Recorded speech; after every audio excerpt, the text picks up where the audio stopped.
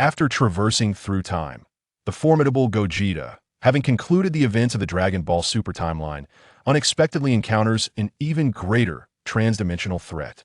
Warriors from various parallel universes gather at the martial arts tournament, engaging in an unprecedented pinnacle showdown. The permanently fused Vegito from a certain timeline is compelled to make an ultimate choice between Shishi and Bulma, consuming the Z Warrior's puppet. Majin Buu, what terrifying heights will his power reach?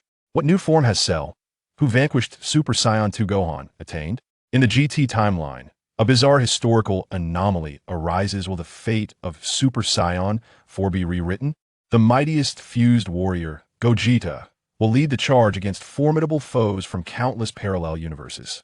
This ultimate battle across time and space will utterly redefine your understanding of the Dragon Ball universe. Chapter 1. Visitors from Parallel Timelines.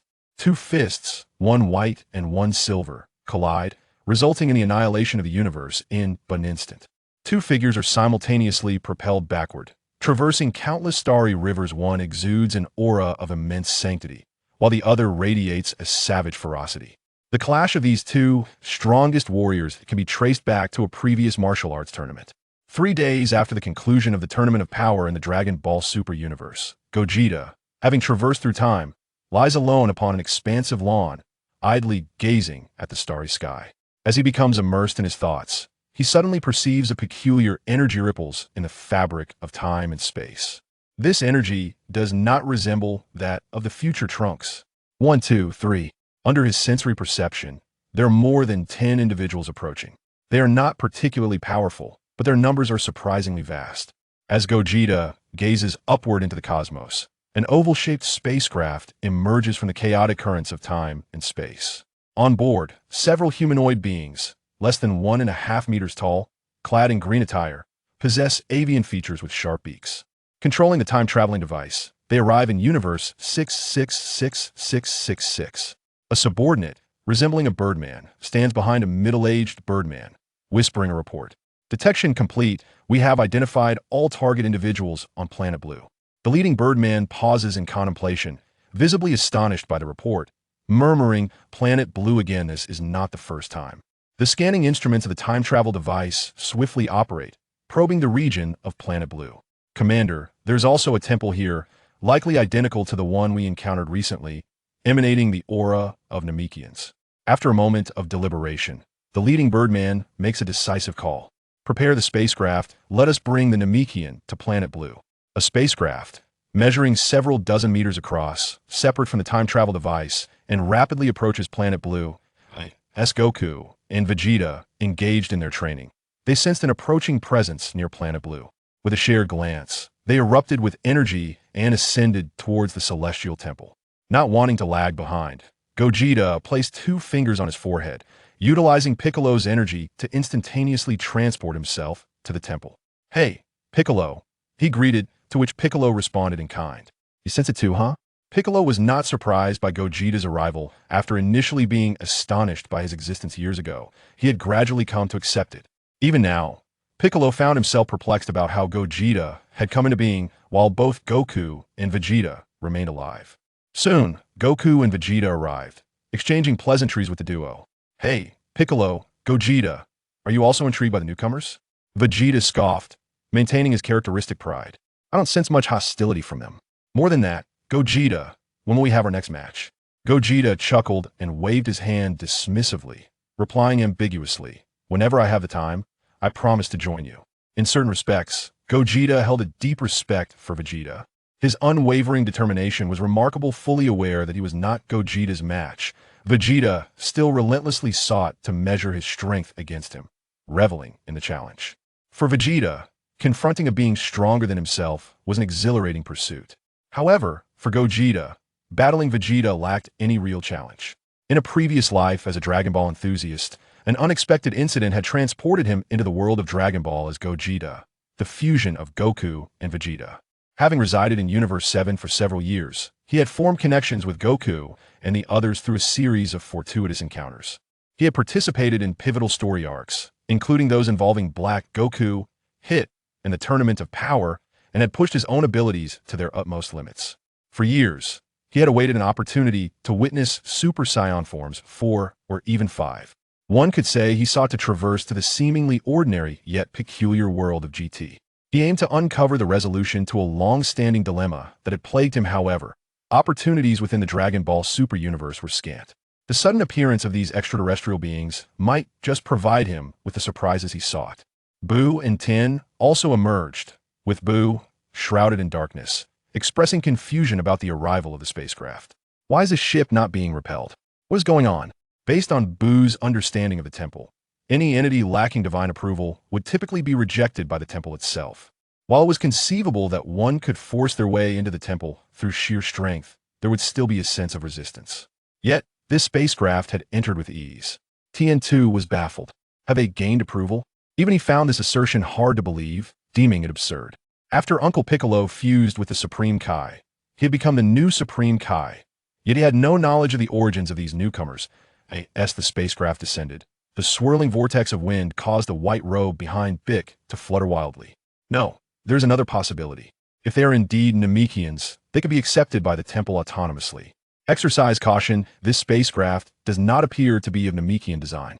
This preferential treatment towards Namekians stemmed from the legacy of the previous deity. Under the vigilant gazes of the onlookers, the spacecraft's hatch opened, revealing 2 Namekians and 2 bird-like beings. The Namekians smiled amiably, conveying their benign intentions. We are Namekians from another universe, and our ability to traverse universes is attributed to the advanced temporal technology of the LOGE. Goku and Vegeta exchanged glances, then turned to Gogeta, all perplexed by the situation. One of the bird-like beings stepped forward, introducing himself while elucidating the concept of parallel dimensions. Through his explanation, they began to grasp the distinction between the parallel universes he spoke of and the future timelines associated with Trunks. The universe does not follow a singular trajectory, even with identical beginnings. A mere unexpected event can lead to entirely divergent conclusions. This results in countless branches of reality. For instance, while this blue planet is under the guardianship of Goku and his allies, in another universe, it could very well be ruled by different beings. To illustrate, many universes contain Valuegans. However, only in one timeline did the Valuegans research and invent the dimensional time travel device. The act of time travel, deemed a transgression that disrupts the natural progression of history, is considered an unforgivable crime. The Valuegan time travel device is prohibited by the Kais and is generally forbidden from use. Only under exceptional circumstances are they granted the privilege to traverse time. Gogeta managed to grasp the general principles involved. For example, in a certain universe, Super Saiyan 2 Gohan might, due to unforeseen circumstances, be defeated by Cell, resulting in the absence of Vegeta and the others in that reality, as Cell would have annihilated you all, correct? Chapter 2.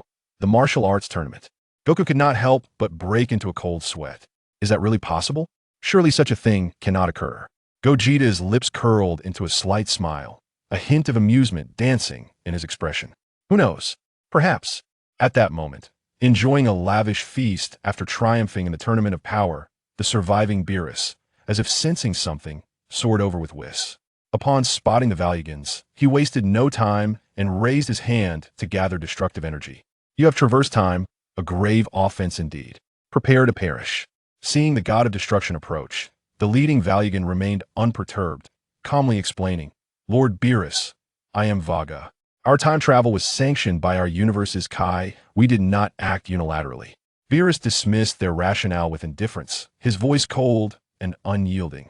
Oh, and what relevance does that have to me? A mere Kai from another universe holds no authority. Here, do not mistake a feather for a scepter. Varga maintained his usual demeanor as he approached Beerus, and the two engaged in a hushed conversation. Beerus' complexion shifted from purple to black, and then paled, resembling someone who had ingested something vile. Are you speaking the truth? Varga nodded affirmatively. Beerus gestured for Whis, and the two departed from the scene to resume their meal on the ground. Do as you please, I shall not concern myself with the outcome. If calamity befalls you, do not seek me out, Whis remarked with a knowing smile directed at Gogeta before taking his leave. Gogeta rubbed his nose, observing Beerus' expression, and recalling Whis' subtle warning, he realized that this situation could indeed prove to be rather intricate. That Varga could persuade Beerus to withdraw was unexpected by all. Varga articulated their intent clearly. We are organizing a grand martial arts tournament for the entire universe. inviting entities from various parallel dimensions to participate.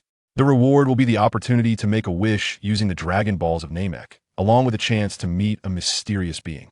Goku scratched the back of his head, his excitement palpable. A tournament for the entire universe? How intriguing. I can hardly wait to test my skills against other martial arts masters. Vegeta scoffed, interrupting Goku's enthusiasm. Kakarot, do you truly believe you can defeat me? As long as I am present, the championship is beyond your grasp. Vegeta, I refuse to be outdone. In this tournament, he intended to teach Kakarot a lesson, proving that he, Vegeta, was the true champion of the universe.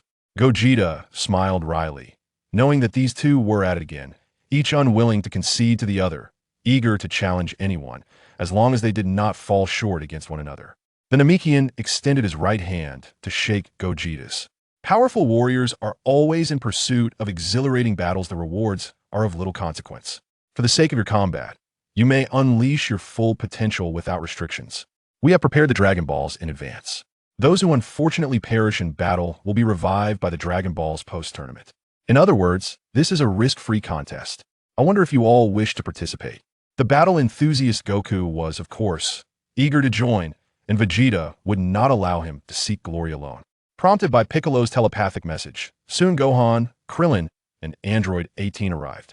Even Yamcha showed up, some wishing to compete, while others merely desired to witness the spectacle. The tournament area was already equipped with spectator seating, so family members were welcome to watch. Varga readily consented. Goten and Trunks, the two lively youngsters, also expressed their desire to participate and curiously inquired, "May we compete together as a pair?" Varga shook his head firmly, rejecting the boys' proposal. No, the competition will be held unknown, without any external assistance. You may use weapons, and if a participant cannot rise within 10 seconds or remains inactive for 30 seconds, they will forfeit. The two boys whispered among themselves before cheerfully countering. One of us, named Trunks, is currently absent, but he will appear during the match. We can attend as spectators beforehand. Would that be acceptable? Vegito readily consented. It matters not, as long as he can appear in the arena when the time comes. We welcome friends from all universes to witness the spectacle. Moreover, there is even a participant from another universe who has registered on behalf of her unborn child. Goku remained silent. Vegeta, however, shot a glare at Trunks. Gogeta, too, was exasperated by these two whimsical youngsters. The two fathers were capable of fighting independently, and, under normal circumstances, they would refuse to team up at all costs. Yet these two were willing to fuse and battle together, while stubbornly avoiding unknown confrontations. Once the number of participants was confirmed, Vegito informed them of their designation. You are the 18th team of participants, and this is your corresponding universe number. Please board the spacecraft. The group, including Videl, ascended into the spaceship in turn, as she decided to join in the observation. Gogeta surveyed the interior of the time-space traverser with keen interest, examining its various devices. Time travel was not a daunting feat. Many deities could accomplish it. However, aside from the time rings, ordinary individuals lacked the knowledge to breach the temporal barriers and ascertain which timeline lay beyond. Without precise control over their landing coordinates, it was impossible to reach a desired universe. The time-space traverser adeptly resolved this dilemma. After all, if the universes shared the same developmental trajectory, they would merely encounter identical warriors, rendering the endeavor rather pointless. Goku was more concerned about another matter. Excuse me, will the journey through space take a considerable amount of time? Vegito waved his hand dismissively, responding with arrogance. Not all. We will employ spatial distortion techniques, allowing us to arrive in a remarkably short time. Incidentally, the universe of the martial arts tournament is devoid of life, so there is no need to worry about harming anyone. In less than 3 minutes, the time-space traversing spaceship reached the designated planet for the tournament. Vegito made a special note to the group. This is the resting area for the 18th universe. You may explore at your leisure, but please refrain from engaging in disputes with others. Additionally, you may encounter some familiar faces, but they will be beings from other universes, so there is no need for astonishment. As a fusion entity, Gogeta possessed numerous peculiar techniques. By merely releasing a hint of his aura, he scanned the planet housing the tournament venue with remarkable precision. Indeed, there are quite a few familiar faces. Upon entering the arena, the group was taken aback by its vastness. It spanned at least several dozen acres, with the possibility of exceeding 100. The venue was circular, with a martial arts tournament stage at its center, and below it lay a designated viewing area for the families of the participants. Above them sat the general audience. Despite the absence of life in this universe, the Veluga race from the first universe, as the initiators of the tournament, retained considerable privileges. They had brought numerous individuals from their universe to serve as spectators. Chapter 3. The powerhouses of various universes. At the heart of the venue, there exists a secluded chamber, modest in size yet adorned with exquisite decor that captures the eye. Vegeta found himself somewhat astonished, unable to penetrate the mysteries of this room, as an unseen force thwarted his attempts at scrutiny. The origins of those within were evidently extraordinary, surpassing even the peculiarities of Beerus and Whis. The enigmatic chamber hinted at the remarkable nature of this tournament. Since he could not ascertain its secrets, he decided to shift his focus to the competitors, who proved to be rather intriguing, including individuals he sought. Not only were there familiar faces, but also a number of remarkably weak participants who had also been invited by the Veluga. These Veluga beings seemed to have interests beyond mere combat prowess. It appeared more likely that any powerful entity from their universe, regardless of their standing among parallel universes, was afforded the opportunity to participate, even if their strength paled in comparison to their counterparts. Majin Buu stood alongside his son Gohan, engaged in a relaxed discourse regarding the upcoming contest. With their victory in the Tournament of Power still fresh in their minds, they felt little trepidation about this competition. Moreover, the prospect of resurrection post-match alleviated any concerns regarding potential schemes, especially with Vegeta on guard. This was indeed the inner sanctum of the martial arts tournament. Yet it seemed the gathering of participants was not yet complete. The left side of the audience was likely where their previous team had assembled, representing Universe 17. Gohan's demeanor suddenly soured, nearly triggering an instinctive outburst. Vegeta, you truly were correct in your assumptions. Gohan's remark drew the attention of all, leading their gazes towards the competitors of Universe 17.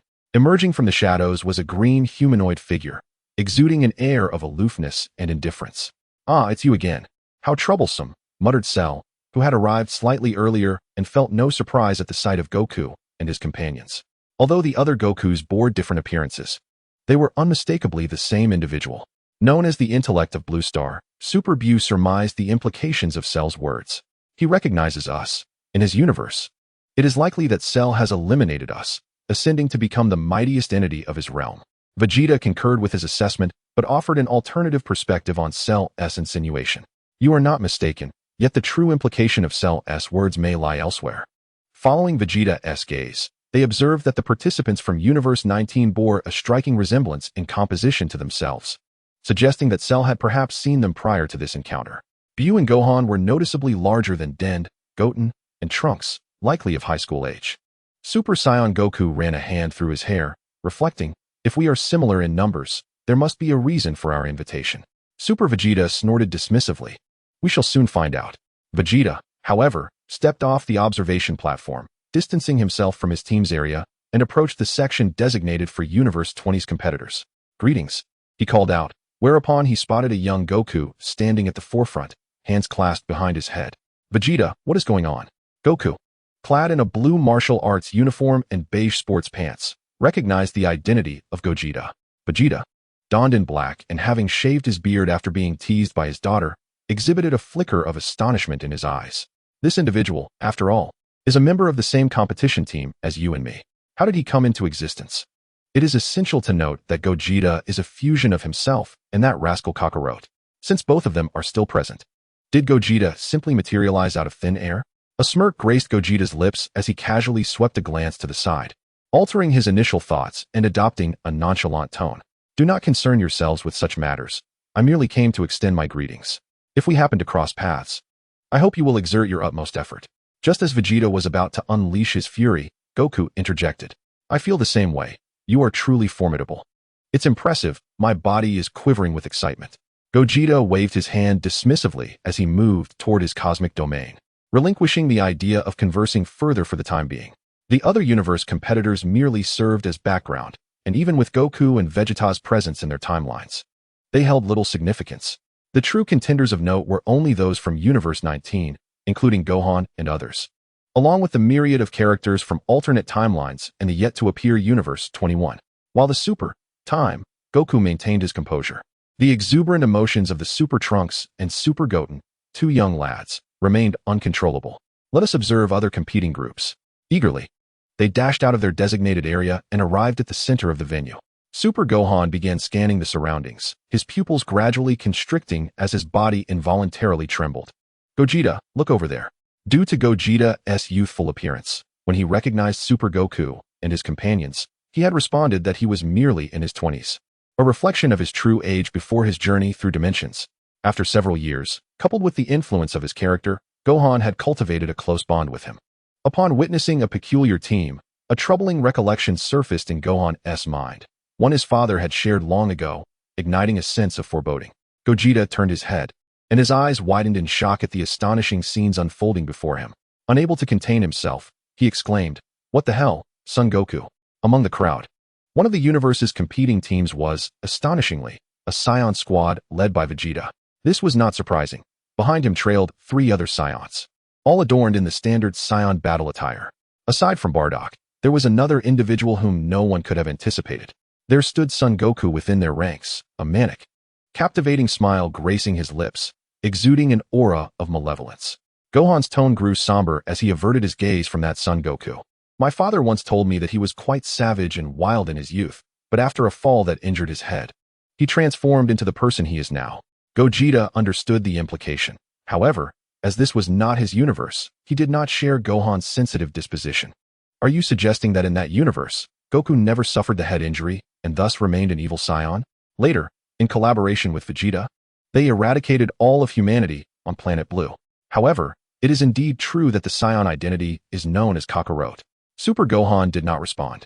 The aura emitted by Goku was not potent, far from the steady presence of his father from the universe. Super Goten and Super Trunks were delighted to have found their quarry. Trunks, look, it's Frieza, Cell, and Buu. Indeed, this time, they intended to let the name Gotenks resonate across other universes. The malevolent Buu would ultimately be vanquished by their hands. In the time-space of Dragon Ball Super, Buu also exists, a friend of Satan, whose personality has transformed into one of kindness and gentleness. He has become their ally, making it impossible to engage in life and death battles. The battle against Majin Buu was lost due to the recklessness of the 2 children, leaving them quite dissatisfied. The observant Super Vegeta raised an eyebrow. Super Goku sensed something amiss and inquired softly, "Have you noticed anything, Vegeta?" Super Vegeta turned away awkwardly, remaining silent. The perceptive Super Gohan, however, identified the issue. He noticed numerous competitors from Universe 10, also of the Scion lineage. Their attire was remarkably archaic, resembling the original Scion battle uniforms. It seemed that Universe 10 lacked the presence of the Frieza race, likely indicating they were unable to transform into Super Scions. Vegeta refrained from commenting. Adhering to his previous assertion that Scions, not well versed in technology, had continued to wear the oldest styles of battle gear before succumbing to Frieza, resulting in significantly lower performance. Furthermore, as the Valuegans only invited the strongest beings from each parallel universe, the absence of Frieza's army attire suggested that this universe did not contain the frigid demons. Super Buu, however, discerned an anomaly among the opponents and asserted, "No, that universe is not solely inhabited by Scions. There are also a group of Namekians, albeit they linger behind the Scions." Super Goten and Super Trunks, the 2 children, also took note of the anciently dressed Scions. "Surely, our forefathers are among them. Shall we go and take a look?" They dashed toward the location of the Scion tribe in Universe 10. "Excuse me, does anyone here have a child named Kakarot?" In response to Super Goten's inquiry, one of the Scions standing at the forefront slowly shook his head. "I have never heard of that name. I have no recollection." However, among the Scion warriors behind him, a man with a cross-shaped scar on his cheek spoke up. "My name is Bardock. I once had a son named Kakarot, but he passed away long ago." Super Goten's face lit up with excitement, for upon seeing the man's visage, he was convinced that he had found the grandfather he sought. Apart from the scar, Bardock bore an uncanny resemblance to his father, Goku. "That is wonderful. May I ask if your wife, my ancestor, your wife is here?" Bardock shook his head. "No, my wife passed away long ago." "Very well. May I take a photo with you?" Under the guidance of Kiki, Super Wutian is remarkably polite, and Bardock does not refuse. Super Trunks approaches King Vegeta, who is draped in a cloak. However, in this universe, King Vegeta is none other than Vegeta himself. "Is your father still alive?" Vegeta, unlike Bardock, is not so easy to converse with. Upon hearing such an audacious question from a child, he glares coldly and reprimands. "My father is right behind me. He is the former king of Vegeta." What manner of inferior race and wretched man birthed such an impudent child? Were it not for the prohibition against personal combat here, I would swiftly make you understand that the majesty of the king is not to be trifled with. Super Trunks pouts in indignation, suppressing the urge to retaliate. Bardock, you are no match for me. Even if you all ganged up on me, I could easily defeat you on my own. Yet, the experiences one undergoes can vastly alter one's strength, even for the same individual. This Vegeta, not to mention facing the Super Universe's Vegeta, would struggle against Super Trunks as well. Upon hearing his words, Vegeta cannot help but chuckle, nudging Super Vegeta. Vegeta, a certain scoundrel Vegeta, is deriding you as an inferior being, and you can tolerate that?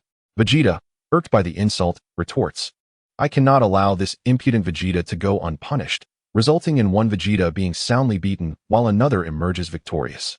Vegeta, seething with annoyance, mutters under his breath, his face displaying impatience. Get away, I do not have time to waste on such trash.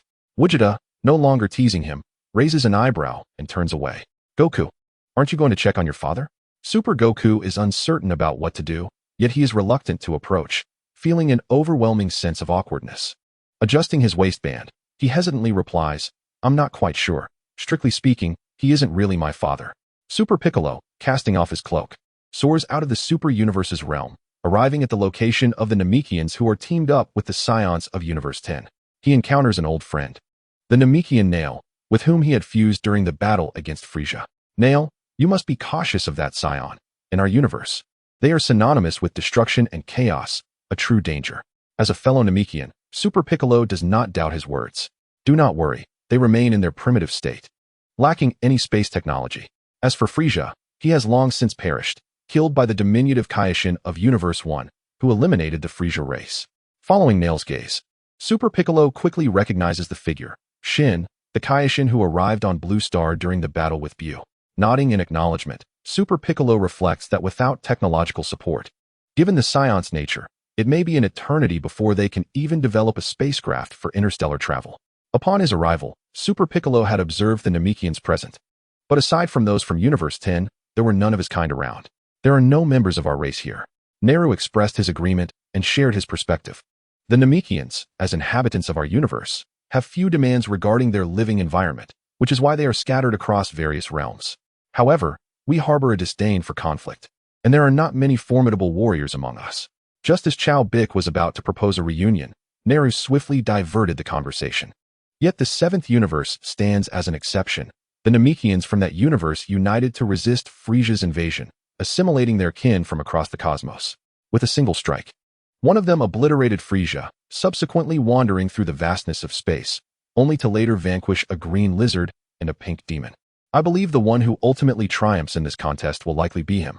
Chao Bik cast his gaze toward the seventh universe and indeed spotted a Namekian man radiating an astonishing aura. Chapter 4. Vegeta enters the fray. Does Naru believe he will prevail? Chao Bik couldn't help but envision Vegeta's visage, shaking his head in regret. He would not emerge victorious. I concede his strength is commendable, yet it is merely at that level. Compared to the monstrous beings from our universe, he falls considerably short. Piccolo has always found Vegeta's strength enigmatic, uncertain whether he has ever unleashed his full potential. In simple terms, he embodies the essence of being the strongest across dimensions. The Scions are truly extraordinary. The fused Scions are even more so, exhibiting an illogical strength. Vegeta, caught off guard, sneezed, pondering that it must be Frieza's foul words directed at him. Among the multitude of competitors from various universes, there exists but a single Frieza force, comprising Frieza, his father King Cold, and his brother Cooler. Frieza's expression shifted as he meticulously observed all the participating teams, his tone icy as he deliberated with Cooler. Curse it. Are we the only ones from our universe? There are so many Scions among the competitors, while the Frost Demons are few. Cooler refrained from voicing his disagreement, holding an opposite viewpoint to Frieza's. No, this presents a marvelous opportunity, does it not? We can seize the chance to dominate the entire universe. Frieza grasped the implication of Cooler's words. After entering the competition, they learned of the Namekians and the Dragon Ball's existence. Presumably, their universe must possess similar artifacts. And once they locate the Namekians, immortality would be within their grasp. Indeed, King Cold interjected, arms crossed and an expression of haughty disdain directed at the warriors from other universes. Who among them can rival us? We are the true rulers of the cosmos. Cooler and Frieza concurred with his sentiments, and the trio erupted into laughter. Before they could awaken from their delightful reverie, Vegeta's words shattered their dreams. What are you two fools laughing at? Is it enjoyable to be someone else's plaything? Vegeta ascended to a higher altitude, beckoning to them with a finger. Frieza immediately prepared to strike, only to be restrained by Cooler. Pay him no mind. He is merely a scion. Vegeta regarded the two with the gaze reserved for imbeciles, contemplating revealing an important matter to them in due time. Their father, King Cooled, appears to be the sovereign of the Kurds, yet within him resides the soul of Captain Ginyu. Indeed, it is the very same Captain Ginyu, the elite commander serving under Frieza. Gohan's peculiar taste undoubtedly stems from them. Although the events that transpired remain unclear, and the absurdity of that universe is beyond comprehension, it is indeed true that King Cooled's body was exchanged through Jinyu's body-switching technique.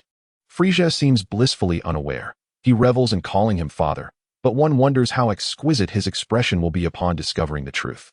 Suddenly, Vegeta's demeanor shifted as he sensed an immensely powerful aura, one that was astonishingly overwhelming. Who could this individual be, possessing such an extraordinary energy? This entity is not a being from the super universe. Logically, they should not possess such incredible strength. They are neither an unseen formidable opponent nor from the 21st universe. Who could it possibly be? Expanding his senses, Vegeta eventually identified the source within a corridor. It was a familiar face from the 22nd universe, and upon recognition, he felt a sense of relief. This individual had indeed embarked on a unique path, which explained their formidable strength. Even their unintentional aura instilled a sense of threat within him. If this adversary were to be his opponent, such power would be entirely justified.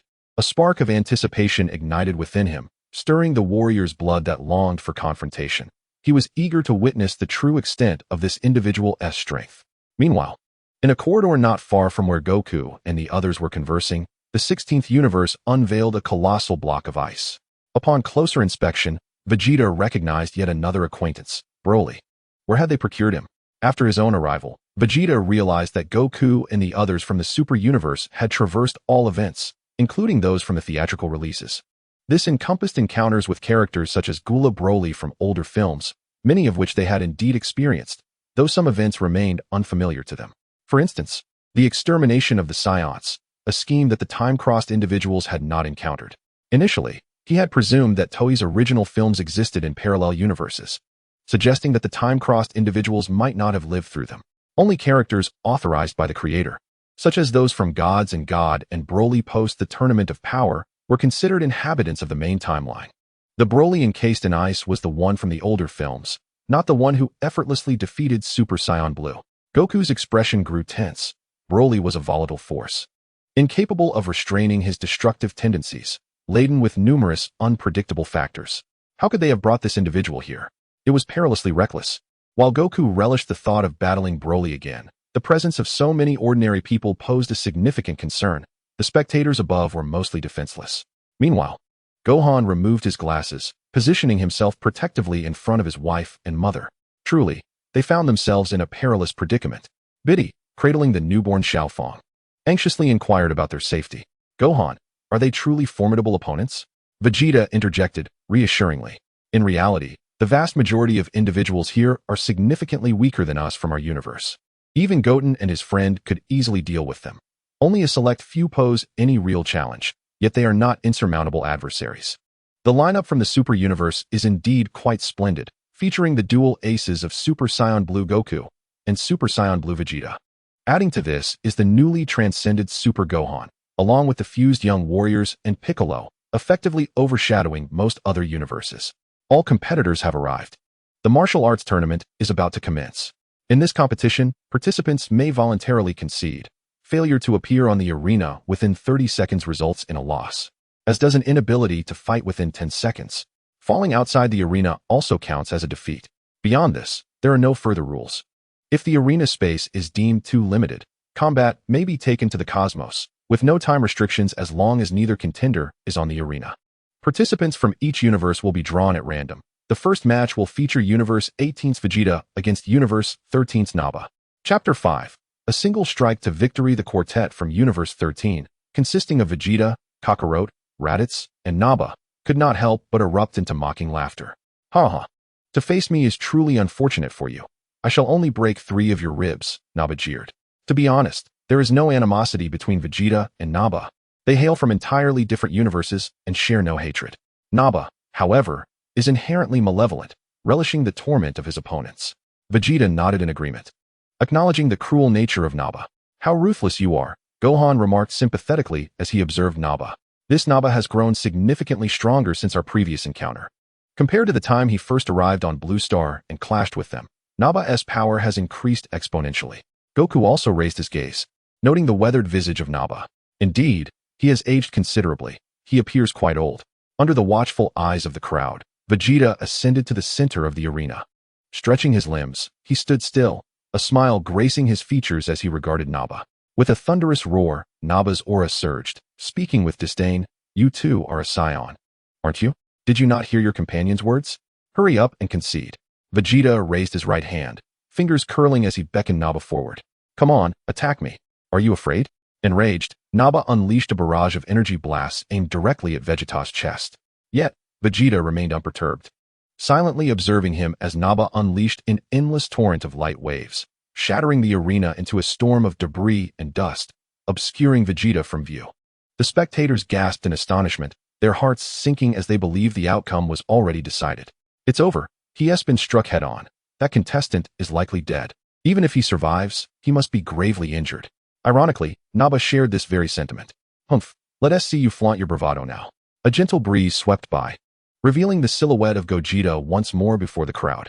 Contrary to the anticipated scene of carnage, Gogeta merely gazed skyward. Then, turning half of his body, he remarked with lingering satisfaction, "Not bad. It leaves me with just a hint of itch. This sensation is truly delightful. This time, go ahead and strike my shoulder. I've been feeling a bit sore lately." In true Scion fashion, regardless of the opponent's strength, they would endure a few blows. If one did not engage in such bravado, could they truly be called a Scion? The transcendent Piccolo observed his antics with a mixture of disbelief and resignation. Even though he was well aware of Gogeta's personality, it was still somewhat challenging to accept. Here we go again. It's always like this. Yet, despite his penchant for flamboyance, Gogeta had never lost a match due to this behavior. Naba, initially astonished, turned furious, bracing himself against Gogeta's energy wave without sustaining any injuries. Was this fellow a monster? Slowly, Gogeta extended a single finger, declaring, "To deal with you, I require but one finger." In an instant, Gogeta vanished from sight, appearing before Naba, whose expression froze. Unable to discern Gogeta's movements, Naba's face shifted from crimson to black, ultimately paling as he coughed up a significant amount of blood. In the blink of an eye, Naba's body was sent hurtling backward, crashing out of the ring and inadvertently splattering blood onto Kakaroto's face. Gogeta's punch stunned the audience into silence. The cacophony of the arena faded instantaneously, leaving everyone bewildered. What had transpired? How could Naba, who had been so brazen just moments ago, have lost in the blink of an eye? Only the beings from the super universe were unperturbed by this spectacle. Not to mention Naba's battle prowess. No matter how many times he was strengthened, he would still be felled by a single blow. Super Trunks mimicked Gogeta's movements, striking a pose alongside Goten. "Apologies, but this is my smallest finger. I possess no smaller digit." Goten burst into laughter at his antics. The referee was the first to regain composure, announcing Gogeta's victory as Naba lay unconscious on the ground, having suffered multiple broken ribs. Upon exiting the arena, Super Saiyan Goku cast an odd glance at him. How peculiar. Initially, Gogeta did not grasp Goku's meaning until he turned to survey Naba and comprehended. Goodness, you really are a freak in that timeline, Goku. Kibito, Bulma, and Videl took a couple of steps back, creating some distance. Meanwhile, Kakaroto from Universe 13 casually wiped the blood from his face and swallowed it, smacking his lips. Rather than aiding his teammate, he disdainfully kicked him aside.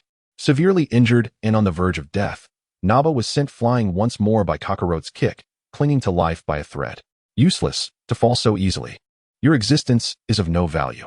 Kakaroto grinned wickedly, casting a repugnant gaze at Gogeta. For the first time, Gogeta felt a visceral aversion to that face. A sensation akin to nausea. Vegeta, should you encounter that Kakaroto, make sure to thrash him thoroughly. Super Vegeta crossed his arms, barely deigning to glance at his opponent. As if it were necessary to mention, a mere imposter would undoubtedly be dealt with swiftly. Super Goku, taken aback, found himself inexplicably targeted. Although he understood that the remarks were directed at Kakaroto, not himself, Super Vegeta's words carried an undertone that made him reflect on his own standing. In the forthcoming match, The 8th universe's Guise would face off against Frieza of the same universe. Guise was utterly flabbergasted.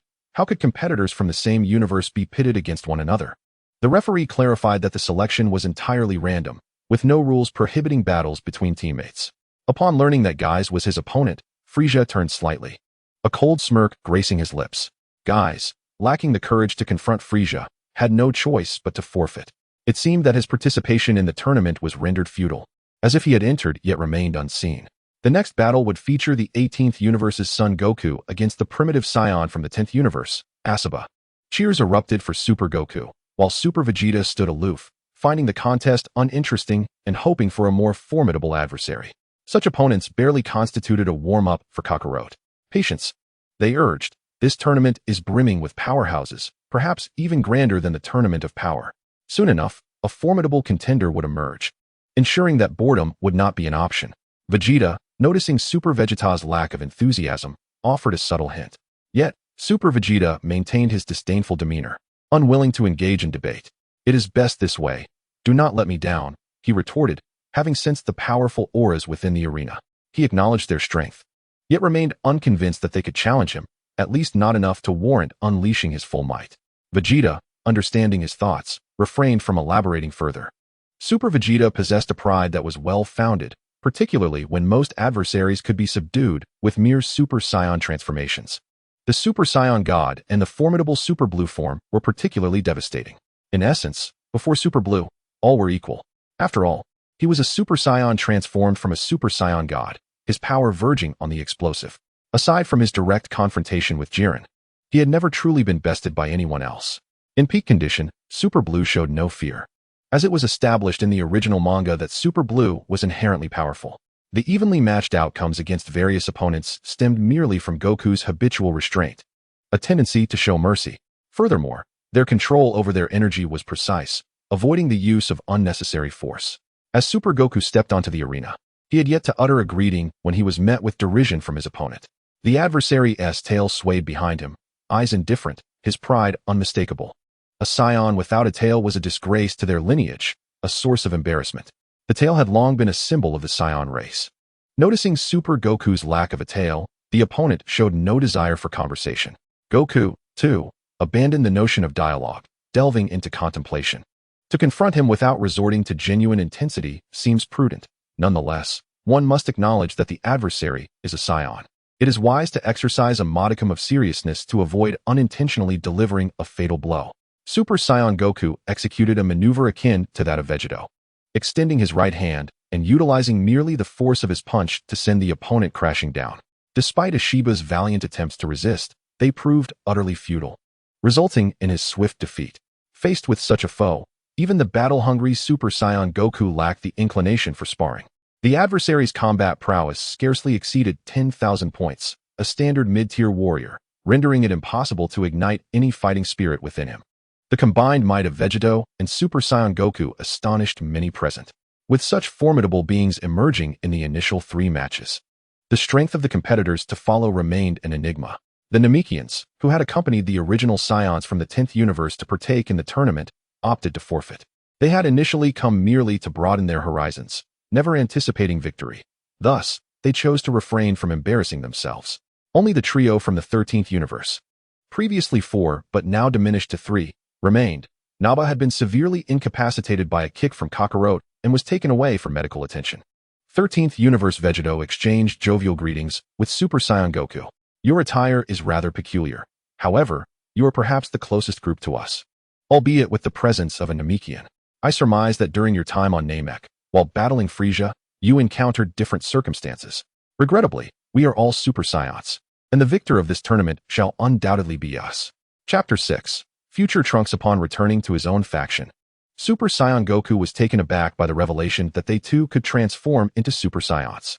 It seemed that Naba was simply unfortunate, having been deprived of the opportunity to transform by Vegito, resulting in his expulsion from the arena. Vegito, however, was not surprised. He had long anticipated this development, and 13th Universe Vegito's statements were not entirely truthful. Naba was simply too weak. The extent of his combat power rendered his transformation into a Super Saiyan inconsequential. He was roughly the type that could be dispatched with a single blow by either Super Saiyan Goku or Vegito in their normal states. It was questionable whether he could even triumph over the Super Saiyan Goku of his initial transformation. Kakarot from the 10th universe seized the conversation, his eyes gleaming with a sinister delight at his past deeds. After I was transported to Blue Star, I spent some time growing up before annihilating all of its inhabitants. 20 years later, my companions retrieved me, and we journeyed to Namek in search of Dragon Balls akin to those of Blue Star. Super Saiyan Goku's expression fluctuated between various emotions. Hearing these words stirred a complex mixture of feelings within him. Did you truly slay everyone? Vegito discerned a dissonance in the conversation and surmised the narrative trajectory of their universe. It seemed that Kakarot was oblivious to the principles governing the Dragon Balls, leading to the death of the deity and the subsequent loss of the Dragon Balls, forcing them to seek refuge on Namek. The 13th universe Vegito responded with an ominous tone. Indeed, later during our battle with Frieza, we uncovered the secret of the Super Saiyan transformation alongside a hidden truth. Super Vegito coldly interjected. In my universe, I personally eliminated Nappa. As for this individual, Super Vegeta harbored little sentiment towards him. After all, both had previously engaged in acts of pillage and violence, neither embodying virtue. Nappa had long since nurtured treachery in his heart, yet his inferior combat prowess compelled him to remain subservient. Super Vegeta had seen through Nappa's ulterior motives from the outset. Goku sighed, feeling a profound sorrow for the primitive Saiyans present. They were undoubtedly the weakest among those gathered. Their battle power hovered around a mere few thousand, lacking any remarkable individuals, and their mastery of ki was rudimentary at best. In the presence of Universe 13's Vegeta, arms crossed defiantly, the other Vegetas displayed an almost identical haughty demeanor, their movements perfectly synchronized. The prospect of facing Frieza again intrigued me. I eagerly anticipated the opportunity to slay him once more. Upon hearing his self-assured remarks, Super Gohan couldn't resist a teasing retort. However, in our universe, Frieza had once slain Uncle Vegeta, and Uncle Krillin also met his demise at his hands, with Uncle Piccolo barely escaping death. Super Vegeta's expression turned frosty as he cast a menacing glance at Super Gohan. What are you implying, Gohan? Gohan hastily shifted the topic to something else. Time had passed, and now Uncle Piccolo could easily vanquish Frieza. Super Piccolo remained silent. The Frieza who could transform into Golden Frieza was indeed formidable, but this particular Frieza felt less threatening, hardly qualifying as an adversary. Upon hearing the names Piccolo and Krillin, Universe 13's Kakarot felt a chill run down his spine, provoking a provocative remark. Piccolo and Krillin, you say? I remember them well. I killed both during my time on Blue Star. Surprising, isn't it? The memories of his first slaughter on Blue Star lingered deeply in Kakarot's mind. Super Goten, touching his nose, then darted forward, pointing at Kakarot. There's something else that will astonish you. Kakarot was puzzled by the sudden appearance of this little brat. Yet he recognized Super Goten as a fellow Saiyan. With a childish giggle, Super Goten chirped, in our universe, you're my daddy. Kakarot staggered back in shock, never having anticipated that he had a son in another universe. Goku found his reaction amusing and decided to drop another bombshell. Now that's surprising. Your prideful Super Saiyan status is not merely about your hair. Universe 13's Kakarot felt a growing disdain towards Goku, and an even deeper aversion towards the time-traveling Vegeta, finding little favor in their first encounter. Enough with the jesting. A Super Saiyan is a warrior who appears only once in a millennium.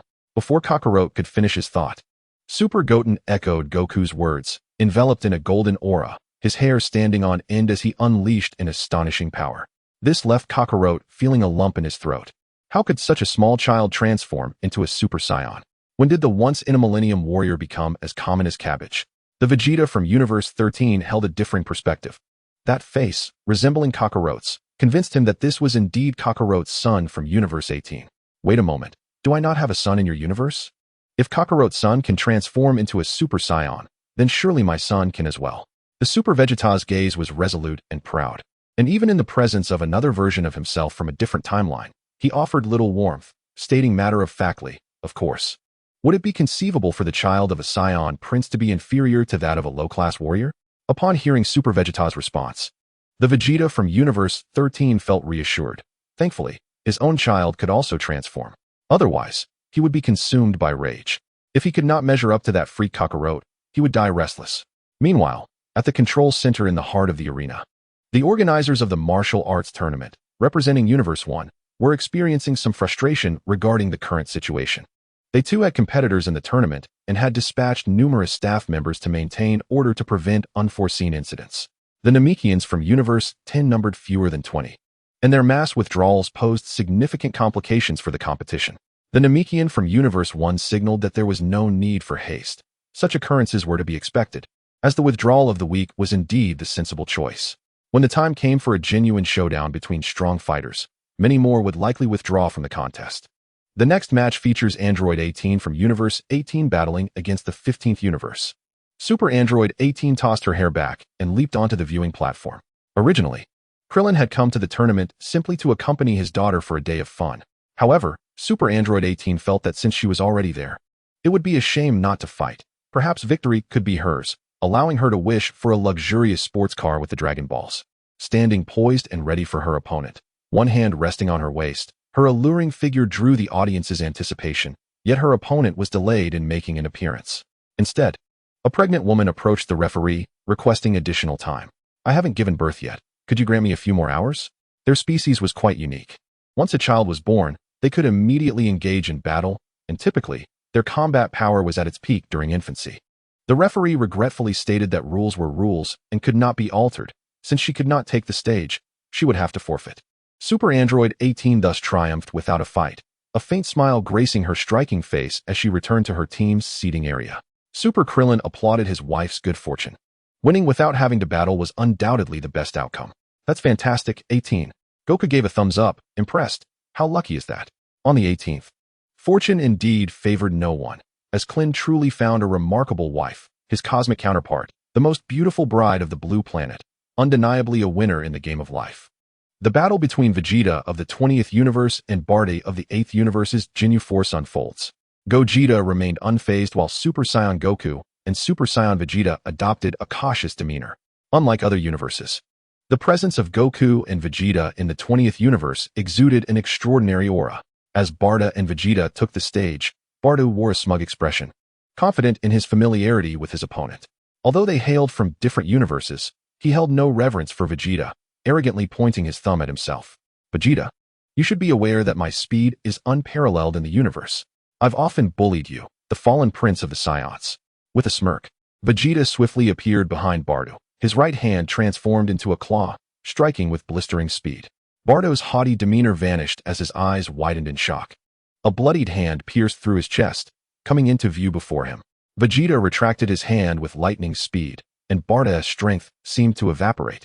Collapsing lifelessly to the ground, having been struck in a vital area, his breath instantly snuffed out.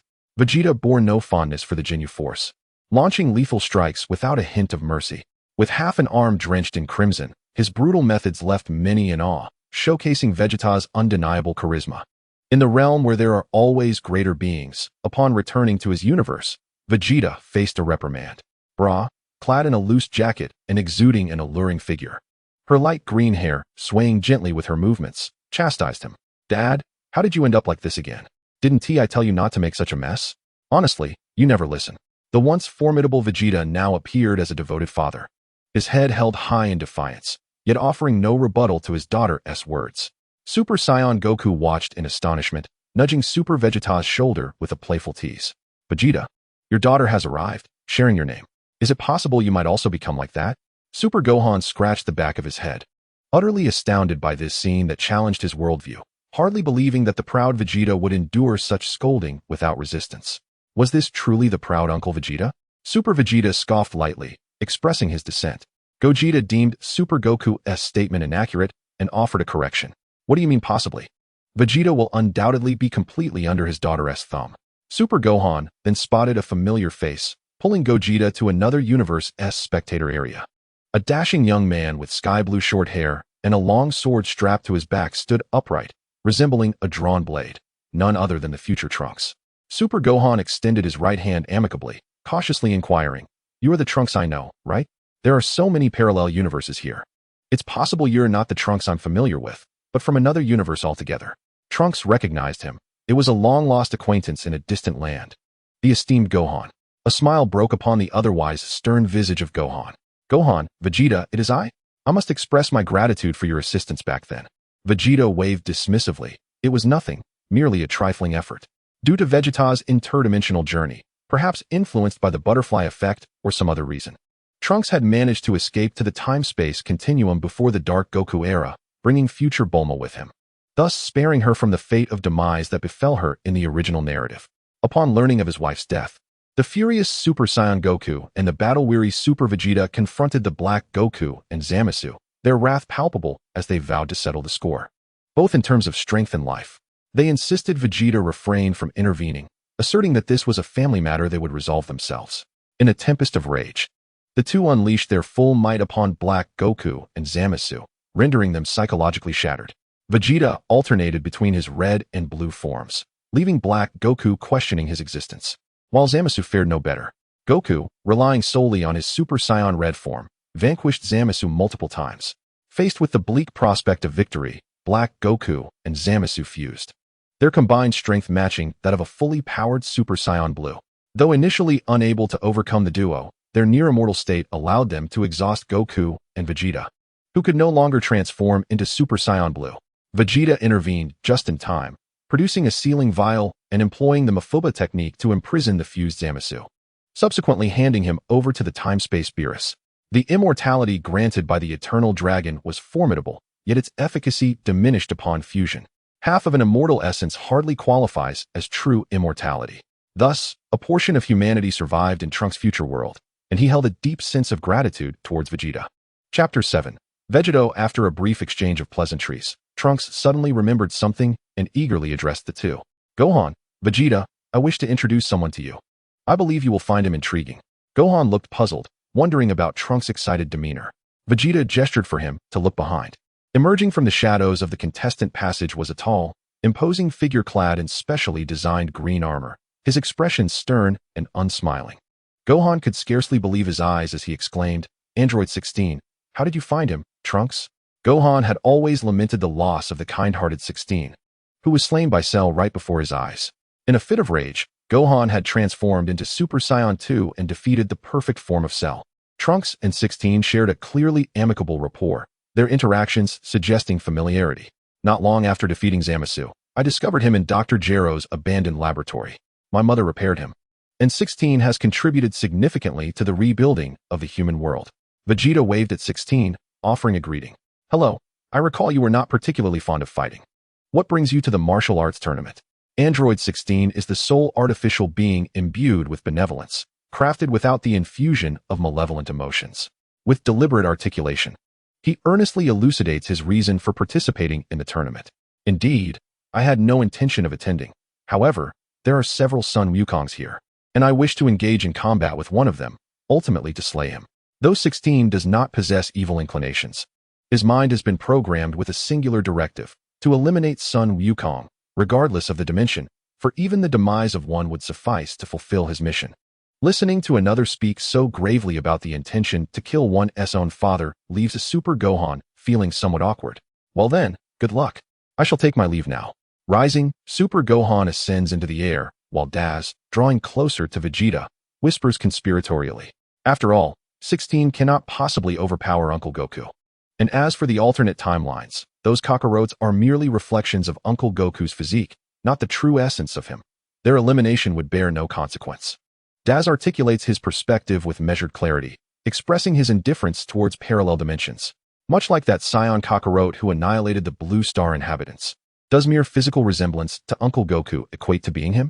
Vegeta concurs with his viewpoint, after exchanging a few more idle remarks and casually surveying their surroundings. Vegeta's expression subtly shifts. Bidding farewell to Daz, he swiftly approaches Super Gohan, urging him to accompany him away. Super Gohan, nestled beside his beloved, Videl, engaged in tender conversation, remains oblivious to Vegeta's intentions. Videl's gaze is peculiar, as if she does not recognize Vegeta at all. At that moment, a gentle cough arises from behind them. Turning, they discover yet another Gohan, both adorned in identical, tailored suits. Super Gohan's realization dawns, accompanied by an embarrassed scratch of his head. My sincerest apologies. I seem to have inadvertently strayed into the wrong universe. In his haste to return, Super Gohan mistakenly found himself in the stands of Universe 19. The coincidence is striking, as the personnel from Universe 18's Super Universe closely resembles those of Universe 19, leading him to unwittingly embrace the wife of Universe 19's Gohan. The latter breaks into a cold sweat, responding ambiguously, I suppose it should be, perhaps, not a problem. He perceives that Super Gohan's actions were unintentional, and besides, being embraced by an alternate version of oneself is an enigma that leaves Universe 19's Gohan at a loss for words. Universe 19's Videl, flushed and flustered, sits demurely on her seat. The two Gohans are so alike that even she fails to perceive any discrepancy. The only distinguishing factor may be that the Super Universe Gohan is slightly younger, yet given that Scions do not show signs of aging prominently, she does not notice it immediately. The personnel configurations of Universe 18, Super, and Universe 19 mirror each other almost perfectly, with Universe 19 being slightly older. Vegeta's gaze lingers on the passageway of Universe 19's competitors. Super Goku poses a soul-searching query. Did Vegeta and I meet our demise in your universe yet again? In the 19th universe, the absence of Gogeta is unsurprising, yet the non-existence of myself and Vegeta is perplexing. A solitary figure emerges from the shadows, clearly indicating that the moment of my birth altered the course of our cosmic history. Clad in an orange short-sleeve shirt and a deep blue turtle school martial arts uniform, the man bears a striking resemblance to both Goku and Vegeta. A confident smile graces his lips, a testament to his unwavering faith in his own prowess. Super Saiyan Goku and Super Saiyan Vegeta stand in stunned silence, recognizing the individual before them, and simultaneously exclaim, Vegito? The eyes of Gogeta and Vegito lock in a collision of fierce intent. Vegito, still bewildered by Super Saiyan Goku's presence, grapples with the circumstances, questioning. Did you not merge to become me? How then did you defeat Buu? And what of Gogeta? Is there not a time limit to the fusion dance? In response, Gogeta elucidates his origins. I appeared later, arriving in that universe a year after Buu was defeated by Goku's spirit bomb. Curiosity piqued, he inquires. By what means do you remain fused? If neither of you are Supreme Kais, does the Pod Era fusion not also have a time constraint? This query leaves Gogeta equally perplexed. For in Dragon Ball Super, the Supreme Kai distinctly states that only a Supreme Kai can achieve a permanent fusion with the earrings. For others, the union dissolves once the allotted time expires. Although this premise is rooted in Dragon Ball Super, it likely extends to other universes as well.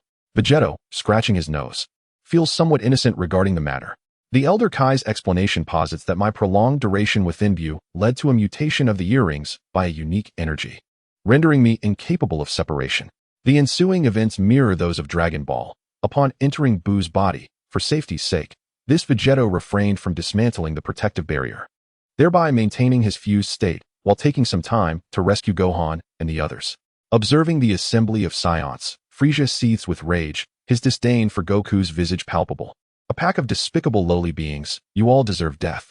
Meanwhile, Vegito and Gogeta continue their conversation, exhibiting a remarkable synergy that disregards Frieza's presence. You are formidable, indeed.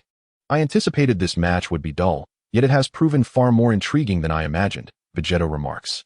You are impressive as well, having cultivated your power to this extent.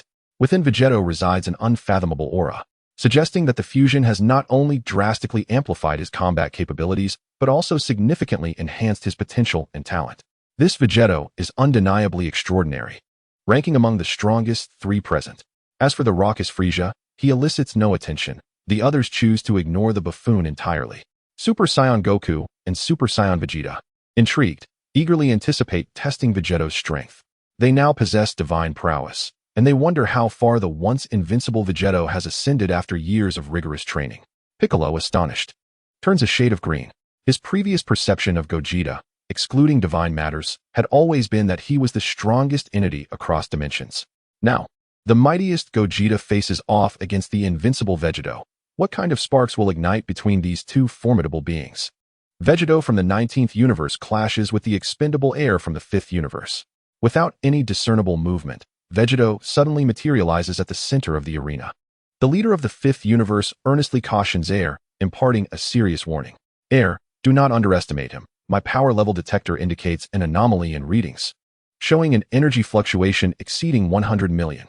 Air dismisses his leader's warning with a scoff, incredulous at the notion of such power. 100 million battle power? That would imply he could eliminate me in an instant. Impossible, absolutely impossible. Representing a universe dominated by technological weaponry. Air activates the jet thrusters on his back and ascends to the arena. I fear not your supernatural abilities. They are of no consequence against our technology. Vegito stands with his arms crossed, scrutinizing Air with a calculating gaze. Air extends his hands, and the armor plating shifts, revealing multiple cannons that emerge, launching a barrage of rockets through the void. As the onslaught approaches, Vegito remains motionless, bracing himself against the assault. The arena is illuminated by an explosion as the rockets collide with his form, unleashing flames of extreme heat that envelop him. Air exuberantly swings his right arm, his excitement palpable. Direct hit. That guy is finished. No one has ever withstood this attack. Moments later, Vegito utters a low growl, a formless aura sweeping forth as the flames recede. Not only is he unscathed, but even his hair remains perfectly in place, the two locks framing his forehead undisturbed. Interesting. It seems these are not ordinary rockets. Do you possess other tactics? Air's expression turns awkward, frozen in disbelief. His emotions plummet from exhilaration to despair, shattered by the realization that his high-temperature flame cannon had failed to penetrate Vegito's defenses, leaving his worldview in utter disarray. He silently muses. This guy's battle power is indeed extraordinary. Mine is merely 6,000, while his must be at least 10,000. In a moment of desperation, Air unveils his ultimate technique, one that he has reserved for life-and-death situations. Extending his left arm, he conjures a half-meter-long sword, gleaming with a chilling light, and strikes downward toward Vegito. Despite the 10-meter distance, a flicker of surprise crosses Vegito's eyes as he perceives the sword's attack potency. Yet he remains steadfast, enveloping himself in an aura of defiance, bracing against the oncoming tempest. Air, composed and confident, knows that their universe is technologically advanced, although his armor appears lightweight. Its actual weight exceeds 10,000 kilograms. He was merely relying on the energy propulsion within his armor, allowing him to move freely. Vegeta had overestimated his own prowess, perhaps believing himself to be akin to the weaklings of previous matches. Chapter 8, Super Buu and Naru. In the next moment, he realized his grave error. Perhaps his strength surpassed that of the earlier defeated contenders, but Vegeta's power far exceeded his expectations. With all his might, he activated several thrusters to propel his body forward, attempting to halt his retreat. Yet under Vegeta's gust of power, his resistance was but a futile struggle. He was still sent flying off the stage, crashing down, and the referee announced Vegeta's victory. Just as the referee's words fell, the arena was split in two, the expansive square stage, over 100 meters wide, severed by an invisible blade of energy. The audience was bewildered. What had transpired? They had not witnessed any attack. How could the stage have fractured? Vegeta had not struck with lethal intent, and the fighter, Grower, sustained little injury. Rising, he looked on in bewilderment, his movements sluggish as he inquired, "Why? You withstood my divine blade, crafted from the finest metal in the universe, a nanotechnology weapon capable of slicing through anything." Vegeta shrugged, a hint of exasperation in his demeanor. "If you must assign blame, consider it your misfortune. Against another, you might have triumphed. Alas, you encountered me." That so-called high-tech blade possessed formidable cutting capabilities. Most would meet their end upon being struck. It could only be said that they were exceedingly unfortunate, encountering one of the strongest beings present. Vegeta's age, slightly greater than that of Super Saiyan Goku, afforded him a longer training period. Coincidentally, the competitors from the 18th and 19th universes were positioned closely, and Vegeta and Gogeta shared a similar status, resulting in ample conversation between the two. An incongruous voice broke through, belonging to a tall, robust figure with a light pink complexion, sauntering towards the group with an air of nonchalance. What a delight, so many Son Gokus and Vegetas. Gogeta cast a brief glance at him before returning his gaze. "Buu, you two are here." The newcomer was none other than the competitor from the 4th universe, Super Buu, who, upon seeing so many Gokus, couldn't help but entertain mischievous thoughts. "By your naming conventions, you may refer to me as Super Buu." This Buu bore a resemblance to the larger Buu, having absorbed the forms of Piccolo and Gotenks. Vegeta was far from amiable. "Super Buu, are you overly confident?" Goku was more concerned about other matters. It seemed the 3rd universe did not have a presence. Could it be that? "Super Buu, have you absorbed me as well?" Super Buu replied with an air of nonchalance, tinged with excitement. "Naturally. In our universe, anyone with a modicum of power has been absorbed into my form." Such an occurrence was expected. After Vegeta and Goku were consumed, there would be few left in the universe to contend with Buu, and any potential rivals would emerge years later. Buu would not grant them the opportunity to develop. Absorbing all into his being was sufficient. Gogeta and Vegito were not particularly inclined to engage with this individual. The power amplification effect of Majin Buu absorbing others was akin to combining his own energy with that of the absorbed beings. It was incomparable to the prowess of Gogeta and Vegito. The nature of Super Saiyan Goku, a martial arts enthusiast, would not lead him to anger simply because he was bested by Buu from another universe. Only Super Vegito let out a cold laugh, internally resolved to avenge past humiliations by obliterating this Super Buu with his Super Saiyan God form. After 2 minutes of anticipation, the judges of Universe 1 repaired the arena, which had been split in two, using a fusion technique, and commenced the next bout, the Namekian Naru from Universe 10 versus the Super Krillin from Universe 18.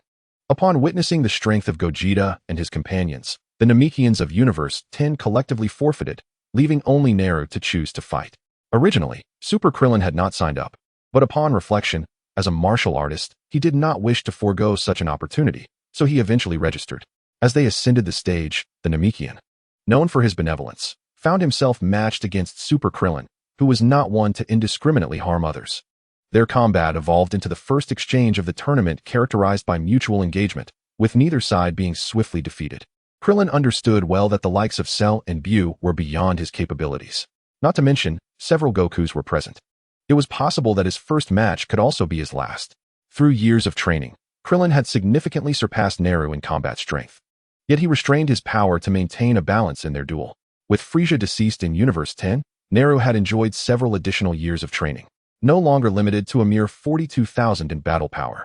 The clash of fists and feet, paired with rapid movements, showcased their bodies in perfect harmony, each attack executed with extraordinary precision.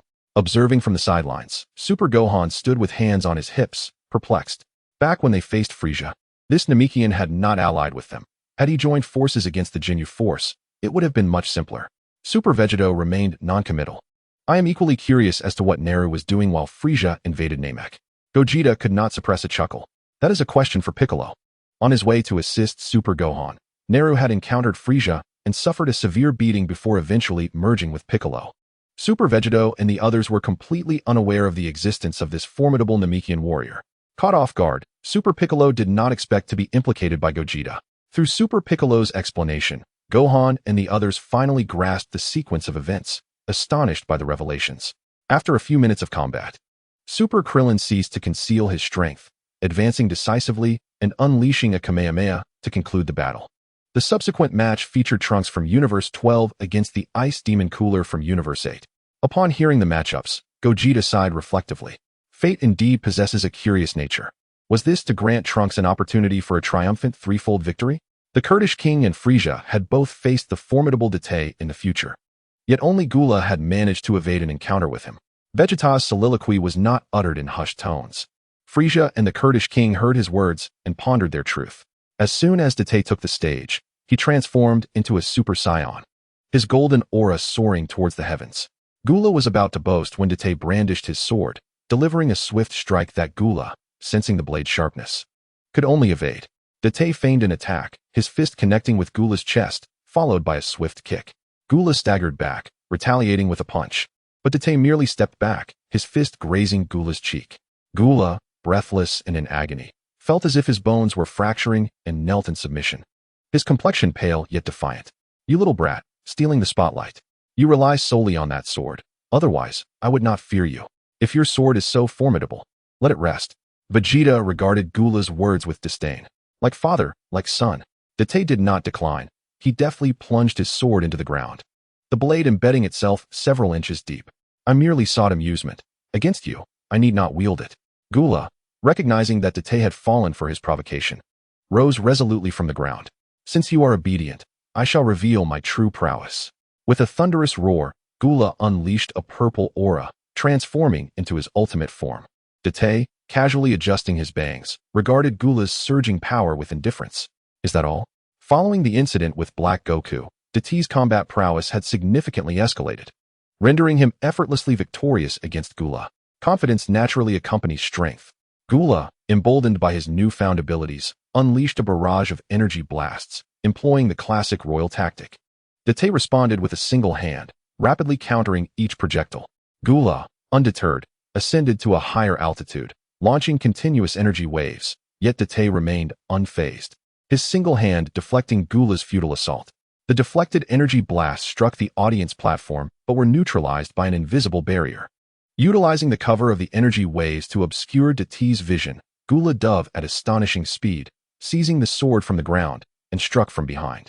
Date, unperturbed, seemed to possess an awareness beyond sight, extending 2 fingers to catch the blade with his bare hands. Truly commendable lineage, reminiscent of the Kurdish I vanquished years ago. Gula exerted all his might, yet the sword did not yield, illustrating the stark disparity in their strengths. Date, unwilling to linger, delivered a powerful punch to Gula's abdomen, sending him crashing into the arena floor, which shattered beneath him, plunging Gula into the depths below. His eyes rolled back as he succumbed to unconsciousness, several ribs fractured, and he fell, teetering on the brink of collapse. The next match features Universe 18's Vegeta against Universe 10's King Vegeta. Ultra Vegeta remained lost in contemplation, not immediately taking the stage. Ultra Gohan nudged him, signaling that it was his turn. Uncle Vegeta, what are you doing? Do you not wish to battle yourself? Ultra Vegeta did not respond, leaping gracefully onto the arena. I find such mundane matters hardly worth my contemplation. My thoughts are solely occupied with devising a strategy to confront Kakarot and the formidable Vegito.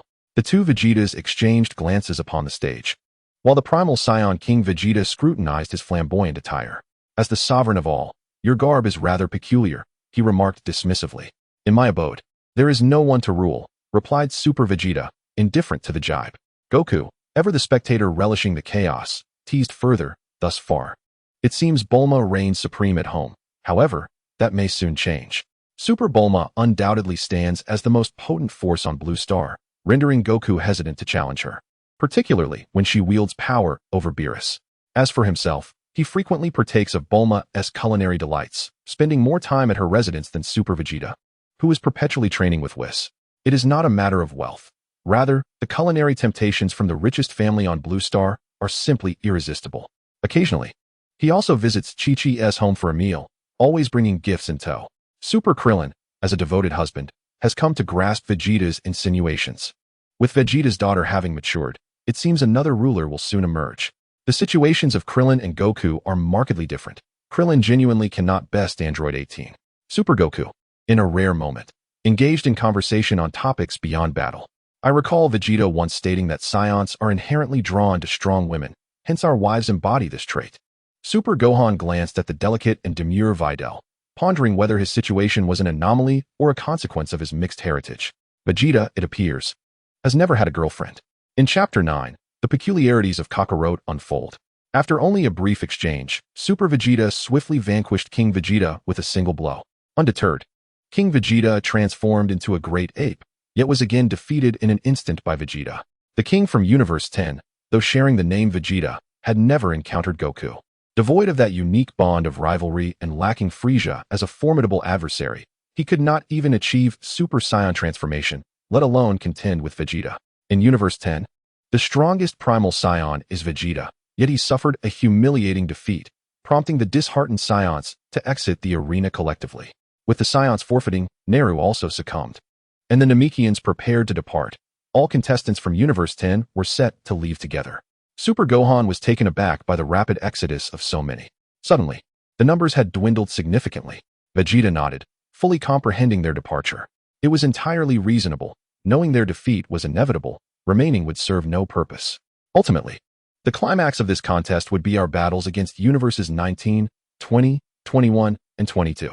Super Gohan did not anticipate Vegeta placing such importance on these particular universes. He could sense their exceptional qualities but remained unconvinced they posed a substantial threat to their own. However, the transformation of his father and uncle Vegeta into Super Blue represents a qualitative leap from the previous Super Saiyans. Could they indeed stand as equals? Vegeta's expression shifted as he began to elucidate. Certainly, there exists a formidable warrior among them, whose combat prowess may very well surpass theirs. Who could this be? At present, you remain unaware. Without elaboration, Gogeta understands that even if he spoke, it would alter nothing. The forthcoming match features Kakarot from Universe 13, pitted against Katie from Universe 6. In Universe 6, several striking and enchanting young women are gathered, while on the opposite side stands the Bojack Quartet. Zanya from Universe 6 scowls at the chosen girl, her face contorted with anger as she seeks her leaderess approval. These foolish women are truly intolerable. Once we return, I shall eliminate them all. Bojack. In Universe 6, Bojack reigns supreme, having invaded countless universes, and only upon being summoned did he realize that a few girls had been selected. He neither endorsed nor opposed the situation. The girl named Katie elegantly extended her long, fair legs, crouching to execute a leap. She performed several graceful flips in midair, only to land awkwardly and tumble onto the ground. Kakarot from Universe 13, having avoided injury, paid little heed to the girl, instead contemplating his own match. This was merely a minor skirmish, and he hoped to encounter his counterparts from other universes, including Vegeta, wishing for their strength. Upon regaining focus, Kakarot observed Katie, who was covering her backside, her previously fair complexion now flushed with embarrassment. Her flowing, dark hair cascaded like a waterfall, marking her as a true beauty, which caused Kakarot's cheeks to redden slightly. He thought to himself, perhaps he should imitate Gogeta and Vegito's approach. Kakarot raised his hand to unleash a punch, but Katie proved to be far more formidable than he had anticipated, deftly evading his strike. She swiftly closed the distance, delivering a flying kick to his face, and followed up with a flurry of rapid kicks. Watching Kakarot from Universe 13 being struck, Super Vegito was elated, experiencing excitement like never before. Kakarot, it appears your imitation is lacking in strength. Super Goku refrained from retorting. Gogeta, standing nearby, smiled faintly. That fellow seems to be emulating me, attempting to defeat his opponent with sheer force. Regrettably, Kakarot underestimated both Gogeta and Vegito, while overestimating his own capabilities. Even in a state of carelessness, Kakarot allowed Katie to gain the upper hand, yet the disparity in strength remained vast, rendering her attacks largely ineffective. Kakarot wiped his face with a handkerchief. Not bad, is it? He remarked, before landing a punch on Katie's face, nearly marring the delicate beauty, thereby illustrating the profound difference between them. Katie was compelled to resort to alternative tactics. Her slender waist twisted, causing her loose jacket to fall away, revealing her exquisite figure.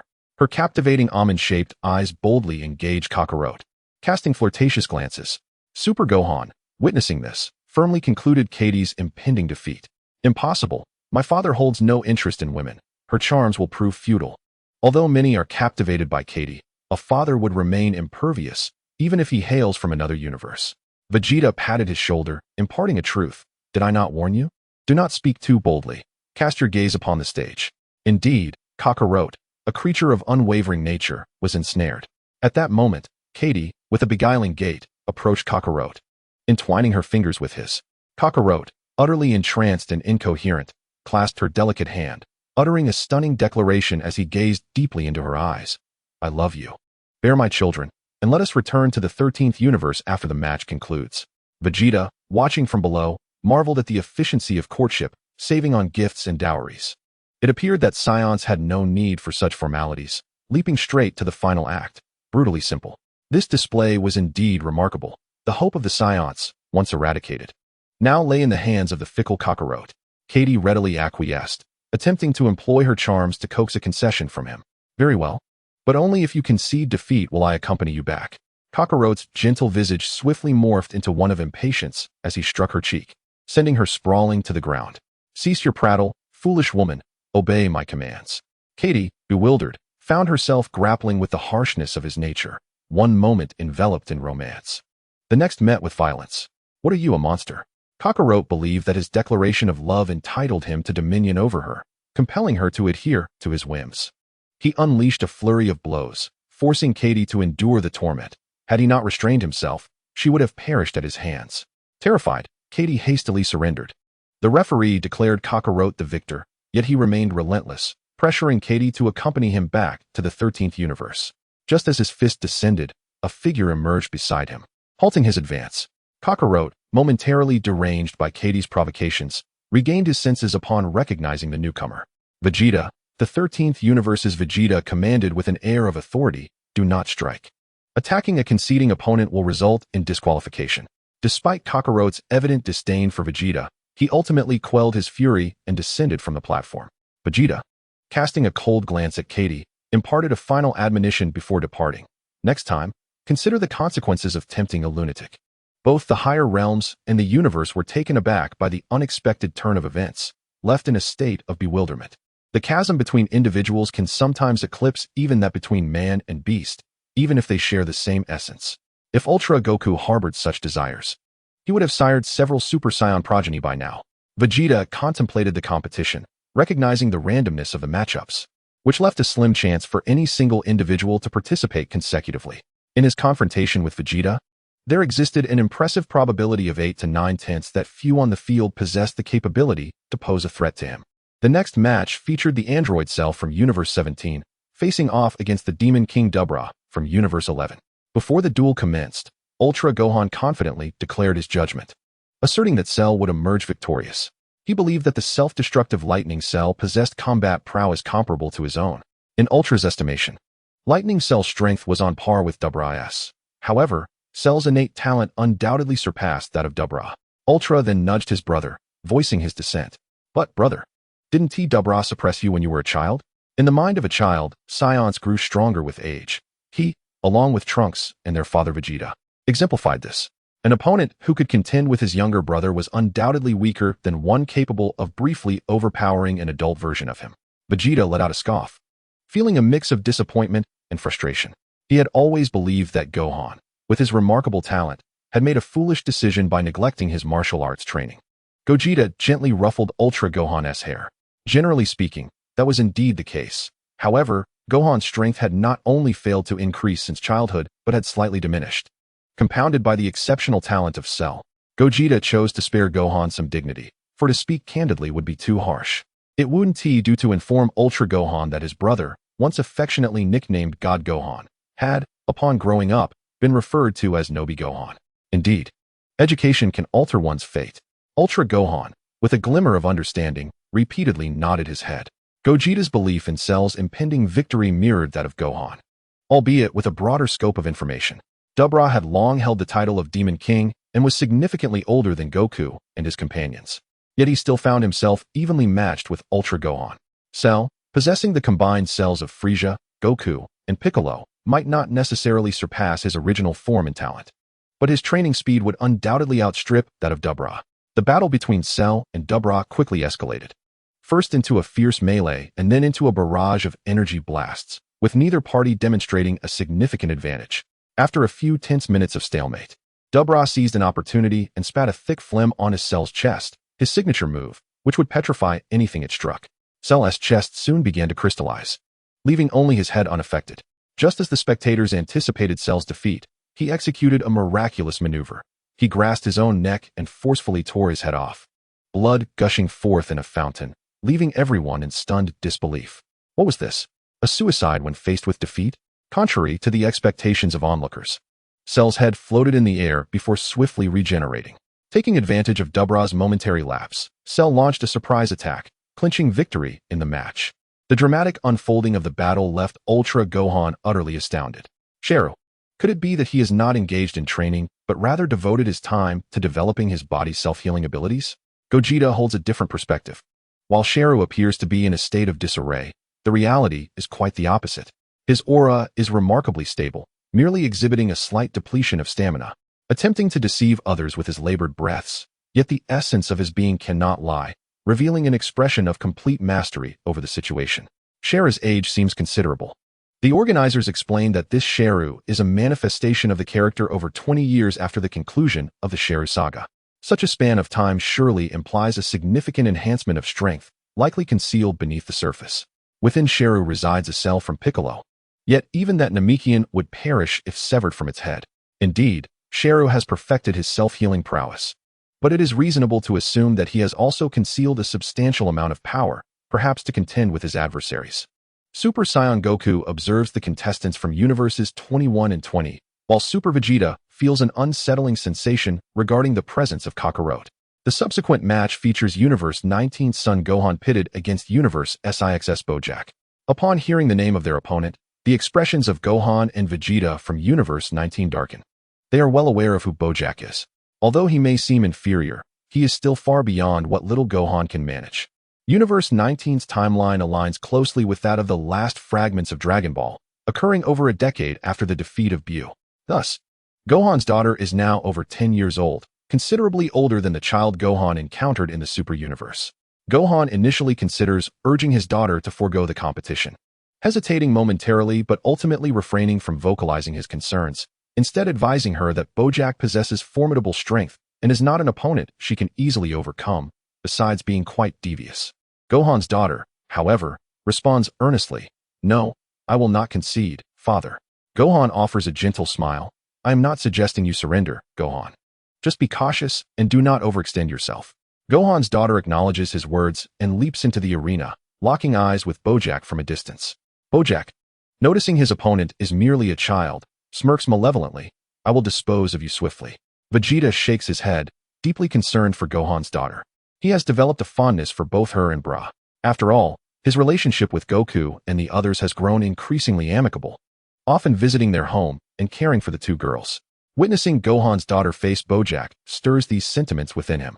Bojack charges forth, and Gohan's daughter narrowly evades his punch, which crashes into the ground, creating a 10-meter-wide crater in the sturdy arena. Gohan's daughter comprehends her father's warning. Bojack is no ordinary foe. With a fierce cry, she ascends to Super Saiyan. Though still in her teens, she has inherited Gohan's extraordinary talents, prompting a chilling laugh from Bojack. Gohan's daughter, wary of engaging closely, moves rapidly through the air, hoping to identify a flaw in Bojack's defenses before launching her attack. Upon spotting Gohan from Universe 19, Bojack immediately recognizes him as the troublesome little Gohan from the past.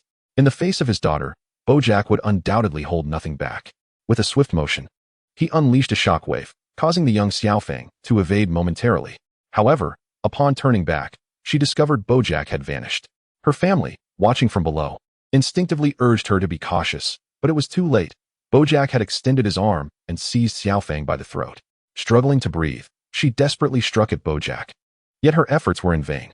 As Bojack tightened his grip, Xiaofang gradually ceased her resistance, and with a sickening crack, she lost her breath. Her neck had been brutally snapped, and Bojack discarded her like refuse. In the universe of the 19th, Vidali's expression turned frantic as she leaped to catch her daughter's lifeless body. However, before she could reach her, Gohan arrived first at the arena, cradling Xiaofang's corpse and silently returning to the viewing platform. Vidali found herself unable to accept the grim reality of her daughter's death, murdered without a chance to fight back. Though she had harbored concerns for Xiaofang, she believed in the possibility of surrendering within the competition's rules. No one had anticipated Bojack's mercilessness, which left Xiaofang without a single word. Gohan's demeanor shifted. Even though Xiaofang was not his own daughter, he felt a profound sorrow. Bojack, that scoundrel, he muttered. Vegeta urged him to remain calm and not let his fury cloud his judgment. It was no surprise, after all, that Bojack was not a virtuous character. This was not merely a cartoon. There were no safeguards against lethal actions, and Bojack's nature made such brutality expected. The crux of the matter lay in Xiaofang's inadequacy in strength. Her base combat power was significantly lower than Gohan's at the same age, rendering her Super Saiyan form incapable of withstanding even a few of Bojack's attacks.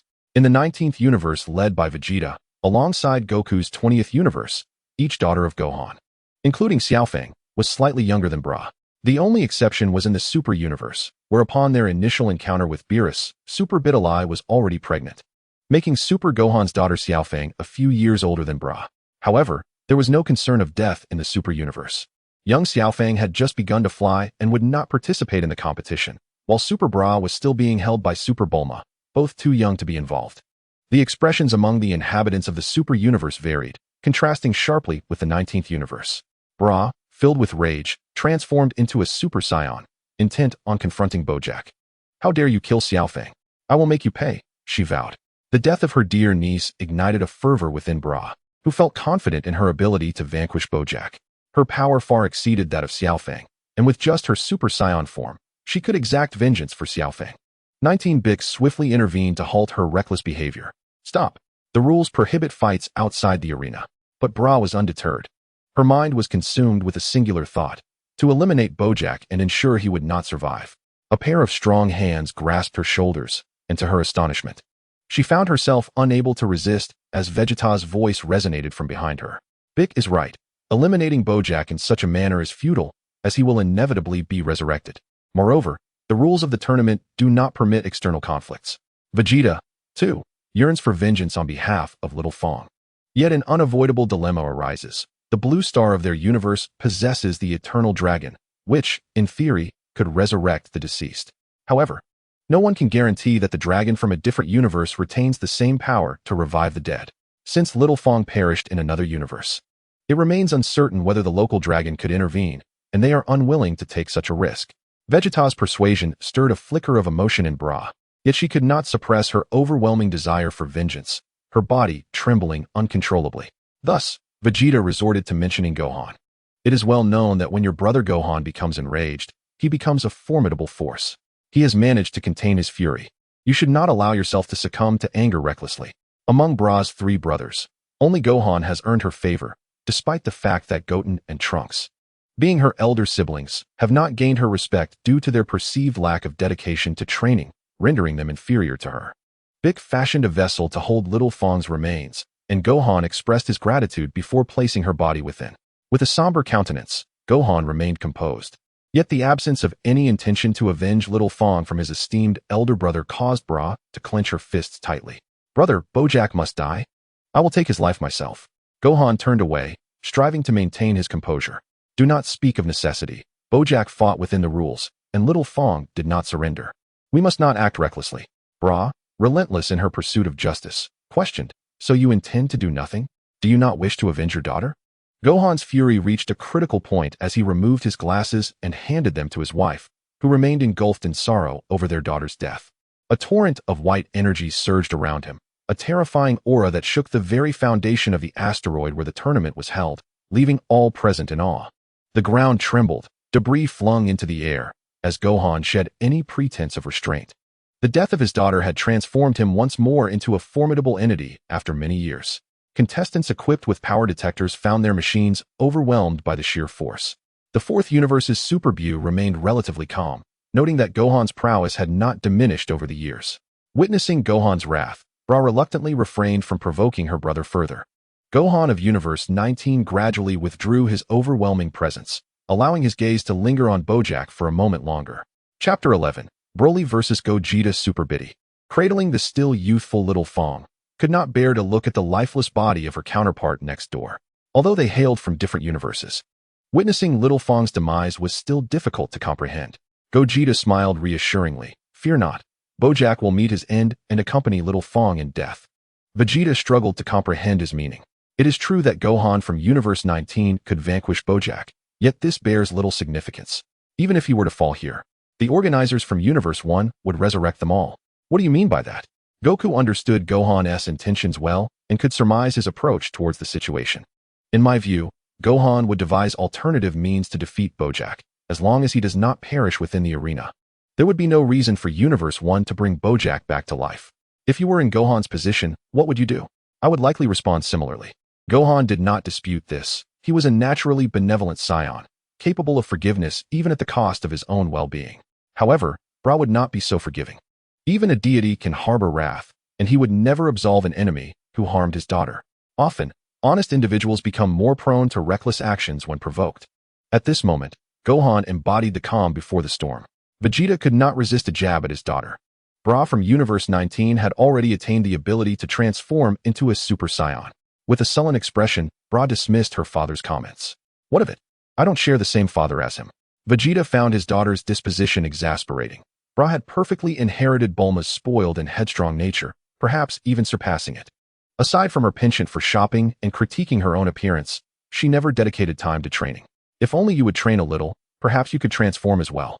Bra retorted sharply, I refuse. Look at those blonde-haired transformations. They are unappealing, and all that muscle signifies a lack of intellect. I want no part of it. And you and Uncle Goku are prime examples. In Bra's eyes, beauty outweighed strength. She had no desire to follow in the footsteps of Gohan or engage in battle. Vegeta was visibly irked, merely snorting in frustration before turning his gaze towards Trunks with ill intent. Trunks wore an innocent expression, as if to say, isn't this just bullying me honest? Your daughter insults you, and you strike her? I have done nothing to provoke you.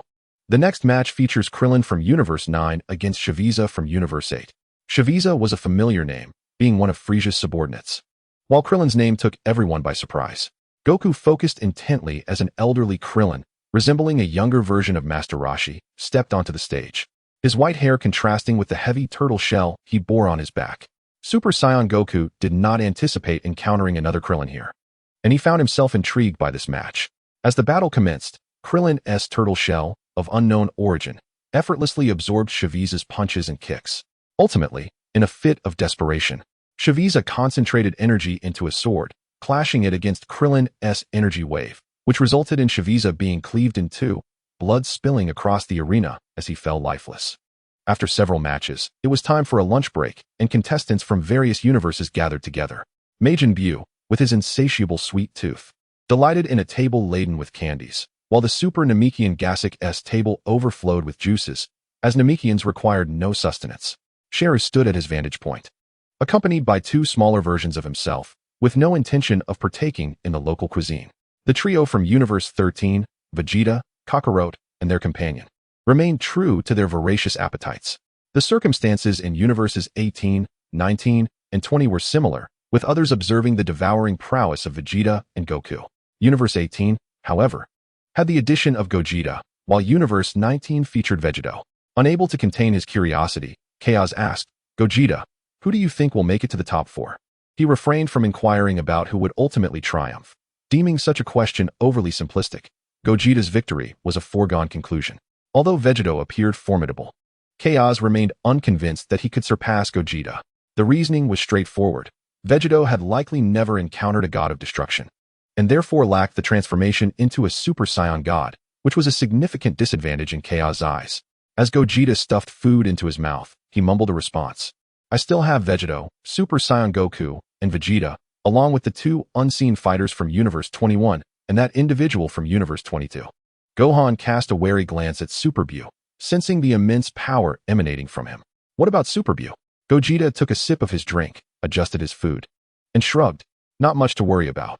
He has some strength, but if we weren't competing, he might have had a chance." Super Saiyan Goku, engrossed in his meal, interjected his thoughts. "Broly is a formidable opponent. I wonder how long he has been in slumber." Super Saiyan Goku did not underestimate Broly merely because he had defeated him over a decade ago. Broly's state of hibernation and the extent of his potential growth remained unknown. The original Broly was designed to possess an ever-increasing power level over time, with no discernible limit, but it was certain that he could attain a significant degree of strength. Super Vegeta exuded confidence in his own abilities. Before me, no matter who he has only one path: defeat." Gogeta, however, pondered the situation more deeply. "It's all right. That madman Broly might attack the audience, and he would be sent back to his universe without a chance to fight us." The instigators of the martial arts tournament, the Valuegans of Universe 1 and the Kais, had devised an atomic disintegration machine. This was to prevent any disobedient participants from causing chaos. They could be transformed into atoms and sent back to their universe, only to be restored thereafter. Curious. Super Goten tugged at Gogeta's sleeve. "Brother Gogeta, do you not have confidence in defeating him?" Without lifting his gaze, Gogeta replied, "Of course I can, but it also depends on whether I even encounter him. The chances are so slim that it's improbable I would cross paths with him. If he meets someone else first, there's nothing I can do." The same sentiment echoed in Universe 19, where Piccolo asked Vegito who might emerge victorious. Without a moment's hesitation, Vegito pounded his chest confidently. "Of course it's me. Is that even a question?" Piccolo of Universe 19 cast a skeptical glance at Gogeta, sensing that it wouldn't be so straightforward for their side to emerge victorious. However, with Gogeta also in the mix, he inquired, "Do you have the confidence to defeat him?" Vegito waved him off dismissively. "He is no ordinary opponent, yet I refuse to be outdone. Victory shall be mine."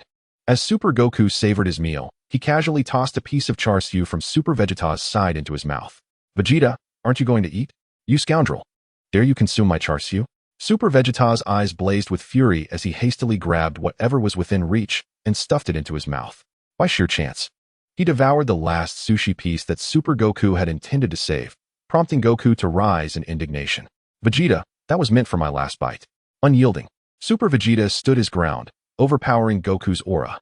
"That char siu was meant for my leisurely enjoyment. Do you wish to brawl?" Super Goku transformed into a Super Saiyan, his energy once again surpassing Vegeta's. "We are comrades, are we not? That is a matter of distinction." The lunch hour swiftly elapsed, and to everyone's astonishment, the next bout was a remarkable coincidence. The upcoming match features Gogeta from Universe 18, facing Broly from Universe 16. Gogeta slapped his forehead. How peculiar that such similarities could align so accurately. Indeed, he had encountered Broly, albeit the older version. This incarnation of Broly, seemingly encased in absolute zero for an eternity, possessed extraordinary combat prowess following a prolonged slumber. The tournament organizers, displaying a thoughtful consideration, invited Chi-Chi and Bulma, two women lacking combat strength, to accompany their children to the viewing area above. The seats for contestants' families below lacked protective measures. while the elevated viewing platform offered some semblance of safety. However, Chi-Chi and Bulma graciously declined, placing their trust in their husbands, firmly believing in their ability to protect them. Raditz from Universe 13 eagerly anticipated this clash. The frozen foe and the enigmatic figure were finally set to engage in battle. Universe 13's Vegeta felt a surge of annoyance at Gogeta's appearance. What a pretentious fellow, with that tuft of hair upon his forehead and a face reminiscent of Kakarote's. He clearly lacks true skill. The Scion Quartet from Universe 13 remained oblivious to the fusion technique and earrings, hence they did not recognize Gogeta. Yet, one constant remained. Regardless of the universe, Vegeta harbored disdain for Kakarote's visage. The 13th Kakarote retorted, "That hairstyle, so similar to yours, is the true eyesore. Your feigned calmness is equally irksome. It's evident you're no formidable character." This universe's Kakarote offered no leniency to 13th Vegeta, believing that resembling Vegeta merely indicated a lack of substance. Soon, Universe 16 rolled out the ice block containing Broly, employing nanothermic weaponry to thaw it. As the ice gradually melted, leaving only a thin layer, the Veluga proudly proclaimed, "Under my power, I can feel his pulse. He shall awaken shortly." The next moment, his smile froze as a massive hand emerged from within, seizing his throat.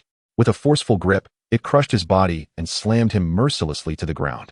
Broly's gaze was suffused with a savage intensity, his bewildered eyes scanning the surroundings, revealing a sinister grin. Kakarote. There were too many Kakarotes in the arena. All of them his mortal enemies. Faced with such a multitude of Kakarotes, a singular thought consumed Broly's mind: destruction. He threw back his head and let out a roar that reverberated into the clouds. A green aura sweeping across the entire arena as he unleashed a barrage of energy blasts with a flick of his right hand. Super Gohan took the lead, deploying a protective shield to safeguard the inhabitants of his universe. Goku also activated his barrier, while Cell and Mini Cell from Universe 17, along with Bojack, extended their arms to deflect the oncoming attacks.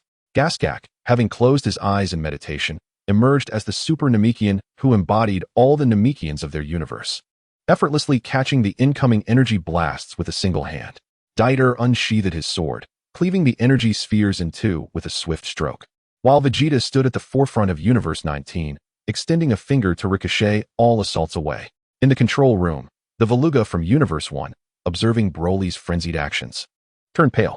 "This madman must be restrained immediately. I must send him back to his universe," he exclaimed. Yet, upon pressing the controls, he realized that his instruments had inexplicably malfunctioned. In a flurry of panic, he summoned the repair crew, urging them to rectify the situation swiftly lest Broly wreak havoc upon many lives. Below the arena, the Super Buu from Universe 4, with the antenna on his forehead shimmering in pink light, watched intently. "You timid little birds must not be allowed to ruin this thrilling contest," he thought. Chapter 12. Intense confrontation. Broly abruptly turned, momentarily uncertain of which Kakarote to annihilate first, ultimately locking his gaze on Super Saiyan Goku. Kakarote, facing the charging Broly, was eager for the confrontation. Taking on the mantle of a true martial artist, he transformed into Super Saiyan 2, determined to gauge Broly's strength. As the fierce Broly charged forward and Super Goku awaited the clash with anticipation, a beam of golden light materialized between them, halting their advance. Broly's hollow eyes followed the light to reveal Gogeta soaring onto the arena. Gogeta tilted his head and waved. "Hey, kid, your opponent is me. Come fight me," he called out. The resemblance to Kakarote successfully captured Broly's attention. Without further ado, he charged ferociously. Gogeta leapt into the air, taking the initiative with a swift kick to Broly's chin, which, although impactful, only served to incite Broly's ferocity. Broly retaliated with a heavy fist. Gogeta ducked and sidestepped, causing half of the arena to shatter under the force. Gogeta kicked back with his right leg, prompting Broly to stagger back, only to receive another punch to the face. Gogeta aimed to deliver another blow, but Broly caught his fist, retaliating with his other hand, which Gogeta managed to block. Broly then bent his knees, driving a knee strike into Gogeta's abdomen, and followed up with a powerful double-handed strike aimed at his head. Gogeta, however, preemptively kicked Broly in the chest. But Broly's resilience surpassed his expectations, absorbing the hit while still landing his own. As two figures ascend and descend, Gogeta crashes to the ground, his body rolling heavily upon impact, shattering the stones of the arena, which cannot withstand such immense force. Broly charges once more, his fist the size of a sandbag descending upon him. Gogeta swiftly pivots, evading the blow while executing a graceful spinning kick. Faced with Broly's overwhelming prowess, Gogeta remains unfazed. As this outcome was anticipated, Broly resembles a primordial beast, his combat style ferociously dominant, instilling fear in the competitors from other universes. Despite this, Gogeta maneuvers with ease, withholding his true strength, seizing Broly's leg and hurling him into the air. Accelerating, he leaps over the airborne Broly, positioning himself behind him, his right hand extended and aimed at his foe. The explosion of energy, a golden Kamehameha, strikes Broly squarely in the back, unleashing a cloud of dust and debris. Goten and Trunks watch with exhilaration, their childhood fears of Broly resurfacing, leaving them with no fondness for him. Go, Gogeta. You are no match for Gogeta, Broly. Observes Super Saiyan Goku, genuinely impressed by Gogeta's attack. What a remarkable combination. The fluidity of his techniques is impeccable, a perfect three-hit combo, truly a testament to Gogeta's prowess. In contrast, Super Vegeta holds a differing opinion. Humph, such trivial tricks are of no consequence to Broly. Is he not prepared to reveal his true capabilities? The group senses that Broly has likely been dormant for an extended period, his combat strength exhibiting an implausible magnitude, leaving them bewildered. Super Buu, arms crossed, ponders Gogeta's intentions. What is Gogeta planning? Surely he must recognize Broly's uniqueness. It cannot be that he remains oblivious. No, he must understand. But what is his objective? Super Buu, having absorbed all formidable entities from their universe, is acutely aware of Gogeta's existence. This peculiar engagement stirs contemplation. Gogeta should undoubtedly be faster and stronger. In the midst of battle, Gogeta wipes the blood from his lip, feeling a flicker of excitement in his otherwise monotonous heart. Is this all you can do, Broly? Show me your true strength. Broly emits a primal roar as green lightning crackles around him, his aura surging with rocket-like velocity. Super Gohan instinctively tenses, retreating a few steps to ensure he can safeguard his family at a moment's notice. Broly's energy has multiplied exponentially once more. Super Goku admires Broly's innate talent, deeming it almost inhuman. It feels as though I have surpassed Super Saiyan 3. Too bad I have yet to face him. The protective barrier of the arena begins to fracture, on the verge of collapse, as rampant energy threatens to obliterate everything in its vicinity. Kakarot and Vegeta from Universe 13 watch in wide-eyed astonishment. Broly's strength far exceeds their comprehension. This is the true power of a Super Saiyan. The deities of Universe 1 found themselves gripped by apprehension, as the terror of Broly was beyond their wildest imaginings. Fortunately, upon the discovery of Broly's birth within our universe, he was swiftly eradicated, preventing any opportunity for his growth. The Grand Kai of Universe 1, the very same who was devoured by Kid Buu, was inherently a benevolent and compassionate being, which is precisely why Kid Buu was transformed into Fat Buu. In that universe, a millennium ago, the Kai encountered a Super Saiyan, a being of Broly's legendary transformation. This Saiyan wreaked havoc, annihilating everything in his path, prompting the Kais to attempt communication with him. However, the Saiyan was devoid of reason, a complete madman. To avert the destruction of the universe, several Kais united to subdue him. Despite their concerted efforts, the Saiyan remained impervious to their attacks. His body as unyielding as granite, and it took tremendous exertion to ultimately vanquish him. As Goku and Broly exchanged blows, they engaged in a cautious melee, trading punches and kicks in a rhythmic onslaught. The impact of their fists resonated like a rain of thunder, producing a cacophony of sonic booms. Goku's strikes became increasingly rapid, forcing Broly to retreat, revealing his burgeoning disadvantage. Frieza and his two icy companions, unaccustomed to such grand displays of power, were rendered speechless by the spectacle. Their collective strength paled in comparison to the might of these two warriors, an outcome they deemed impossible. As they momentarily distanced themselves, Goku placed his hands at his waist, assuming a stance reminiscent of a blooming flower, while a cerulean energy sphere coalesced in his palms. The Kamehameha wave surged forth, akin to a meteor streaking across the sky. Unyielding, Broly summoned green energy orbs in each hand, then pressed them together. The spheres melded and transformed into a hyperdense energy tree.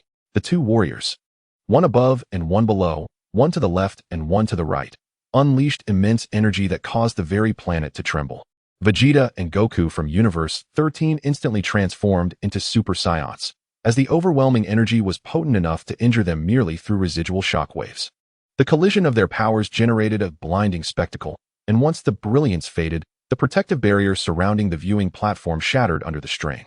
Fortunately, Ultra Instinct Goku and his allies intervened just in time to shield the spectators, though approximately 100 lives were still claimed by the unleashed energy. Cell was relatively unfazed, but his smaller counterpart was smashed into a wall by the force. The Super Namekians effortlessly deflected the shockwaves, while Frieza and his companions appeared utterly disheveled. In the competitors' area of Universe 13, Vegeta and Goku harnessed their Super Saiyan prowess to withstand the explosive backlash. Such immense power. Raditz, in his base form, was sent flying into the wall, unable to detach himself, and when he finally extricated himself, a trickle of blood marred his lips. 13th Vegeta wore a grim expression. Acknowledging his inferiority in strength, he felt no fear, confident that he would someday surpass them. Yet, one particular matter rendered 13th Vegeta more tormented than death itself, the realization that Kakarot had outpaced him.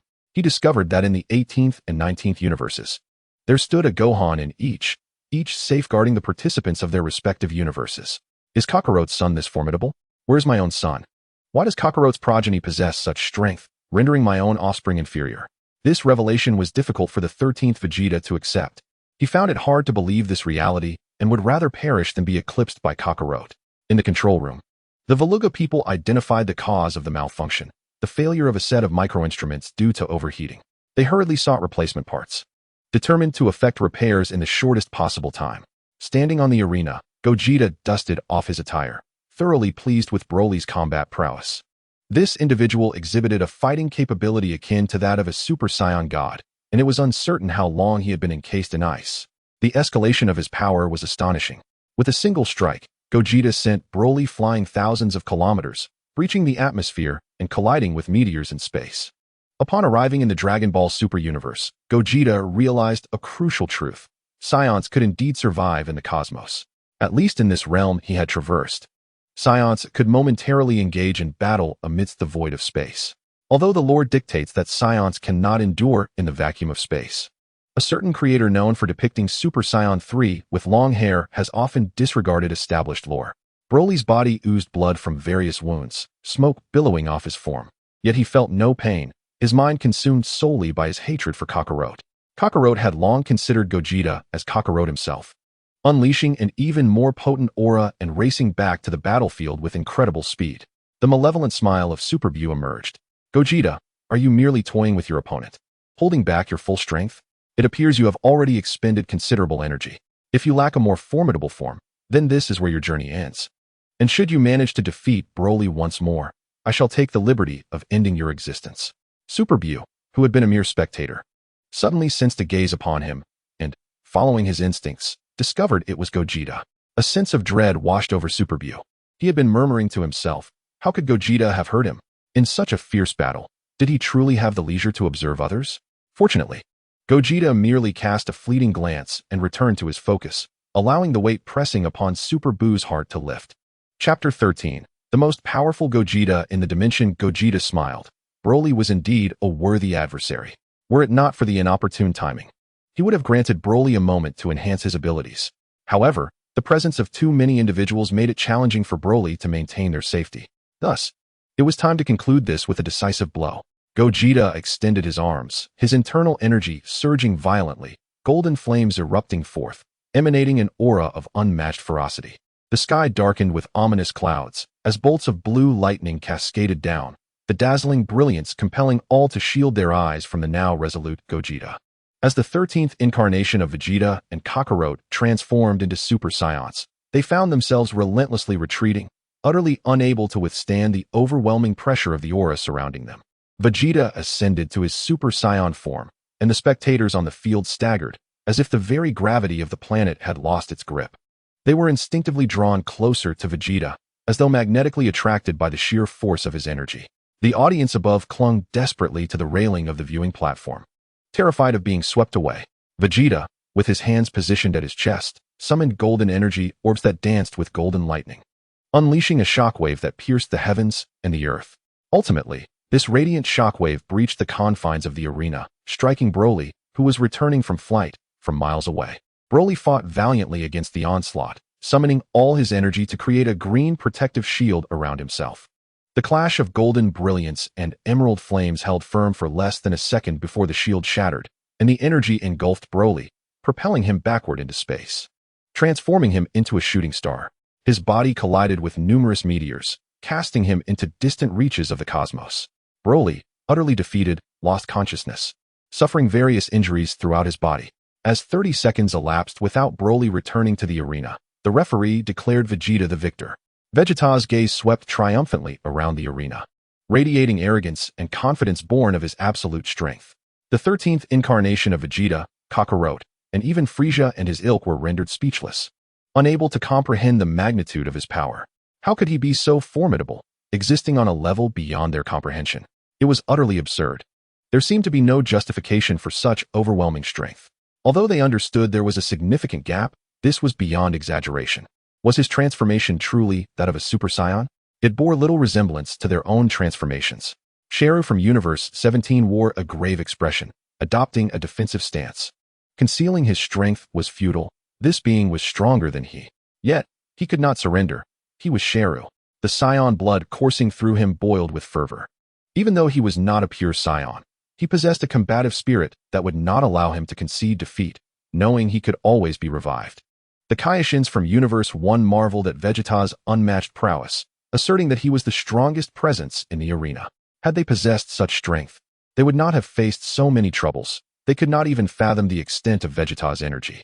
Many competitors who relied on their own strength felt a wave of uncertainty wash over them, contemplating retreat as they recognized their inability to rival him. Naba, gravely injured from Universe 13 but having returned to the viewing platform post-treatment, was met with this scene upon his return and promptly conceded. "We should leave. This is no place for us. We cannot do anything. They are monsters." Kakarot, initially disinterested in such cowardice, could not help but berate him upon hearing those words. "You worthless fool, what are you even saying?" Naba, unperturbed, simply stated the truth. "The issue lies in the fact that we are not adversaries. Even if you and Vegeta faced them, you would be obliterated. Kakarot and Vegeta are the two mightiest entities within the quartet, far surpassing him and Raditz. Baba comprehends their strength, yet when confronted with Gogeta, the two stand no chance whatsoever, lacking even a glimmer of hope for victory. Vegeta, too, acknowledges this reality, but irrespective of the universe, his pride remains unaltered.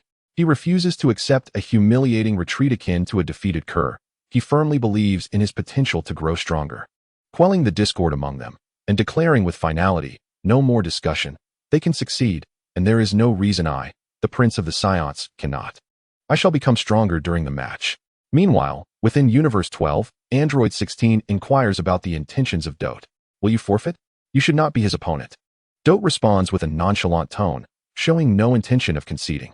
From the outset, I knew I would not triumph. I came solely for the fight, and it bears no consequence for me. Dote is well aware of Goku and Vegeta's Super Saiyan Blue forms and has profoundly felt their strength. He approaches the contest as a martial artist, indifferent to victory or defeat, never believing he could emerge victorious.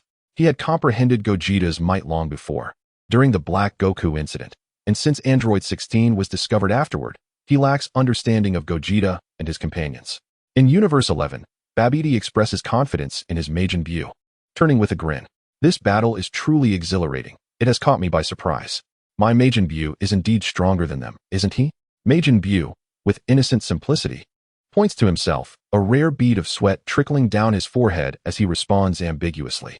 In Universe 8, Frieza is utterly paralyzed with fear, nearly sent flying by the shockwave. Having never encountered a formidable foe, he finds himself nearly terrified to death, his strength having seen little improvement since the beginning. "Father, I think we might be outmatched," Kula concurs. Indeed, the chances of victory are non-existent. Frieza's expression fluctuates rapidly. Moments ago, he was filled with dread, but he quickly transforms into a cunning smile, leaning toward King Cold's ear. "Fortunately, our goal is not to win, but to acquire the 7 Dragon Balls." The Super Namekians of Universe 7, astonished by Gogeta's power, contemplate their own abilities as they toss aside their capes. No matter how great the power, even if it were infinite, it is of no use. All I require are my wishes. In Universe 6, Bojack, having witnessed the clash between the two, remains resolute. Arms crossed, intent on continuing the fight. "I must stay. I cannot simply flee." A few subordinates murmur among themselves, aware their strength pales in comparison to Frieza's trio. While the sole female, Zanya, deems him to be courting disaster.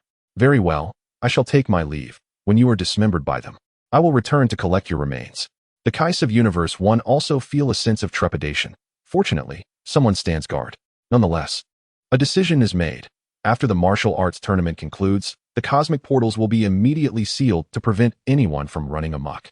Although Gogeta possesses immense power, he maintains a calm demeanor and does not exhibit a bloodthirsty nature. In contrast, Broly is a madman, indiscriminately slaying anyone in his path. If he were to venture into another universe without Gogeta, the consequences would be dire. The Supreme Kai of the West sighed deeply, feeling an overwhelming sense of guilt regarding their own inadequacy. We are too weak to ensure the protection of life. With that great being present, Broly cannot stir up any significant turmoil. The Supreme Kai countered this viewpoint, revealing a harsh reality. That great being would not concern himself with such trivial matters. As long as the universe remains intact, he will not intervene. Goten and Trunks quietly retreated, hesitating in the face of their father's fused form, Gogeta. Their prideful fusion, Gotenks, would be utterly powerless against him, so it was best to leave promptly. Goku and Vegeta, without turning back, seized the two who were faltering. Goten and Trunks quickly concocted excuses. Dad, the Capsule Corporation still has several contracts to finalize. Me too. Dad, I have a date with my girlfriend. Goku and Vegeta exchanged a silent glance, clearly communicating that escaping was not an option. The reincarnation of the evil Majin Buu, now a young boy named Ub, curiously asked his mentor, Goku, Master Goku, aren't we outmatched? Only you and Vegeta stand a chance. Why must we participate in this battle? To him, Gogeta's strength was unquestionable, existing on a different plane altogether. They would only be subjected to defeat if they entered the fray. Why should they seek out suffering? Goku smiled, asserting that the more powerful the adversary, the more it ignites his fighting spirit. Indeed, that is the thrill of battle. Let us strive to break through our limits before the final showdown. We must believe in our potential. Gogeta exhaled, reverting from Super Saiyan mode as he returned to the 18th universe. Super Saiyan Gohan gave a thumbs up, genuinely impressed. You truly are remarkable. Super Saiyan Vegeta, already aware of Gogeta's prowess, felt no surprise. Humph, this is the power of my fusion with Kakarot. Is it not to be expected? The first universe, hosting the martial arts tournament, included not only the warriors from the Varga but also the Namekians, as they were the ones who provided the Dragon Balls. They arrived to inquire whether Gogeta required treatment, equipped with healing Namekians. Gogeta smiled and declined, stating he had merely engaged in light play without expending much energy. They did not press the matter further and proceeded to attend to the injured spectators, striving to save as many as possible. In the fourth universe, the Super Buu laughed joyfully like a child, turning to gaze at the starry sky, utterly unfazed by Gogeta's strength. Well done, Gogeta. You are truly exceptional. Entirely beyond my expectations. However, with that said, I can take a slight leave now. While chatting with his friends from the Super Universe, Gogeta noticed Super Buu's sudden disappearance. Initially intending to investigate, I hesitated for a moment, deciding not to rush and temporarily relinquish the thought. Super Buu traversed countless kilometers through the cosmos, standing at the center of a meteorite while expanding his perception of the surroundings. The instant transmission of the God Jebit proved to be quite useful. He had located the energy that had propelled Broly away, and it was nearby. Chapter 14, The Unrivaled Vegeta. Super Buu discovered Broly still being hurled backwards, his tone unusually infused with excitement as he expressed a keen interest in Broly's energy. Excellent, I have found him.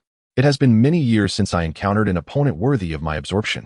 Super Buu was about to initiate the absorption when a man adorned with earrings appeared before him, extending his right hand backward to project an energy shield. Super Buu was taken aback. How did he find me? And how could he catch up? What was happening? How did you locate me, Vegeta? Vegeta responded with calm composure, his face radiating absolute confidence. You cannot escape my perception. The rules of the match are clear. You cannot lay a hand on him. Super Buu dismissed his words with a smirk, a mischievous grin curling at the corners of his mouth. Rules? What use are they?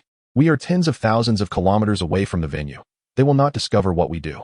Yet, Vegeta stood firm, his attire billowing without wind, a glimmer of intensity flashing in his eyes. I have slain you once. Doing so again would be trivial. If I say it is not allowed, then it is not. You would do well to recognize your place. Unfazed, Super Buu felt confident. In this universe, he had encountered Vegeta, yet he did not believe he would be defeated. He was currently the strongest and most versatile. What exactly do you intend to do? You must have your own plans. Here, you will not be my match. Defeating you holds no meaning. Do not tell me you think you can triumph over me. Do not be overly confident. Vegeta's implication was clear. Broly would not permit your absorption. Should you insist, you must contend with me. Super Buu, not in a hurry to attack, provocatively suggested. Why don't we engage in a proper battle now? You cannot fathom how powerful I have become. Vegeta smiled faintly, extending his right index finger to unleash two beams of light that struck Broly's form. Super Buu shook his head, feigning sorrow. Truly heartless to eliminate them so easily. While conversing with Vegeta, he had discreetly separated two small orbs of flesh, moving them toward Broly, only to have them detected by Vegeta beforehand. Can you still manage that? I am curious to see how many of your clones you can eliminate. Super Buu's body fragmented into hundreds, even thousands, of diminutive Buu figures, each scarcely an inch tall, swarming toward Broly. You still do not comprehend, Buu. Vegeta repeatedly shook his head, rotating his body as countless waves of light erupted, accurately obliterating all of Buu's clones. Super Buu's heart sank. This was beyond his expectations. Vegeta's power surpassed all he had anticipated. In his estimation, his power far surpassed that of Vegeta. After devouring Goku and his companions, he had consumed far too many beings and objects, elevating his combat strength beyond that of the Gohan and Buu from years past.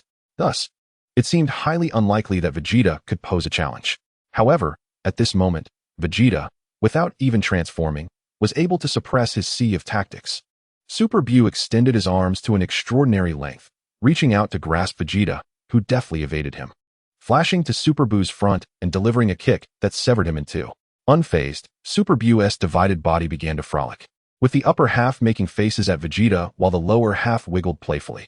Vegeta, with his right hand open and fingers outstretched, unleashed 5 beams of golden energy.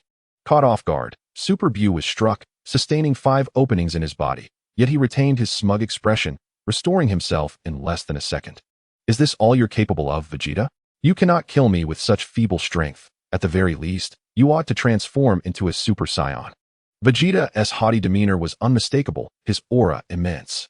You, too, are concealing your true power. Allow me to reveal a glimpse of mine. A colossal energy surged forth, filling a radius of 1,000 miles, scattering the clones that Super Buu had continuously released. The playful demeanor of Super Buu vanished as he crossed his arms defensively, pushed back nearly 100 meters. Is this the strength you have cultivated over the years? Thankfully, I have consumed enough. Otherwise, you would be a troublesome adversary. Just as Super Buu was about to unleash his true prowess, he was distracted by a familiar figure who had arrived on the scene, Gogeta. Observing the halt in their skirmish, Gogeta nonchalantly remarked that he was merely a spectator and would not intervene, stating he was there to watch the spectacle unfold. Vegeta chuckled and resumed his battle with Super Buu, taking a moment to tease Gogeta.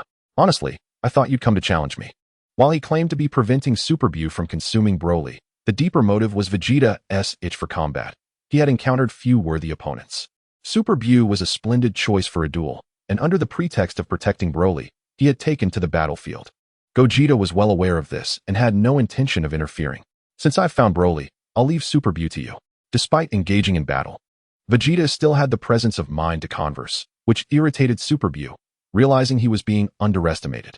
In a fit of anger, Buu charged forward, and as Vegeta casually evaded a punch, he retaliated with a precise kick to Super Buu's abdomen, following up with a flying kick that sent Buu hurtling away.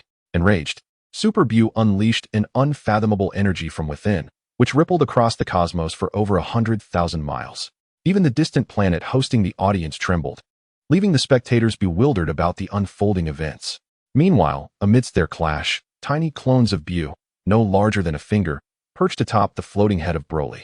3 Majin Buu, concealing their faces in despair, wept bitterly, each possessing independent consciousness, lamenting the ruthlessness of Vegito and the actions of Super Buu. After enduring countless trials, they had finally arrived. Indeed, it had not been an easy journey. Fortunately, they had survived. During the fierce battle between Super Buu and Vegito, an endless stream of little Buu clones emerged, their numbers exceeding 10,000.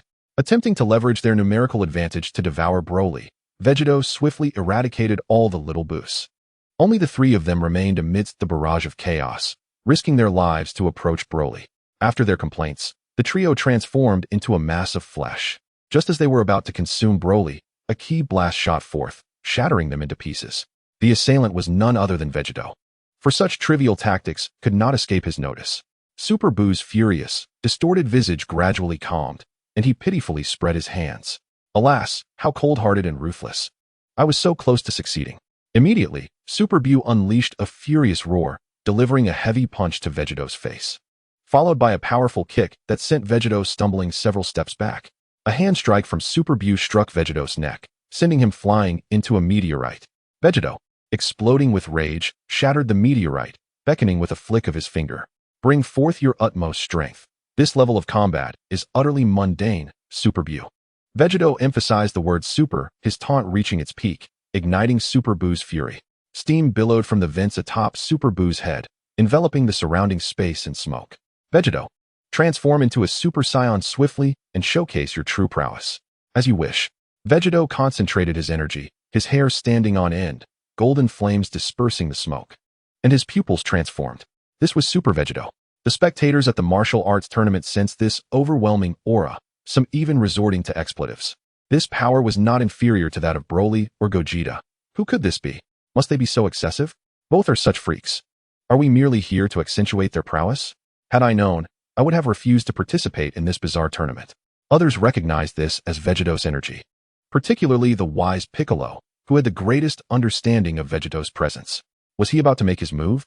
Super Buu's countenance darkened, his body trembling slightly as he recklessly charged forward, his right hand positioned behind him, gathering energy for a ki blast. His fist passed through Vegito's form, leaving only an afterimage, for Vegito's speed was astonishingly swift, reaching a blurred state in the cosmos. Super Buu looked left and right, unable to locate him, until Gogeta could no longer bear it, and offered a reminder. Fool, he is above you. Upon looking up, Super Buu realized Vegito was standing above him. A smirk gracing his lips. With a raised hand, he unleashed a ki blast, which, unsurprisingly, passed through Vegito's body. Super Buu employed the Kaioshin's instant transmission to launch a series of relentless attacks, but Vegito remained composed, skillfully evading each strike with precision. After several attacks, Vegito found himself ensnared within a sphere of energy blasts, much to the delight of Super Buu, who thought he had finally outsmarted his opponent. This technique, the magic void killing sphere, was not unfamiliar to him. As Super Buu launched his offensive, he anticipated Vegito's next move, successfully restricting his mobility with numerous energy blasts. With his hands clasped together, Super Buu unleashed a barrage of energy blasts upon himself, creating a thick cloud of smoke. Amidst the dazzling golden light that dispersed the dust, Vegito emerged unscathed, delivering a powerful punch that tore through Super Buu's skin. He advanced swiftly, landing another punch squarely on Super Buu's face, distorting his features into a comical visage.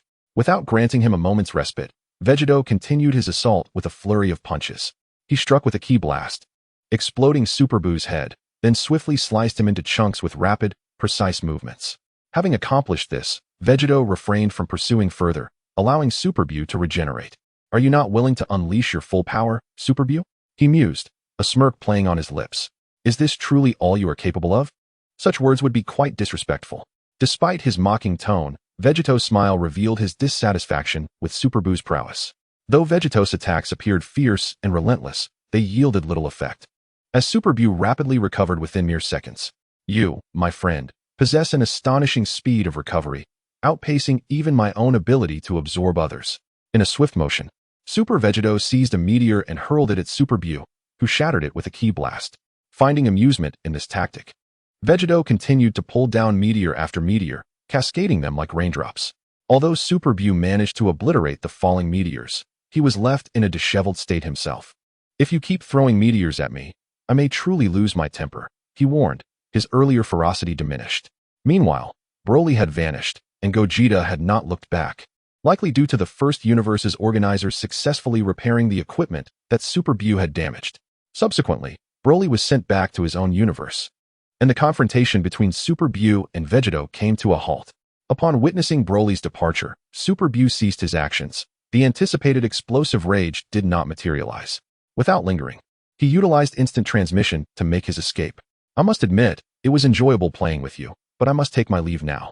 Gogeta and Vegito exchanged glances, instinctively suppressing their energy and dismissing the notion of further combat. Vegito, perplexed by Super Buu's intentions, engaged Gogeta in discussion. This Buu seems quite different from the one we know. Does he truly intend to absorb Broly? Gogeta shook his head, uncertain of Super Buu's true motives, but confident that absorption was not his goal. No, it appears he is more inclined to seek a battle with you. Perhaps he, too, has grown weary and is in pursuit of excitement. Aside from his initial assault, Super Buu had not attempted to absorb Broly. His every action seemed driven by a desire for combat. Vegito brushed off the dust from his attire, lamenting the hasty retreat of Buu, as he had yet to fully indulge in the thrill of battle. Alas, how swiftly he fled. Had he lingered, they could have fought longer. Both Vegito and Gogeta understood that Super Buu had not unleashed his full potential. Outwardly, it appeared that Vegito held the upper hand.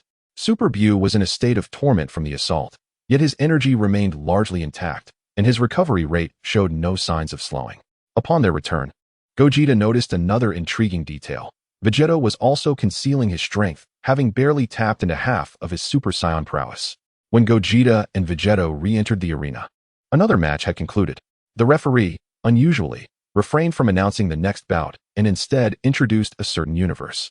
The next competitors were two warriors from Universe 2, a unique cosmos that seemed less a collection of beings and more a tapestry woven by fate, destined to participate in this martial arts tournament.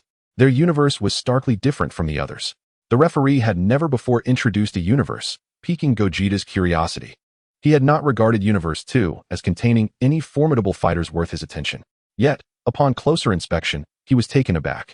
Lo and behold, Aral, the daughter of the renowned creator Akira Toriyama. Her presence here seemed rather excessive for a mere cameo. Aral hails from another work by Toriyama, affectionately referred to by fans as his daughter. According to rumors, she was inspired by the creator's real daughter, though the truth of this remains uncertain. Clad in a cap, with purple hair and blue eyes, she stood around 4 feet tall. Gogeta's reaction did not go unnoticed by others. Since his arrival, he had shown little change in demeanor, even when encountering Vegito, yet this spirited girl managed to astonish him. When questioned by the onlookers, Gogeta offered no elaborate explanation, merely brushing it aside. Whether from Universe 1 or 21, even Vegito was unfazed.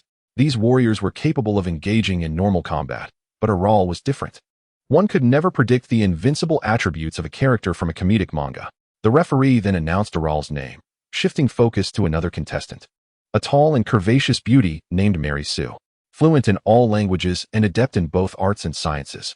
She hailed from Scion royal lineage and was a sister to the Namekians. She had once fused with a future version of herself and was also Bulma's sister. Boasting an IQ of 250, eternal life, the ability to communicate with animals, and the power to infiltrate the dreams of others. Furthermore, the referee presented an even more outrageous lineage. Mary Sue was said to be the daughter of Bardock and King Vegeta. Gogeta seemed to recognize this woman, recalling her as a fictional character from fan works, an epitome of perfection, though born of 2 male lineages. How was this even possible? What sort of extraordinary woman was her mother to produce such a formidable offspring? Unbeknownst to Wichita, the thoughts of others remained a mystery. However, the entire Vegeta family appeared utterly entranced, including all present Vegetas. A peculiar sense of familiarity enveloped her. From the cosmos, where Trunks assumed control of the family enterprise, to the childlike Super Trunks of the hyper-universe, a unanimous sentiment echoed. She is extraordinarily beautiful. It is likely that, had the timing been more opportune, proposals of affection would have flourished. Super Goten tugged at Wichita's sleeve, his youthful curiosity piqued by the identity of the enchanting maiden. Brother Wichita, why is she the daughter of 2 individuals? I don't know, but it seems Vegeta holds her in high regard, came the response. Wichita, reveling in the mischief, teased, eliciting a furious green hue from Bulma. This shade was distinct from the green of Piccolo. Observing Vegeta's dazed expression stirred a wave of irritation within her. Aral leapt onto the stage, while Mary Sue remained below, recounting her dubious lineage that even ghosts would find hard to believe. Yet, the very reasons that should have rendered her claims implausible were accepted by many, with some even declaring their affections. Such a melodious voice, I am enamored. I would gladly offer my life for you. I love you, goddess. In stark contrast to these banal declarations of love, 13 Kakarot expressed his disdain, reverting to familiar tactics. Let us bear children together. 13 Vegeta, unable to tolerate the scene, admonished, silence, Kakarot. Aral, in a flurry, urged Mary Sue to ascend the stage and commence battle. As Mary Sue took her place, she clasped her hands together, praying for victory. With a swift flying kick, Aral struck her squarely in the face, sending her crashing off the stage and securing an effortless victory. How dare you strike that innocent girl? You wretched child, do you dare challenge me? The various Vegetas from across the universes voiced their displeasure at Aral's tactics, clearly dissatisfied with her approach. The older Trunks from several universes, feeling somewhat despondent, retreated to the sidelines. Alas, it is my inability to protect you that weighs heavily on my heart, they lamented. Goku and the others observed in silence, bewildered by the unfolding events, while Wichita struggled to comprehend the situation and any potential special bonds at play. The next match features Universe 20's Gotenks against Universe 19's Gotenks. Both Goten and Trunks scratched their heads, perplexed by the coincidence of facing another version of themselves right from the start. Wichita and Vegeta continued their discussion, deliberating which universe would emerge victorious. The Goten of Universe 20 was several years older than his counterpart from Universe 19, suggesting a likely superiority in strength. Even with Trunks managing the family business and Goten preoccupied with romance, the natural increase in age should confer a significant advantage. Yet, to Wichita's astonishment, the combat prowess of both sides appeared remarkably similar, defying his expectations. It seemed Goten and Trunks had indeed trained diligently under your supervision. Yet Vegeta surprised him with unexpected words. No, they do not heed my words. It is the brashness of the two who can only train. Bra enjoys tormenting them. And in rebellion, they can only train occasionally. In the 19th universe, Bra's father is not Vegeta, but Vegito, which endows her with exceptional talent. Even though Goten and Trunks are considered her brothers, she disdains their lackadaisical demeanor and takes pleasure in bullying them. Gogeta, remaining silent, glanced at Bra of the 19th universe. And indeed, the little girl's combat prowess surpassed that of Goten and Trunks by a considerable margin.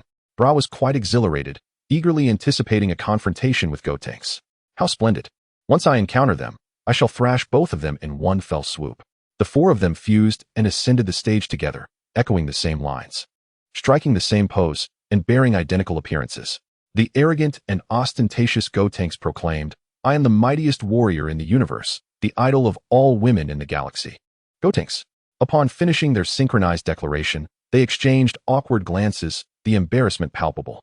They assumed the same stance, simultaneously landing punches on each other's faces, retreating half a step only to deliver simultaneous kicks. It was as if they were battling reflections in a mirror. Neither managed to gain an advantage.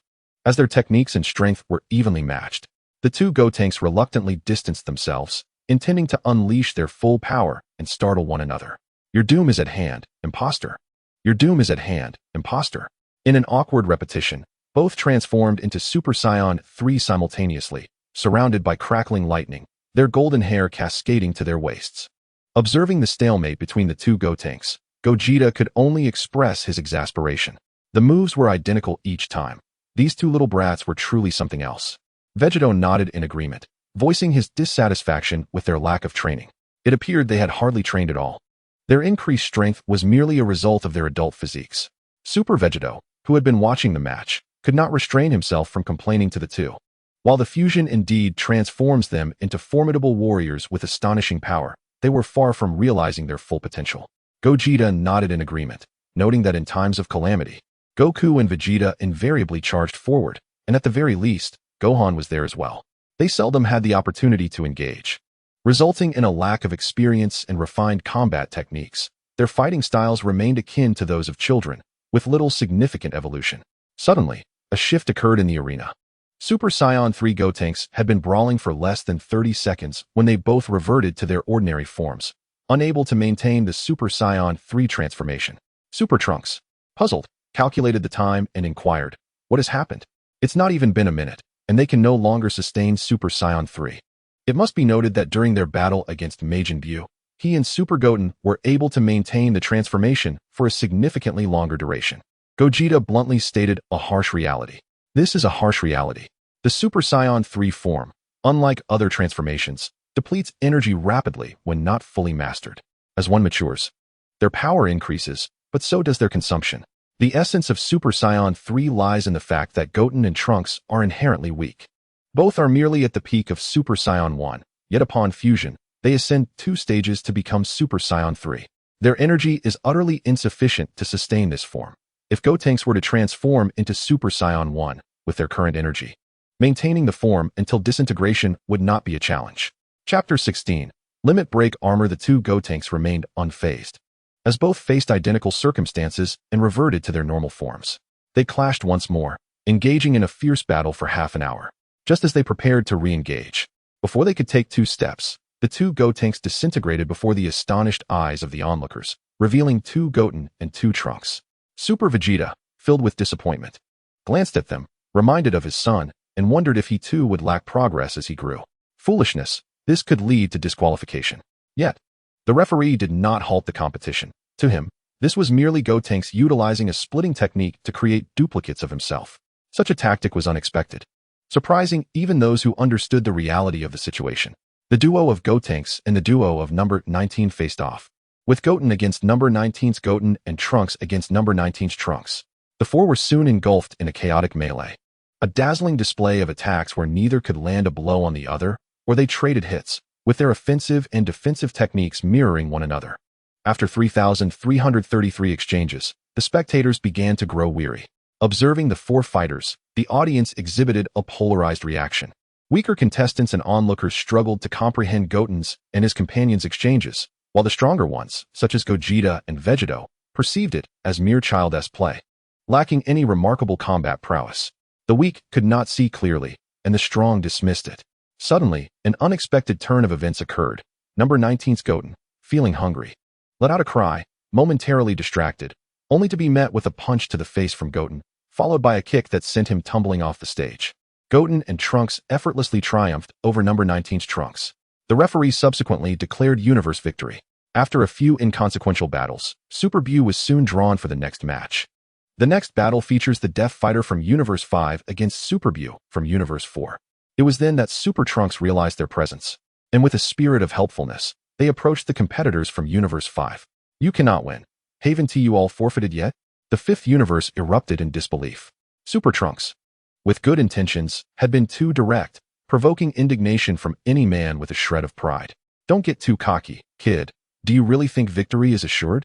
Super Trunks nodded innocently. Indeed, the father, Uncle Wukong, and brother Vegito were formidable opponents whom Trunks believed they could not overcome. In his eyes, they could not even breach their defenses.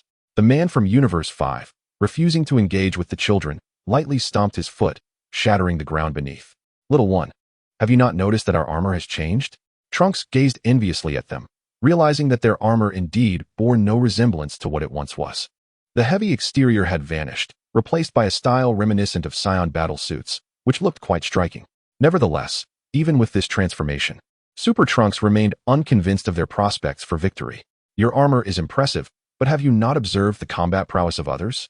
Relying solely on your armor will not suffice against them.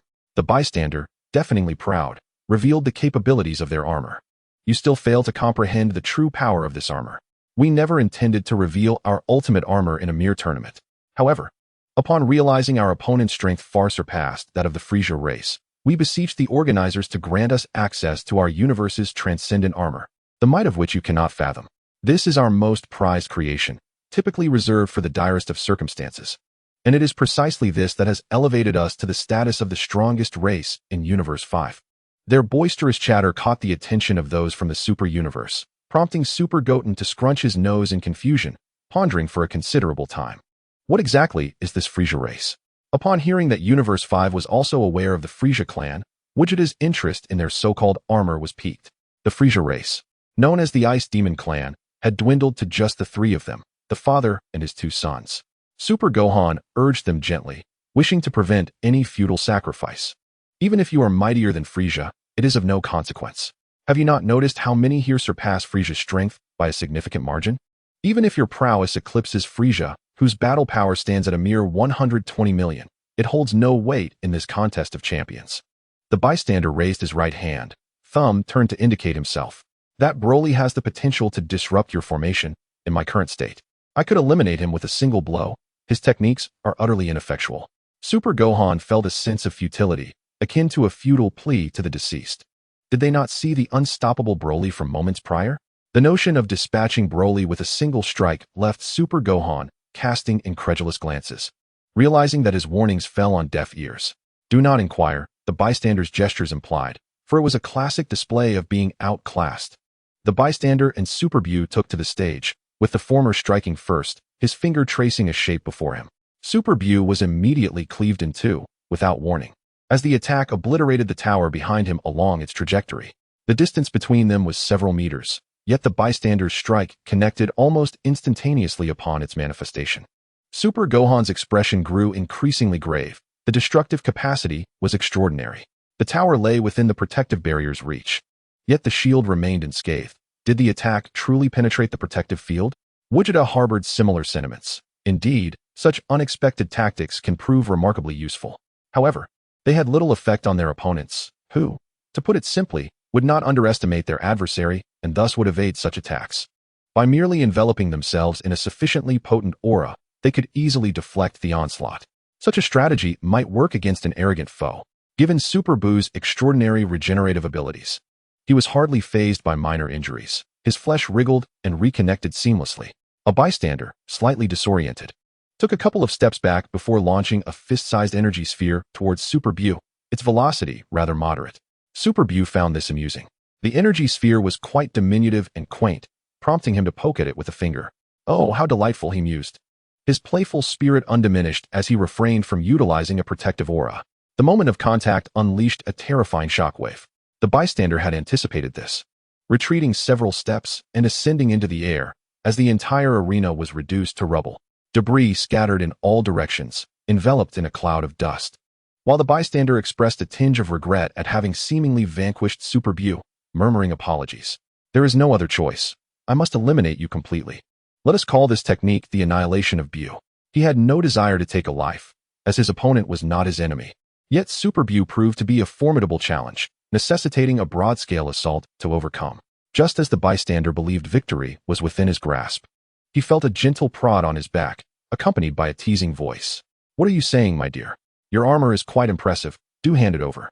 Without a moment's hesitation, the bystander charged forward, only to halt after several meters, discovering Super Buu standing directly behind him. He extended a hand, attempting to use magic to seize the armor, yet there was no response. How peculiar! Can it truly withstand my powers? The bystander, realizing his intention, pointed to the chest area of the armor. Our system can defend against telekinesis. Your methods are ineffective against me. With magic proving futile, Super Buu opted for brute force, leaping toward the bystander. Undeterred, the bystander unleashed a barrage of energy blasts, each one puncturing Super Buu's form as he closed the distance. The latter's body contorted into a vast net, engulfing the bystander whole.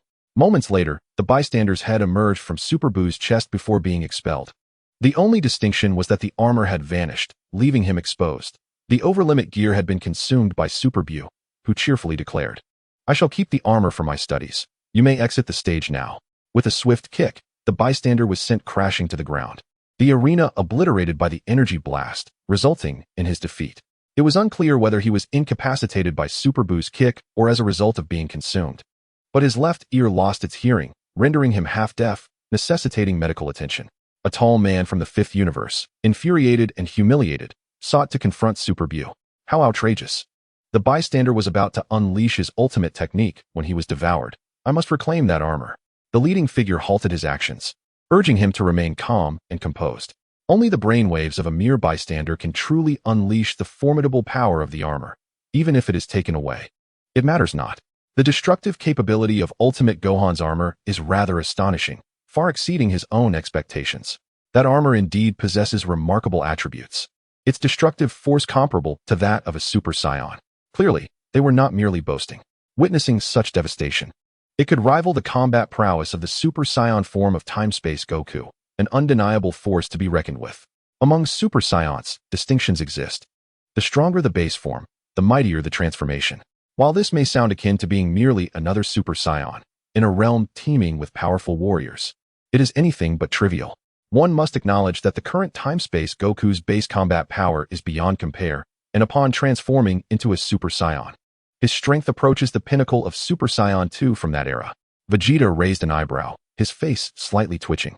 You are correct. We do not possess the regeneration abilities of Super Buu, so it is prudent not to underestimate them. Gogeta concurred, cautioning the other competitors from their universe. They are quite formidable, merely unfortunate to encounter Buu.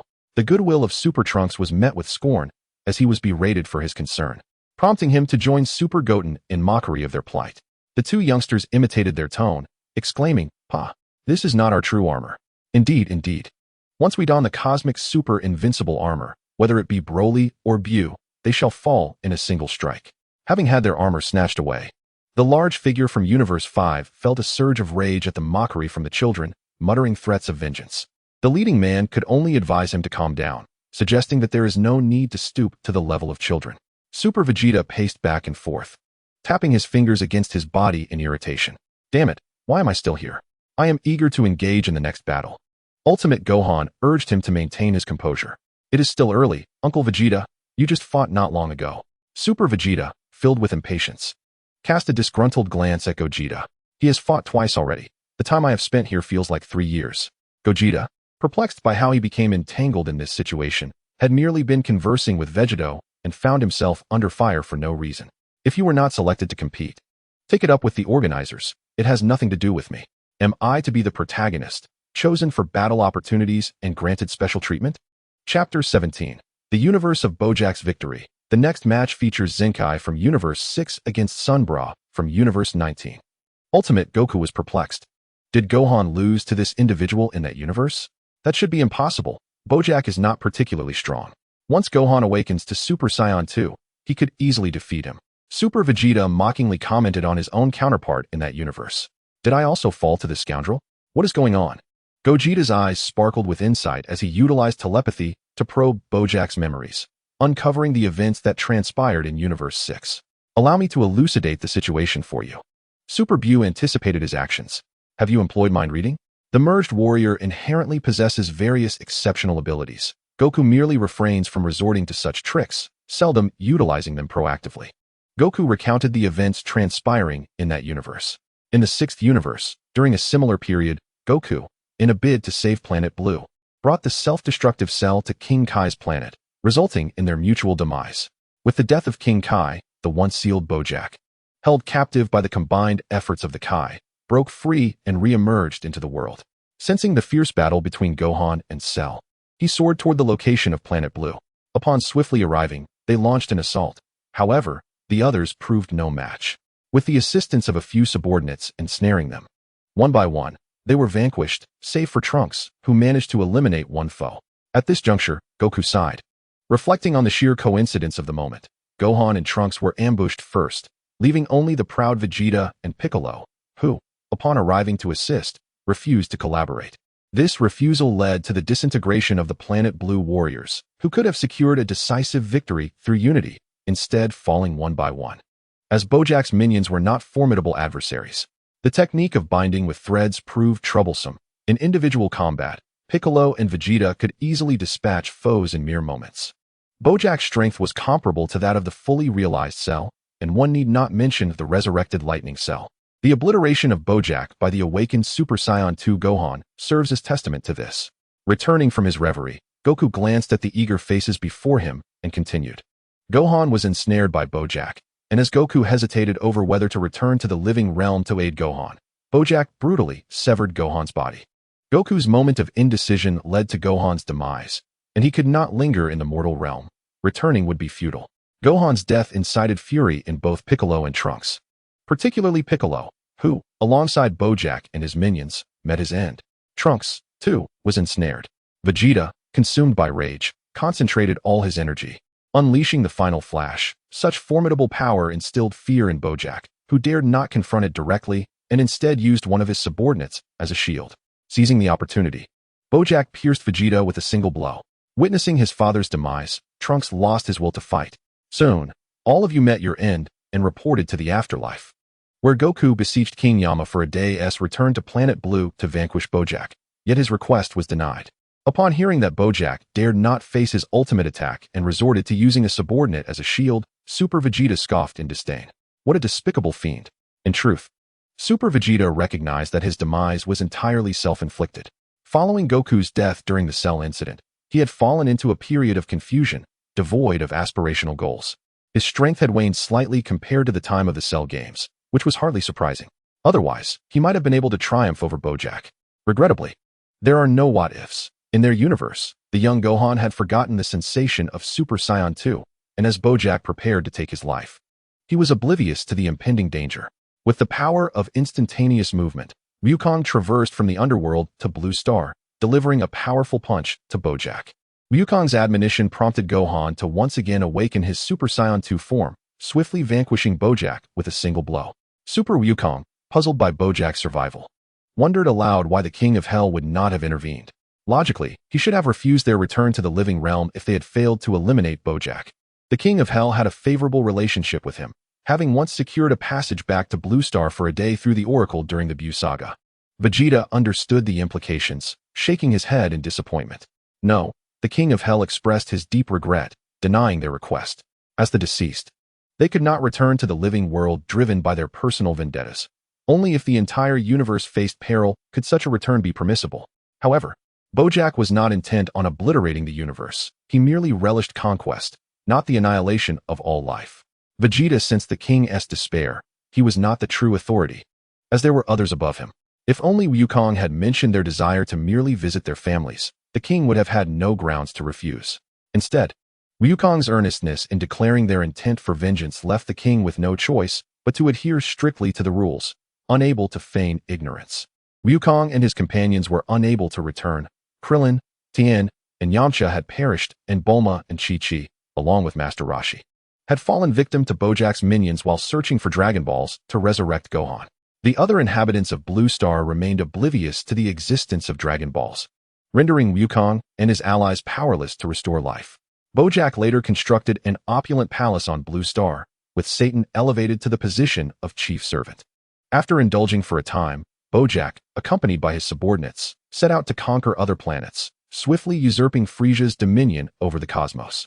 The inhabitants of the super universe exchanged glances, unsure of whom to blame.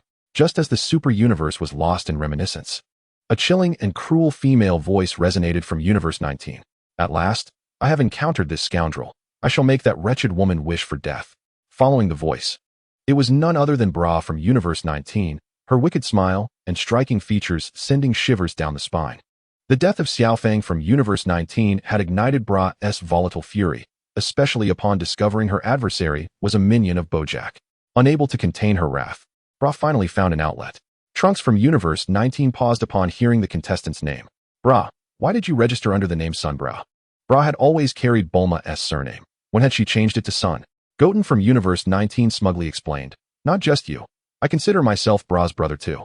She requested to change her contest name to Sun Bra prior to the tournament.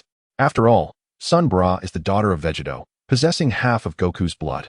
So it's quite normal for her to adopt the Sun surname. Vegito addressed the judge, requesting a brief moment. Judge, could I be granted 2 minutes, please? Due to the limited time requested, the referee hesitated for a moment before promptly agreeing, reasoning that 2 minutes would not impede the progress of the grand competition. Vegeta seized onto Sun Bra's attire, forbidding her from ascending the stage, and gently urged her to manage her emotions. You may slay her, but do not torment her.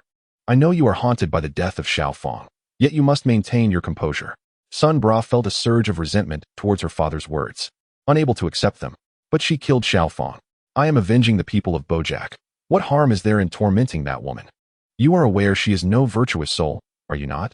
Bojack and his associates are certainly no paragons of goodness, committing acts of arson, murder, and pillage, akin to a veritable replica of Frisia.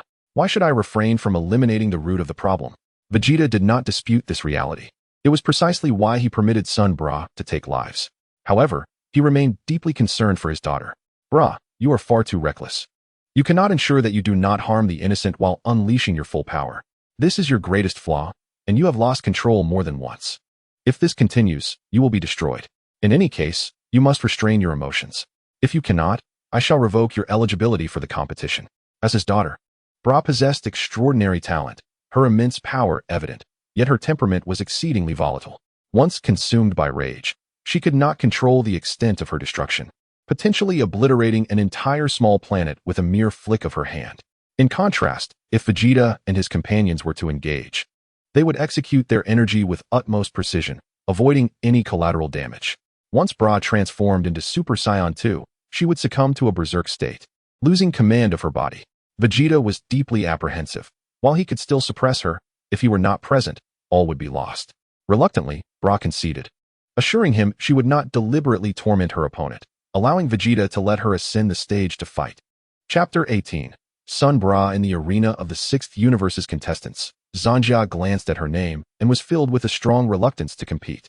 The shadows cast by Gogeta haunted her. The residual shockwaves from her battle with Broly had nearly claimed her life, leaving her without the courage to fight. I shall not participate.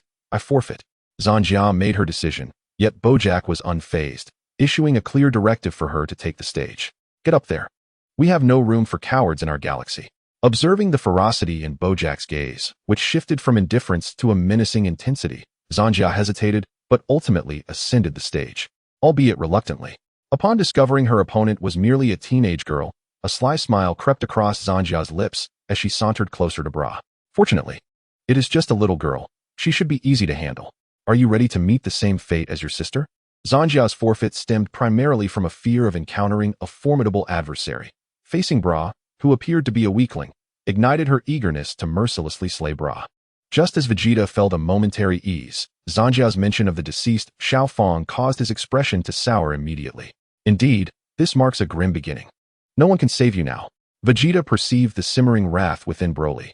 Though the fleeting emotion flashed across his face so briefly that an ordinary person would hardly notice it, yet it was unmistakably evident to Vegeta. Clearly, the repeated mentions of his deceased granddaughter, Xiao Fong, ignited a smoldering fury within Broly, who feared that a surge of anger might lead him to annihilate the entire sixth universe. This assembly might indeed permit violence, and with powers being relatively equal, one could only fight with utmost fervor, resulting in inevitable casualties that were considered commonplace.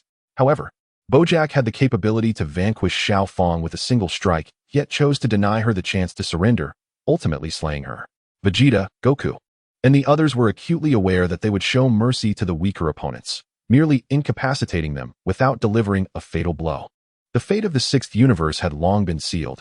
Xiao Gohan would not spare them, nor would Broly show leniency. Yet, they exhibited remarkable restraint, opting not to strike just yet. Zhanjia observed as Xiao Bra trembled violently, mistakenly believing that her words had instilled fear in the girl, and launched a flying kick that connected with Xiao Bra's face. Xiao Bra remained unyielding, as if untouched by the world, raising her head in a display of contempt. Veins bulging, her gaze transforming into a terrifying glare.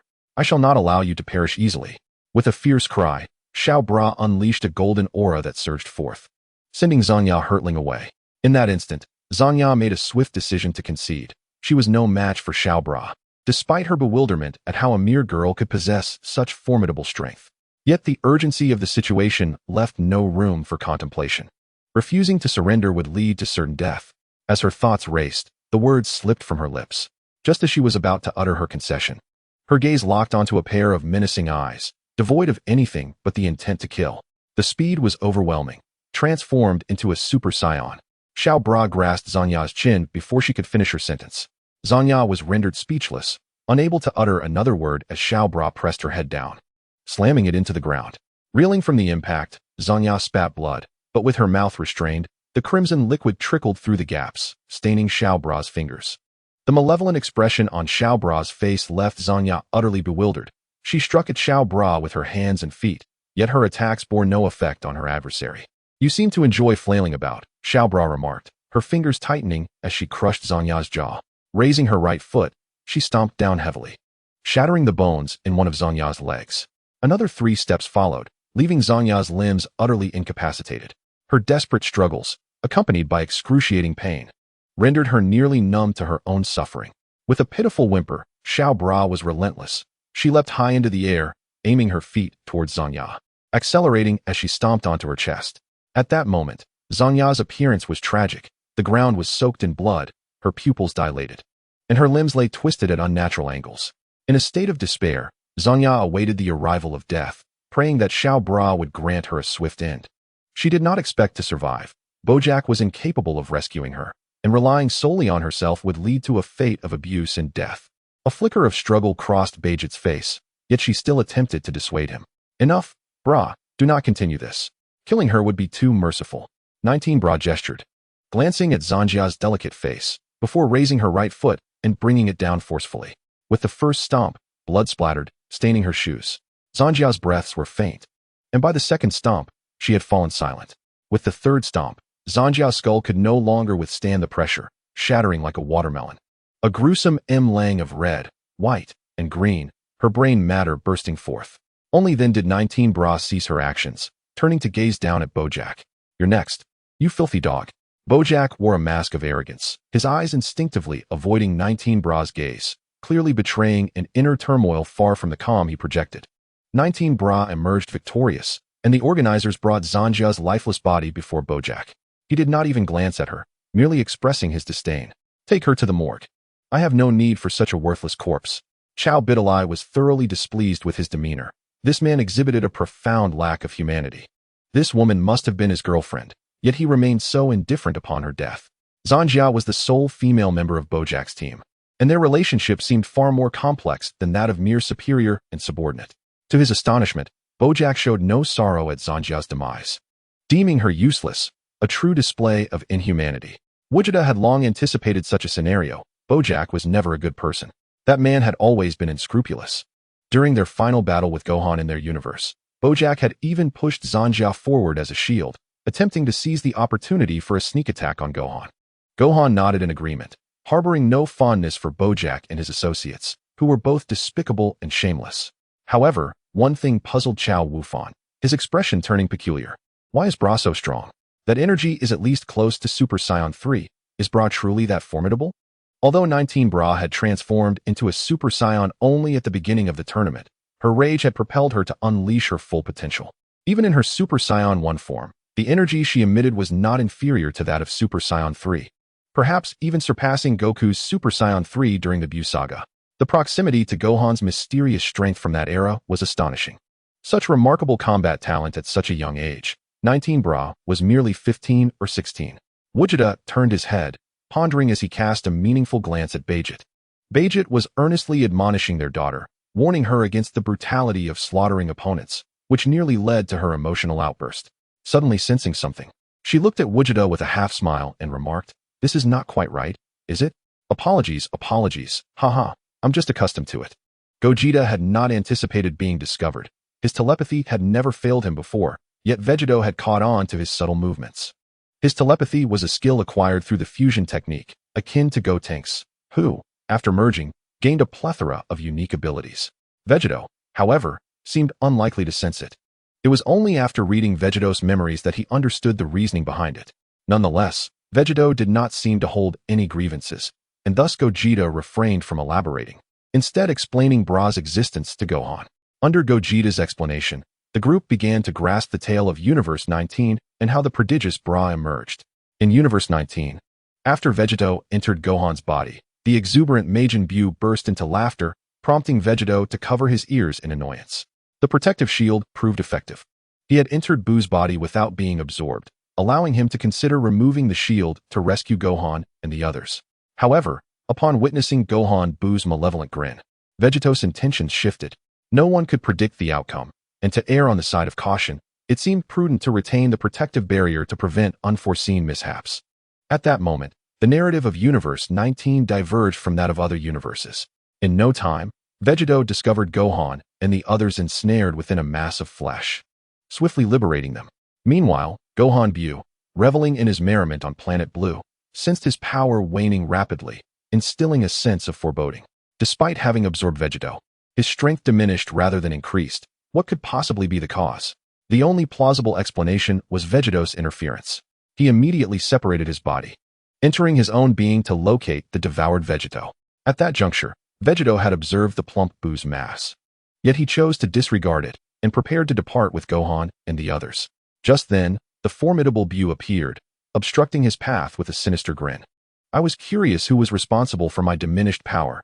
It turns out to be you, and I shall make you pay dearly." Vegito remained composed, unfazed by Buu's threats. "Do you truly believe you can impede me?" In an instant, he unleashed a ki blast, wreaking havoc within Buu's being, piercing through his form and creating a 1-centimeter wound on Buu's exterior. The injury healed swiftly, and Buu dismissed it, mocking Vegito's ineffectiveness. "You, my friend, are but a mere cell within me. Even if my power is not what it once was, it suffices to deal with you." Confident in his own strength, Buu believed that as long as Vegito remained within him, he could not be harmed. Vegito, undeterred, teleported directly before the plump Buu. "Then I shall render you even weaker." For the first time, a glimmer of fear flashed in Buu's chilling eyes, true terror emanating from within. "No, please don't do that. Otherwise, I shall cease to be myself. I beg you." "Ah, it seems you have truly succumbed to fear. You are no longer yourself, which is quite intriguing." Upon observing the expression of Majin Buu, Vegito comprehended that this was his critical vulnerability, despite his lack of understanding as to why.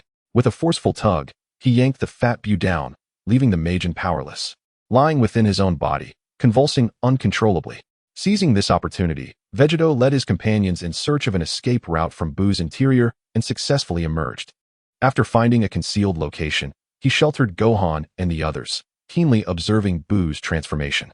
The Majin's form fluctuated dramatically. At times, his muscles swelled, rendering him grotesquely bulky, while at other moments, he appeared diminutive and exuded a savage aura. His power seemed to have intensified, surpassing his initial strength, yet still fell short of the might he possessed after absorbing Gohan. What could possibly be happening to him? Vegito, at that moment, was oblivious to Buu's nature and could not fathom the unfolding events. In mere seconds, Buu's physique morphed once more, reverting to that of a small child, resembling the original malevolent Majin Buu. This left Vegito bewildered. His energy fluctuated unpredictably, and he pondered the meaning behind it all. Nevertheless, the slight decrease in his energy was ultimately a favorable sign, indicating a reduced level of danger. Chapter 19. The birth of Vegito. The malevolent Majin Buu unleashed a primal roar, emitting a beast-like screech as he pounded his chest. In the next instant, without any warning, he launched an energy wave with his right hand. Vegito was taken aback. Buu was deviating from the expected pattern.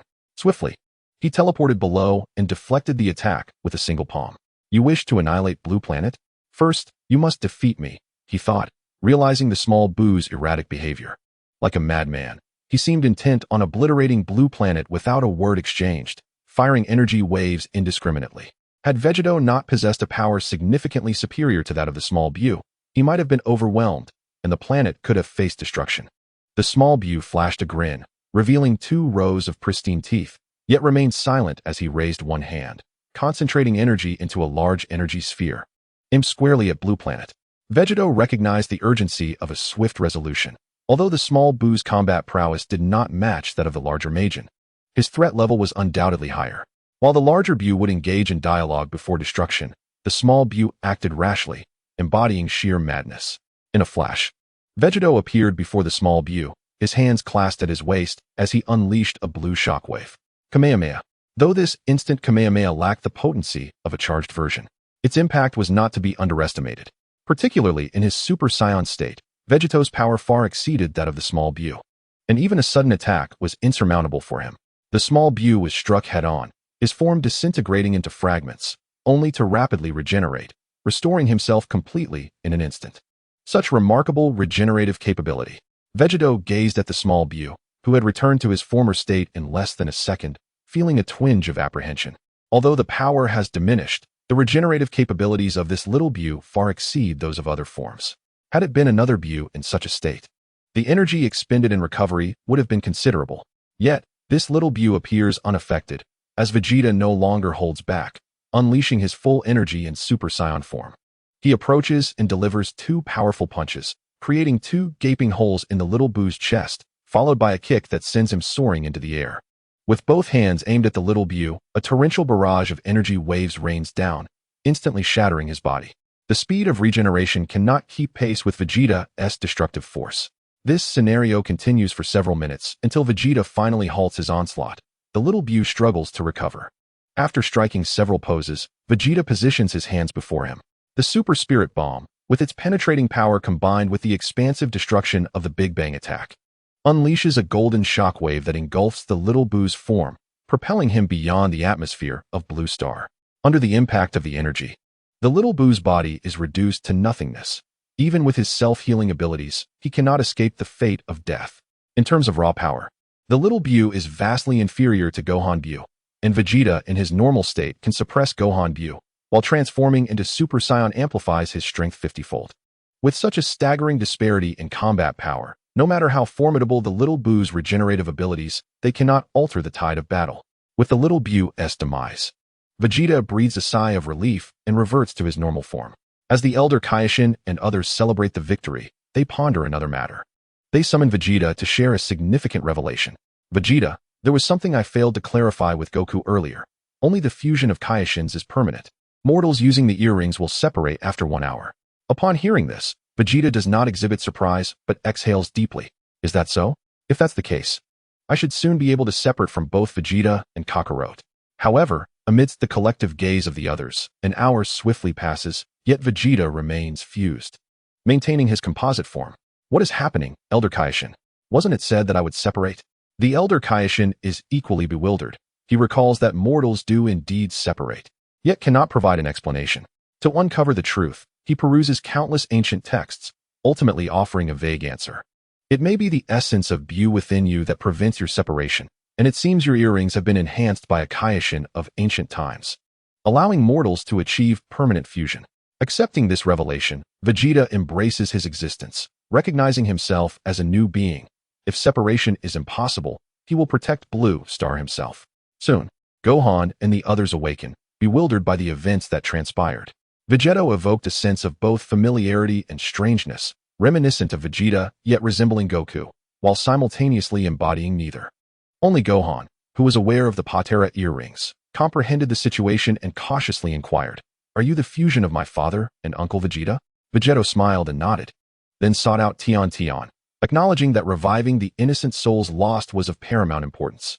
During their fierce battle, numerous inhabitants of Blue Star had tragically perished. Tian, please collect the Dragon Balls to resurrect the fallen. I entrust this task to you. Tian, with a curious gaze upon Vegito, acquiesced to his request. For Goku was the stalwart of Blue Star, and Vegito bore his essence. Thus, Tian could not refuse his plea. Very well, but the Dragon Balls will require several months to regain their power. I will do my utmost to expedite their readiness. After a period, the 7 collected Dragon Balls were activated, restoring all creatures on Blue Star that had been destroyed or annihilated to their former selves. This included Bulma and Chi, who had been transformed into candy by Majin Buu. Upon their resurrection, they learned a shocking truth. In the temple, Vegito elucidated his existence and origin, informing them that Goku and Vegeta were not merely lost but irretrievably gone, making any attempts to resurrect them futile. I am neither Goku nor Vegeta. I am a being who has only recently come into existence. Little Trunks was not pleased with Vegeto's presence and denied his existence. You are not my father. Vegito, unfazed, extended his palm to convey his inner thoughts. Indeed, I am not your father, but I will cherish you just as he did. Though Vegito was a wholly new persona, impartial to either Vegeta or Goku, he nonetheless felt a profound attachment to both families due to the emotions inherited from them. However, being singular, he could not divide himself, leading him to candidly express his feelings to Bulma and Chi. I hold affection for both of you and for both families, yet I find myself at a loss as to how to proceed. Understanding dawned upon Bulma and Chi as their gazes locked, sparks flying between the eyes of former friends. With only one man and 2 women, the situation was painfully evident, and neither appeared willing to yield. Yet, moments later, Chi smiled gently, opting to step aside for Bulma. Goku has been gone for 7 or 8 years. I have raised our child alone. I will not compete with you, Bulma. As Chi spoke of the departed Goku, tears welled in her eyes. Despite her fierce facade, she was, after all, a woman. She longed for a partner to protect her. And although Gohan had grown strong enough to deter most threats in the universe, the void left by Goku was profound. He had perished in his battle with Cell. And after so many years apart, even though Vegito bore a striking resemblance to Goku, he was ultimately not the man from her memories. From the moment Goten was born, he had never laid eyes on his father. It was only during the World Martial Arts Tournament that they finally met, yet so soon they were to face eternal separation. As this thought crossed her mind, Chi wiped away her tears and embraced Goten, making a heartfelt request. If you have time, could you come to my home for a visit? And could you perhaps consider being Goten's father? Vegeta readily agreed, for in his eyes, Goten was already his son, sharing half of his blood. Even if Chi had not spoken, he would have embraced Goten as his own. Thus began a series of frequent instantaneous travels by Vegeta, moving between Bulma's and Chi-Chi's homes. Shortly thereafter, the Supreme Kais extended an invitation for Vegeta to assist them in dealing with various dangerous entities across the universe. He did not refuse. His benevolent nature compelled him to accept their plea, for Vegeta was unmatched in strength. Before long, he traversed numerous locations throughout the cosmos, vanquishing one villain after another, with his exploits widely reported. His reputation soared, and he was hailed by many civilizations as a hero, a savior. A small faction even regarded him as the supreme divine being, powerful, enigmatic, and invincible. Chapter 20. The Singular Combat Talent. As Vegeta addressed the cosmic conflicts, he was often accompanied by 2 young girls, Gohan's daughter, Pan, and Bulma's daughter, Bra. Due to Vegeta's absence, Bra, who was supposed to be born at the conclusion of the Buu saga, still came into existence, albeit with Vegeta's identity transformed into that of Vegito. Upon witnessing his own daughter for the first time, Vegeta was overwhelmed with joy, lifting her high and exclaiming, "Ah, my daughter! What name shall I bestow upon her?" Bulma, lying weakly in bed, suggested, "I've thought of a name. Let us call her Bra." The name Trunks flashed through Vegeta's mind, and he mused that Bra sounded delightful, complimenting Bulma's surname, especially since Scions do not adhere to fixed last names. Suddenly, another thought struck him. I seem to have never seen Trunks' tail. Could we perhaps allow Bra to keep hers? Vegeta fondly touched Bra's tail, charmed by the fluffy appendage, and made his request to Bulma, imagining the implications. Bulma firmly rejected his plea. What if she transforms into a giant ape? Why should a girl have a tail? Bulma had initially thought the same when she had removed Trunks' tail, if she wished to deny a boy such a feature. She was even less inclined to allow her daughter to have one. Upon her words, a chilling vision flashed in Vegeta's mind. Under a full moon, Bra would gaze at the celestial body, transforming into a monstrous ape, wreaking havoc upon Earth and overpowering numerous warriors. Piccolo, supported by Gohan, urged him to protect their planet. Gohan, bewildered, watched as Bra morphed into a giant ape, unable to strike against her, especially since, in a certain sense, Bra was also his sister. Vegeta shook his head, casting aside his unrealistic fantasies, and decided to heed Bulma's words, then inquired with genuine concern, "You should be able to get out of bed now, right?" Bulma, initially taken aback, pointed her right index finger accusingly at Vegeta, her eyes ablaze with indignation and ire. After taking several deep breaths, she managed to suppress her anger. "You fool, do you take me for a scion? I certainly do not possess such monstrous recuperative abilities. I require a considerable period of rest before I can move. How could I possibly get out of bed today after just giving birth?" Vegeta chuckled awkwardly. "It's the first time, after all. I lack experience. Things will improve in the future." He thought little of it, as female scions typically gave birth in the morning and resumed training by afternoon without any hindrance. Forgetting that Bulma was an ordinary human, observing the little one clinging to her clothing, laughing and chatting, Vegeta was eager to discover the extent of his child's innate talent. "Bulma, do you have a scouter?" Still fuming, Bulma retorted without much thought. "No, what would I want that for? I don't engage in battle." Vegeta countered. "But when Raditz first arrived, you repaired a power level detector, didn't you?" At this, Bulma recalled that indeed, she had done so, but as their power levels skyrocketed, the device became obsolete, and she had discarded it in the storage room. With the precise location in mind, Vegeta vanished from Bulma's side, his words resonating in the air. "All right, I'll go retrieve it." Little Buu slipped from his grasp, plummeting towards the ground. Bulma's heart raced, and she instinctively reached out to catch her. But it was too late. In a fraction of a second, Vegeta reappeared, catching the falling Buu effortlessly and cradling her once more. "I'm back." He activated the scouter, scanning Buu's power level, and his face broke into an exuberant grin. The power level detector displayed a staggering 13,666, indicating that his daughter's battle power at birth surpassed even that of the infamous Broly. It was worth noting that Broly's power level upon birth was merely 10,000, meaning his daughter was a third stronger than him. Bulma, not entirely grasping the significance of the data, asked curiously, "Are you saying our daughter is exceptionally strong?" Vegeta nodded vigorously, puffing up with pride as he proclaimed, "She could easily overpower Nappa right now, but as my daughter, that is only to be expected." Bulma was aware of Nappa. She had heard from Krillin, who had narrowly survived their first encounter on Earth, about the events that transpired.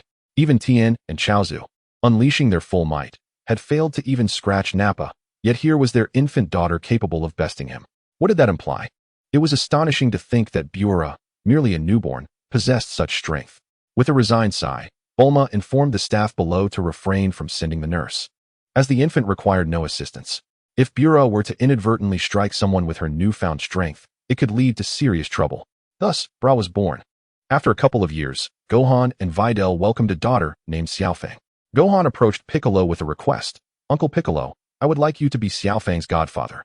Initially, Gohan had hoped for Piccolo to take his younger brother Goten as his godson, but Chi-Chi was reluctant, leaving him no choice but to abandon that idea. Naturally, Piccolo could not refuse Gohan's heartfelt request, and he willingly accepted the role of Xiaofang's guardian. However, the situation carried a hint of awkwardness. Piccolo was of the same generation as Goku. Although his actual age was not significantly greater than Gohan's, he was indeed of a higher standing, and Gohan had always addressed him as uncle.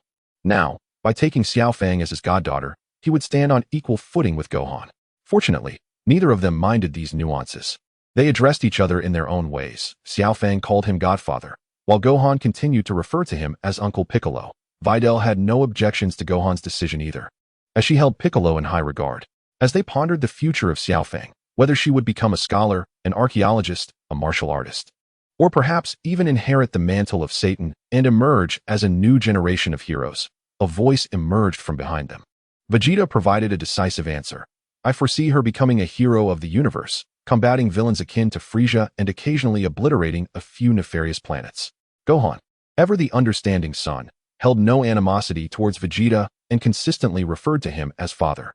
Vegeta regarded both Xiaofeng and Buu as his disciples, hoping they would someday take his place and uphold peace across the universe. Yet, what could infants accomplish? At least, they would need to grow a bit older.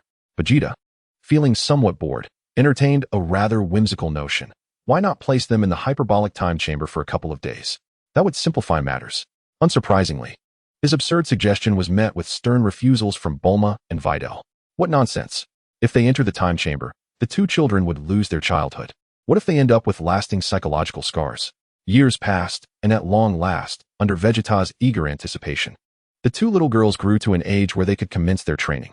Concerned for her daughter, and perhaps for other reasons, Videl insisted on training alongside them. Despite Vegeta's attempts to dissuade her, he ultimately acquiesced to her request. Videl warmed up, stretching her muscles. They are still so young. I should be able to keep up with their training. Vegeta wore a peculiar smile. Really? That's splendid. Let's start with a simple warm-up. Let's circle around Planet Blue. Videl stood there in disbelief. She could comprehend Vegeta's words when spoken separately, but when combined, they left her perplexed. A warm-up that involved circling Planet Blue? Was such a high-intensity activity truly a warm-up? Isn't it just about stretching and kicking? Videl forced a bittersweet smile, resolutely determined to exert all her effort to match the speed of the three as they soared through the skies. Yet again, she found herself mistaken. Setting aside the prowess of Vegeta and Buu, Little Fong is also Gohan's daughter, having inherited his exceptional talent. The trio transformed into a radiant arc. Vanishing in an instant from Biddy Lee's sight, she had scarcely begun her flight when their shadows were already lost to her. What was the point of pursuing them? They existed in an entirely different dimension, rendering her inferior even to her young daughter. Secretly envious of the Science innate abilities, she remained rooted in place, diligently honing her martial arts skills. Before long, the three returned together, noticing Biddy Lee training solo. The youthful Fong, believing that Biddy Lee had flown back faster than they had, exclaimed, "Mom, you are amazing. I didn't even see you zip past us before you returned." Biddy Lee chuckled awkwardly. "Of course, you didn't see me. I didn't fly at all. There's no way I could keep up with you." Vegeta, intent on teasing Biddy Lee, grinned and suggested, "All right, let us train seriously." Upon hearing his words, Biddy Lee's hair nearly stood on end. It was a joke that their combat abilities were so disparate, and she had no desire to embarrass herself in front of her daughter. Quickly, she invoked her father Satan's signature trick, claiming she was feeling unwell and preferred to observe their training instead. Subsequently, she never again watched her daughter's practice. As Buu grew older, her combat prowess escalated sharply. To further her development, Vegeta took her to a war-torn nation. Defeat them, but don't exert too much force. They are quite fragile. You may destroy tanks and planes, but do not harm those inside. However, unbeknownst to Vegeta, the opposing forces had heard of his formidable reputation and, rather than fight, surrendered without a struggle. This left him quite exasperated, and he had no choice but to abandon Buu's training and take her home. Despite being only a couple of years older than Little Fong, Buu's combat strength far surpassed hers. Yet, possessing such power at a tender age also presented Buu with vulnerabilities. Her control over her strength was lacking. While she could manage her physical power under normal circumstances, once provoked, she would unleash an overwhelming force, unable to perfectly regulate her destructive capabilities. In contrast, Little Fong maintained her composure even in anger, a fact that concerned Vegeta greatly. Buu's power continued to amplify, and if she were to lose control one day, it could spell disaster. Buu possessed the latent danger of Buu and the terrifying potential of Broly, combined to make her the most unstable element. Fortunately, under Vegeta's vigilant watch, their universe remained orderly, posing little threat, and he seldom intervened. However, when adversaries emerged that could endanger multiple planets or entire star systems, Vegeta would spring into action to resolve the turmoil. After all, the Kais were not particularly powerful and could not manage many issues. If Goku absorbed formidable monsters, then Vegeta attracted divine beings and an array of peculiar creatures. as well as unique entities hidden in the depths of the cosmos. Vegeta lacks the pure and unblemished heart of Goku, and he does not possess the stubbornness of Vegeta. His invincible blood carries a sense of loneliness and ennui. After listening to Gogeta's explanation, Super Gohan comprehended the situation regarding the 19th Bulma, yet he was profoundly shaken. A battle power exceeding 10,000 at birth is indeed terrifying, surpassing even Broly. The upcoming match features Bojack from Universe 6 against Son Gohan from Universe 22. Chapter 21. Once the mightiest individual at the announcement made by the referee, several Gohans were taken aback. None had anticipated that Universe 22 would feature a Son Gohan who had remained unseen until now. As the referee's voice echoed, a solitary figure emerged from the contestant passage of Universe 22, Son Gohan. It was unclear whether he had come alone or if others had chosen to remain hidden. Then, a startling scene unfolded before the onlookers. Son Gohan's figure vanished from the ground and reappeared upon the stage. Super Goku was astounded, as was Goku himself. While Super Buu and Gasikak trembled, Son Gohan did not employ instant transmission. Instead, he moved purely with astonishing speed. No one knew how he had reached the stage, just as no one understood how he had departed the area designated for Universe 22's contestants. Vegeta and Gogeta's expressions turned serious for the first time. Even during their encounters with Super Buu and the resolution of Broly, they had not truly been earnest. Super Goku lowered his gaze and inquired of Super Vegeta, "What are your thoughts?" Super Saiyan God likely stands little chance. We may need to resort to Super Saiyan Blue to ensure victory, Super Vegeta replied. Recognizing the exceptional prowess of this Universe 22 Gohan, Super Goku nodded in agreement. Indeed, I share the same sentiment. This Gohan appears to have devoted himself to serious training, finally abandoning the path of a scholar to embrace the identity of a martial artist. Super Vegeta's tone carried a hint of excitement. If Kakarot was the one he most desired to defeat, Gohan was certainly among the top 3 he wished to battle, at least while Gohan had not neglected martial arts. However, that young man had never favored combat, and over time, he had been left behind. This Universe 22 Gohan was evidently different. Oh, is it true that Super Blue can conquer him?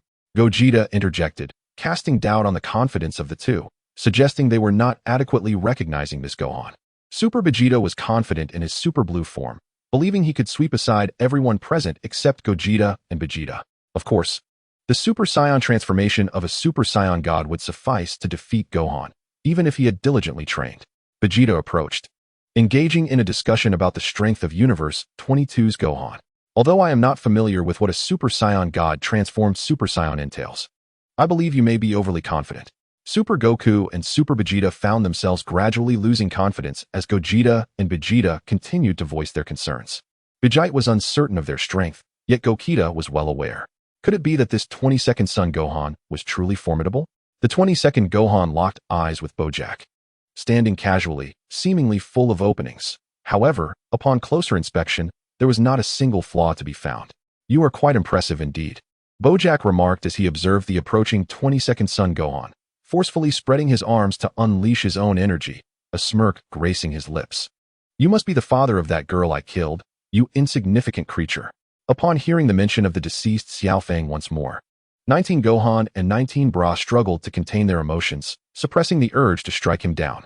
In an instant, the 22nd Gohan vanished, only to reappear behind Bojack, delivering a devastating blow from his chest, extending his arm from behind. Blood gushed forth, mingling with a green liquid, as the expressionless 22nd Son Gohan stood before him. Bojack stared at him in disbelief, staggering backward, unable to comprehend the events that had transpired. How had the 22nd Son Gohan reached him? He had seen nothing. Yet, in the next moment, a searing pain overwhelmed him, a heart-wrenching agony that made life itself feel unbearable. The 22nd Son Gohan tilted his body slightly. His right hand aimed at Bojack as blue energy coalesced, unleashing a Kamehameha that struck Bojack with tremendous force. Though Bojack attempted to retaliate, his hands clashed together without gathering energy, and the shockwave engulfed him entirely. The ruler of the 6th universe, whose power surpassed even that of a full-powered Super Saiyan, found himself unable to mount any defense against the 22nd Gohan, succumbing to his fate in mere seconds. Throughout the encounter, he had uttered but a single harsh word, which had only served to ignite the fury of the 22nd Gohan. In light of the vast disparity in their strengths, the battle concluded in a mere 3 seconds, devoid of any hesitation. Gogeta could not help but marvel at the relentless dedication of Son Gohan, who had honed his potential and talent to perfection, returning as the once greatest warrior. This Gohan was decisive, far more ruthless than you, Gohan. Super Gohan scratched his head, offering an embarrassed smile. Super Goku glanced at him, silently comparing. Although Super Gohan had regained his martial spirit due to the Tournament of Power, breaking through to a realm stronger than the mysterious Gohan, he still paled in comparison to this 22nd Gohan. The 22nd Gohan turned his head, his prominent bangs framing his forehead, his gaze exuding confidence in his own strength, a powerful essence that was unmatched. This was the 22nd Son Gohan, revered as the strongest genius of the Blue Star Scions, who had become the mightiest warrior through relentless training. The onlookers were once again engulfed in shock, with many left pondering whether they could truly defeat such an opponent. The 22nd Gohan exhibited an absolute dominance, his speed and power rendering most utterly hopeless. Aside from a select few, no one could discern the movements of the 22nd Gohan. Even his opponent struggled to perceive his actions, rendering any attempt at combat futile.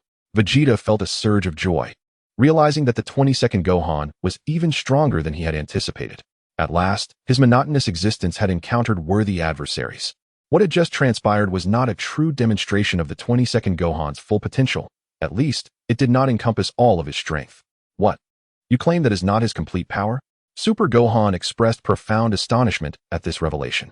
It is noteworthy that even he could only catch a fleeting glimpse of the 22nd Gohan's execution, having transcended into the mysterious state of Gohan. He had further augmented his combat prowess, yet he could hardly keep pace with the formidable 22nd Gohan. Just how powerful could he possibly be? Vegeta, however, regarded this as entirely reasonable. Surely you have not forgotten your innate talent. Beyond every human, there lies a greater being. The universe is vast. With your inconsistent training regimen, it is only natural for your opponents to surpass you significantly. To suggest that Super Gohan's sporadic training was commendable would be an understatement. He had merely trained for about a year during his childhood under Piccolo's guidance, followed by a brief stint on Namek. During the Android Saga, he spent a year in the hyperbolic time chamber with Goku, emerging as a Super Saiyan 2. Subsequently, he squandered 7 years without training, resulting in a decline in his abilities.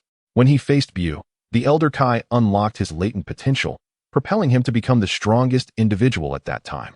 In the era of Dragon Ball Super, he again neglected his training for several years, but shortly before the Tournament of Power, he managed to break through his previous limits, establishing himself as the mightiest being beneath the Super Saiyan Blue Goku and Vegeta.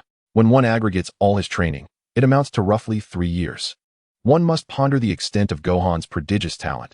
Had he consistently devoted himself to training, how formidable would he have become? In Vegeta's eyes, Gohan was indeed the one deserving of the protagonist's role, as he effortlessly achieved superior strength. Was it necessary for him to labor tirelessly like Goku and Vegeta, grinding away for power that could merely be attributed to hard work? The true essence of talent lies in the effortless enhancement of one's abilities. Super Vegeta shared a similar sentiment regarding Gohan from his universe. Indeed, you are far too indolent, preferring to masquerade as some pretentious scholar. The forthcoming match pitted the technological warriors of Universe 5 against the transcendent Krillin. Krillin managed to exchange a few blows, but, recognizing the disparity in strength, conceded defeat voluntarily. The inhabitants of Universe 5 were not prone to unnecessary aggression. They sought merely to illustrate the gap in power, prompting Krillin's decision to surrender. Nevertheless, Krillin's repertoire of skills, including the formidable solar flare, inflicted considerable trouble upon the warrior. Those from Universe 5 did not forget to boast about the prowess of their battle armor to Vegeta. In a candid exchange, Vegeta delivered a harsh truth. In fact, Krillin is the weakest among us, and your armor poses no genuine threat to us. While he did not wish to diminish their confidence unduly, he could not deny that their armor was indeed no match for him and his allies. After all, even if Vegeta and Goku transformed into Super Saiyan Blue and stood there, they could endure a 10-minute onslaught without issue. However, to express it this way seems somewhat insulting. Vegeta remained more tactful. The next match pits Bardock from Universe 3 against Son Goku from Universe 18. Super Saiyan Goku, having eagerly awaited his turn, excitedly dashed to the arena. Upon reuniting with his father, the Super Saiyan was oblivious to Bardock's true identity. Bardock gazed at him with a hint of nostalgia, remarking, "It appears you have defeated Frieza and protected your planet." Super Saiyan Goku scrutinized him, the striking resemblance prompting questions. How do you know that? They hailed from different universes. How could Bardock be certain of his victory over Frieza? Bardock, unyielding, proclaimed, "I am your father." Super Saiyan Goku was taken aback, yet after a brief pause, he chose to accept this revelation. Bardock had no reason to deceive him, and the familiar visage compelled belief. Bardock beckoned to Goku. "Show me your prowess, Kakarot." Goku, irritated by the name, retorted, "I am not Kakarot. I am Son Goku of planet Earth." His contradictory nature was vividly displayed, a behavior Vegeta had long since accepted. Typically, Goku's exchanges were as follows: "So-and-so Kakarot," to which he would respond, "I am Son Goku." Yet only Vegeta addressed him as Kakarot, prompting a response. Others were met with silence. Bardock remained unfazed, channeling all his energy to transform into a Super Saiyan. Indeed, this Bardock possessed the ability to transform as well. His expression serious as he explained, "I have developed an unstable ability to foresee the future. Since then, I have undergone significant change, recognizing the Saiyan's savagery and acknowledging past misdeeds. I was indeed a rogue in my past life, but I am different now, Kakarot. Let us settle this in a battle of Super Saiyans." Vegeta pondered Bardock's identity, wondering if he resembled the character from the movies. After all, how else could he transform and possess unstable precognitive abilities? The only explanation was that he was akin to the Bardock from the older films, the one who traversed time. As for probing Bardock's mind, Vegeta had no intention. He deemed it unnecessary, for this individual hardly posed a significant threat. Whatever abilities he possessed would not alter the outcome of defeat. They were merely supporting characters in this encounter. Without hesitation, Super Saiyan Goku erupted in golden light, transforming into a Super Saiyan as well.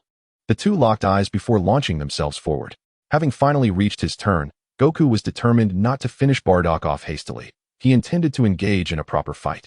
He restrained his power, refraining from unleashing his full potential, knowing full well that Bardock would not withstand even 3 of his blows.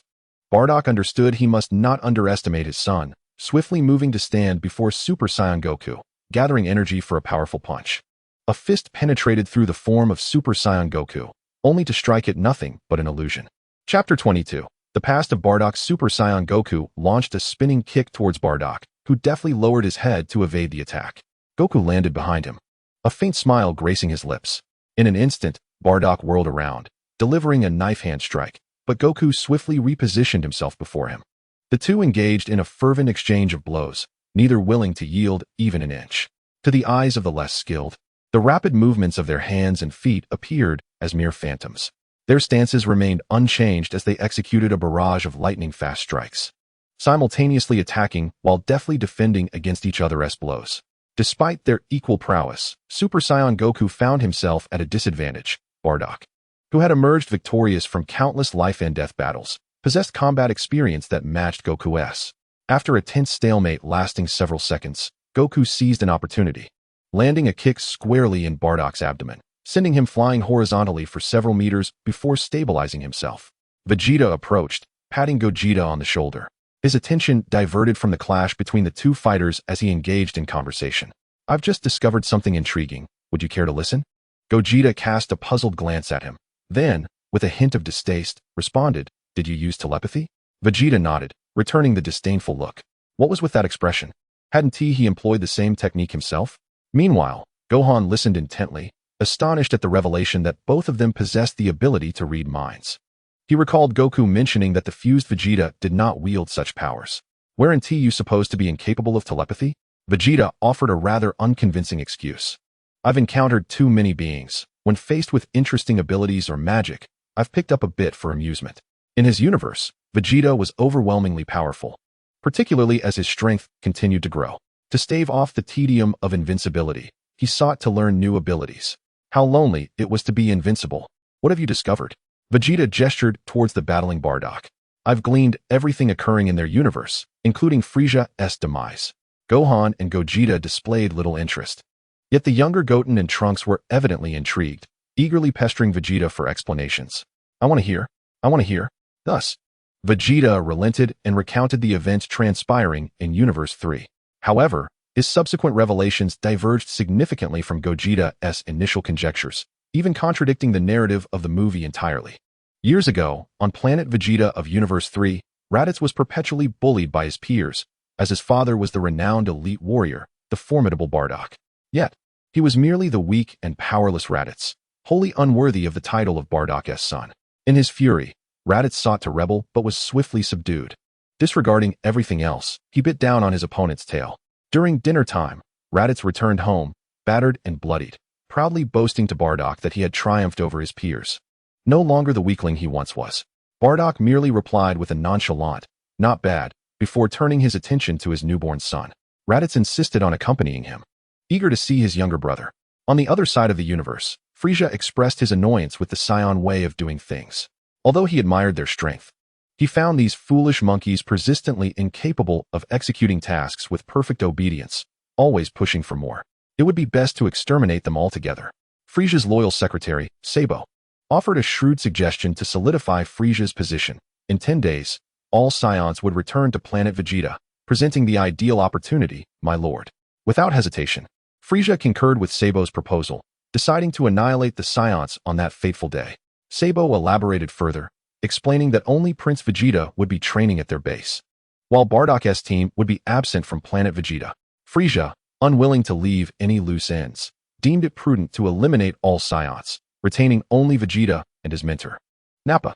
Sabo had an even more cunning plan, revealing that Bardock was a formidable elite warrior and that his sons showed potential. Should they not be preserved like Vegeta? Frieza agreed and accepted his counsel, secretly dispatching troops to planet Vegeta to prepare for the eradication of the Scions. On planet Vegeta, Bardock took Raditz to the nursery to see his newborn son. Raditz was exceedingly fond of his little brother, shouting, "Kakarot, I am your brother, Raditz." As Bardock activated his scouter to assess Kakarot's power level, he was met with a disheartening single-digit reading. His once hopeful expression darkened instantly, and he turned away in silence. Another worthless son. Beside him, his wife, Hannah, with cascading hair and a sultry figure, placed her hands on her hips and lamented his harshness. "Bardock, do not speak so of your son. In our time, we lacked power-level scouters. Perhaps you were the same upon birth. Kakarot might not be so far behind you." Bardock, dissatisfied, dismissed her comfort as unfounded. "With Kakarot's potential, do you truly believe he can catch up to me?" The saying of Father worth is determined by his son held true among the Scions. Bardock was an elite warrior, while his son was merely an ordinary Scion, a source of shame for him. In contrast, Hannah examined the power levels of the other infants in the nursery. Being newly born, their levels were not high. One measured 3, another 5, with the highest barely reaching 15. As she scanned the power levels of child after child, noting their similarity, she became convinced that perhaps all Scion children were born with such meager strength. However, when she glanced at a small boy, her expression turned to one of disbelief as she exclaimed, "Impossible, absolutely impossible." Bardock looked at her in confusion, unsure of what had provoked his wife's sudden outburst. "What is it?" Hannah was astounded by the child's combat level, her words stumbling as the scene before her shattered her worldview. 1. 10,000 points. This child's combat power is 10,000 points. The detector must be malfunctioning. Hannah found it inconceivable. Such a level of combat strength was absurd. Ordinary children possessed only a few points, at most several dozen. This boy's power had skyrocketed by several hundred times, reaching an astonishing 10,000 points. There must have been a mistake with the machine. Even the elite Scion warriors only boasted combat levels of 7 or 8,000. How could a mere child possess such extraordinary strength from birth? Was he a monster?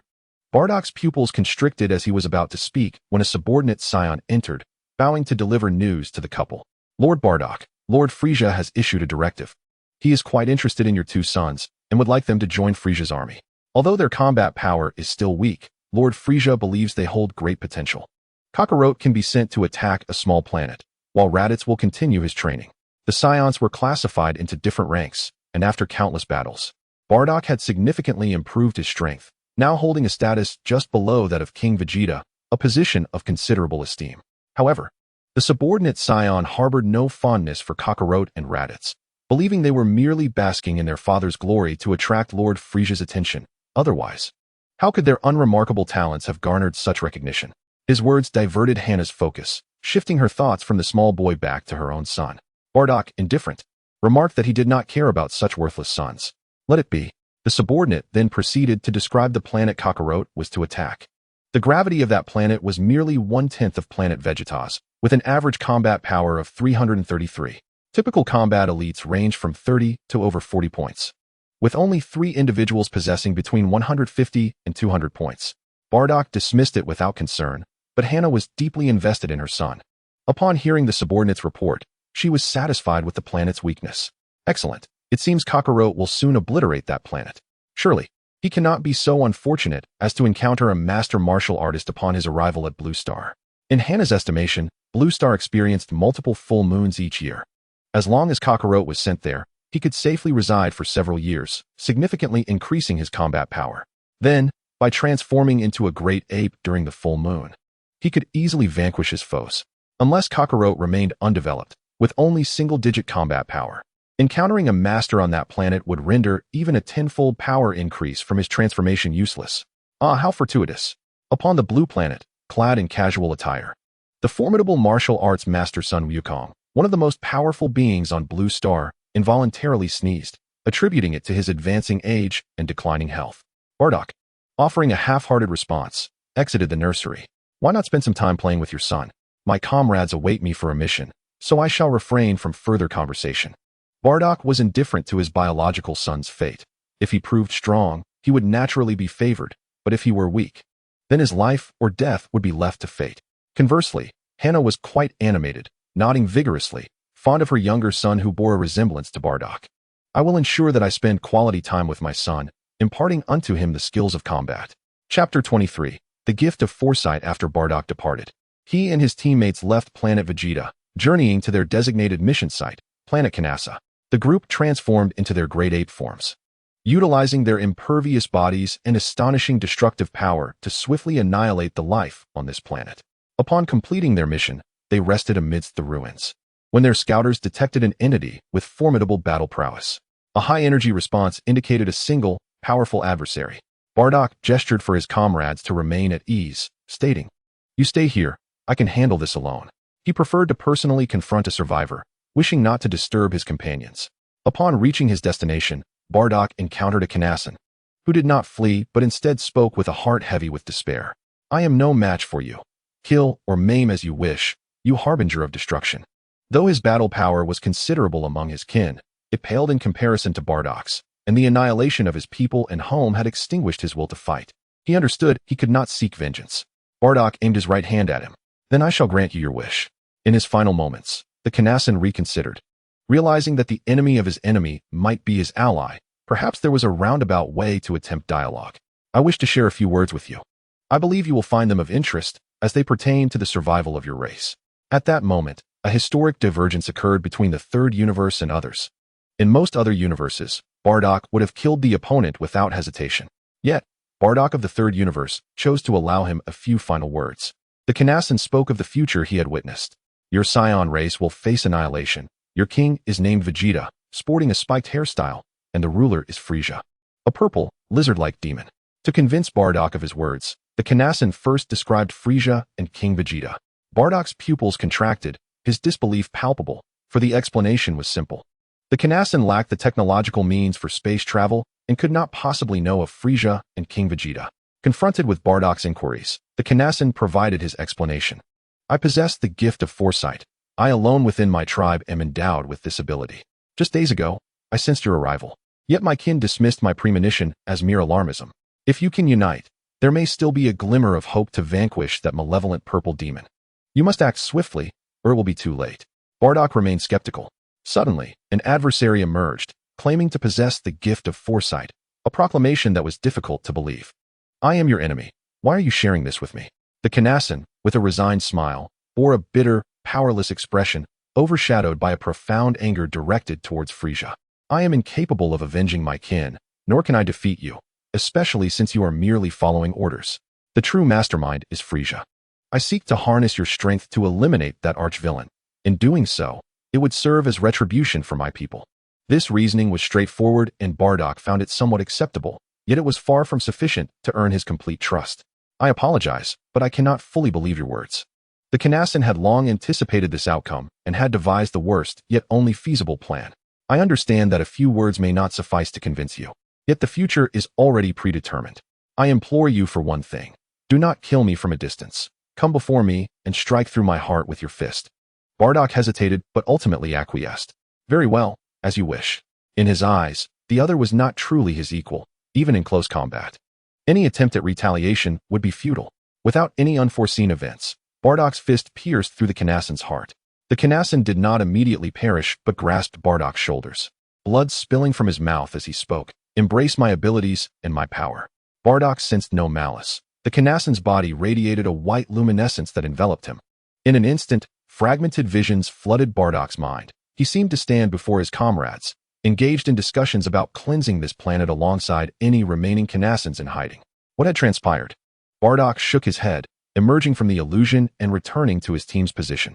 Observing the conversations of his teammates, he stood frozen. The scenes unfolding before him mirroring precisely those fleeting images in his mind, down to the minutiae of their dialogue. Deep within, Bardock's belief in the Kanassan's words was rekindled. He indeed possessed such capabilities. His teammates, bewildered by his seemingly disjointed murmurs, questioned his state of mind. Bardock, what are you saying? Bardock, preoccupied, paid them no heed. If what the Kanassan asserted was accurate, then regarding Frieza, without a moment's pause, he inquired of his comrades, when is Frieza's next visit to planet Vegeta?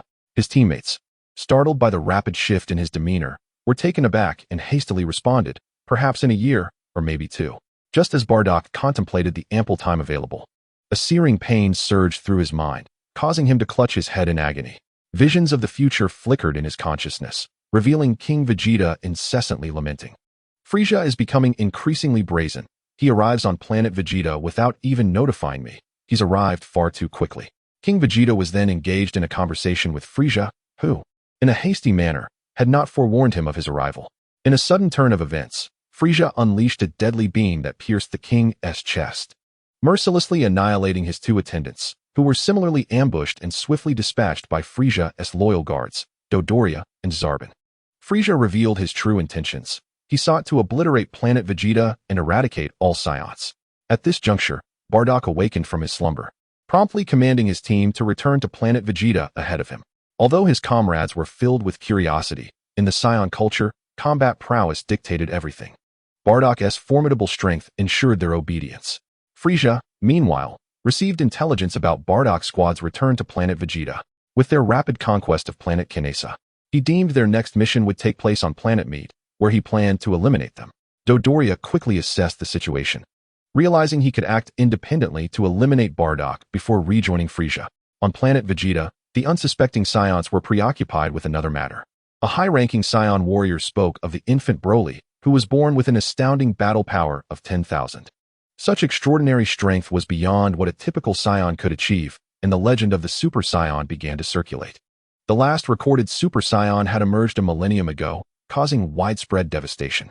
Uncertain of the truth behind this legend, King Vegeta sought to use it as a pretext to eliminate Broly. He feared that once Broly matured, he would pose a threat to his reign, a risk he was unwilling to entertain. Broly's father, Paragus, fervently pleaded for the king's mercy, vowing loyalty on behalf of his exceptional son. Please, King Vegeta, I assure you he will be loyal to you when he grows up. Do not harm him, he implored. However, King Vegeta dismissed these assurances, fearing that if Broly were allowed to grow, no one would be able to counterbalance him. He preferred to extinguish potential threats in their infancy. At the moment when Broly was to be slain, hurried footsteps echoed in the chamber. Bardock had arrived. King Vegeta, we are in grave danger, he declared. The king held Bardock in high regard, recognizing him as one of the top 3 warriors among the Saiyans, and allowed him to speak freely. Without further ado, Bardock asserted, we must prepare. Frieza is on his way to exterminate us Saiyans. Upon hearing his words, the council chamber fell silent for a moment before erupting into a cacophony of derisive laughter. No one believed his claims, regardless of Bardock's formidable abilities. After all, Saiyan warriors comprised nearly a third of Frieza's forces, and they had always been valued. It was inconceivable that Frieza would irrationally decide to slaughter the Saiyans. He was neither mad nor without reason. The annihilation of the Saiyans by Frieza's forces is akin to amputating one's own limbs. Such self-destructive actions are perplexing. Unless Frieza's mind has deteriorated to madness, one must question his motives. Bardock, indifferent to the laughter of the crowd, had anticipated this foolish reaction. Enough with the mirth. I seek no validation from others.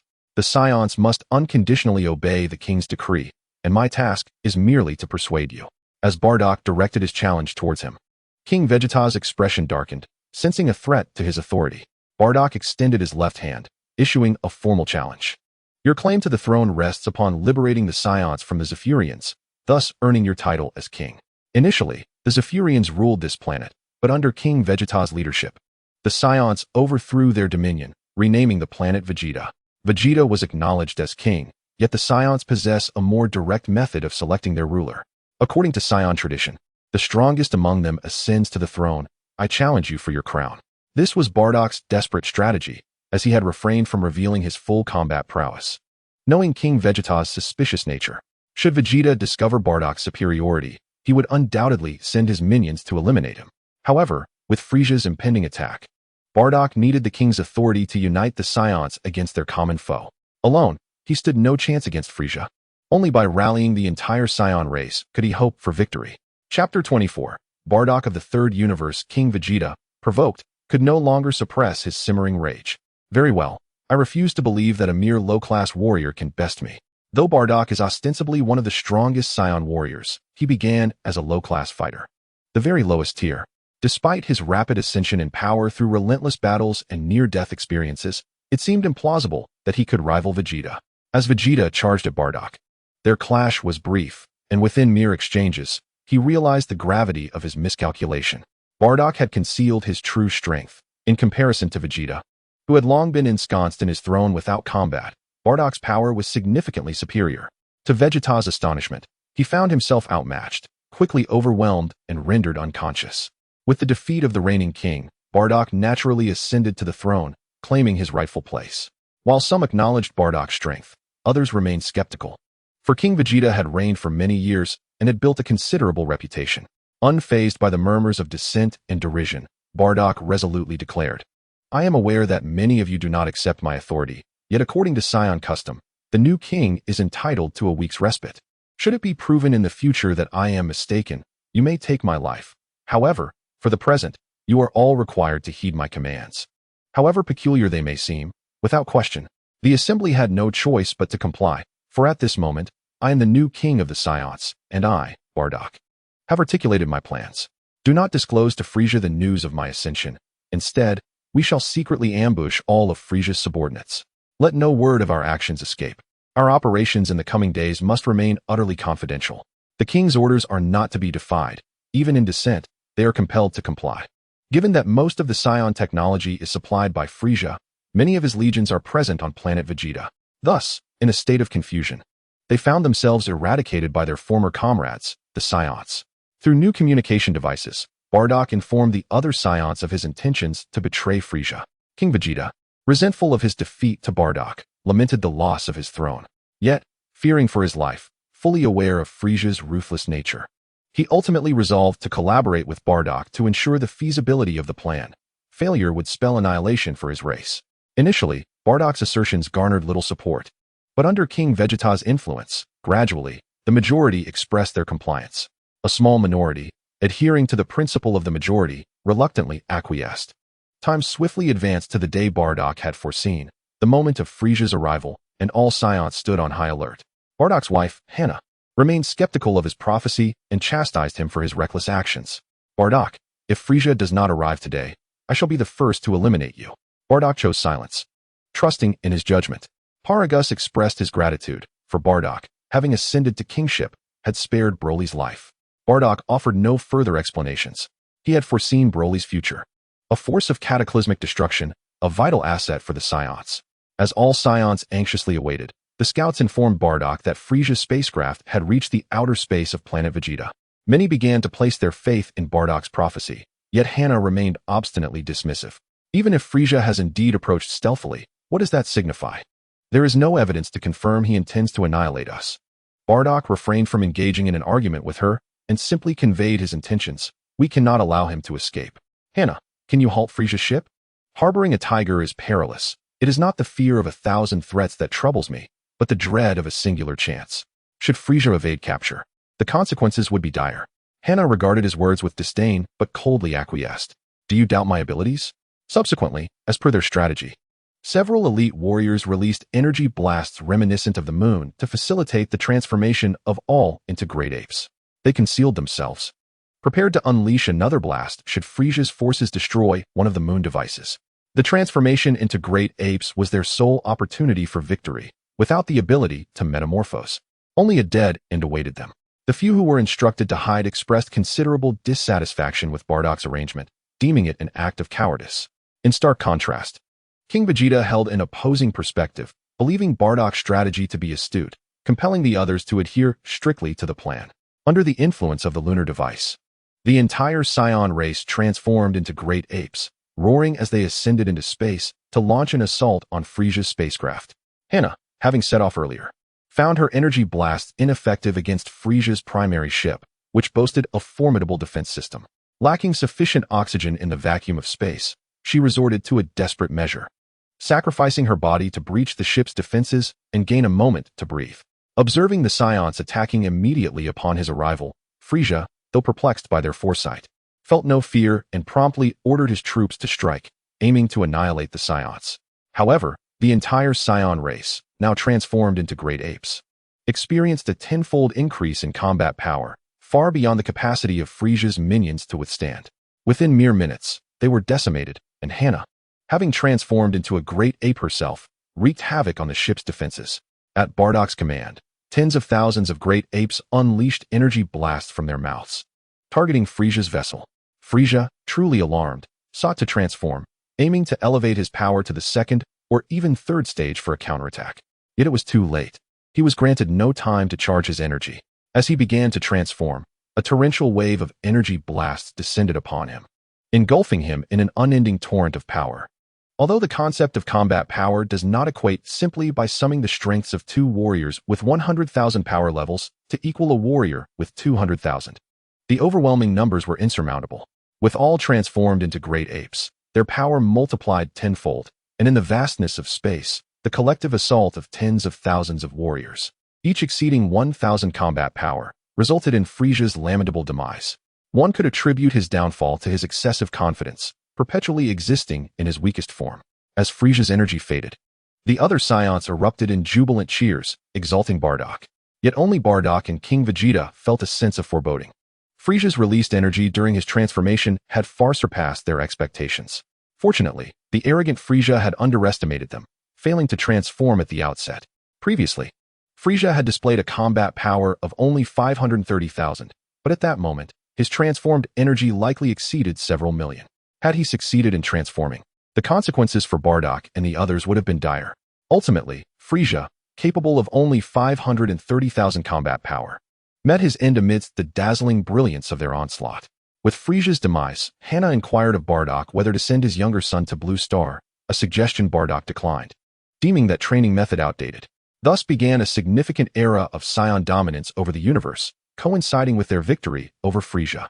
In the distance, another member of the Frost Demon clan, Gula, observed the battle with indifference towards his brother Frisia's demise.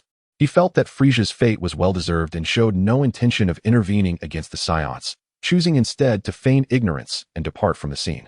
After all, this particular star system did not fall under his dominion. When their father learned of this incident, it was highly probable that he would allocate this territory to Gula, allowing him to assume control. Consequently, he would rightfully govern a larger expanse of land, and this prospect brought him greater joy than his brother's death. Vegito slowly elucidated to the others how the Scions had triumphed over Frisia. Goku was able to comprehend his explanation. This was reminiscent of Bardock from the old film series, with similar character traits and comparable strength, albeit employing a different method to defeat Frisia. The most significant distinction was that, prior to his time travel, the Bardock's wife he had seen in the anime was a short-haired, less formidable, kind-hearted character named Jine. In contrast, in the third universe, Bardock's wife had transformed into the remarkably powerful female Scion, Hannah. The battle on the arena continued, and although Vegito's tale was lengthy, it only consumed a few minutes in real time. Bardock came to a profound realization regarding the overwhelming strength of Super Saiyan Goku. It was truly remarkable. If the counterpart of himself in this universe possessed such power, they could surely defeat Dr. Lecky, thereby preventing the extinction of the Scions. Bardock soared into the sky and fired a ki blast, which Super Saiyan Goku successfully blocked. Just as he prepared to counterattack, he delivered a kick from behind Bardock. Chapter 25. Super Saiyan God. Suddenly, Bardock clutched his head, writhing in agony. He was all too familiar with this sensation. It was the unwelcome onset of his precognitive abilities. No, not now, he thought desperately.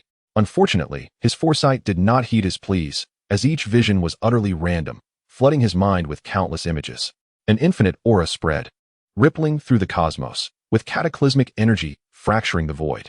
Two scions, in transformations he had never witnessed, clashed amidst the starlit expanse, while a dark-haired man observed from the sidelines. One star system after another erupted in a cacophony of destruction, and the universe swiftly fell to ashes beneath their fierce confrontation. Then came the second and third instances. He had never before witnessed such a spectacular battle. The sheer intensity of the energy left him trembling, his heart racing with dread. Somewhere, Kakarot from an unknown universe and Vegito were huddled together, while other competitors, their spirits crushed, murmured in despair. It was over. They were all doomed, with no one capable of halting their rampage. They were the strongest, and no one could defeat them. There may be a chance, someone suggested. Perhaps Lord Beerus or Whis might have a solution. This peril extended beyond their realm. All parallel universes would be affected. If they did not intervene, the infinite dimensions would also be engulfed. Bardock, in a frenzy, shook his head. He cared not for the fates of others. At least during the battle, his foresight proved utterly futile. Fortunately, Super Saiyan Goku exhibited commendable martial ethics, refraining from taking advantage of Bardock's vulnerable state by knocking him off the arena, instead waiting for him to recover. After his recovery, Bardock first expressed his gratitude for not being ambushed, then launched his own offensive. Super Goku engaged him for a brief, while before ultimately knocking him off the stage, securing victory in this match. The next bout would feature the artist from the second universe, Toriyama Akira, facing off against the doctor of the Zayful race from the third universe, Leaky. Initially, Vegeta was indifferent, casually chatting, but his pupils widened slightly as he questioned whether he had misheard something. What was this, Toriyama Akira? It filled him with an unsettling premonition. Sure enough, upon stepping onto the platform, the artist exuded an air of arrogance, surveying the crowd with a haughty gaze. The smug expression and the demeanor that seemed to proclaim, "I adore drawing characters with long hair," confirmed for Vegeta that this was indeed the creator. Uncertain of this individual's abilities, Vegeta's thoughts were interrupted as Toriyama Akira proclaimed, "I apologize, but everyone here is merely mediocre. As the creator, I can control all the characters I have invented. You stand no chance against me." Toriyama Akira wished to remain humble, yet his overwhelming strength was undeniable. He could scarcely fathom how he might even lose. It wasn't mere arrogance. It was simply that he was exceptionally powerful, being the creator of all characters in the Dragon Ball series. Upon hearing these words, Vegeta's demeanor shifted to one of calm contemplation. If memory served, Dr. Leaky was an original character from the anime. With no ties to the manga, it appeared that Toriyama Akira had encountered his nemesis in the very first round. As expected, when Dr. Leaky entered the arena, Toriyama Akira's expression darkened. He rummaged through his belongings for a while, yet could not find any trace of Dr. Leaky.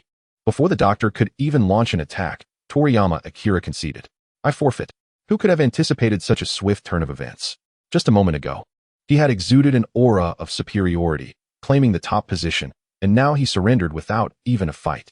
Fortunately, Toriyama Akira maintained a positive demeanor, stylishly turning away and leaving with a parting remark. "In the life of a manga artist, one must know when to yield. Clearly, I am that wise individual." The next match would feature Sid from the 6th universe against Vegeta from the 18th universe. Super Vegeta had waited a long time for his turn, and upon seeing his opponent was merely a young girl, he was filled with indignation. Was this a jest? They expected him to battle her. Super Vegeta sensed no formidable aura from Sid. Her every movement appeared ordinary. In the contestant area of the 6th universe, Sid, upon seeing her opponent, immediately opened her mouth to forfeit. "I forfeit." Super Vegeta's stern and unkind expression deterred her from wanting to fight. However, before she could finish her sentence, her friend intervened, urging her to fight and not to concede so readily. Encouraged by her friend's words, Sid gathered her courage and decided to give it her all. "All right, I will take him on. If I must, then so be it." Clad in a tight black suit, Sid made her bold declaration but then shifted her tone, asking, Could someone help me up there?" In a certain sense, Sid is the weakest among the beautiful girl group of the 6th universe. If the arena were just a tad higher, she would find herself incapable of scaling it. Consequently, she had to rely on others to assist her ascent, much to the helplessness of Super Vegeta, who witnessed this scene unfold. Is this opponent truly serious? He could tolerate her inability to fly, but the fact that she could not even leap onto an arena merely a few meters high, requiring assistance, was perplexing. Super Vegeta gazed at her impassively, while Sid met his gaze with a feeble expression. After 3 seconds of this silent exchange, Super Vegeta resolved to simply let her fall, but surprisingly, Sid's eyes sparkled with excitement. "You are finished." Then, amidst the incredulous expressions of those present, a remarkable transformation occurred in Vegeta's physique. His muscular form vanished, replaced by the emergence of two soft mounds on his chest, his figure becoming delicate and petite, and his face transformed into that of a charming girl. Sid, shedding her earlier awkwardness, radiated an overwhelming aura as her muscles surged, and in that moment, she felt an indescribable strength, an experience she had never known. You were careless. I can use magic to swap our bodies, and you will relinquish half your energy to me. Sid's words captured the attention of onlookers, and Goku quickly discerned her magical abilities, identifying the essential condition required, eye contact. This was the only moment Vegeta had engaged with her on stage, making it probable that such a connection facilitated the body swap. It seemed that maintaining eye contact for a certain duration was necessary for the exchange. Otherwise, Sid could have swapped bodies the instant she stepped onto the stage, rendering any delay unnecessary. This skill appeared to be akin to a selective ability, which even Super Vegeta could not evade. Sid's magic instilled a sense of dread, prompting an appraisal of Vegeta's true power. According to her claims, Sid had only acquired half of his energy, yet this was sufficient to unleash such formidable strength. Just how astonishing must Super Vegeta's power truly be?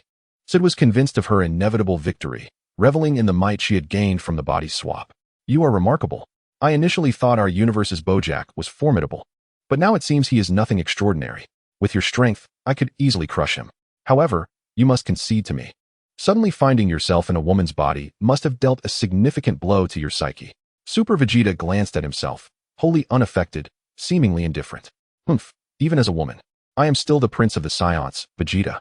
In a frenzy, Super Vegeta teleported before Sid and struck her back with a powerful punch, then instantly reappeared behind her, delivering a kick squarely to her spine. Sid had scarcely engaged in battle before. Previously, she had exchanged powers with the weak, and this was her first encounter with such immense strength, rendering her incapable of wielding it effectively. After barely enduring 2 blows, she was sent sprawling to the ground by Super Vegeta. Just as everyone believed the outcome was sealed, Super Vegeta released his hold on Sid. You claim to have acquired half of my total power? Although Sid did not fully grasp the implications of his words, she nodded affirmatively. Indeed. Only you can lift this magic? Indeed. As long as I do not revoke it, your power shall remain for an extended period. Super Vegeta chuckled coldly, then ascended slowly into the air. Without uttering a word, he emanated a crimson glow that enveloped his form, transforming his hair and eyebrows to a vibrant red. There was no earth-shattering aura, nor were there rampant energy fluctuations. His transformation was completed with simplicity. Following his metamorphosis, Super Vegeta's appearance reverted to its original state. This is the Super Saiyan God. Your trivial tricks are utterly ineffectual. While it is true that Sid's magic is impressive, all things possess their limitations, even magic itself. It is inconceivable that Sid could discern the power of a god of destruction or an angel and distribute their strength evenly. What magnitude of disparity in power is required to render one immune to magic? Super Vegeta was uncertain, but he was confident that such tactics would bear no consequence against divine energy. Super Gohan covered his forehead, bemused by Super Vegeta's excessive display of power. Truly, Uncle Vegeta remains ever the show-off. Super Gogeta, however, was more intrigued by the thoughts of other universes' Kakarotes and Vegetas upon witnessing the Super Saiyan God transformation. Vegeta's metamorphosis brought forth a new wave of astonishment among the onlookers, although it did not seem as potent as the auras of Super Gogeta or the 22nd Super Gohan. What astonished them was their inability to sense Vegeta's energy. Perhaps it was due to their insufficient strength, or perhaps mortals are simply incapable of perceiving divine energy. Goku and Vegeta were equally perplexed. Super Saiyan 3 was not supposed to lead to Super Saiyan 4. So what was the meaning of this red hair? The Super Namekian. Gaskak furrowed his brow. Initially, he believed himself to be the strongest here, yet both Gogeta and the 22nd Gohan far exceeded his expectations. And now there was an additional Super Vegeta. Chapter 26. The Super Namekian. The 3 Frisias from the 8th universe were once again rendered speechless. The so-called Frost Demon clan was deemed the strongest race in the universe. The once-in-a-millennium Super Saiyan phenomenon was tolerable, even if children could transform. However, what was this absurdity with the red hair? Wasn't a Super Saiyan supposed to have golden hair? The Kais of the first universe were utterly astounded by Super Vegeta's transformation. They were true deities, capable of sensing the immense strength of the current Super Vegeta. A Saiyan possesses a divine aura? In my view, he might even rival Lord Beerus. No, perhaps he only possesses half of Lord Beerus's strength. How on earth did they cultivate to such a level? Their discourse did not escape Gogeta's ears. He merely chuckled and refrained from elaborating further. The Super Saiyan God is far from comparable to Beerus. Even Super Blue poses no threat to him. However, it is entirely understandable that the East Kaioshin of the first universe might perceive the Super Saiyan God as capable of contending with Beerus. In the eyes of beings like Gogeta, the disparity between the two sides is evident. However, to those of lesser strength, the speed of Beerus and the Super Saiyan God remains elusive, appearing as entities capable of obliterating them with a mere swipe. Consequently, they remain oblivious to the true extent of the power disparity. Upon witnessing Super Vegito's transformation into a Super Saiyan, Zid's initial astonishment transformed into delight. Logically, she possessed half the strength of Super Vegito, believing that if he could achieve it, so could she. Alas, despite her efforts, she could not tap into the power of a Super Saiyan. She merely harnessed half of the energy of base form Vegeta, which bore no relation to transformation. With his left hand extended and palm directed toward Zid, Super Vegito unleashed an invisible strike. In an instant, Zid was sent plummeting from the arena. Fortunate that Super Vegito had only exerted a fraction of his strength. At their level, the precision with which they wielded power was remarkable, rarely wasting energy. He had no intention of taking her life. His force was perfectly calibrated to ensure her defeat without causing fatal harm, though superficial injuries were unavoidable. Zid, having accepted her defeat, recognized his mercy. Despite her reluctance, she returned the power she had appropriated to Super Vegito. As Super Vegito returned to the realm of Universe 18, he initially felt at ease, but upon noticing the smirking expressions of Gogeta and Gohan, he became somewhat bashful. "Dad, you look rather handsome as a woman," chuckled Trunks, blissfully unaware of the perils of his words, as he clutched his belly in laughter alongside Goten. Super Vegito's expression darkened momentarily before breaking into a light chuckle. "You two haven't trained in a while, have you? This time, I'll join you for some serious training. You can't afford to be lazy." Despite Super Vegito's warm and friendly demeanor, the two children instantly ceased their laughter. One hid behind Bulma, while the other sought refuge behind Goku. For training with him was akin to courting danger. The next match featured Gasakak from Universe 7 against the android Little Cell from Universe 17. Without hesitation, the Super Namekian soared into the arena, awaiting Little Cell. Recognizing the strength of Gasakak, Cell understood that his counterpart was no match for him. He requested a few minutes from the referee to enhance Little Cell's power, a request readily granted by the organizers, as such time-consuming demands were typically approved. Accompanied by Little Cell, he retreated to the resting area within the competition corridor, a space insulated from any external detection. Little Cell, brimming with excitement, eagerly inquired, "Dad, how will you increase my strength?" This Little Cell was a progeny born after Cell had defeated Gohan and his comrades from their universe. A child he had created to stave off loneliness, yet had not bestowed much energy upon. With a smirk, Cell raised his hand and delivered a swift strike, obliterating the exuberant Little Cell into nothingness. With a deep squat, he summoned his entire strength, and the tail behind him gradually swelled, giving birth to yet another small cell. The appearance of these small cells was identical, differing only in their innate power. "This is the extent of my strength that I can offer you. Go and test that fellow's capabilities." After completing this, Cell found himself gasping for breath. He took a moment to steady himself before stepping out with the small cell. Upon sensing the small cell's energy, which was exponentially stronger than before, the onlookers were taken aback by how Cell managed this feat. Only Gogeta discerned the truth at a glance. He had substituted a child to participate in the competition. Super Gohan also caught on quickly, realizing that the abruptness of the situation had left everyone momentarily stunned. Otherwise, it wouldn't have been difficult to deduce Cell's actions. Indeed, it seemed the organizers were unaware, thus not revoking the small cell's eligibility to compete. The small cell leaped onto the stage and, without hesitation, delivered a punch to Gasakak, who was caught off guard and knocked over. No one anticipated that the small cell would strike so suddenly. Not even the organizers foresaw this, leading the referee to immediately declare the small cell's actions a foul, disqualifying him from the match. The small cell had attacked without even stepping onto the stage, resulting in his disqualification, and Gasakak was declared the victor. The rules stipulated that a match only commenced once both feet or body touched the stage. The small cell had ascended directly and struck Gasakak midair, a clear ambush. Cell slapped his forehead, feeling a wave of nausea akin to having consumed something vile. He had been so focused on imparting strength that he seemed to have neglected his intellect. Without even gauging the opponent's strength, he had already lost. The small cell returned, dejected, aware of his misstep. The referee's decision ignited discontent among the audience, who clamored for another round. Don't be ridiculous, let them fight. After waiting so long, how can we simply say it's over? The discontent of the audience placed the organizers in a difficult position, as the continuation of the event was beyond their control. They couldn't simply declare, it's complicated, so let us abandon it, especially with that esteemed individual observing. The Kai of the first universe glanced toward the elevated chamber. Noticing that the esteemed individual had yet to speak, he refrained from intervening. Gaskak, having been struck without cause, perhaps out of anger or for other reasons, voiced his opinion. Let him come up. I agree to face him again. The small cell ascended the stage once more, ready to engage Gaskak in a new round of competition. Both combatants erupted with energy, Gaskak's aura soaring to the heavens.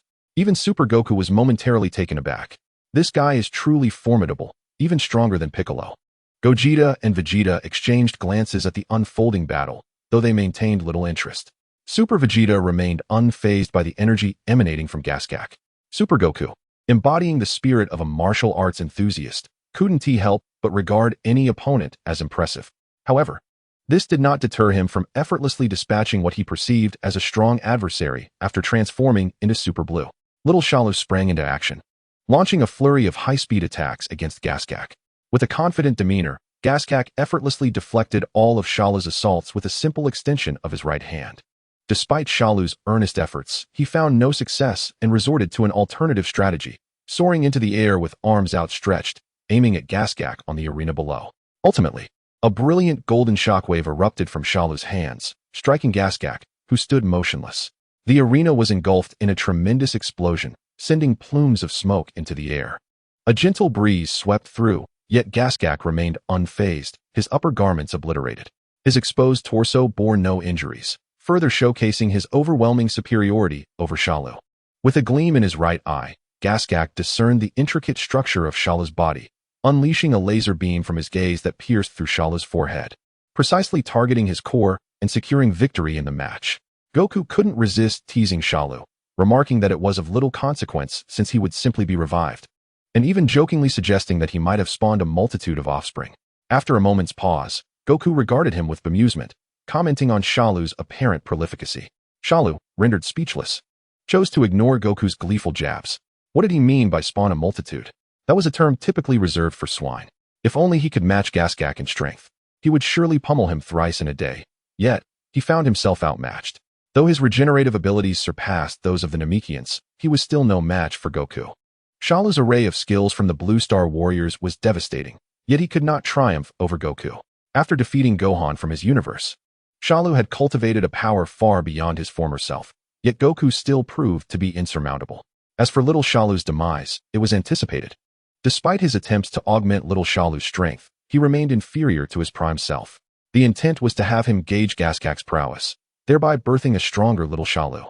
Super Goten was astounded by Gaskak's formidable strength, noting that he seemed almost on par with Gotenks. Remarkably strong. He wondered if there were other beings of such caliber among the Namekians, aside from Uncle Piccolo. Piccolo recalled what Neru had informed him and explained to the two youngsters that Gaskak had assimilated all the Namekians, endowing him with such power. The two young boys, having cast aside their earlier concerns about Super Vegeta's threats, were now entirely preoccupied with thoughts of Gaskak. Each tugged at Goku's arm, shaking it insistently. Brother Goku, could you tell us, is that universe devoid of us as well? Their inquiry prompted Super Goku to realize the implications. Indeed, if Gaskak was the strongest in that universe, then, true to the nature of the Namekians, they would not harm the Blue Star. Yet, why was there no trace of them in that universe? After all, Gaskak had defeated the villains Frieza, Cell, and Buu, so it stands to reason that the counterparts in that universe were still alive. Gogeta pinched the little one's nose, feeling quite helpless against their insatiable curiosity. However, Gaskak possessed an array of superpowers, making it somewhat challenging for him to delve into the depths of another's heart. At some point, Gaskak had joined forces with Piccolo, and they whispered to each other. Eventually, a satisfied Piccolo returned to address the children's inquiries. Allow me to elucidate the events that transpired in the 7th universe and explain why we have not been resurrected. In the 7th universe, following the battle with Vegeta, Piccolo perished, rendering the Dragon Balls unusable. Gohan, Krillin, and Bulma had ventured to Namek in search of assistance. However, upon their arrival, the Dragon Radar yielded no response, leaving them perplexed and unable to comprehend the cause. Just as they were at a loss, Gohan sensed an immense energy approaching. Someone was flying towards them, radiating incredible power. Krillin, belatedly aware, gazed at the rapidly approaching figure with a flicker of fear. What a giant! The newcomer was a Namekian, towering over 2 meters in height. A veritable giant compared to Krillin and the others. This individual was none other than the Super Namekian Gaskark. Upon seeing the spaceship from Namek, he was immediately struck with foreboding thoughts. Where did you acquire this ship? Gaskark inquired. Krillin, undeterred by the question, calmly explained, this was gifted to us by a Namekian. Considering that Gaskark likely did not recognize the deity of the blue planet, Krillin refrained from disclosing any names. Gohan added, for other reasons, we did not obtain his consent. The ship had indeed been given to them, but with Piccolo's demise, the deity was also lost. How could they procure the necessary consent? Chapter 27. The unity of the clan. Gohan's intentions were noble, yet Gaskark, having endured great turmoil, had not fully regained his composure and instinctively perceived their actions as an act of forceful seizure. How dare you? You shall pay for this. Just as Gaskark prepared to strike, a meteor streaked across the sky. Krillin hastily glanced up and recognized the newcomer. It was the Scion Vegeta, arriving in his spaceship. The thought of Vegeta sent a shiver down Krillin's spine. He was no benevolent figure and had left a significant psychological scar on him. However, given the severity of his previous injuries, could Vegeta have recovered so swiftly? Krillin's words only reinforced Gaskark's belief that the trio were adversaries, associating them with the malevolent Scion. You are in league with him, coming from different directions to assault my planet? Observing Gaskark's increasingly dark expression, Gohan sensed impending trouble and hurried to clarify. We are not allied with him. He is our enemy as well. Krillin nodded in agreement. He has slain our companion. Among our friends is a Namekian, or rather 2. We merely seek the Dragon Balls to resurrect them. Krillin and Gohan failed to perceive the true strength of Gaskark, yet he appeared formidable and, crucially, they were in need of assistance. Given Gohan and Krillin's personalities, they were reluctant to engage in a senseless brawl, as it would serve no purpose. After enduring unimaginable sorrow a few days prior, Gaskark was no longer the benevolent being he once was, though he still retained a glimmer of kindness.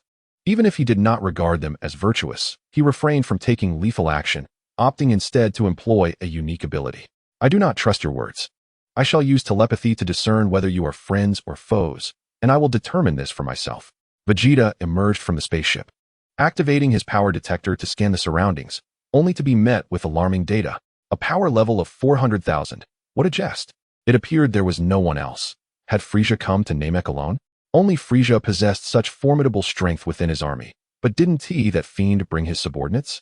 What could possibly be happening? Gaskark suppressed his energy, allowing only a fraction of his strength to be detected. Since Gohan and Krillin also concealed their energy, they were not revealed by his scanner. In the distance, Gaskark placed his hands atop Krillin and Gohan's heads, accessing their memories. Upon comprehending the events that transpired on Blue Star, Gaskark commended the 2. Remarkable.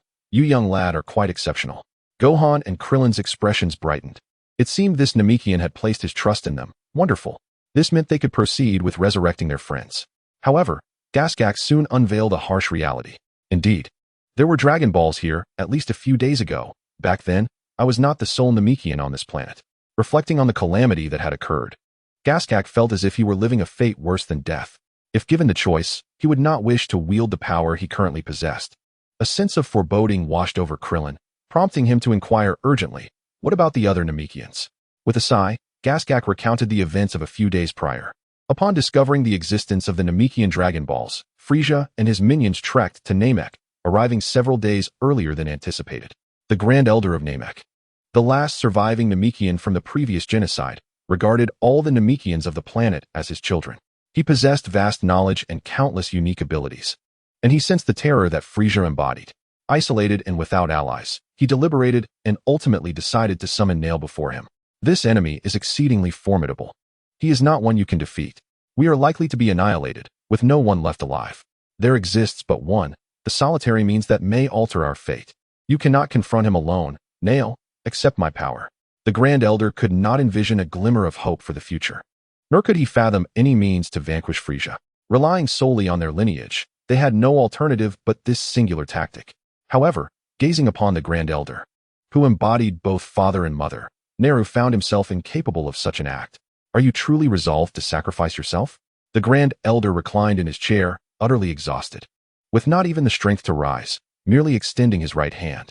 My time is nearly at an end, yet I believe I still possess some utility. Observing the kind and gentle expression of the Grand Elder, Neru's heart wavered.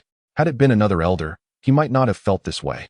But this was the Grand Elder, the one who had survived the calamity that annihilated their race on planet Namek many years ago, and had subsequently hatched countless descendants. Grand Elder, even without your essence, I can defeat the foe. You must not undertake this. The Grand Elder's countenance remained remarkably serene in the face of Neru's anguish, as if offering his life were merely a trivial act. Why should it not be so? Accept my power, and you shall save more of our kin. You cannot defeat that monster. He is not a foe you can conquer alone. Follow my instructions. My mind is made up, Neru. In the depths of Neru's sorrowful gaze, the Grand Elder's form gradually faded, merging into Neru's being. An unending surge of power coursed through Neru, yet he found no joy in his newfound strength. Rather, he was engulfed in the grief of the Grand Elder's passing, collapsing to the ground in despair. It was his own weakness that had led to the Grand Elder's demise. He had failed to protect his family. With the Grand Elder assimilated, the Dragon Balls of Namek lost their potency, transforming into ordinary stones. This bewildered Sabo, who had just gathered 5 Dragon Balls, as he stared at the transformed relics. What has happened? Why have they changed? To fulfill his wish, Frieza had captured a Namekian, who, upon witnessing the Dragon Ball's alteration, immediately understood the reason. The Grand Elder was dead. The Dragon Balls were rendered useless. The Grand Elder held a unique and revered status in the hearts of all Namekians. Upon receiving this news, the light faded from the Namekian's eyes, and the flicker of hope within him teetered on the brink of extinguishment, leading him to contemplate despair.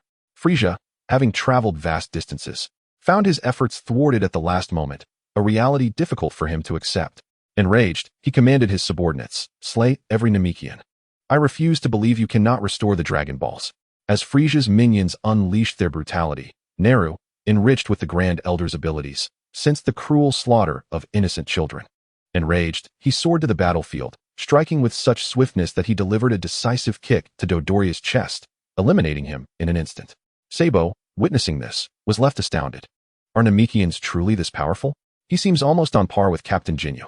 Upon witnessing Neru's might, Frieza felt no anger at the loss of his underlings. Instead, he contemplated recruitment. Remarkable indeed. Would you care to join my ranks and become one of my elite warriors? Under Frieza's perception, the current Neru's strength was hardly inferior to his first form. Such formidable beings were indeed rare. If he could be harnessed, it would make the journey worthwhile. However, Neru would never acknowledge a thief as his master. Without a moment's hesitation, he delivered a kick that sent Frieza flying. Faced with such humiliation in front of his subordinates, Frieza abandoned any thoughts of reclaiming him and immediately transformed into his second form. Even after assimilating the Grand Elder, Neru's combat prowess fell far short of Frieza's second form. In just 3 moves, he had sustained considerable damage, and Frieza unleashed a powerful energy wave that propelled him away. Convinced that such injuries would seal Neru's fate, Frieza refrained from checking on him and merely instructed his subordinates to carry out their tasks. Go and kill, as long as the Dragon Balls are not restored. Obliterate this planet. Neru, sent flying, crashed into a mountain. Frieza had anticipated that even if Neru survived, he would be left with but a breath, awaiting his demise. Yet, within a minute, Neru miraculously rose to his feet, gazing in confusion at his own body. Is it the Grand Elder's ability that has significantly enhanced my regenerative powers? As a combat-oriented Namekian, Neru's regeneration was decent, but it had never been to such an extraordinary extent. His previously shattered lower half had remarkably restored itself in such a short time.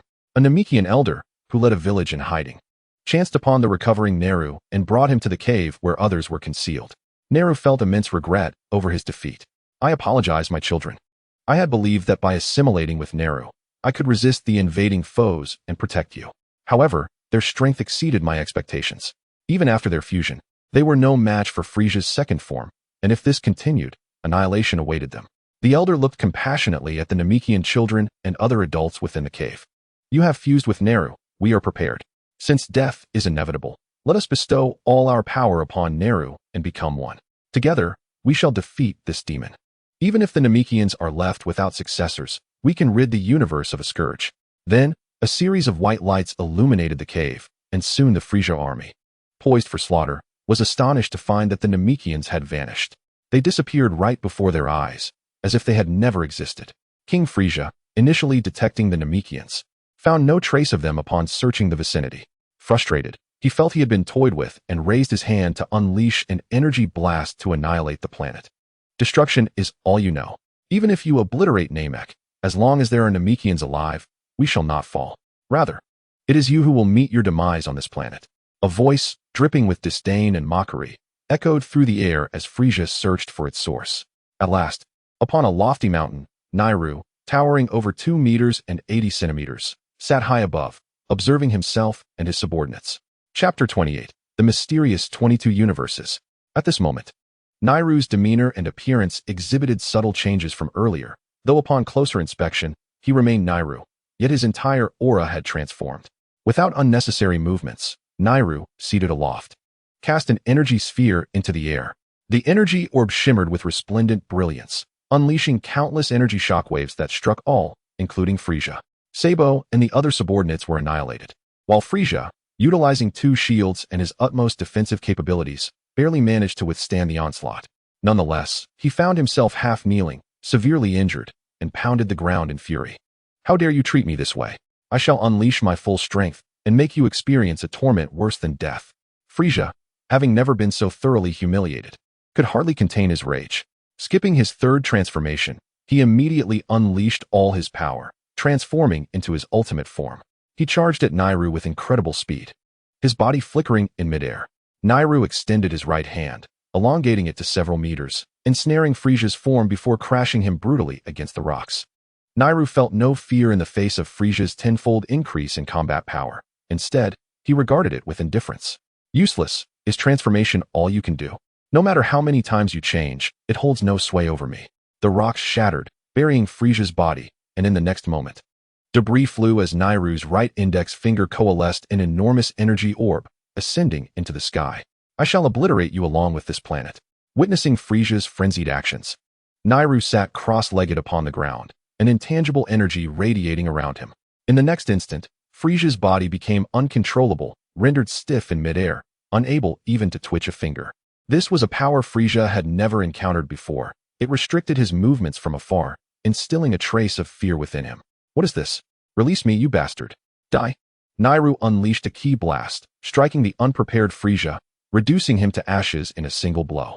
Bulma, Krillin, and Gohan, having listened to Nairu's response, began to comprehend the unfolding events. Krillin sensed Nairu's immense strength. Though he had never encountered Frisia and was unaware of his full might, he understood that as Vegeta's superior, Nairu must be stronger. If Frisia was no match for him, Vegito would surely be powerless against this Namekian. Incredible. With such strength, we need not fear Vegeta eliminating you. Bulma remarked, her curiosity leading her to inquire further. As a fellow Namekian, can you create Dragon Balls? Nairu shook his head apologetically, expressing his inability to fulfill such a wish. I am sorry, but I cannot grant your desires. It seems your journey was in vain. I am a battle-type Namekian, incapable of creating Dragon Balls, nor can I reproduce. I am the last of my kind. Nairu inherited all the abilities of the Grand Elder. However, he was unable to master the extraordinary skill of creating Dragon Balls. As a combat-oriented Namekian, he was also incapable of producing offspring of different types. This signified the impossibility of generating kin who possessed the ability to fabricate Dragon Balls, a limitation beyond Nairu's control. Upon hearing this, Bulma, though greatly disappointed, had to accept the reality that Frisia was dead. In that case, let us return to Planet Blue, she suggested. Before their departure, Gohan looked at Nairu with a sense of familiarity, joy radiating from his expression. You resemble Uncle Piccolo. If you ever need my assistance, do not hesitate to ask. I will be there to help. Nairu gently touched Gohan's forehead, feeling a fondness for him. Thank you, but I will no longer be called Nairu. My name henceforth shall be Gaskak. After bidding them farewell, Gaskak sought out Vegeta, piercing his body with a beam from his fingertip, then turned his attention to the remaining soldier. You are the sole survivor of Frisia's army, kept alive for future convenience. You should understand the reason for your continued existence. Pilot your spacecraft, and take me to various regions of the universe. Gaskak did not know how to operate a spaceship, thus relying on Frisia's soldier to traverse the cosmos in search of a means to resurrect his people. Despite feeling an unprecedented surge of power, he was the last of the Namekians and felt uncertain about his future path. Super Piccolo recounted the emergence of the Super Namekian, Gaskak, yet a critical issue loomed. Super Goku, having previously interacted with Piccolo, found it perplexing that Gaskak could not lay eggs. But Piccolo is also a combat-type Namekian. Why can he lay eggs? Super Piccolo furrowed his brow, displeased with the inquiry. What do you mean by laying eggs? Only chickens lay eggs. We refer to it as spawning. Yet, don't you simply expel an egg? Super Goku's expression grew serious, convinced he had stated an undeniable truth. Vegito recalled explanations from past anime viewings and chuckled as he clarified. Piccolo cannot lay eggs. The one who can is Demon King Piccolo. He spawned Piccolo, who honed his skills in combat. Therefore, Piccolo does not belong to the Dragon Clan. Only those Namekians of the Dragon Clan can create Dragon Balls. Combat-type Namekians, aside from fighting, can only perform ordinary daily magic, such as changing clothes. After a pause, he added, they spawn from their mouths, which indeed is called spawning, not laying eggs. Namekians are categorized into various types: combat, support, and healing. However, only the most exceptional among them are designated as the Dragon Clan, possessing the ability to create Dragon Balls. The original Kami, before the separation from Piccolo, was considered a genius warrior capable of both procreation and combat. Even the first Demon King Piccolo was a gifted type, adept in both fighting and reproduction. While Piccolo himself was somewhat of an unconventional warrior, Gaskak is rather unique. He is inherently a warrior type, yet he has absorbed the essence of beings from across the entire planet, particularly the Grand Elder, endowing him with an abundance of extraordinary abilities. The voice of the referee interrupted the discussions among a few individuals, revealing the next combatant, which left them astonished. The upcoming match features Vegito from the second universe, facing off against Son Gohan from the 22nd universe. Vegeta pondered, yet again Son Gohan. This is indeed intriguing. I have been selected repeatedly, and now Son Gohan from Universe 22 has also been chosen consecutively. It is hard to believe that there is no ulterior motive behind this. Vegito ascended to the arena, awaiting the arrival of Son Gohan from Universe 22. Upon hearing that he was once more summoned, Son Gohan did not hesitate, performing the same movements and adopting the same stance as before. Few could discern his actions, and Son Gohan appeared almost motionless, merely twitching his index finger. In an instant, Vegito fell from the stage, unaware of how he had lost, only realizing he had been struck when he looked down to see a mark from a finger on his chest. From the moment the match was announced to its conclusion, the entire encounter lasted a mere 10 seconds, with Son Gohan taking approximately 2 seconds from his entrance to the defeat of his opponent. The next match features Bittery from the 18th universe against Kakarot from the 13th universe. Just before the battle was set to commence, a voice emanated from the organizer's control room, altering the previously announced details. The match has concluded. We will resume tomorrow morning. There will be a 12-hour intermission for competitors from each universe to rest and dine, while spectators will be escorted to luxurious hotels in other dimensions. Universes may form communal tables to dine with familiar companions. Feel free to select your preferred delicacies. The warriors from Universe 18 gathered around an immense table, joined by the notable figures from Universe 12.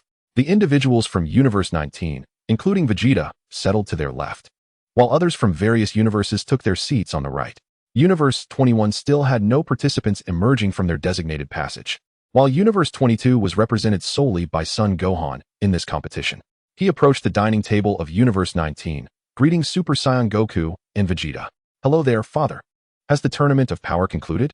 His words astonished all present. How could Son Gohan from Universe 22 possess knowledge of the tournament of power? Super Saiyan Goku stood in shock for a moment before responding. Does your universe also host a tournament of power? Son Gohan nodded in affirmation. Yes.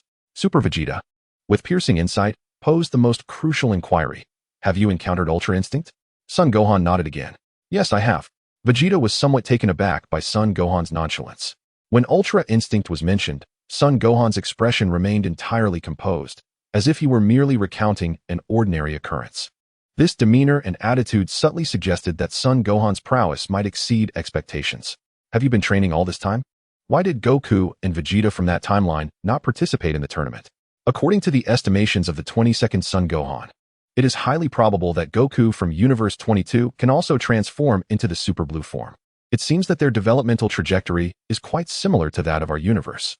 Given their obsession with martial arts, it would be inconceivable for them to miss such a grand event. When speaking of his father, the 22nd Son Gohan showed no inclination to conceal the truth, simply stating the facts. His father has yet to master the Ultra Instinct technique, and Uncle Vegeta is unwilling to be surpassed. Both are diligently training, leaving only me to participate. The narrative progression of Universe 22 indeed aligns closely with Goku's expectations, resembling that of the Dragon Ball Super Universe. There is, however, one notable exception. The mindset and strength of the 22nd Son Gohan may differ significantly from that of his counterpart in the Super Universe. He once contemplated abandoning his training. Yet the support of his family and friends compelled him to grow stronger. To protect those he cherishes, one must possess sufficient power. Without strength, all is mere idle talk. Chapter 29. Arm wrestling dinner concluded swiftly, and the contestants from each universe returned to their respective lounges. Super Buu, feeling unaccustomed to sharing sleeping quarters, suggested meditating in the contestant area near the arena. Super Vegeta shared similar sentiments, feeling awkward about the prospect of cohabitation. I have no desire to share quarters with you all. As everyone was resting, the South Kaishin noticed a suspicious figure stealthily searching the vicinity, seemingly in pursuit of something. He promptly reprimanded the intruder, a soldier from Frisia's army, who nervously defended himself. I was looking for the restroom and got lost. The South Kaishin, well acquainted with Frisia's character, after all, they share the same universe, immediately discerned the soldier's furtive behavior as indicative of ulterior motives. I warn you once more, do not attempt to steal the Dragon Balls. If caught, the entire 8th universe will be disqualified and sent back to your universe. After delivering his reprimand, the South Kaishin returned to his universe's lounge. In the 8th universe's lounge, Frisia's soldier reported the findings of their search. Lord Frisia, we have scoured every location but found no trace of the Dragon Balls. The only area we have not searched is the control room of Universe 1, but it is guarded by Namekians, preventing our entry. Upon hearing this, Buddha eagerly volunteered, boasting of his abilities. Let me go, Lord Frisia. No one is faster than I am, and they certainly won't notice me. Buddha believed himself to be the swiftest in his universe, confident he could evade the Namekians' gaze. After all, he was the fastest man in the universe. Frisia sighed, exasperated by the fool. Indeed, but there is no one larger than you. Can you not think for a moment? Buddha's size is unparalleled among his peers. While he may be fast, he is also easily detectable. What I require is a clever, adaptable individual of smaller stature. Beside him, Cooler, having devolved from his final form to his previous state, pointed at himself. Are you not referring to me? Frisia retorted coldly. No, I am speaking of myself. Even in this form, I am still not smaller than you, Cooler replied. Both were eager to investigate but were reluctant to let the other get ahead, fearing that the other might seize the Dragon Balls for themselves. King Cold intervened, halting the quarrel between his sons and proposing a solution. Enough of your bickering. You shall go together, each responsible for a different area. The combat prowess of both Cooler and Frisia far surpassed that of the Namekians. The first cosmic warriors on patrol could handle ordinary opponents. Yet it was utterly impossible for them to thwart Frisia and his brother. As they moved at high speed, the Namekian warriors merely felt a breeze pass by, completely oblivious to the presence of their adversaries. Cooler swiftly inspected 2 rooms, but found no Dragon Balls. Just as he was about to search another room, he was struck on the forehead by an unseen assailant. Adopting a defensive stance and scanning his surroundings, he was unable to discern the identity of his attacker. As he contemplated retreating, he was kicked in the waist, followed by a heavy punch. Unable to see his foe and thus incapable of defending himself, Cooler endured a one-sided thrashing, emerging with bruises and even experiencing a momentary blackout. Realizing that the newcomer was beyond his capabilities, he dared not linger and promptly fled back to the lounge of Universe 8. Vegito also revealed himself, departing with a cheerful demeanor. Let that fool Frisia deal with it. I am off to sleep. Meanwhile, Frisia, with dexterous movements, had already searched several rooms and was crouched before a refrigerator, meticulously searching for clues. Just as he was engrossed in his search, a deep male voice emerged from behind him. You truly are a professional, with such keen awareness. It is a waste for you not to be a thief. Frisia was startled, breaking into a cold sweat as he had not noticed anyone behind him. Turning around, he discovered it was Gogeta. Humph, are you also here to seek the Dragon Balls, you detestable scion? He spat. Though internally he was grappling with the absurdity of being likened to a petty thief, given his stature as the Cosmic Emperor. Gogeta shrugged his shoulders.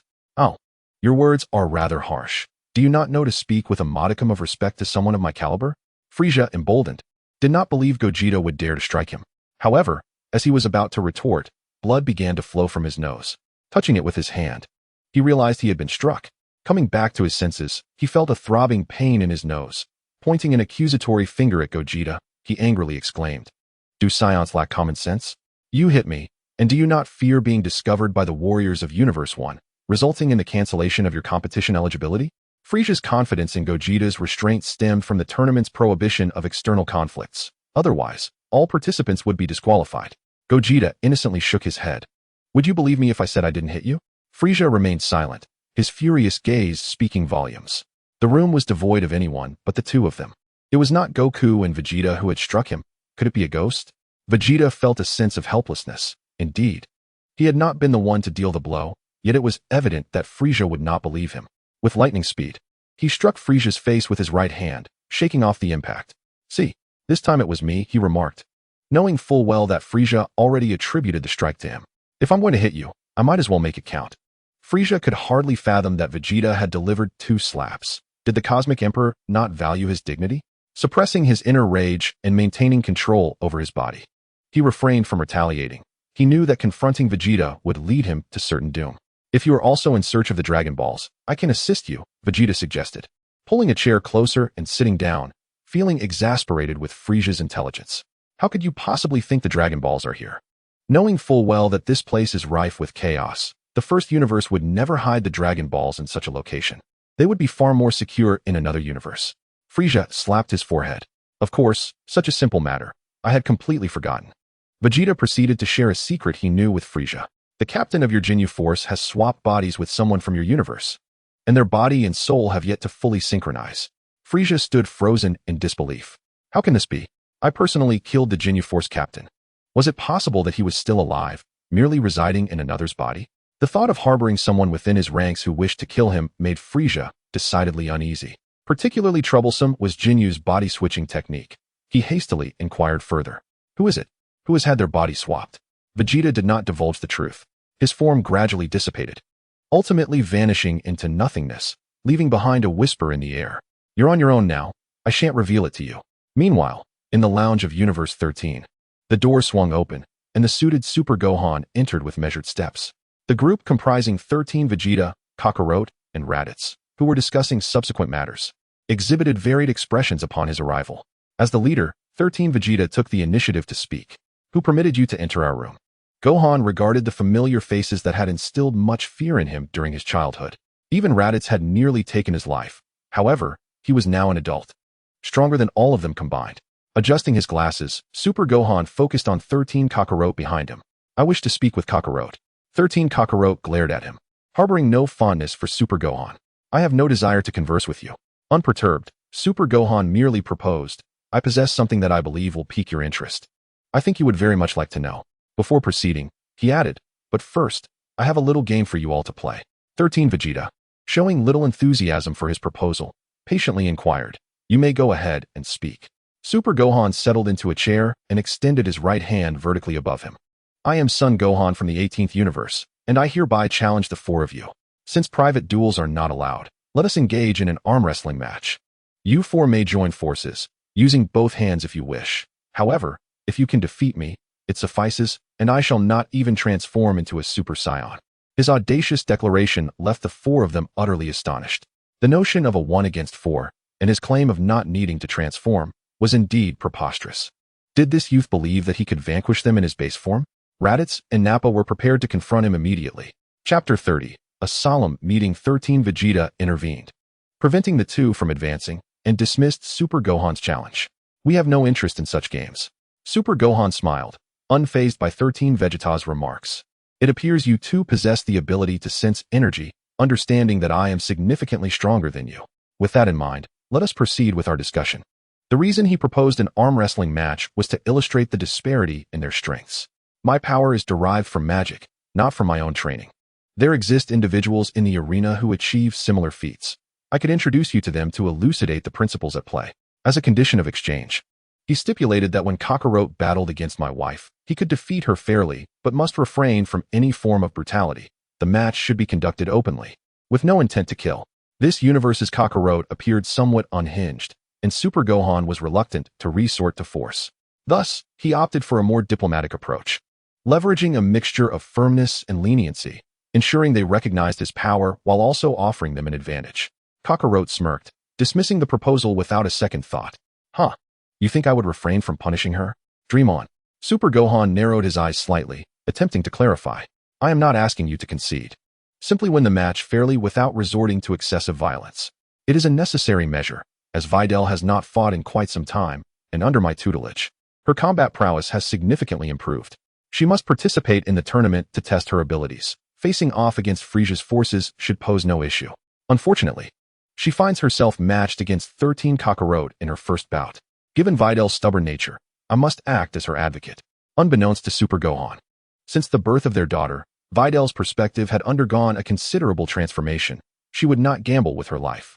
Upon learning that her opponent was 13 Kakarot, she had contemplated conceding, though she had yet to relay this to Super Gohan. 13 Kakarot, whose mental state was questionable, spat dismissively, showing no interest in Super Gohan's words. Do you think I'm a 3-year-old child, you brat? In an instant, Super Gohan's form blurred as he appeared before Kakarot, pressing his right hand against his chest and pinning him against the wall. Nappa and Raditz rose to assist, but before they could close the distance, Super Gohan swung his right hand, sending them flying with the force of his palm. 13 Kakarot roared as he transformed into a Super Saiyan, his power surging dramatically as he attempted to break free from Super Gohan's grasp. However, before the Super Gohan, his Super Saiyan form proved utterly futile. No matter how he struggled, he could not budge an inch. The disparity in strength was glaringly evident. At some point, Super Gohan had a lock of hair fall across his forehead, dangling coldly before him as he spoke. Murderous maniac, heed my words. I harbor no fondness for you. You are not my father, so do not feign ignorance. The 13th Kakarot was a perverse being, a lunatic, and a killer. And the only aspect he shared with his own father was this very body. After his father sustained a head injury, he transformed into a responsible hero, while the 13th Kakarot evoked no sense of admiration in Super Gohan. The wall behind 13th Kakarot was indented, cracks slowly radiating outward. Super Gohan pressed one hand against him and turned to face 13th Vegeta. What? Are you not going to attempt to assist him? 13th Vegeta, seated nonchalantly, replied with indifference. Assist him? Why would I? If you have time, perhaps you could elucidate the matter of magic instead. Kakarot will follow your instructions. He was not foolish. He understood he was no match for Super Gohan and had no desire to be sent flying by a mere slap. Raditz and Nappa had met their demise in the preceding confrontation. Although Vegito was superior to them, he did not consider himself a match for Gohan and had no wish to suffer humiliation. Upon hearing Vegeta's words, Kakarot, despite his visible discontent, silently acquiesced. Super Gohan then recounted the tale of the old Kaioshin, urging them to seek him out for potential enhancements to their abilities. As for whether the old Kaioshin would assist them, Super Gohan left that to fate. He had anticipated this outcome. Given the old Kaioshin's character, he would not extend his aid to such nefarious individuals. Even if they were to receive enhancements, it would not be of significant benefit. Each individual's potential varied. For instance, when Super Gohan possessed a battle power of 100 million, the old Kaioshin could potentially elevate him to a staggering 1 billion. In contrast, for Nappa and Raditz, with their 100 million battle power, any enhancement would likely only yield a few 100 million. Of course, this did not signify that their potential had reached its limit. It was akin to Super Gohan later surpassing the enigmatic Gohan's boundaries, reaching a new realm. An individual's potential varied across different stages of power. The old Kaioshin merely unlocked the current potential limits. As long as one could surpass these limits, new potential remained to be discovered. However, this does not imply limitless enhancement. The old Kaioshin could not enhance those of excessively great strength, such as angels and destroyers. Furthermore, not everyone could break through their potential limits. Individuals like Gohan, who had squandered years and trained briefly, were exceedingly rare, given their prodigious talent. After Super Gohan concluded his explanation, he departed, leaving Nappa and Raditz to question Vegeta's decision. Why must we heed that fellow? Indeed. We already know how to enhance our strength. Tomorrow, let Kakarot exact revenge on his wife. Regardless of the tournament's prohibition against taking lives, they harbor no fear of death. And thus, we cannot allow Super Gohan to continue his arrogance. Vegeta, with a detached gaze, suppressed his irritation and responded patiently. He noted that a single hand from Gohan could easily extinguish us, highlighting the insurmountable gap in our abilities. However, we could seek out the old Kaioshin, and after augmenting our strengths, we would certainly be capable of defeating him. Taking deep breaths, Vegeta reminded himself that these were his chosen subordinates, and despite their foolishness akin to that of swine, he could not bring himself to slay them. After all, he was Prince Vegeta. Firstly, the old Kaioshin may not be inclined to assist us, and secondly, merely enhancing our power does not guarantee victory. He merely proposed a method, and one should not be overly confident. Vegeta could easily discern Super Gohan's subtle intentions and his nonchalance. which suggested Gohan was quite certain that even if the four of them improved their abilities, they would still fall short against him. When an adversary's strength exceeds yours by a slight margin, one seeks ways to surpass and conquer them.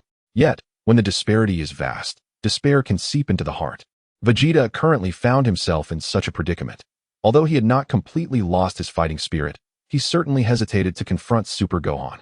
To illustrate, when playing a game, one might feel capable against a level 20 opponent when at level 10, but upon reaching level 20 and facing a 30, the confidence resurfaces. Incremental improvements lessen fear. Yet facing a 100-level opponent as a mere 10 creates an overwhelming psychological burden. Among the quartet, Vegeta, being the strongest, was also acutely aware of the vast chasm in their respective powers. In the 8th Universe's lounge, Gula returned with his face buried in his hands and found King Cold seated with his arms crossed, devising strategies. Gula was in a foul mood. Not only had he failed to locate the Dragon Balls, but he had also endured a beating without even catching a glimpse of his opponent's visage. A night passed with naught to show for it. As for seeking vengeance, Gula had no such thoughts. Without even witnessing the enemy's shadow, how could he possibly avenge himself? He was not foolish enough to invite further punishment. King Cold, arms crossed, inquired, "Where has your brother gone?" Gula, without lifting his head, replied, "He informed me he was returning to his own lounge." Meanwhile, upon Frieza's return, he sat alone in his chamber, plagued by visions of various figures. He did not believe that Goku was deceiving him, for Goku was not of his universe and could not possibly know that he had slain Jinyu. If he was aware of such matters, then his assertions were likely truthful. Yet he pondered who it could be, Berta or another subordinate. Surely, it could not be Gula he was addressing. Frieza spent an entire night in contemplation, unable to discern the identity of the individual, and ultimately decided to set the matter aside for the moment, slowly formulating plans. Early the next morning, all competitors had gathered, and Goku called out down the corridor, "Stop eating, Goku. Hurry and come out." Super Goku, as if cursed by some vendetta against food, became immobile at the sight of it, resembling a starving soul reborn. Though he is quite comparable to Super Vegeta, he still holds an advantage over Super Goku, due to the audience's demands. We shall present a professional concert to lighten the mood of the competition. Vegeta furrowed his brow, pondering the absurdity of the request, likely stemming from the mysterious figures in the high chamber. The spectators, however, were less than pleased. They had come to witness a battle, not a musical performance. 5 extraterrestrial beings, each wielding a harp, took center stage and began to play, their melodies flowing with exquisite grace and charm. Most competitors from various universes seemed to appreciate the performance, except for the Scion race, who could not comprehend this art. Was this truly music? It was an affront, akin to playing for dogs that would not even listen. Amidst the otherwise pleasant atmosphere, Super Buu leapt forth, voicing his discontent with the musicians' abilities. The referee stepped in to defend the artists, asserting that it was impossible for them not to be the finest musicians of our universe. Each individual has different tastes, and it simply might not resonate with him. Implicitly, the suggestion was that everyone enjoyed it except for him, but he could not state it directly. Super Buu chose not to elaborate further. Instead, he summoned 4 small Boos from within himself and seized the harp from one of the musicians. He commenced to play, producing a melody identical to the original, save for one harp that remained untouched. Super Buu claimed he played splendidly enough without needing to participate himself, although in his universe, he had absorbed that particular musician. Thus, the 4 small Boos and 1 alien performed in unison, their rendition maintaining the same essence. Yet it was evident to all that Super Buu's performance surpassed the others. The subtle transitions were more fluid, imbued with an inexplicable quality that was most pleasing to the ear, akin to a gentle spring breeze. The performance concluded swiftly, and the referee announced the enhancements made to the arena. Due to the destructive capabilities of the competitors, the stage had undergone comprehensive fortification.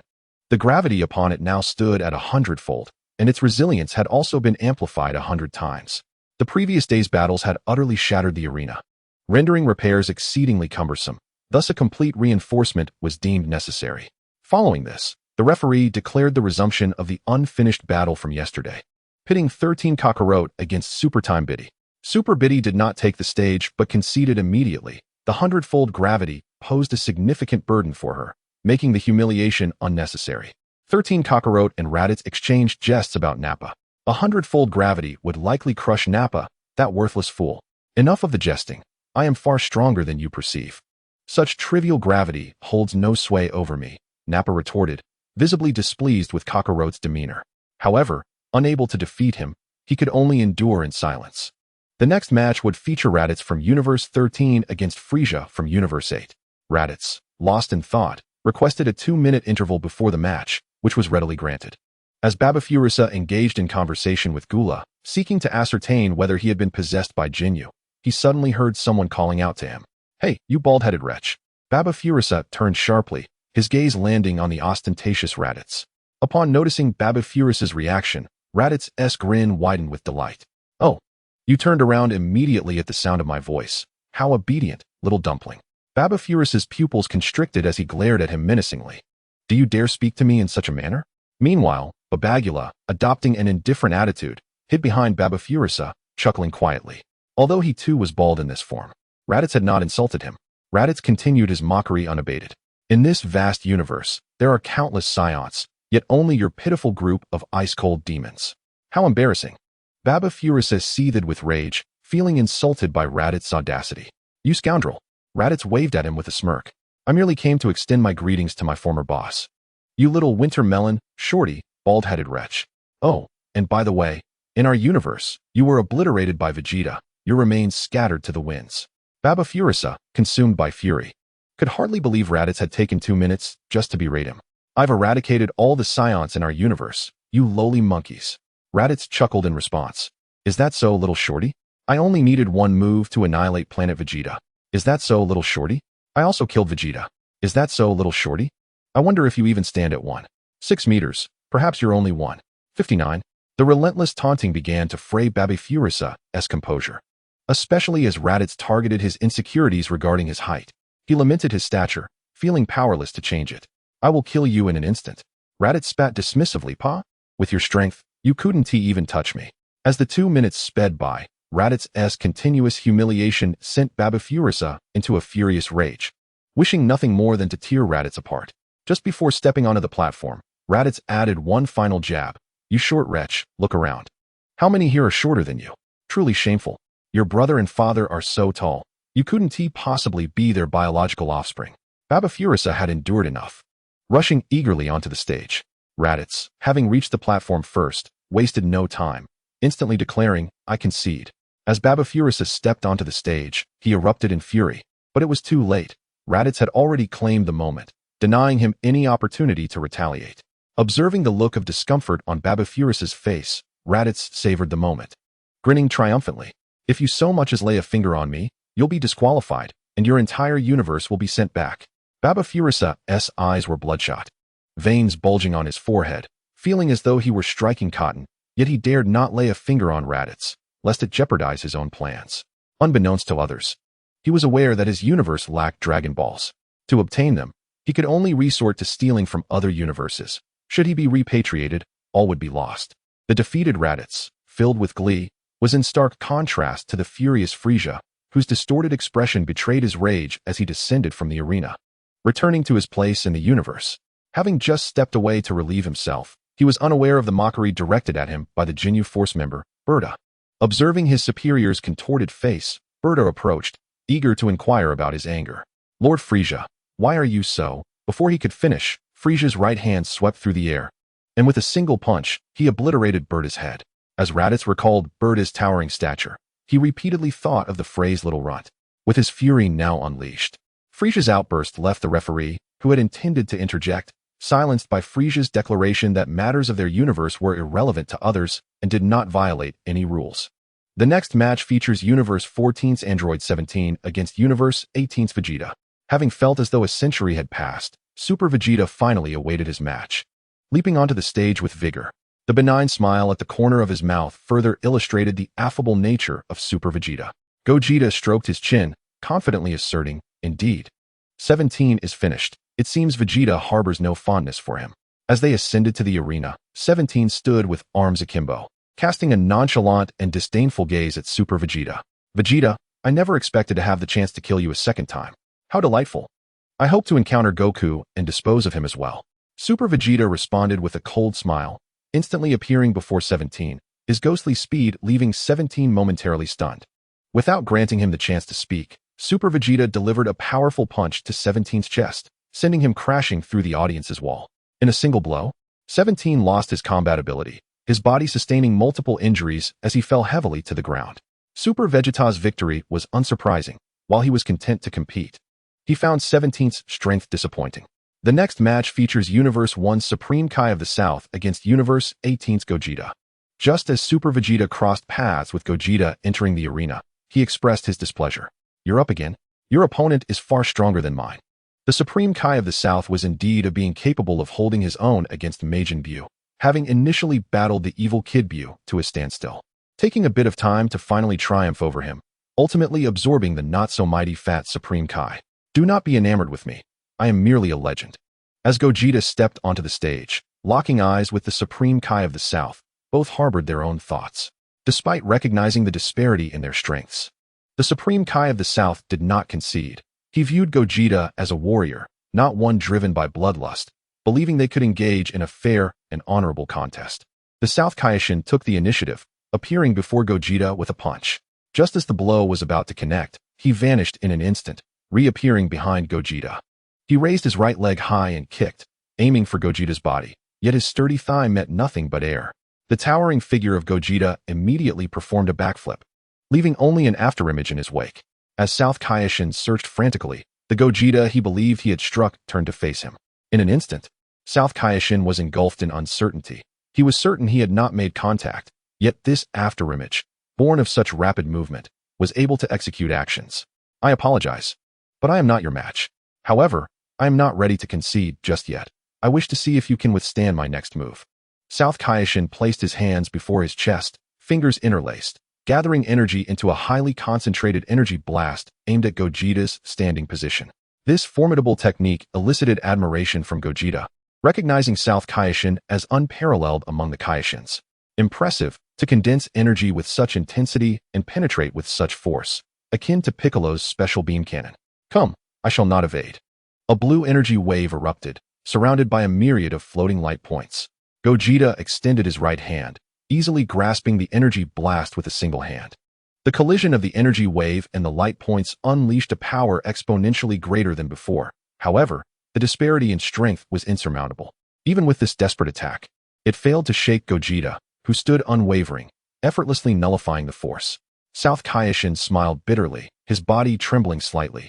He had exerted every ounce of his strength, reaching an extraordinary level under Gogeta's pressure. Despite this, it was futile, and he wished to avoid further humiliation. "I surrender, but may I pose a question?" "Go ahead. How did you evade my kick? Was it some form of magic?" "I do not employ such things. I merely moved above you. After your kick passed through my body, I returned to my original position," Gogeta replied nonchalantly, his tone calm. Yet, inside South Kaishin, tumultuous waves surged. He had contemplated this possibility, but the difficulty was immense. He had not anticipated the truth. The speed of his opponent was so extraordinary that it created the illusion of having remained stationary. Meanwhile, Super Gohan's attention was captivated by a figure from Universe 9, staring blankly into the distance, which displeased Super Bittery beside him. "What are you gazing at, Gohan?" Super Gohan replied, wide-eyed and dazed. That is you." Emerging from Universe 9 was a strikingly poised Bittery, appearing even stronger than her counterpart from the time-space continuum. The next match features Bittery from Universe 9 against Gotenks from Universe 18. Super Trunks and Goten, the two youngsters, fused on the spot to become Gotenks. Leaping onto the arena. In the 9th universe, Bitterly clutched a divine sword in her hands, its blade glinting coldly as she struggled to leap onto the arena. Under 100-fold gravity, wielding the weighty King Kai's sword proved to be an arduous challenge for her. She lifted her gaze towards Gotenks, exerting herself to open her stance. As crimson energy erupted from within her, with the threefold Kaioken amplifying her prowess, she swiftly regained control of her body. The Kaishins from the first universe displayed expressions of astonishment. Was that not the King Kai's sword? How could an ordinary person possess the ability to draw such a weapon? The spectacle was truly astonishing.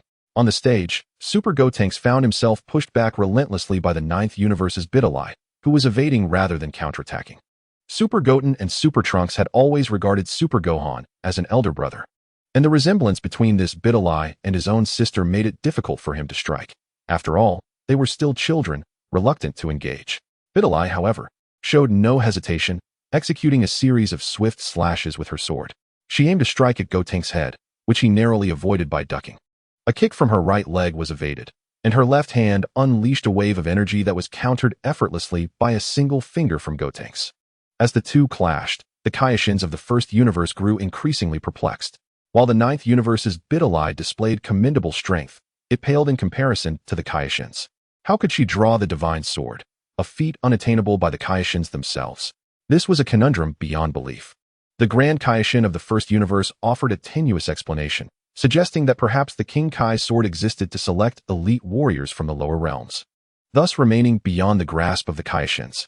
In the 32nd chapter, the battle between father and son, within the ranks of the third universe's contestants, Tapio, bearing a treasured sword, gazed enviously at Bidalai. How impressive! That sword radiates the brilliance of a hero, don't you think? Dr. Raichi floated nearby, indifferent to the spectacle. I couldn't care less.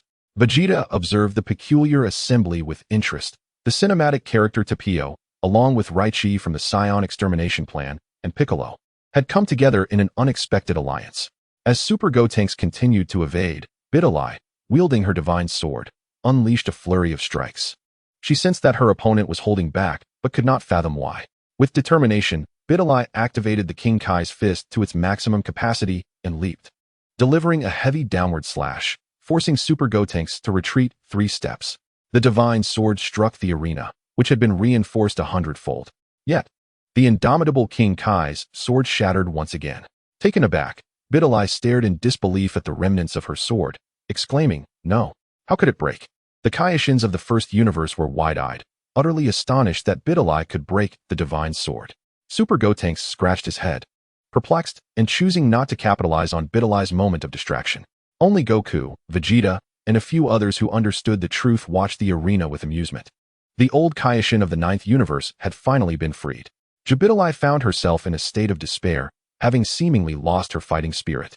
Despite expending all her strength, she was unable to even graze the formidable Gotenks. Suddenly, an elderly figure materialized at the point where the divine sword had shattered, slowly ambling towards her. "Are you the young girl who rescued me? My heartfelt gratitude to you," he remarked. Bidalai was taken aback, bewildered by the old man's sudden appearance. "Who are you?" she inquired.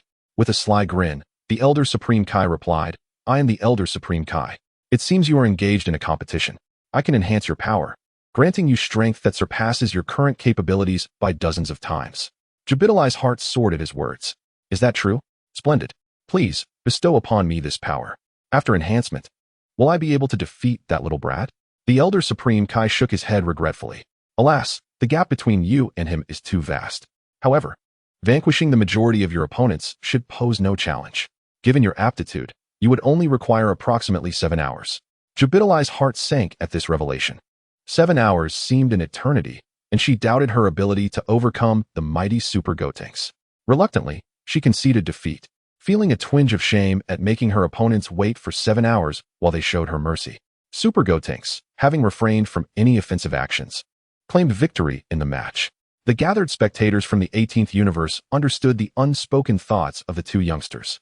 The Kaioshins from the first universe observed the spectacle with curiosity, astonished by the Elder Supreme Kai's presence. Enhancing one's strength? Unlocking potential? Is such a feat truly attainable? They pondered.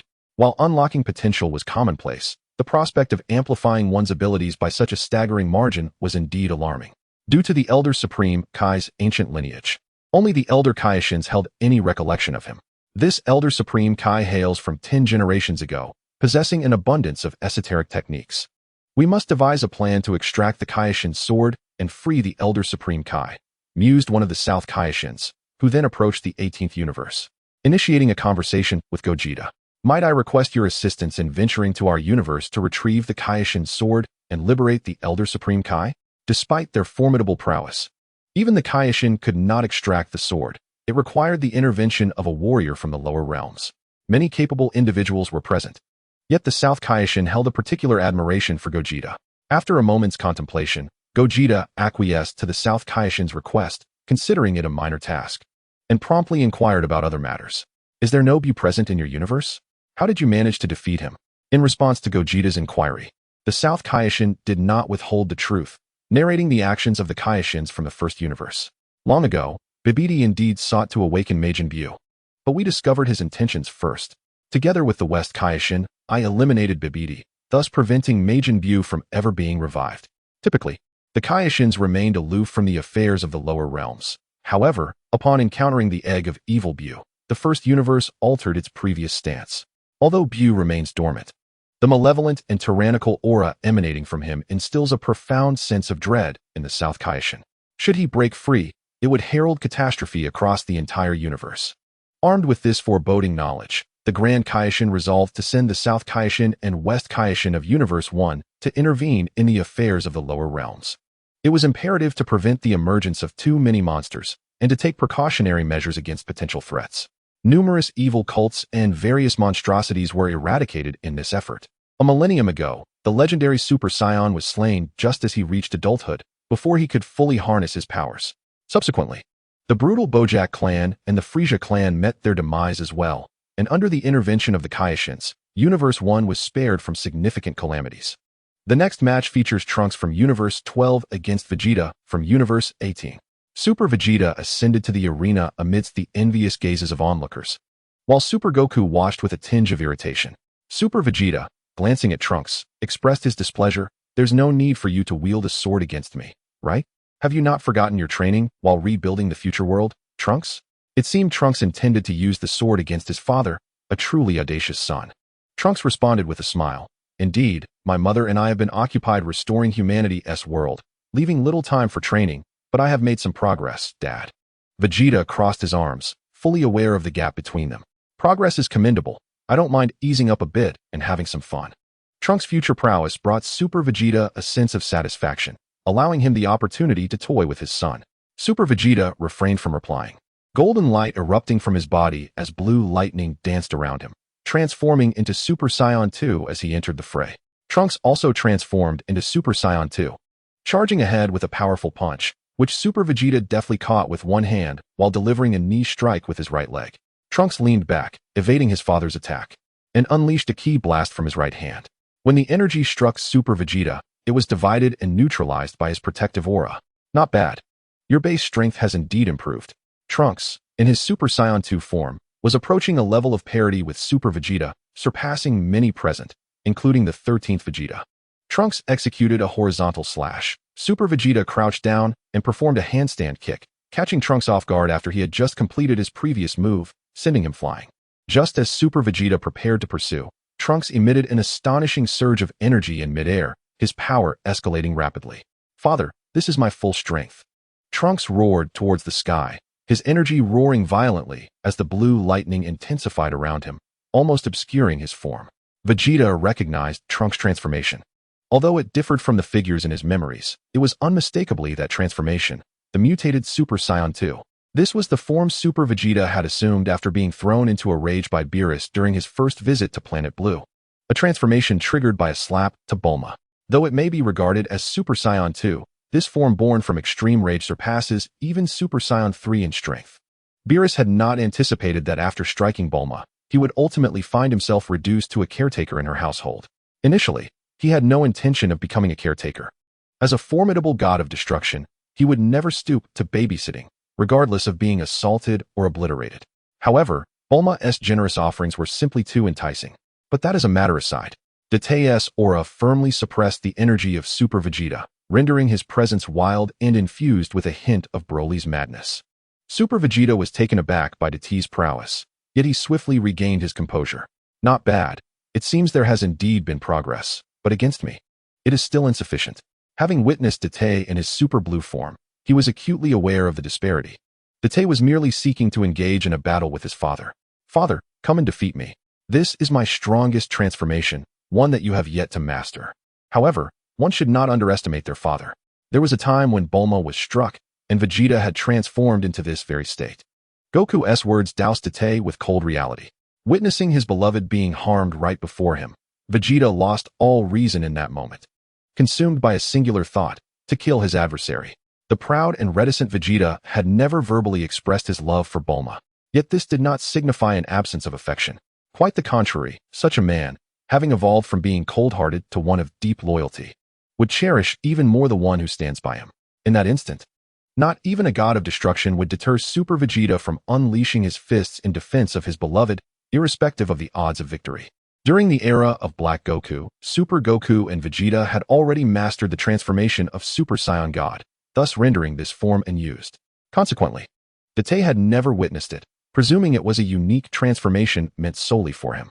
Super Vegeta, without hesitation, maintained his Super Saiyan 2 form, unleashing his fury as he soared into the air to engage Date in battle. Upon Date's further transformation, Super Vegeta found himself at a disadvantage. Although both were Super Saiyan 2, Super Vegeta had a slight edge. Nevertheless, the current Date surpassed Super Saiyan 2 Vegeta by a considerable margin. Even though Super Vegeta possessed significantly greater battle experience, Date was by no means devoid of combat knowledge. Following Gohan's demise in the future world, Date had fought alone, accumulating battle experience not far behind that of Super Vegeta. With a powerful punch, Date sent Super Vegeta reeling, pursuing him with a swift kick. Super Vegeta guarded his chest with both hands, managing to deflect the blow but was still sent back several meters, nearly colliding with the protective barrier surrounding the audience. Super Vegeta garnered a sense of Date's strength and bestowed high praise upon his son. Indeed, the future can be entrusted to you. You far surpass that other unworthy lad. Super Vegeta transformed once again into Super Saiyan God, instantly reversing the tide of battle. Date could barely withstand a few strikes before being struck by a knife-hand blow to his lower back from Super Vegeta. After creating some distance, the Great T knew that this father-son confrontation was drawing to a close. Both men assumed identical stances, their hands clasped before their chests, palms gathering golden orbs of energy. In a dazzling finale, two shockwaves collided with tremendous force, each energy stream vying for supremacy, gradually coalescing into an enormous energy sphere in the center. The Super Vegeta incrementally channeled his energy, suppressing the Great T's ki blast and gradually devouring his power. Despite the Great T's desperate resistance, he ultimately succumbed, engulfed by Super Vegeta's energy and lost consciousness. Quick as a flash, Super Vegeta caught the Great T as he plummeted from the sky and gently set him aside. The referee declared Super Vegeta the victor, and amidst the cheers of the crowd, Chapter 33, Vegeta's defeat unfolded. Cell approached, patting Super Gohan on the shoulder. "Hey Gohan, let's find a time to spar away from here." Super Gohan ignored his words, immediately declining his request. He had no interest in fighting for no reason. "No interest. I don't wish to battle with you." Cell, unfazed, responded nonchalantly, "It doesn't matter. I will seek out an opportunity to face you properly. You have killed me once, and I have killed you once. It needs to be settled." In Universe 17, the early developments were largely as expected, with one distinction. After Cell's return from self-destruction, Gohan, with only one arm, had lost to him in a key clash. Although Gohan had defeated Cell once, it felt somewhat hollow. Gohan had sustained an injury to protect Vegeta, and Cell was more eager to challenge Gohan at his peak. The next match features Son Goku from Universe 18 against Krillin from Universe 9. Super Goku had eagerly awaited his turn to fight, and was pleased to face his friend Krillin, although not from his universe. Seeing his dear friend's face stirred emotions within him. Upon stepping onto the arena, he altered his usual haste, taking a moment to observe the aged Krillin. "Hello, Krillin. Cyberman. I have nothing to discuss with you." Krillin responded curtly, clearly disinterested in any association with the Saiyans, his mind drifting to past encounters, harboring no fondness for them. Under 100-fold gravity, Krillin struggled, the weight of his heavy shell further hindering his movements. Without hesitation, he unleashed his most formidable technique, the tenfold Kaioken. In a world devoid of Goku, Krillin was the last resort of Blue Planet. With a tenfold increase in power, the oppressive weight felt significantly lighter, granting him a moment to breathe. However, Krillin understood that this was not a sustainable strategy. He needed to resolve the battle swiftly.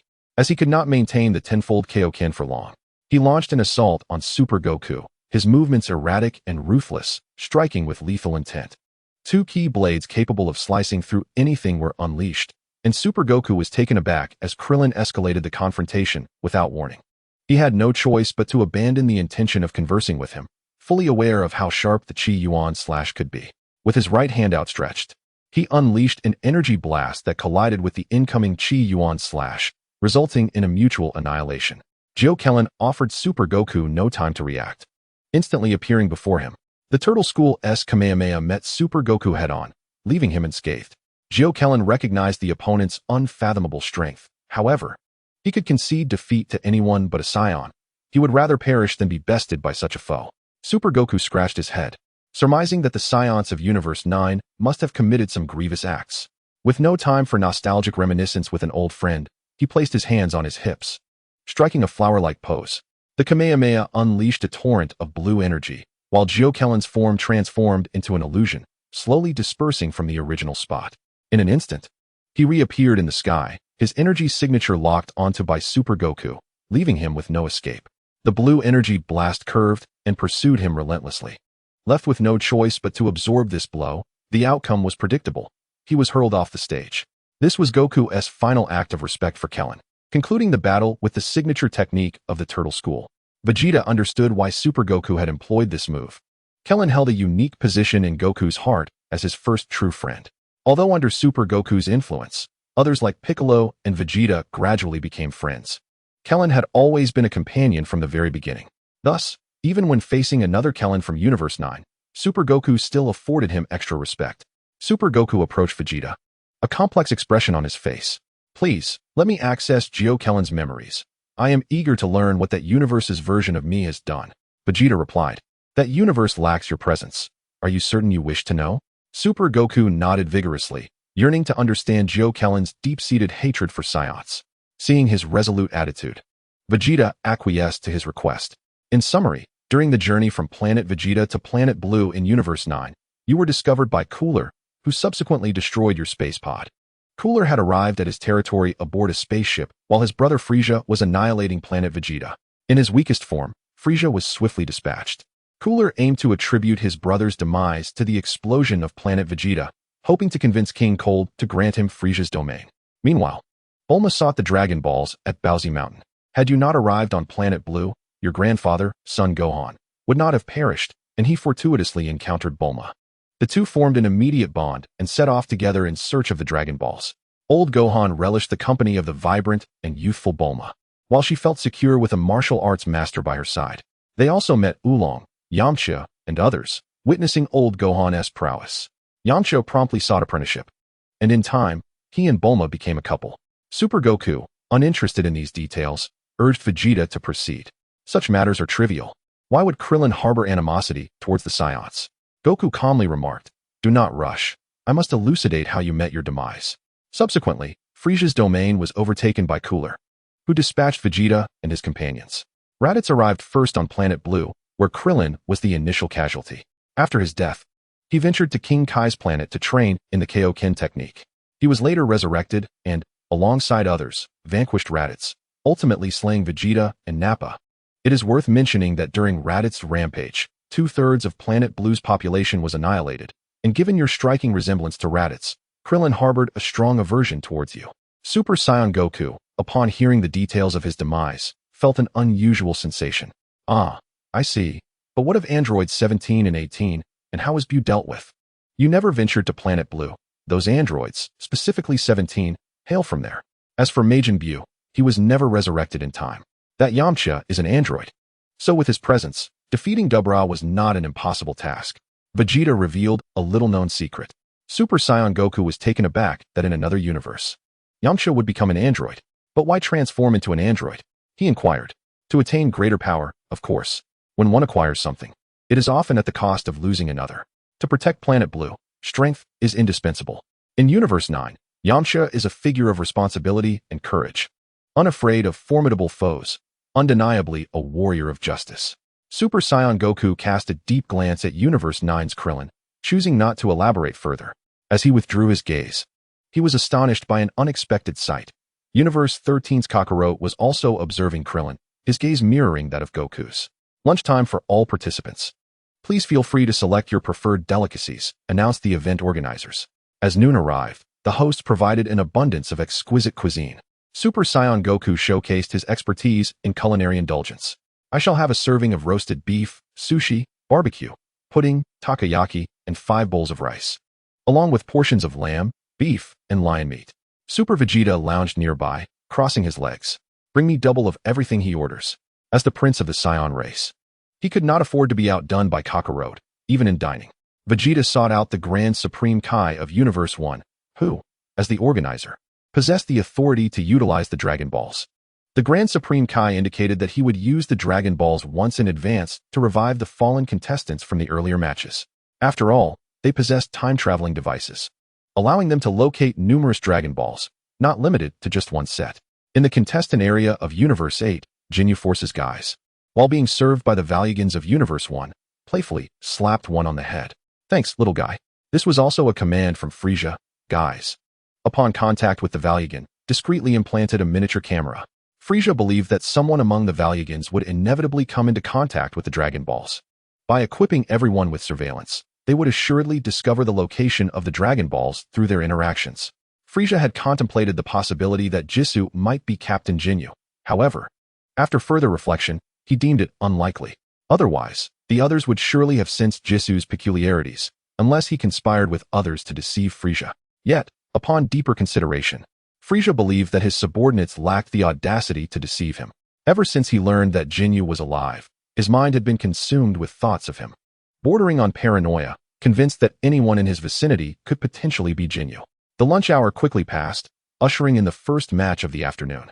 The next contest featured Vegeta from Universe 19 facing off against Kosi from Universe 15. Kosi, cloaked in a black robe that concealed his white hair, stood at the base of the arena, muttering incantations. Enveloped in a cloud of smoke, he ascended to the stage. Vegeta furrowed his brow. He despised this type of opponent. A practitioner of magic, he aimed for a swift resolution, determined to defeat his adversary in one decisive blow. Otherwise, Kosi's trickery would undoubtedly create complications. Kosi did not immediately step onto the stage. Rather, he continued to murmur incantations at the edge of the arena. Only after completing his spell did he finally place his feet upon the stage. In an instant, Vegeta vanished before he could launch an attack, only to find himself transported to a dark, alternate dimension. The majority of the audience remained oblivious to Kosi's actions, merely witnessing Vegeta's sudden disappearance. 30 seconds passed swiftly. Yet Vegeta had not returned to the stage, prompting the referee to declare Kosi the victor. This unexpected outcome left everyone in a state of shock, particularly those who understood the magnitude of Vegeta's strength. Bra from Universe 19 stared in disbelief, her mouth agape. Where had her father gone? Both Super Saiyan Goku and Super Saiyan Vegeta stood frozen, pondering the essence of the spatial phenomenon that had whisked Vegeta away. Gogeta discerned Kosi's strategy with a mix of admiration and disapproval, recognizing Kosi's clever exploitation of a loophole in the rules. The match was only deemed to commence when a contestant made contact with the arena, allowing Kosi to quietly recite his spell outside the ring. The moment he stepped onto the stage, he unleashed his magic, aware of Vegeta's formidable power and the complications that would ensue if he allowed Vegeta to strike first. Bra and Gohan from Universe 19 approached Kosi, blocking his path. "What have you done to my father?" they demanded. Kosi, shrouded in mystery, was an unfamiliar figure to both Bra and Gohan, who had never encountered him in their universe, nor had they heard of him. With his hands tucked within the long sleeves of his robe, Kosi offered an explanation. "Do not worry, after the tournament, the organizers will use the Dragon Balls to bring him back." At some point, Super Buu from Universe 4 joined the conversation, reassuring Gohan and Bra not to fret. "It's all right, my old friend. I am fully aware of the means he employed." Gohan, however, felt no warmth toward him, responding with a cold reprimand. "This matter does not concern you, Buu." Super Buu felt a sense of helplessness towards their indifference. "Alas, I stand with you. I sensed a tear in the fabric of time and space. That individual underestimates Vegito, believing he can truly confine him. He will likely return shortly. You need only wait a moment longer." Upon hearing Super Buu's words, Gohan and Bra exhaled in relief. They doubted anyone could triumph over Vegito in direct combat. Though the unpredictability of magic remained a different story. Super Buu crossed his arms, articulating his perspective. "This is profoundly unfair. You must agree. Once Vegito returns, we shall demand a rematch." "Of course," replied Bra with a scowl, unable to accept her father's chaotic defeat. Only Gohan broke into a cold sweat. Contemplating the naivety of these two, how could the referees simply agree to a rematch based on their words? That would lead to utter chaos. The two younglings from the time-space continuum, witnessing Vegito's unexpected loss, felt a flicker of hope. Perhaps Kakarot could transport Gogeta away, causing him to lose as well, thus presenting them with an opportunity for victory. Super Goku sighed, disappointed by Vegito's defeat. "Alas, he lost just like that. I was eager to face him in battle." Super Vegito scoffed, sharing a similar sentiment, convinced that he could overpower Vegito. He believed himself stronger now and looked forward to a confrontation. "What are your thoughts? Do you lament the inability to settle this in combat?" Gogeta seemed indifferent. Vegito's loss did not alter much. "Not at all. We are not battling in the arena. Otherwise, The audience and other competitors might perish. However, I suspect he will be quite furious upon his return. Cell clenched his right hand tightly, his visage contorted in self-reproach. How could I feel relieved upon witnessing Vegito's defeat? Such cowardice is beneath me. Within Cell, the essence of a scion yearned for battle with the strong. Yet the fear and timidity he felt towards Vegito filled him with shame. Chapter 34, Aral's Defeat. The next match features Universe 18's Android 18 against Universe 2's Aral. In the area designated for Universe 2's competitors, Sunbei chuckled lecherously, instructing Aral to engage in combat. Go wrestle with that big sister. Remember to throw her off the stage and bring her to me. I shall assist in healing her. The stunningly beautiful Android 18 captivated Senbei's aesthetic appreciation, and he held her in high regard. Super Goku recognized Aral, unable to decipher her situation or combat style, but one thing was certain. She was formidable. And he held little hope for Android 18. Android 18, be cautious, warned Gogeta, sharing the same sentiment. Never compare the power levels of comedic characters. Android 18 should halt here, as it would be challenging to find a counter to her tactics. As number 18 playfully twirled her hair, Aral joyfully sprinted toward her. Number 18 swiftly raised her right leg and delivered a powerful kick. Like an arrow released from its bow, Aral was sent soaring through the air. Number 18, filled with fierce energy, ascended to great heights and, with her hands pressed together, executed a stunning slam that sent Aral crashing back to the ground, shattering the arena beneath them.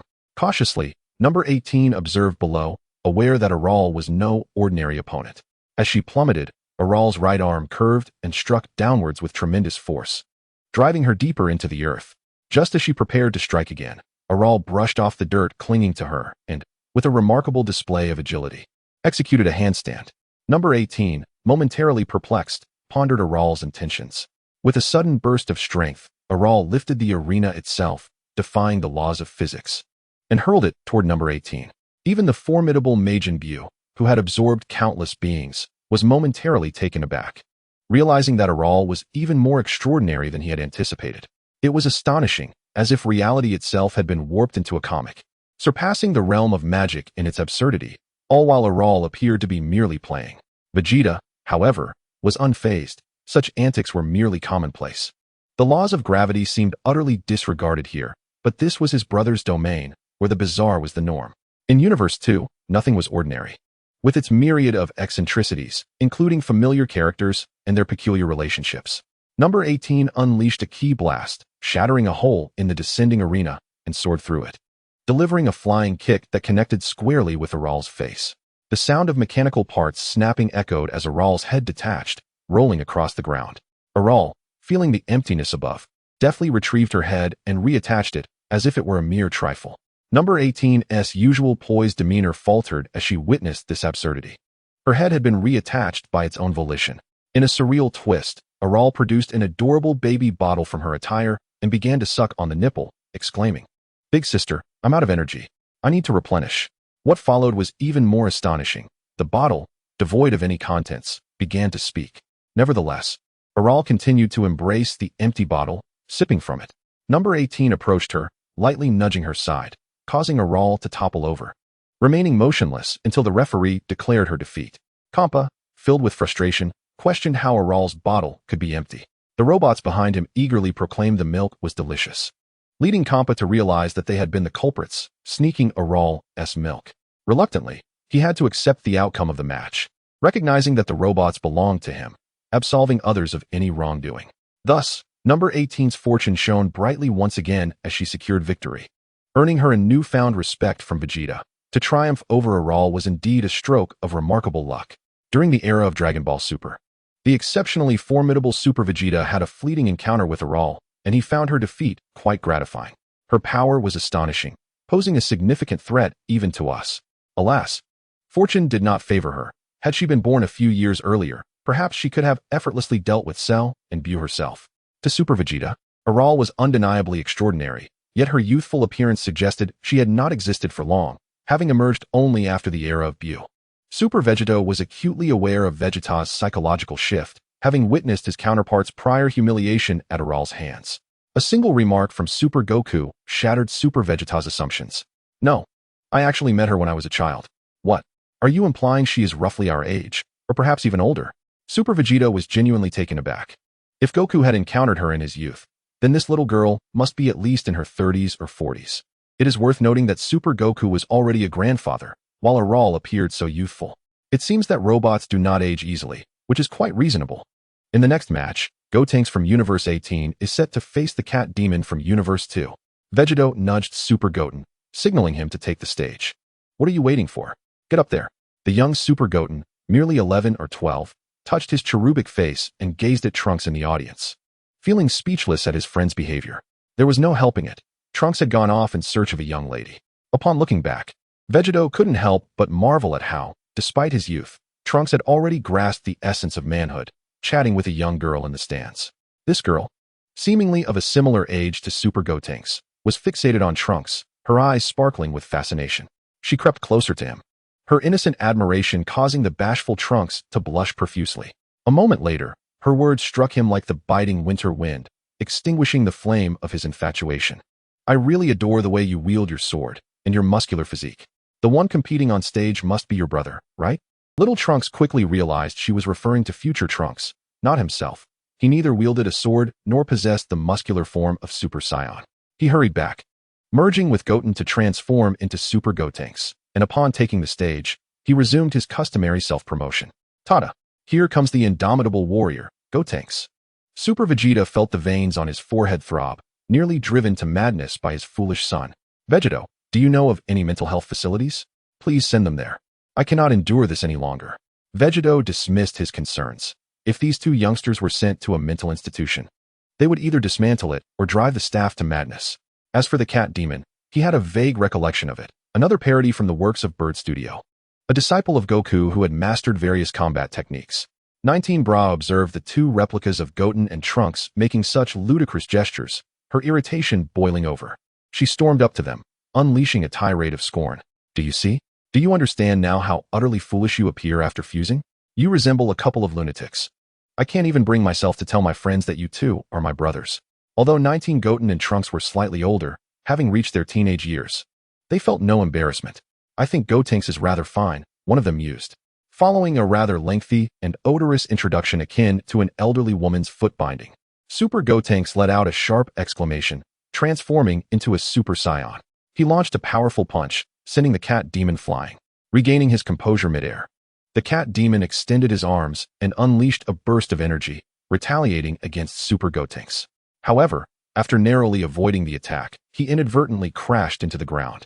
Buried beneath the rubble of the arena, a single cat paw soon emerged, and the Cat Demon rose from the debris, his eyes narrowed to slits. With a triumphant thumbs up directed at himself, he declared, "You are indeed formidable, but I have already devised a plan to defeat you." Super Gotenks was utterly perplexed by the Cat Demon's antics as he moved to the left, striking a pose indicative of a fusion technique. As he slowly inched toward the center, Super Gotenks scratched his head, struggling to comprehend the Cat Demon's intentions. Hey, you're all alone. What do you intend to do? Are you fusing with the air? Amused, Super Gotenks burst into laughter, though his mirth was short-lived. Upon completing the final fusion gesture, the Cat Demon erupted in a brilliant display of light. When the radiance faded, he had indeed undergone fusion, albeit only halfway. What on earth is this? Are you jesting with me? Gogeta could not help but utter an expletive. The once portly Cat Demon now radiated golden energy, accompanied by the blue lightning emblematic of Super Saiyan 2. This was wholly expected for a fusion, but the Cat Demon's form was astonishingly incomplete. He possessed only the left half of his body. Indeed, you read that correctly, only half.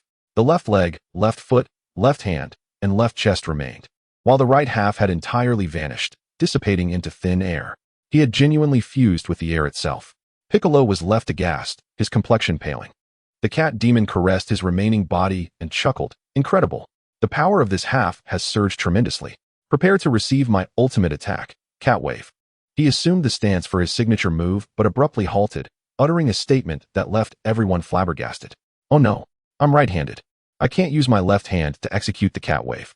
With his ultimate technique rendered futile, the Cat Demon resigned to reverting to his original form. Super Gotenks, bewildered by their antics, had no desire to prolong the skirmish with the cat, and thus unleashed a barrage of over 10 spectral blasts. The diminutive ghost, known as the Super Little Ghost Wind Death Attack, charged towards the Cat Demon. Upon witnessing the ghost's motion, the Cat Demon instinctively associated it with a mouse. prompting a primal reaction to pounce and bite. An incessant series of explosions erupted, with shockwaves cascading one after another, resulting in the arena being largely obliterated. The cat demon emitted a continuous chorus of meows. Super Goku, reveling in his triumph, stood obliviously in place, hands on hips, basking in his satisfaction. "I have won," he declared. "Indeed, brother, well done." He responded to the accolades with unabashed pride, only to notice two ghosts materializing beside him, resembling the cat demon but with a similar technique. "Who are you?" he inquired. The cat demon's ghosts introduced themselves. "We are the Super Cat Wind Death Attack." Super Goku, evidently caught in a moment of folly, failed to recognize the oddity and retorted, "Isn't that merely my technique with a couple of words altered? By the way, why didn't you explode?"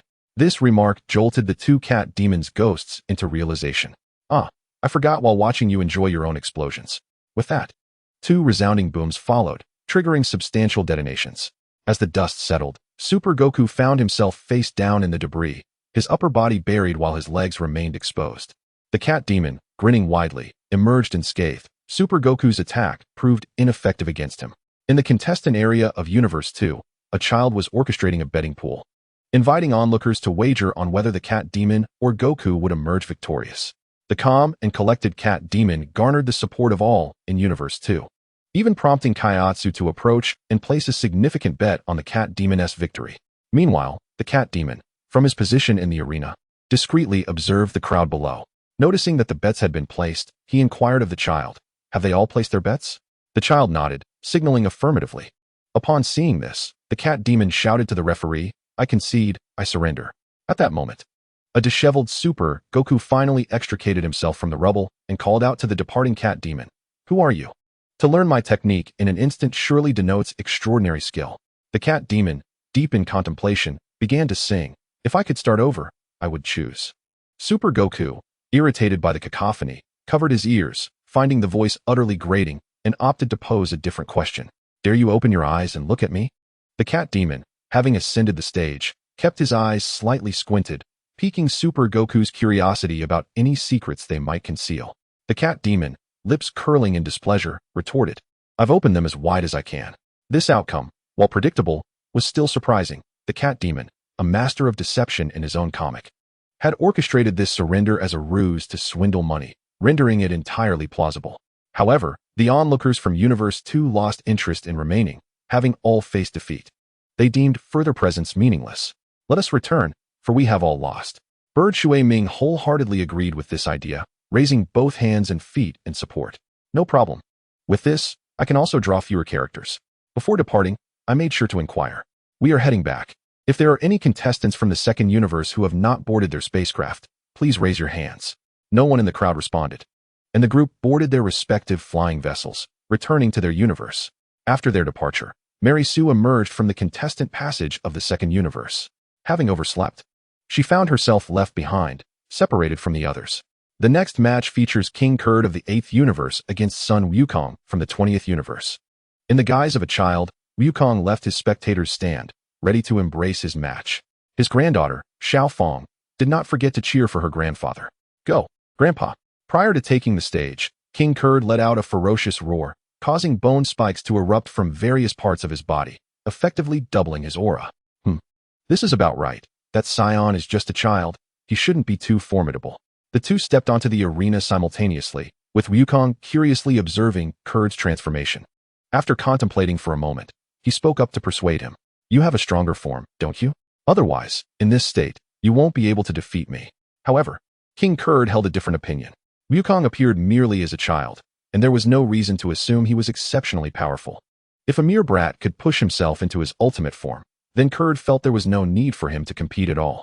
Chapter 35, The Return of Vegeta. Wukong did not press the matter. His tail swayed behind him, causing cracks to form in the ground, spreading in all directions.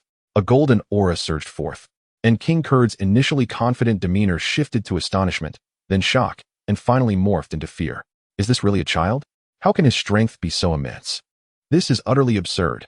Wukong's aura continued to rise, the terrifying energy amplifying at a rapid pace.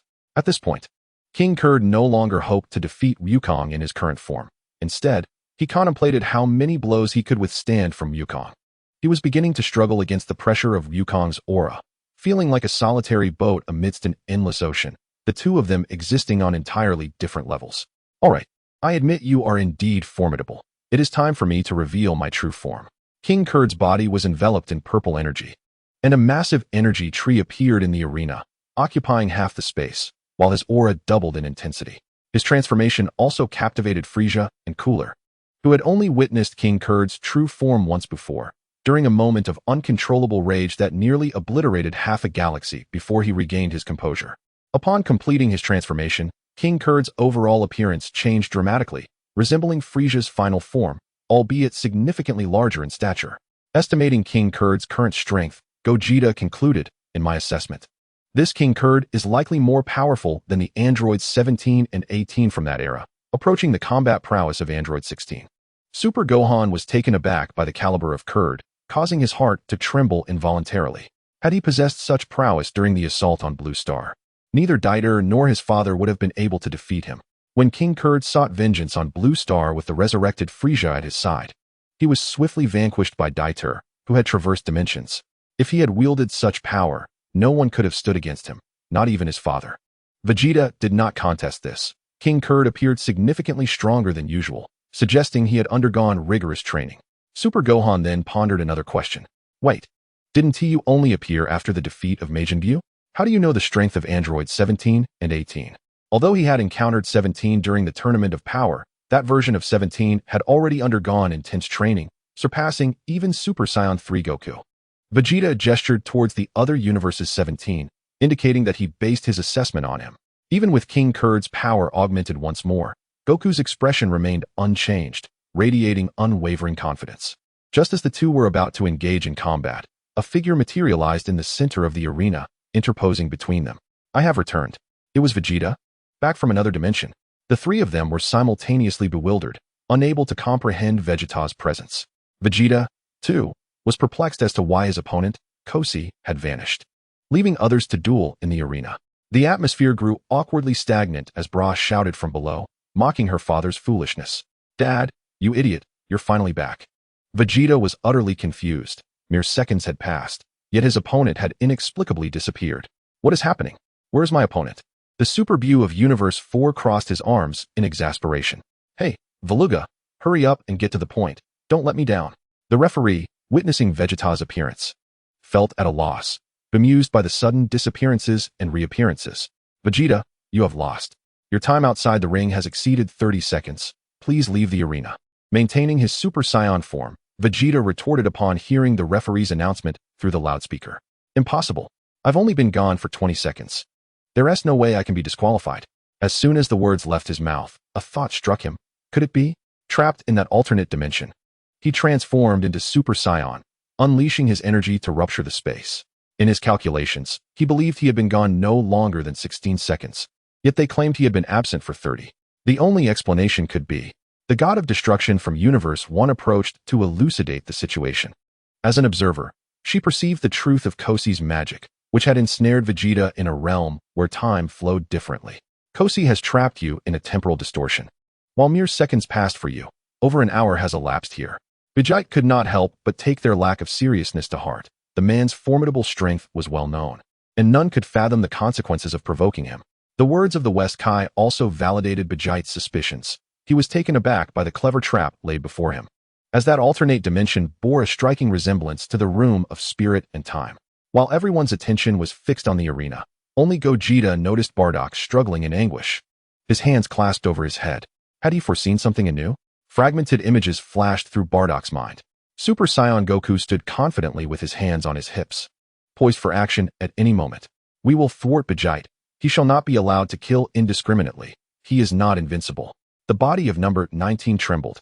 Convinced that Super Saiyan Goku was deluding himself, they had not grasped the situation at all. Do you not understand? He is indeed invincible. My father has encountered far too many beings and deities, and the speed at which his power has escalated is beyond my comprehension, surpassing countless times compared to when he first fused. Super Saiyan Gohan held a shattered Dragon Ball in his hand, a smile curling at the corners of his mouth. It matters not. As long as we possess this, we shall not be defeated, and Gogeta is also here. He will handle Vegeta. Bardock's foresight was limited to this fleeting vision. He could not comprehend the future events that would unfold or why Vegito appeared to be in a frenzy. Upon learning of his defeat in the match, Vegito felt a surge of anger. Damn it, this is too insidious. If it were an actual fight, I could defeat him with just one hand. The rules of the martial arts tournament are excessively biased in his favor. Vegito felt immense shame at being bested in such a manner. He had never known defeat since his inception. Corsi's actions were exceedingly despicable. He hovered outside the arena, deliberately refusing to enter, forcing Vegito's hand under the rules, preventing him from attacking. By the time Corsi finally stepped onto the stage, he had already completed his incantation, and the magic took effect simultaneously. Had they engaged in a direct confrontation, Vegito possessed absolute confidence that he could incapacitate Corsi before he even uttered a spell. Seeing Vegito remain motionless on the stage, number 19 flew up to offer counsel. This is the rule. It cannot be helped, Father. If we start anew, you will still lose unless you can strike first. Vegito understood the peril. Should he be ambushed and transported away during battle? An hour was ample time for the enemy to obliterate his home planet, Blue Star, countless times. Yet when had the invincible Vegito ever endured such indignity? Even in his earlier, feeble days, he could effortlessly destroy planets with a mere flick of his hand. He had not truly been defeated by that foe. And now he faced an actual loss for the first time since his inception. Enough, Gohan. I do not wish to forfeit the martial arts tournament. Vegito's declaration darkened Gohan's expression, prompting him to sternly admonish. I shall not permit you to act recklessly, should you create chaos here. And if our universe's Dragon Balls prove incapable of resurrecting Xiaofang, she would remain in eternal slumber. You must be aware that I will not allow such a fate to befall her, or do you not care for Xiaofang? Upon hearing the mention of his granddaughter, the innocent and kind-hearted Xiaofang, whom he cherished deeply, Gohan let out a sigh. Very well, I shall leave you be for a while. In an instant, Vegeta vanished from the scene, his destination shrouded in mystery, leaving Gohan helpless to comprehend his child's actions. Alas, he has retreated to sulk alone once more. Contrarily, Gogeta could empathize with Vegeta's ire. A being who had never tasted defeat since his inception would understandably be displeased at such an inexplicable loss. This was not merely about the inability to engage in combat with others or the loss of enjoyment, but the shattering of an undefeated legacy. The formidable Super Buu of Universe 4, witnessing Vegeta's silent departure, was filled with fury and summoned Veluga, a staff member from Universe 1. Go find Kosher and demand that he rematch with Vegeta. Veluga, taken aback by Super Buu's twisted expression and imposing presence, complied without delay. However, after several minutes of waiting, Super Buu grew impatient and bellowed. Have you even spoken to him? Veluga timidly responded, Kosher isn't replying to me. Kosher, in the corridor, disregarded his words, thinking it absurd. After painstakingly devising a strategy to defeat Vegeta, he certainly had no intention of rematching. Veluga's comments ignited Super Buu's fury. Are you jesting with me? I desire to measure my strength against Vegeta. How can I stand idly by as he loses? He is a long-awaited adversary. Initially, he had refrained from expressing his anger, believing a rematch was possible, granting Vegeta another chance. However, he was taken aback by Kosher's cowardice, unwilling to engage in another battle. Enraged, Super Buu unleashed a torrent of curses, directing his ire at various universes. I demand a rematch. I care not for his consent. Have you not grown weary of this farce of pretending to be a master? All of you, get away from me. What nonsense is this about the Frozen Demon Clan? Or the androids and technological weaponry? They are utterly feeble, and you dare to forfeit against a formidable opponent I have finally encountered. Super Buu held the majority present in disdain, regarding them as insignificant, with only universes 18 to 22 piquing his interest to a degree. Ultimately, it was only Gogeta and Vegeta who ignited his fighting spirit. He could not accept the arbitrary elimination of one. Among the Kaioshins of Universe 1, the only female Kaioshin, Layla, responsible for quelling disputes, approached Super Buu. Sir, you cannot impose your will upon the decisions of other contestants. Super Buu seemed to find this statement utterly ludicrous, bursting into laughter with his arms wide open. You say I cannot. How amusing. From the very beginning, I have held all the power in my hands. With a swift punch, Super Buu struck Layla in the face, showing no mercy. The once beautiful visage of Layla was sent flying, crashing into a wall. A sweet taste filled her throat as blood surged, which she forcefully swallowed, leaving only a trickle of crimson. Super Buu was indifferent to delivering a finishing blow. He had no desire to kill anyone specifically. Instead, his body liquefied, and he split into countless copies, launching attacks on everyone present. Chapter 36. The arrival of Son Gohan Super Buu appeared to be in a frenzied rage, seeing everyone as mere targets. In a low, chilling voice, he declared, "I am omnipresent. I am unrivaled. I possess your Dragon Balls, your technology, and all your abilities. I am privy to your secrets, and I manipulate your thoughts. I could have absorbed all of you long ago, determining your fates, yet I refrained, merely wishing for a rematch, which you lowly humans have denied me." In the control room of Universe 1, the Veluga people sensed impending disaster and prepared to employ the atomic separator to banish Super Buu back to his home planet. However, despite their frantic attempts to activate the remote, it proved utterly ineffective. The controller had malfunctioned. They had promised that any troublemaker could be sent back. Yet when the critical moment arrived, they faltered. The main control room was invaded by Super Buu's flesh, coalescing into a head that cackled maniacally. "Fools! When this contraption can be used is determined by me. I have long since taken command of everything. It is only now that I will act so brazenly." A bizarre scene unfolded in the arena as Super Buu continuously generated masses of flesh, soon resembling an ocean that engulfed the entire competition venue. The masses writhed, consuming everyone, leaving no refuge above or below. DEVOURER and Babidi from Universe 11 were not spared, ensnared like dumplings in the flesh. Babidi intended to utter a spell, but his mouth was blocked, rendering him voiceless. Only the obedient Majin Buu remained untrapped, clapping his hands in excitement. Beside him, a mass of flesh had formed another Super Buu, playfully engaging with this chubby Buu. "Brother, you too can be like me. If you desire, return and absorb everyone, and you shall be as powerful as I am." Most of the universe fell victim to this chaos, including Universe 19, save for Gohan and Bra from that realm, who unleashed their full energy to disperse the flesh. They inwardly cursed, "Damn it, what terrible timing to stir up such a grotesque mess, especially in Dad's absence." In Universe 13, Goku, Raditz, and Nappa were ensnared by the flesh balls, leaving only Vegeta of Universe 13 to fight for survival.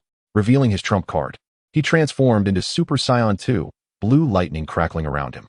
In the arena of the 7th universe, the formidable Super Namekian Gaskak stands resolutely in his designated position, surrounded by writhing pink masses that, despite their attempts, cannot encroach upon his vicinity.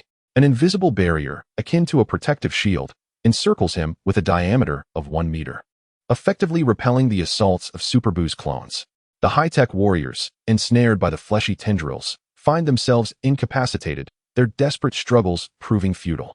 Super Buu, having grown weary of their feeble appearances, manifests a portion of his body at the center of the stage, bellowing, "The masquerade is over, weaklings." Before anyone could react, the valiant Super Gohan from Universe 18 swiftly intervenes, deploying a colossal protective dome to safeguard his family. "Fear not, I am here," he reassures them. Prior to the Tournament of Power, Gohan transcended his enigmatic form, achieving strength that rivals even the Super Saiyan God, surpassing it to a degree. Although he could withstand the onslaught of Super Buu's flesh, his desire to save more individuals rendered him unable to confront Buu directly. Bound by his duty to protect his family, Super Gohan's hands were tied, while Super Vegeta, visibly irked by Buu's audacious demeanor, prepared to take action against him. Just then, a cataclysmic clash resonated from the depths of the universe, causing the tournament planet to tremble, leaving the spectators unsteady on their feet. Super Gohan immediately sensed the presence of another aura. "Vegito, so that's where you disappeared to. Are you battling against Vegito?" However, mere moments after Vegito vanished, Gohan noticed that Vegito, who had been by his side, was now absent. Despite intensifying his aura perception, he could not locate him. Likewise, Gohan from Universe 19 and Bra sensed Vegito's energy, but were unable to pinpoint its exact location due to the vast distance separating them, making it impossible to summon assistance against Super Buu.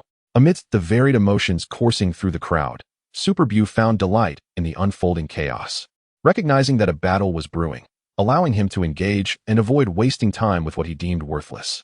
Just as Super Buu was poised to unleash devastation upon everyone, a figure emerged from the distance, whereupon the pink orbs of Buu's flesh recoiled in retreat.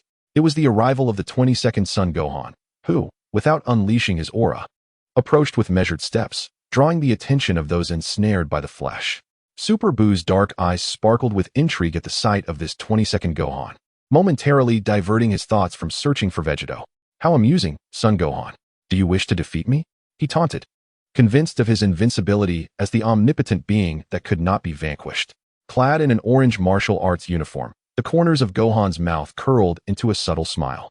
Defeat you? No, I intend to kill you. Super Buu erupted in raucous laughter, evidently dismissive of Gohan's capabilities.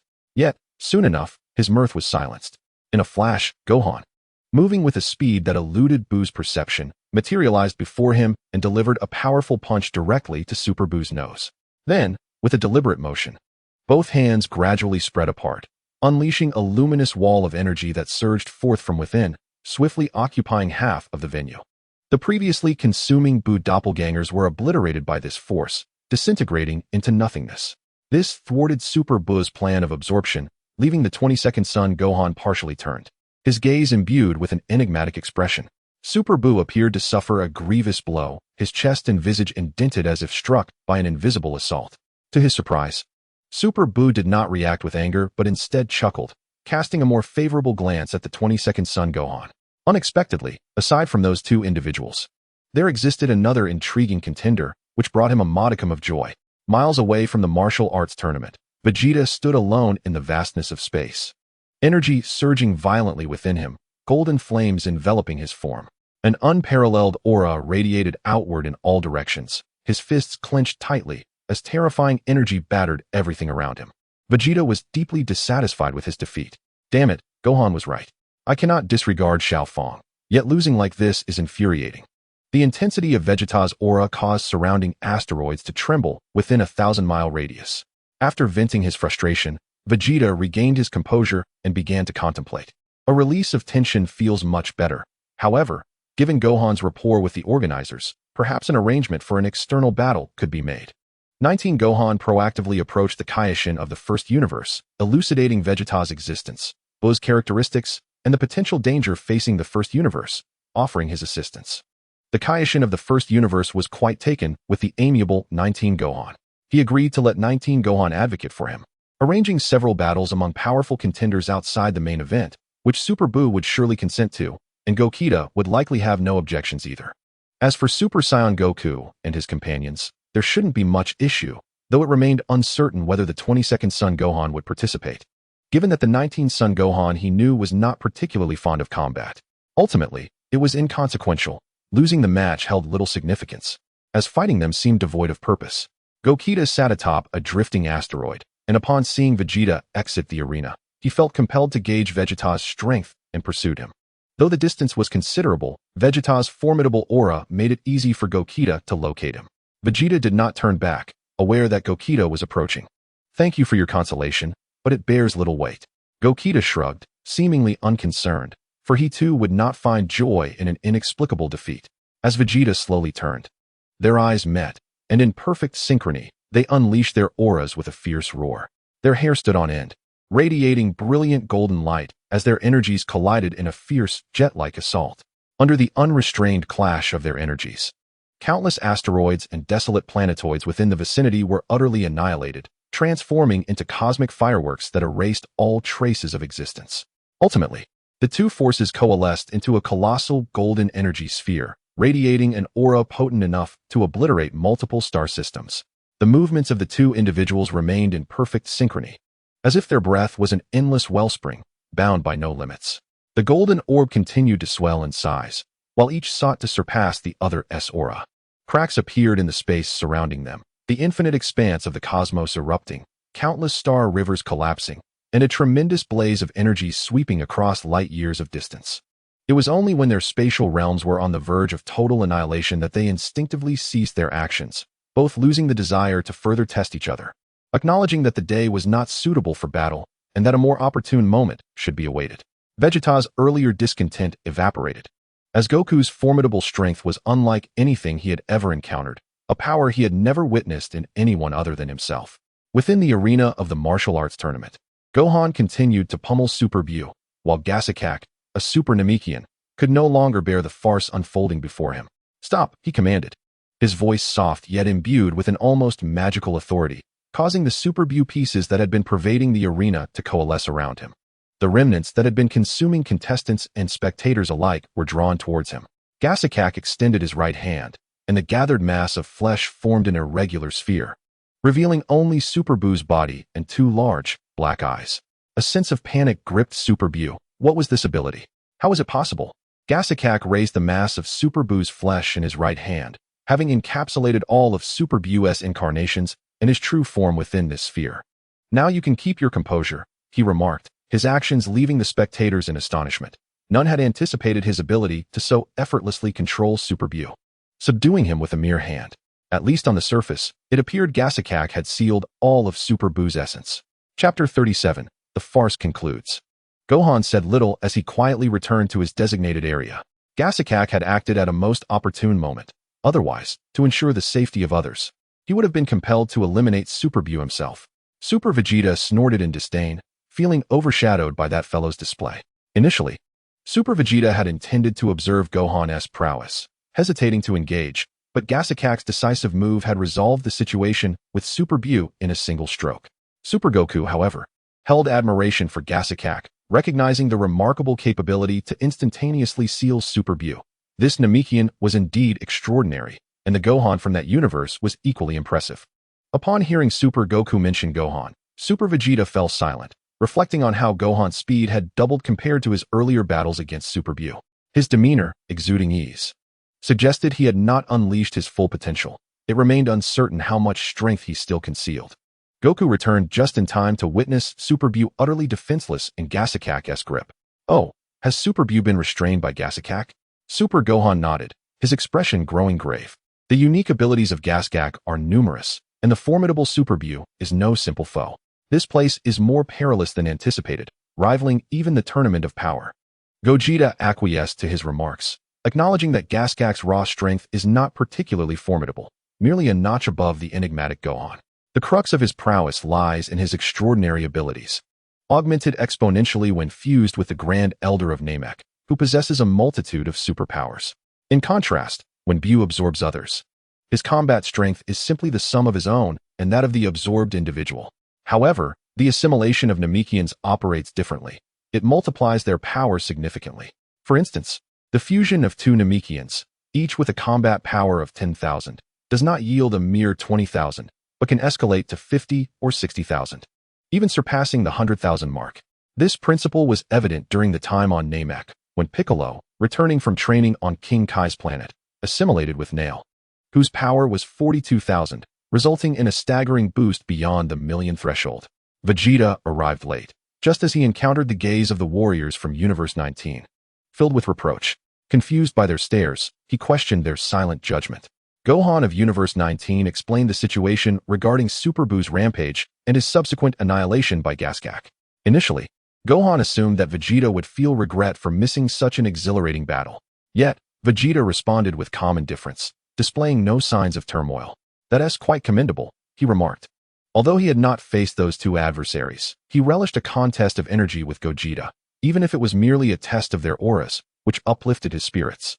The exploits of Super Buu and Gasakak were of little consequence to him. In the arena of Universe 11, observing Super Buu ensnared by a single strike, the Demon Realm King DEVOURER smiled and proposed a suggestion to Babidi.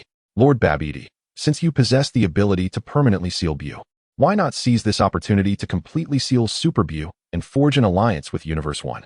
Babidi, still shaken from his near brush with death at the hands of Super Buu, found himself unable to utter a spell in time. "Indeed, DEVOURER. But let us defer this discussion for the moment. Refrain from bringing it up again," Babidi replied, his thoughts clouded with apprehension. He believed his sealing technique could indeed encapsulate Buu, even the vastly empowered Super Buu. Yet, he harbored a deeper fear, that if he were to activate his sealing technique, he might inadvertently seal his own Fat Buu as well. In Universe 11, Babidi relied solely on DEVOURER and Fat Buu as his capable aids. If he accidentally sealed Fat Buu, the consequences would be dire. Rendered helpless and encased as a mere orb, Super Buu could only plead for mercy from Gasakak. "Yes, I apologize. I beg you for another chance," Gasakak exclaimed, taken aback by his own audacity to plead for mercy. Angrily, he retorted, "Impossible. This is no laughing matter. Look at the chaos you've wrought in the arena." During the tumultuous episode of Super Buu wreaking havoc, many were left in sheer terror. Though his intentions were to consume, many teetered on the brink of death, leaving a lasting psychological scar on numerous spectators. Super Buu, in his gelatinous form, attempted to clarify, "This was not my intention. I absorbed far too many. It is not my design. Within me reside thousands of personalities, and I will manage the one that has gone mad." Allow me to continue participating in the competition. I shall repair all the damage and fight with decorum. If I misbehave again, you can banish me back to my universe. The audience was divided in their opinions regarding Super Buu's eligibility to compete. Let him stay. He might just win the championship, some argued. His abilities are indeed formidable. I quite admire them, while others countered. But he is a lunatic. What if he acts out again? We could lose our lives. Dream on. I will never agree to that. One voice boomed. You truly have a death wish. You are not afraid of the consequences. The voices of agreement and dissent were evenly split, with some eager to witness Super Buu's battle prowess and others wishing to avoid playing with fire, advocating for his removal. Vegeta also stepped forward to intercede on Super Buu's behalf. Spare him, it's all right. Let bygones be bygones. I will keep a watchful eye on him, and should he misbehave again, I shall deal with him. As the acting Supreme Kai of Universe 1, the formidable South Supreme Kai remained prudent, wary of unnecessary risks. No, he must not be allowed to compete. He poses a threat to the other participants of this martial arts tournament, the Grand Supreme Kai stated firmly. For a long time, we have shunned reckless endeavors. Vegeta felt a pang of disappointment, but understood their perspective. The proactive measures taken by the Supreme Kais of Universe 1 to eliminate Broly and the Dormant Buu underscored their foresight. While it was understandable for the Grand Supreme Kai to hold such views, he soon altered his stance. However, this martial arts tournament is rather unique. Furthermore, Super Buu indeed possesses a multitude of distinct personalities.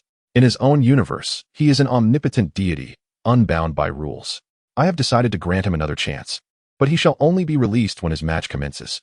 The Grand Supreme Kai's plea for Super Buu's reconsideration caught many off guard, especially the trainee Supreme Kais of Universe 1, who stared at him in astonishment. Out of respect for the Grand Supreme Kai, Gaskark refrained from voicing objections, calmly explaining. Esteemed Grand Supreme Kai, I do not intend to control Super Buu for an extended period. That is acceptable. I can manage it myself. The Grand Supreme Kai replied with a slight smile on his plump face.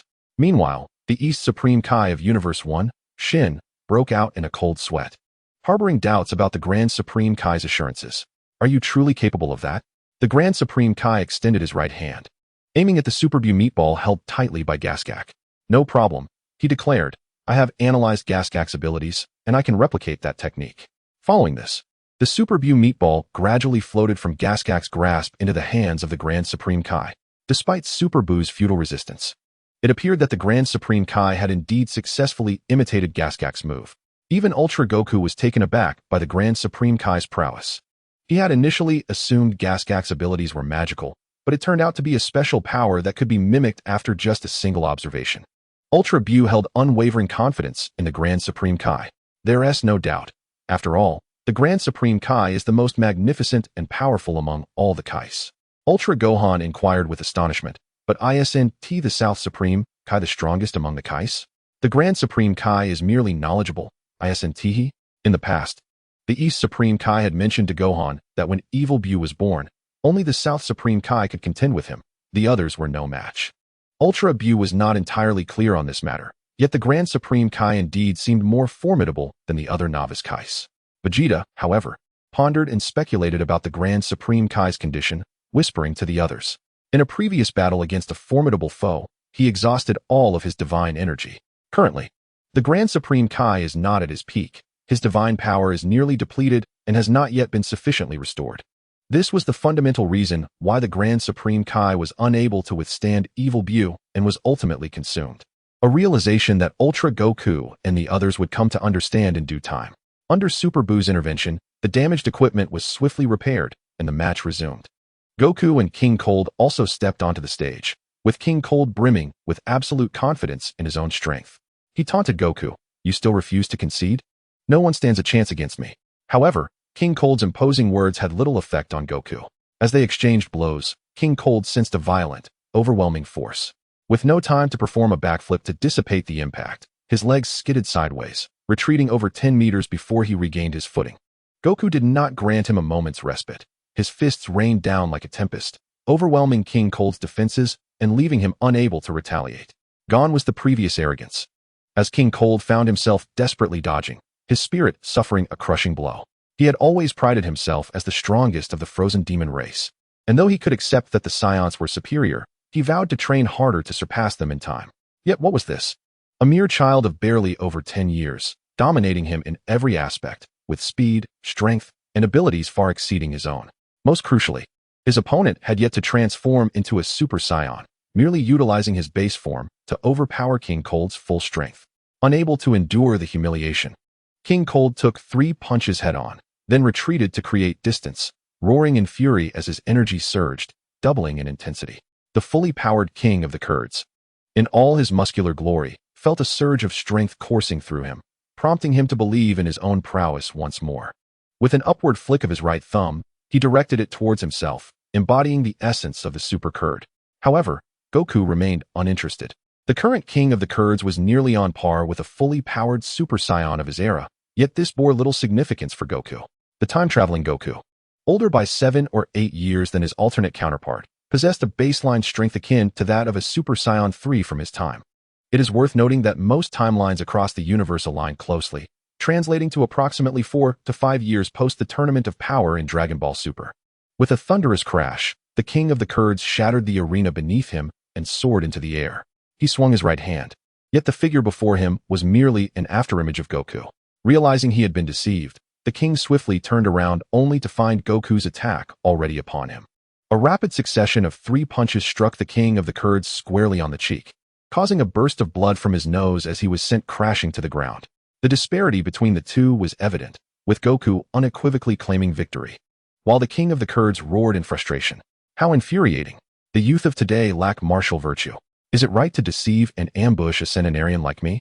Such behavior is unacceptable. Meanwhile, Goten and Trunks observed with delight as the King of the Kurds faltered, having no prior acquaintance with him, but well aware of Frieza's notoriety.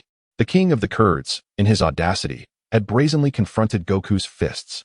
Vegeta found himself pondering the king's possible connection to him, recalling the classic gesture of defeat and the phrase Super Kurd, which inevitably stirred thoughts of their shared lineage. Indeed, it was a swift downfall for the King of the Kurds. In the next match, Tien Shinhan from Universe 9 faces off against Super Buu from Universe 4. Chapter 38. The Last Hope. The Grand Kaishin upheld his promise. When it was time for Super Buu to take the stage, he released his binding restraints, allowing Super Buu to emerge. Once freed from the Grand Kaishin's control, Super Buu immediately restored his form, no longer existing as a mere blob. Tien Shinhan ascended to the arena, representing a team composed solely of warriors from Blue Planet, including Krillin, Yamcha, and Didi. Even after being bested by Gas Kak in a single move, Super Buu maintained his confidence, crossing his arms and smiling down at Tien. Tien, you are quite impressive. As a martial artist, I genuinely admire you. However, facing me, you stand no chance. I shall grant you 3 minutes to attack me at will. I will not retaliate. And you may unleash your most formidable techniques. Such words were undeniably audacious, yet Tien did not perceive them as humiliating. The strength of Super Buu was well known, and he understood that in a direct confrontation, his odds of victory were slim. Tianjin Fan retrieved a deflated balloon from his bosom and tossed it between the two figures, then extended his arms, emanating an extraordinary green aura. The magic seal wave coalesced into a swirling vortex, with Super Buu ensnared at its epicenter. Helpless against the rapid rotation that drew him in, ultimately forcing him into the balloon's narrow opening. The once flaccid balloon immediately swelled into a sizable dragon boat shape upon sealing Super Buu within. The material of the balloon remained a mystery, as Super Buu found himself unable to escape this confinement. Super Goten observed in astonishment. It was his first time witnessing the efficacy of the magic seal wave in subduing an opponent. He recalled the time when he and Trunks had fused yet struggled against Buu, albeit due to their own recklessness. This Super Buu was evidently far more formidable than the one they had faced, as he could not evade this technique, underscoring the sheer potency of the magic seal wave. Impressed, Goku patted Goten's little head, urging him to pay attention to the match and to refrain from being so careless. Look closely. See if Tianjin Fan has truly sealed Super Buu. On the arena, just as Tianjin Fan exhaled in relief, a hand rested playfully on his shoulder, accompanied by a teasing voice. Well done, Tianjin Fan. It appears you have diligently practiced this technique, and it is indeed commendable. Tianjin Fan's expression darkened. He had not even noticed how Super Buu had managed to position himself behind him. How could this be? Super Buu harbored a modicum of goodwill towards Tianjin Fan and, as previously agreed, refrained from inflicting harm, instead opting to elucidate the situation. Indeed, I am sealed, though not entirely. I have left numerous clones on the arena. Unless you manage to seal them all, I remain at large. Naturally, I possess the magic seal wave as well, and can utilize the reverse magic seal wave. However, I have no intention of disrupting this glorious and impressive moment of yours. Upon hearing Super Buu's words, Tianjin Fan found himself at a loss. The multitude of Super Buu's wriggling clones on the stage numbered in the dozens. It was impossible for him to employ the magic seal wave so many times. Even with his current strength, executing it repeatedly would likely lead to exhaustion and demise. Moreover, it would be futile, as Super Buu could effortlessly create more clones at any moment, necessitating a different approach. Tianjin Fan leaped from the ground, soaring into the air, where he sprouted 2 additional arms behind him, layering them parallel to his own. He formed a triangular gesture. Double Ki Blast. This was Tianjin Fan's newly developed ultimate technique. He would first unleash the 4 demon fists, then manifest 2 hands to overlap the Ki Blasts, employing a method where 1 + 1 exceeded 2. Bathed in radiant light, Super Buu stood as the arena below was obliterated, leaving deep, unfathomable pits in the ground. Yet, despite the onslaught, Super Buu was reduced to mere fragments, only to swiftly restore himself, unharmed in the slightest. Not bad. You shattered me to pieces. Do you have anything more formidable? This technique alone is insufficient to vanquish me. In the absence of defense, the destructive power of Tian Xinhan's technique is indeed considerable. Upon realizing that his ultimate move had little effect on Super Buu, Tian Xinhan willingly conceded defeat without further contest. Super Buu, initially eager to prolong the engagement, found himself somewhat disinterested by the swift surrender.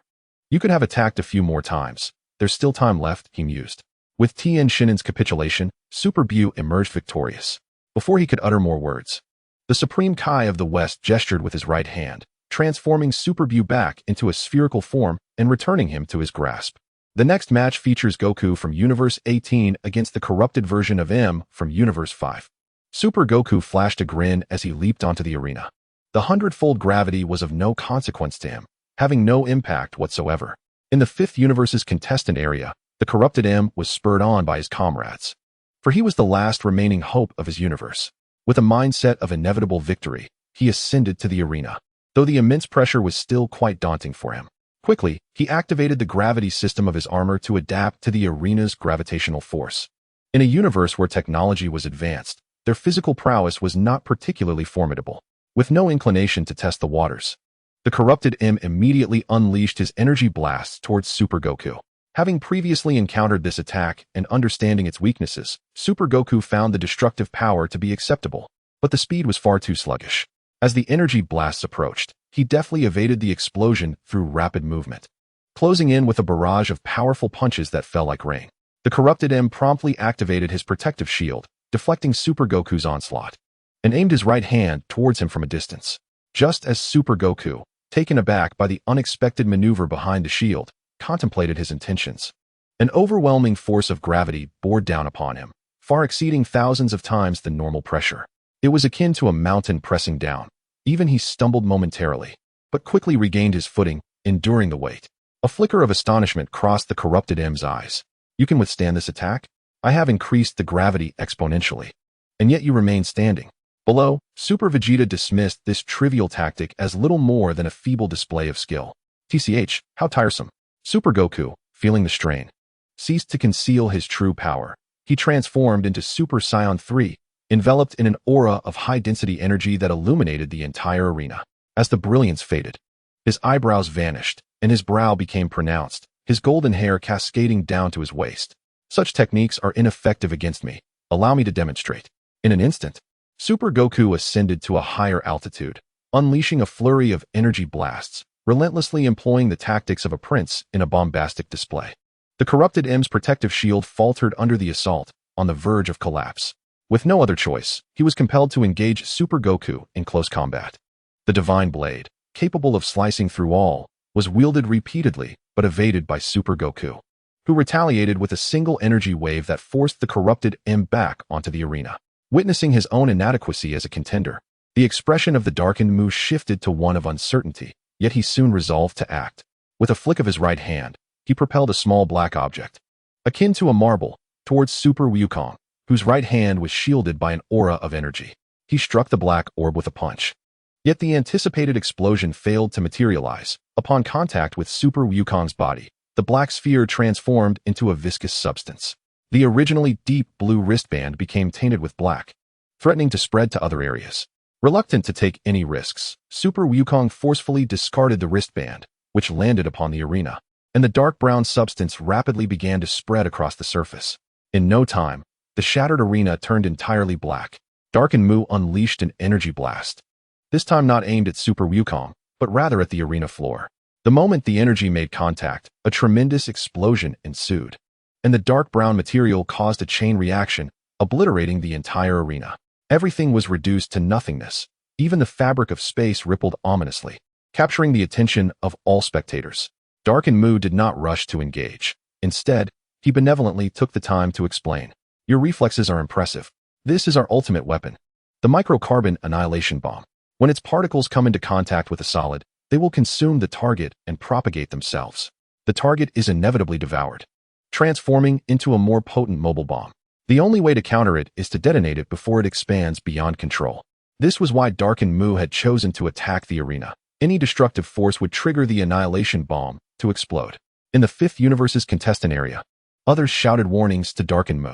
No, Darkin Mu, you must focus on your opponent and avoid harming the innocent.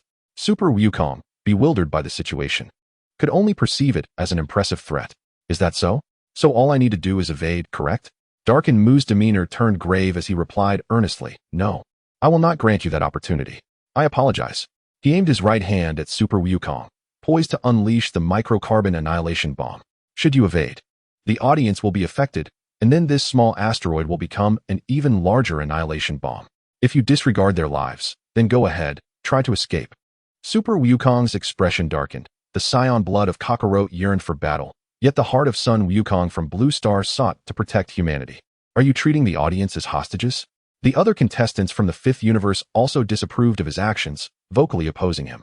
You have no right to do this. Darkin Mu, you cannot indiscriminately kill. Within Darkin Mu's eyes, a struggle of remorse and defiance flickered momentarily, ultimately yielding to resolve as he retorted with indignation.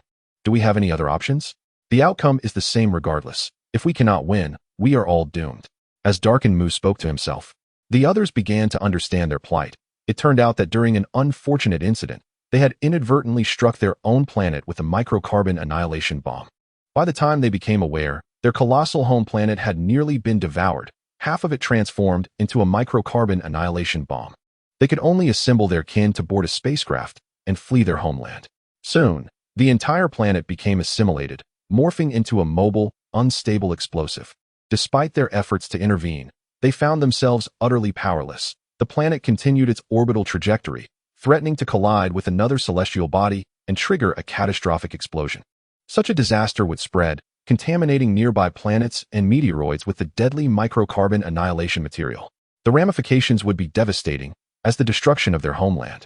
A microcarbon annihilation bomb the size of a planet could potentially obliterate multiple star systems if subjected to immense energy impact.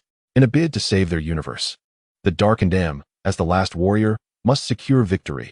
Only the wish from the Dragon Balls could avert this calamity. Upon hearing his words, the Super Saiyan Goku spread his arms and revealed a harsh truth. You cannot win. Even if I were to deliberately lose to you, you would still be unable to defeat the others. Moreover, your wish is not difficult. After my victory, I can grant your wish. M was incredulous, firmly stating, I cannot trust you. Such a precious opportunity for a wish would never be freely given. Chapter 39. The annihilated Science Super Gohan also informed the contestants from the fifth universe that upon their victory, they could receive a wish of inherently kind nature. He did not wish to witness the suffering of others, even if they hailed from a different universe. With great power comes great responsibility. However, the members of the fifth universe remained skeptical.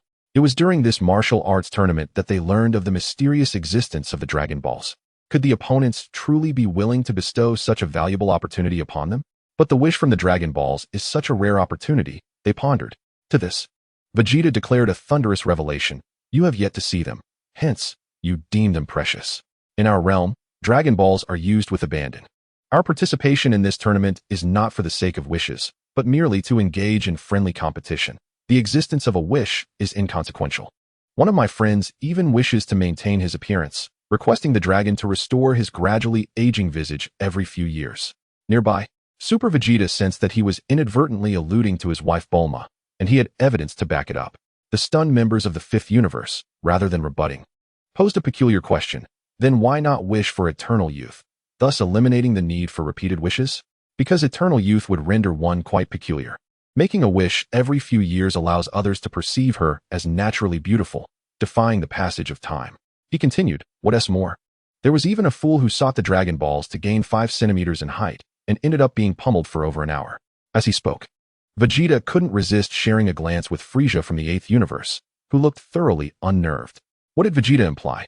Could he be referring to someone from their universe? Such a dismal fate seemed implausible, and he quickly dismissed that hypothesis. It was impossible, absolutely impossible that it could refer to him. Frieza felt somewhat discontented with his height, yet it seemed excessive to be punished for merely wishing to grow 5 centimeters taller. What wrong had he committed? His desire for a slight elevation was hardly a matter to warrant such bullying of the honest. In the arena, witnessing his opponent's resilience, Super Saiyan Goku wasted no time. He approached his adversary and unleashed a powerful knee strike, sending him soaring into the heavens. The darkened form of Black Goku transformed into a meteor, swiftly traversing the atmosphere and ascending into the cosmos. Super Saiyan Goku followed suit. As both combatants had exited the arena, the 30-second time limit was rendered moot. A minute later, Super Saiyan Goku returned to the stage, dragging the unconscious Black Goku with him. The referee began a countdown of 30 seconds, yet Black Goku remained unresponsive, leading to the declaration of Super Saiyan Goku's victory. Super Saiyan Vegeta seized the opportunity to taunt Goku, inquiring why he was withholding his Super Blue form, suggesting it would have been more efficient to eliminate the opponent swiftly rather than squander time. Super Saiyan Goku chuckled lightly in response, remarking that Vegeta was also concealing his true strength, reluctant to reveal too many of his cards. As ultimate forms, both were wary of premature exposure. Despite Vegeta's unexpected exit, both harbored unspoken intentions of competing against him outside the tournament. Following the unexpected transformation during the Tournament of Power, Super Saiyan Goku had yet to master that form in the subsequent months. Super Saiyan Vegeta, too, preferred to reserve his ultimate blue transformation, as most opponents could be defeated without resorting to the Super Saiyan God form. Upon awakening and realizing his defeat, Black Goku plunged into profound despair, lamenting the loss of the singular opportunity to save his homeland. Were they destined to return home in disgrace, awaiting their demise? Super Saiyan Goten, filled with admiration for his father, reassured Black Goku that they need not fret, for his father would grant them a wish to save their homeland upon victory. Wherever he might be, Goku was a paragon of integrity and kindness, having rescued their homeland numerous times. In contrast, Super Saiyan Vegeta lacked Goku's sense of mission. His battles were primarily for personal reasons, with a greater inclination towards protecting his family. Gogeta, on the other hand, was neither a hero nor a villain. He simply despised unpleasant individuals and circumstances. Nevertheless, it was evident that the three of them were indifferent to the prospect of a single wish, fully prepared to relinquish the opportunity to others. Hearing their exchange, Black Goku began to trust their words, contemplating that perhaps he could indeed rely on them. Especially since he had already been defeated, there was no need for deceit. The next match would feature Dr. Reiki from Universe 3, facing off against Vegeta from Universe 13. Dr. Reiki, emerging from Universe 3, gazed at the formidable Vegeta, a rare smile gracing his lips. It was indeed a most gratifying moment to encounter him again. The royal delicacy that he was. How I longed to savor that experience. Vegeta, however, held no fondness for Dr. Reiki, a cruel smile curling at his lips.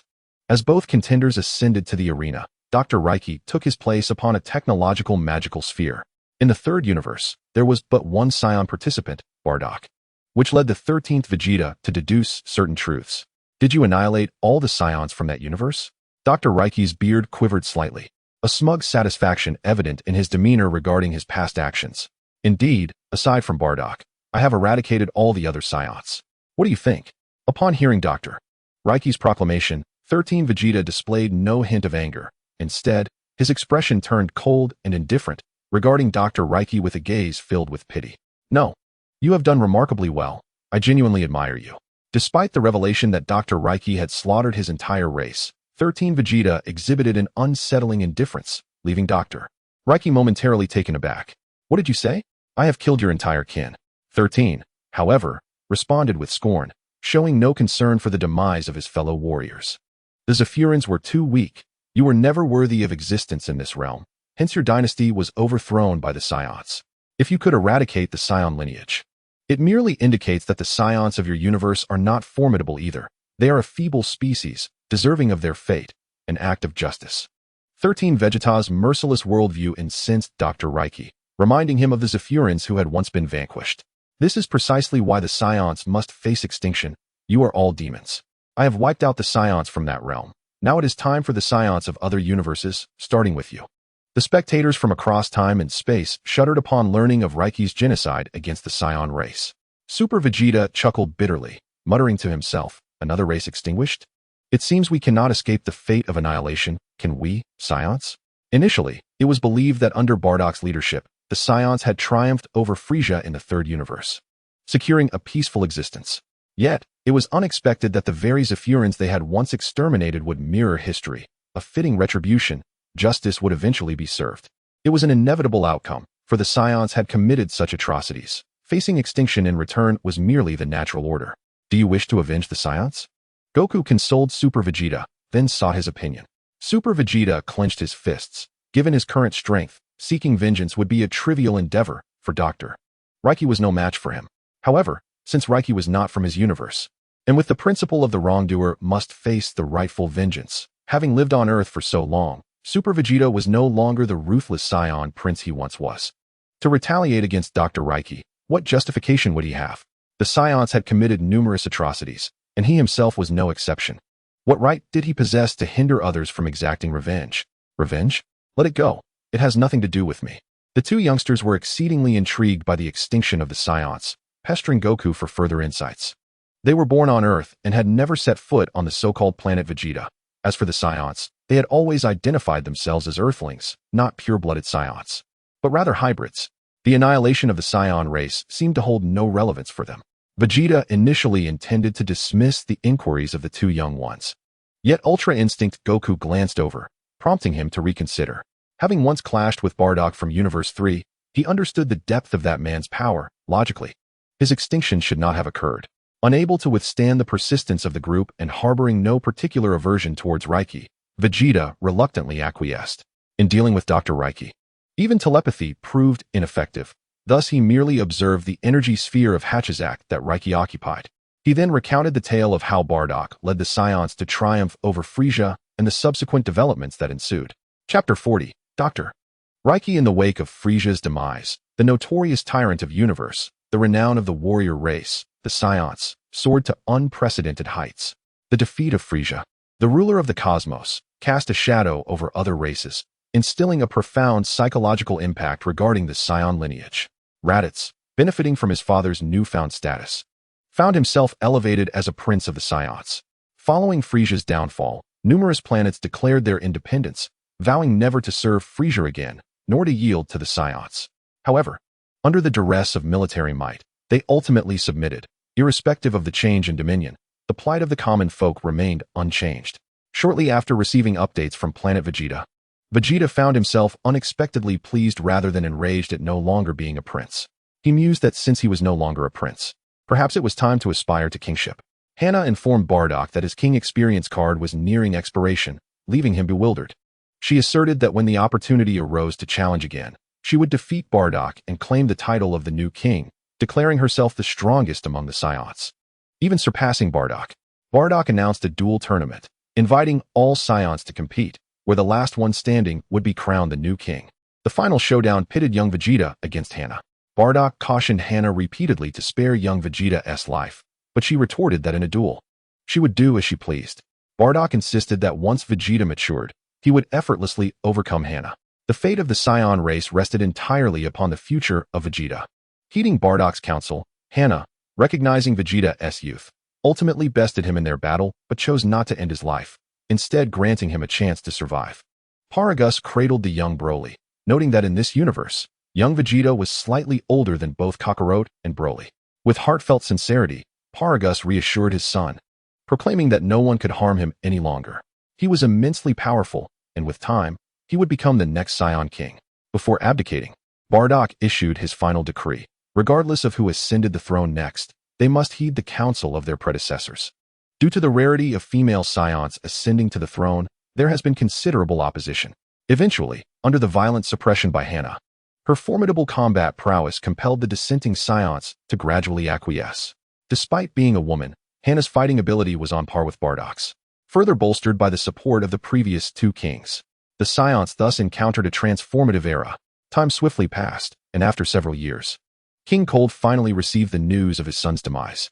The vastness of the universe played a significant role, as the information regarding Frisia's death was entirely concealed by the Scion clan, with his subordinates being swiftly exterminated by the Scions. Initially, King Cold was unaware of this event until the third year, but due to the unrest within his dominion, compounded by his disdain for the Scions, the matter lingered for several years. Golda ultimately achieved his aim, receiving King Cold's acknowledgement that after annihilating the Scions, he could manage Frisia's former territory. Neither of them anticipated that this would be their final conversation, marking the end of the Scion saga. Bardock, possessing unstable precognitive abilities, had foreseen their arrival, while Paragus' son, Broly, had grown into a young man. The legendary Super Scion, with his extraordinary talent, effortlessly attained the Super Scion realm, confronting the invading Golda and King Cold. He immediately transformed in a berserk state, causing both men, who had never even encountered a Super Scion before, to flee in terror. Ultimately, however, they met their demise at Broly's hands. Under Paragus' guidance, Broly refrained from succumbing to madness and did not annihilate everyone. The Scions fully assumed control of the universe, typically refraining from deploying Broly as a weapon of destruction, as ordinary foes were manageable by the Scions themselves. Another year or two passed, and planet Vegeta faced a new adversary, the remnants of the annihilated Zephyrins, led by the technologically advanced Dr. Lecky. Originally, planet Vegeta was not named so, it was called Zephyr, ruled by the Zephyrins, who were not as malevolent or warlike as the Scions, nor as merciful and gentle as the Namekians. Rather, they were a more composed race, willing to assist others as long as their own interests were not jeopardized. Many years prior, the Scion clan had endured a catastrophic calamity and eventually arrived on Zephyr aboard their spacecraft. However, due to the Zephyrins' advanced technology, the Scions, lacking any inclination towards scientific research, proved to be of little value. Ultimately, the Zephyrins did not cold-heartedly expel them from their planet. At that time, the Scions were few in number, and it would not have been difficult to force them out through sheer force. Nevertheless, instead of allowing the Scions to fend for themselves, the Zephyrins chose to shelter them, relegating the technologically inept Scions to manual labor. The passage of time transforms the landscape, and the world changes in ways we cannot fathom. It is unclear when the population of the Scions surged dramatically, quickly multiplying several times over. At that time, before Vegeta's father ascended to the throne as king of Vegeta, he incited his fellow Scions, who felt resentful, believing they were destined for menial labor while the Zephyrians led a life of leisure. On a fateful night under a full moon, the entire Scion clan launched a surprise attack. The Zephyrians, unsuspecting of such betrayal, were caught off guard.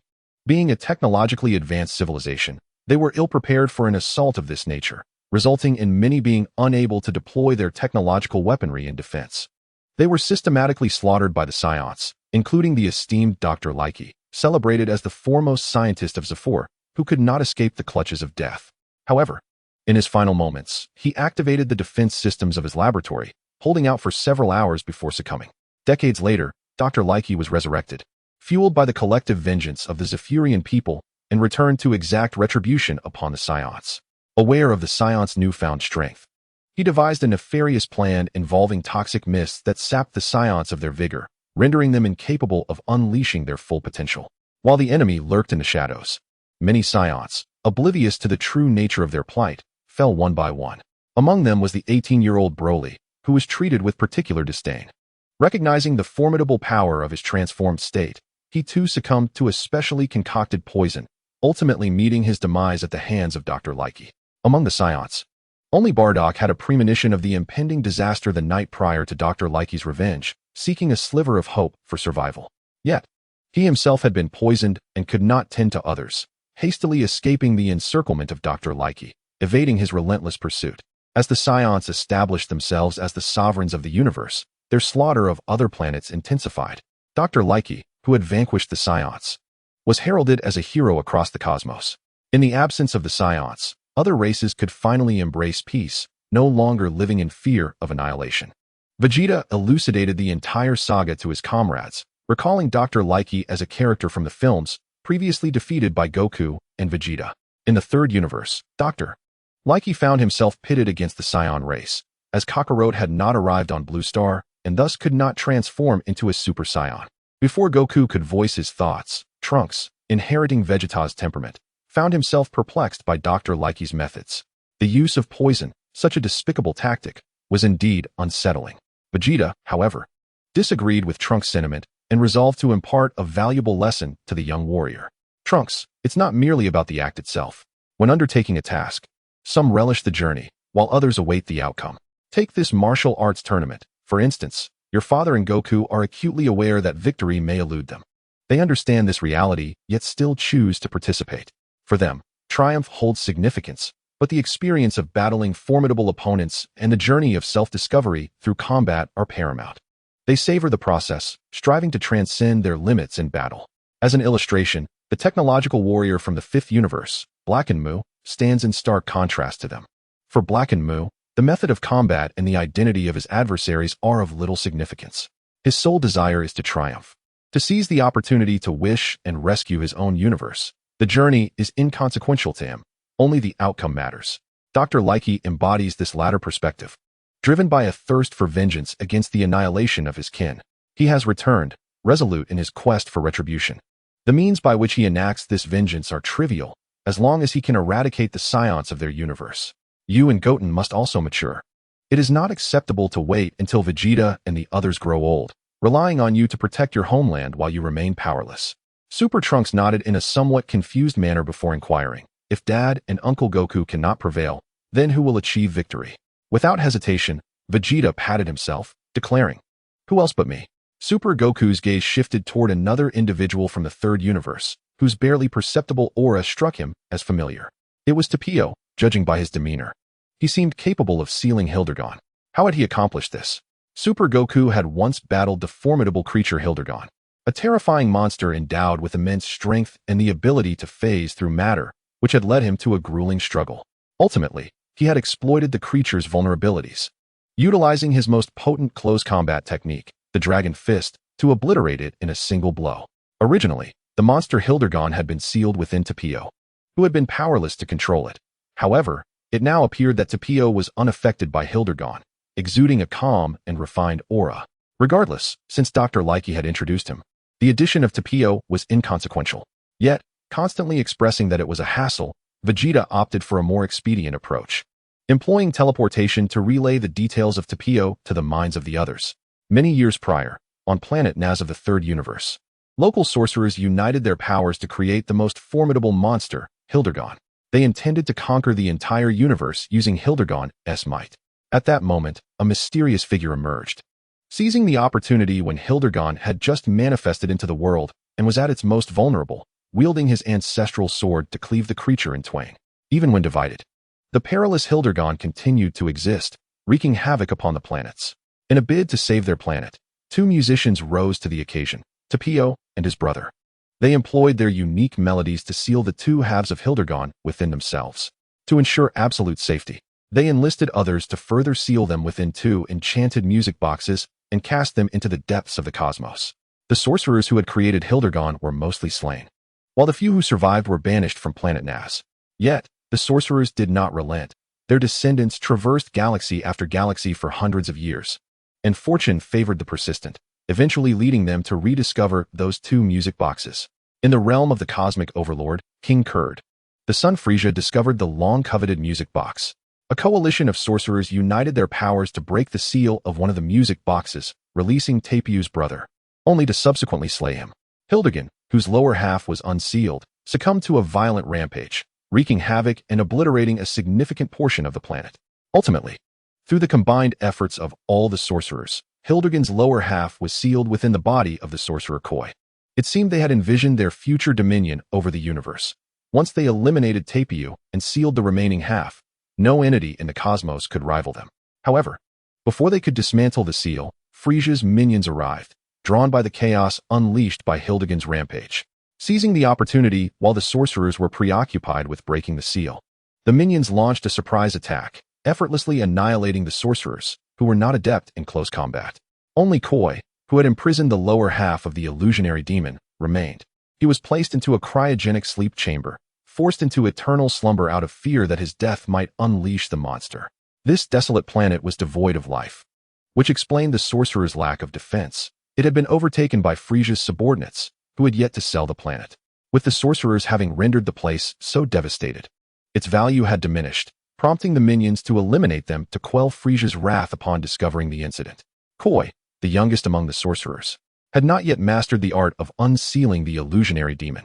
Faced with a gun to his forehead, he dared not test whether he could release the demon faster than the bullet could find him. Years later, after Frisia was slain by the Scions and his territory fell into chaos, the cryogenic chamber sealing Koi was inadvertently damaged. Upon escaping, Koi fled, his head down, embarking on a long journey of survival.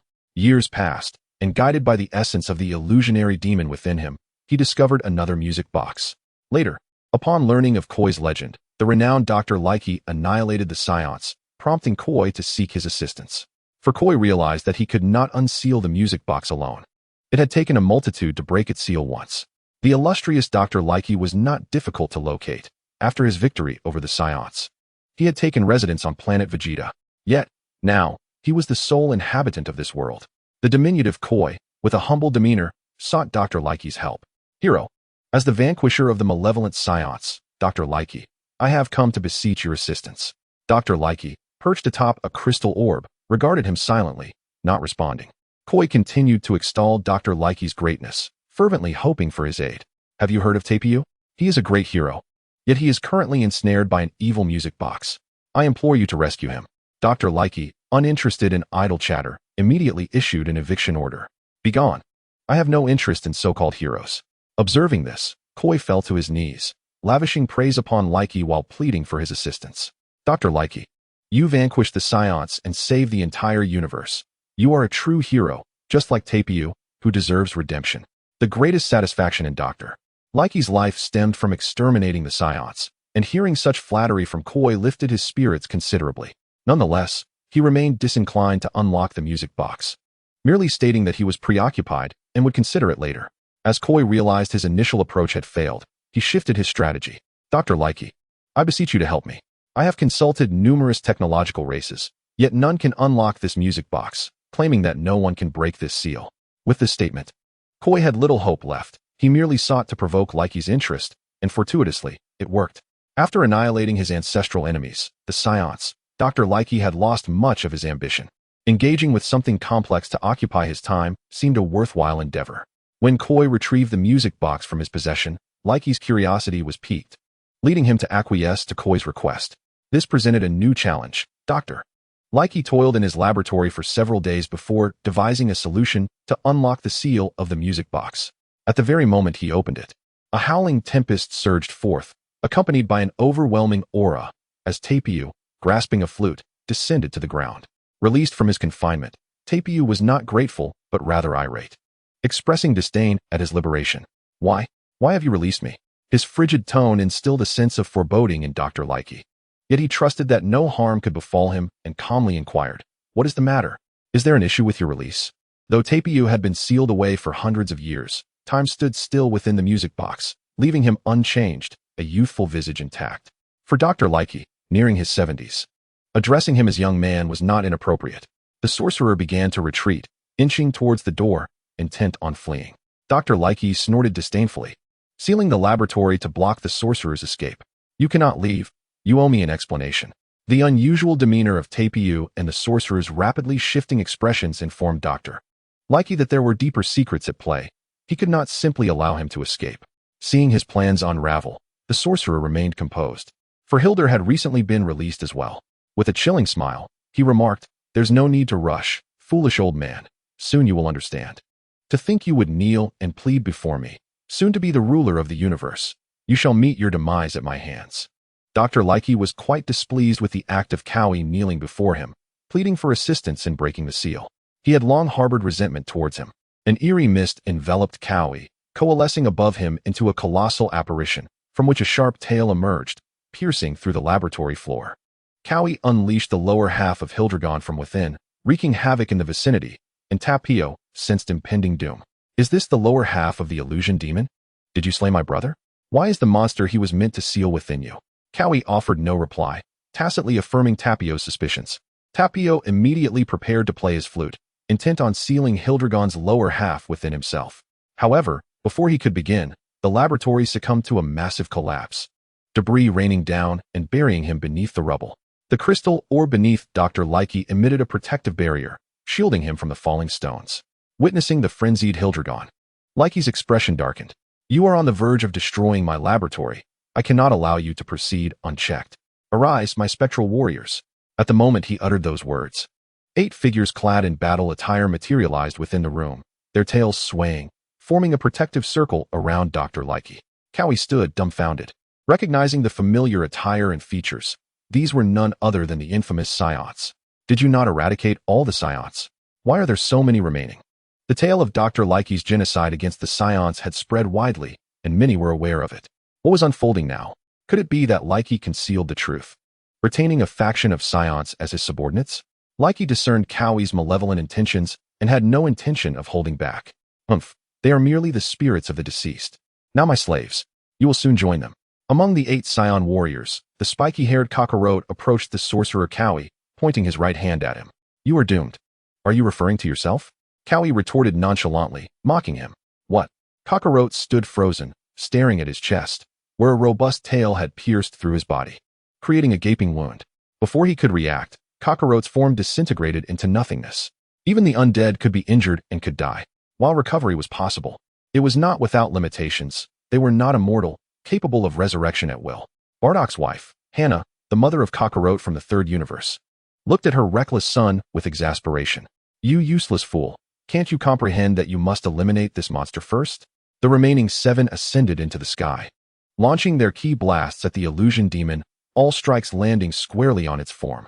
Yet, before the Scions could revel in their success, the illusion demon withstood the onslaught unscathed. It let out a ferocious roar that reverberated through the heavens and earth, unleashing a superheated shockwave that reduced one of the Scion spirits to ashes, even with only half of its body. The Phantom Demon is not something these ordinary Scions can contend with. Their attacks are utterly futile. The Archmage, witnessing the rampaging Phantom Demon, has no desire to remain in such peril and intends to leave at the earliest opportunity. "You may amuse yourselves with my Phantom Demon. I shall take my leave." Just as he turned to speak, a shockwave engulfed his body, bringing about his demise. The assailant was none other than Raditz, who smiled faintly to himself. Reveling in the command of his master, "You must perish." Having dispatched the Archmage, a fiery tempest erupted below, and Raditz narrowly evaded the assault as flames grazed his body. Hannah raised an eyebrow, flashing a captivating smile. "Raditz, do not let your guard down. This creature is exceedingly powerful. We have already lost 3 comrades." Raditz was taken aback. This seemingly mindless beast, which only knew how to attack recklessly, had claimed the lives of 3 of his teammates in such a short span of time. Trapped beneath the rubble, Tapio struggled to move, desperately extending his right hand toward the flute, yet the immense boulder on his back rendered him nearly immobile. Just when he was mere centimeters away from grasping the flute, a hand snatched it away. Dr. Lecky stood before him. "You seem to have a special connection with this creature." Ignoring the inquiry, Tapio was solely focused on sealing the other half of the Phantom Demon within himself to safeguard this place and the entire galaxy. "Return the flute to me." Dr. Lecky remained unperturbed, insisting that Tapio answer his questions. It was perplexing that someone sought him out to release a hero, only for it to result in a monstrous assault against himself, compelling him to remain cautious. Under duress, Tapio revealed his circumstances, admitting to harboring the upper half of the Phantom Demon within him. Dr. Lecky had no reason to doubt him. The rampaging Phantom Demon indeed possessed only half a body, and Tapio's explanation was entirely plausible. "Interesting, so that is the case. Now I finally comprehend." Meanwhile, another Scion spectral warrior had fallen to Hilder, prompting Dr. Lecky to gesture, lifting the debris that had pinned Tapio down, freeing him. He had no intention of killing him. After all, Tapio was not associated with the Scions and was willing to remain sealed away for the sake of saving lives, which left Dr. Lecky with no animosity toward him. Tapio extended his right hand, signaling for the return of the flute. "Give me back the flute. I must seal this other half into my body." Before he could finish his sentence, Tapio's body involuntarily trembled as an eerie storm stirred around him, seemingly without wind. Dr. Lecky firmly rejected his proposal. "Do not jest. You struggle to seal even half of its body. Forcing the other half into a seal will only result in an uncontrollable union." At this juncture, there appeared to be no alternative. Tapio was acutely aware of the gravity of the situation, yet he found himself bereft of alternatives to restrain the phantasmal entity. Dr. Lecky cast the flute into the air, directing it towards Hannah, who was deftly evading attacks, and issued a hushed command. I have heard you play that sealing melody. Once was sufficient, for I have already embedded the tune within the body of the undead warrior. Upon being released from his confinement, Tapio's upper body went into a frenzy, and in an instant, he played the flute to suppress his own raging form. This did not escape Dr. Likey's keen ears, as his ability to replicate a melody was effortless. Hannah received the flute with a compliant nod. The melody data is complete, Master. I shall proceed to seal it. She then addressed the remaining few, issuing her command. It is just the 4 of us now, while I play the flute. You must do your utmost to delay and distract it. Raditz was the first to respond, channeling a shockwave with both hands. Understood, Mother. I shall take care of it. However, with such scant numbers, how could they possibly contend with the phantasmal being? Even in its incomplete state, with only half its form, the disparity in power was stark. The attacks from the Scions could only be likened to a mere tickle, barely registering as effective.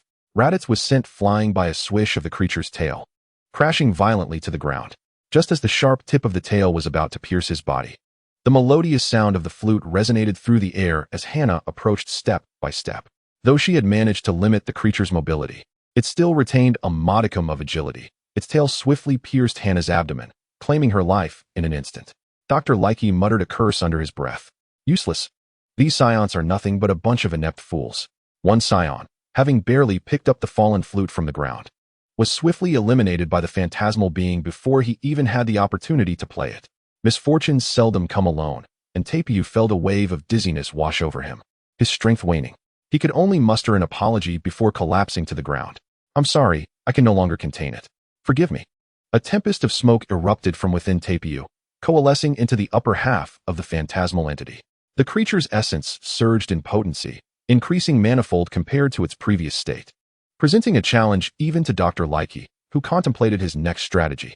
Alas, I must summon additional undead warriors to deal with this menace. Unexpectedly, Raditz took decisive action, seizing the flute from the ground and soaring into the sky, seeking to distance himself from the area during the creature's merging phase. He then played the flute, and the nearly completed phantasmal being found its efforts thwarted as it was absorbed into Raditz's being, the other half returning to Tapio. After finishing his performance, Raditz suddenly realized a troubling thought and became flustered. Oh no, my mother just played that. Does this mean I have indirectly kissed her? Doctor. Likey expressed his satisfaction with Raditz's actions, offering commendations. Well done, Raditz. Tapio lay on the ground, his outlook on the current situation far from optimistic. Useless. He will escape again. Each time the illusionist breaks free, he grows stronger and becomes increasingly difficult to control. Dr. Likey pondered this, being in his domain. He knew he must resolve this dilemma. Surely, sealing him for a few hours would be manageable. During this time, I could devise a solution. After some contemplation, Dr. Likey's thoughts turned to the music box, which could imprison Tapio while simultaneously aiding him in controlling the illusionist from going berserk. It undoubtedly possessed other unique abilities. Through a series of modifications, Dr. Likey retained the music box's original powers while enhancing it with additional settings. With Dr. Likey's assistance, Tapio successfully sealed the illusionist within the music box. After a month of training, he gradually learned to confine the entire illusionist within, alleviating his fears of unleashing a monster that could wreak havoc. After departing from Dr. Likey's planet, Tapio traveled through the cosmos, making many new friends. Initially consumed by grief over his brother's death, he found that with the passage of time, his sorrow began to dissipate. Tapio's demeanor transformed, becoming much more cheerful, and he frequently returned to visit Dr. Likey. Centuries passed, and Tapio's relatives had long since perished. The Zephyr race had been entirely annihilated, leaving only Dr. Likey, a being half man and half ghost. Through their interactions, a solid friendship blossomed between them. Later, under the tutelage of a race with special abilities, Tapio learned a method to control the illusionist. Subsequently, the Veluga people approached him, and upon hearing of the Dragon Balls that could resurrect his deceased brother, he eagerly agreed to participate in the tournament. In stark contrast, Dr. Likey, who had slaughtered the Scion race, was devoid of desires or aspirations and had no intention of joining the martial arts contest. However, when the Veluga mentioned the participation of numerous Scions from different universes, Dr. Likey's resolve shifted, and he decided to attend. Bardock, who had been evading Dr. Likey's pursuit, was invited as well. Bardock had long foreseen Dr. Likey's involvement and was not surprised. Just as they were preparing to arrive, the Veluga detected another powerful energy presence, redirecting their attention to Blue Star and bringing someone along. The beings from the time-space continuum understood why Tapio was acquainted with Dr. Likey and how he could control the illusionist. The only mystery remained.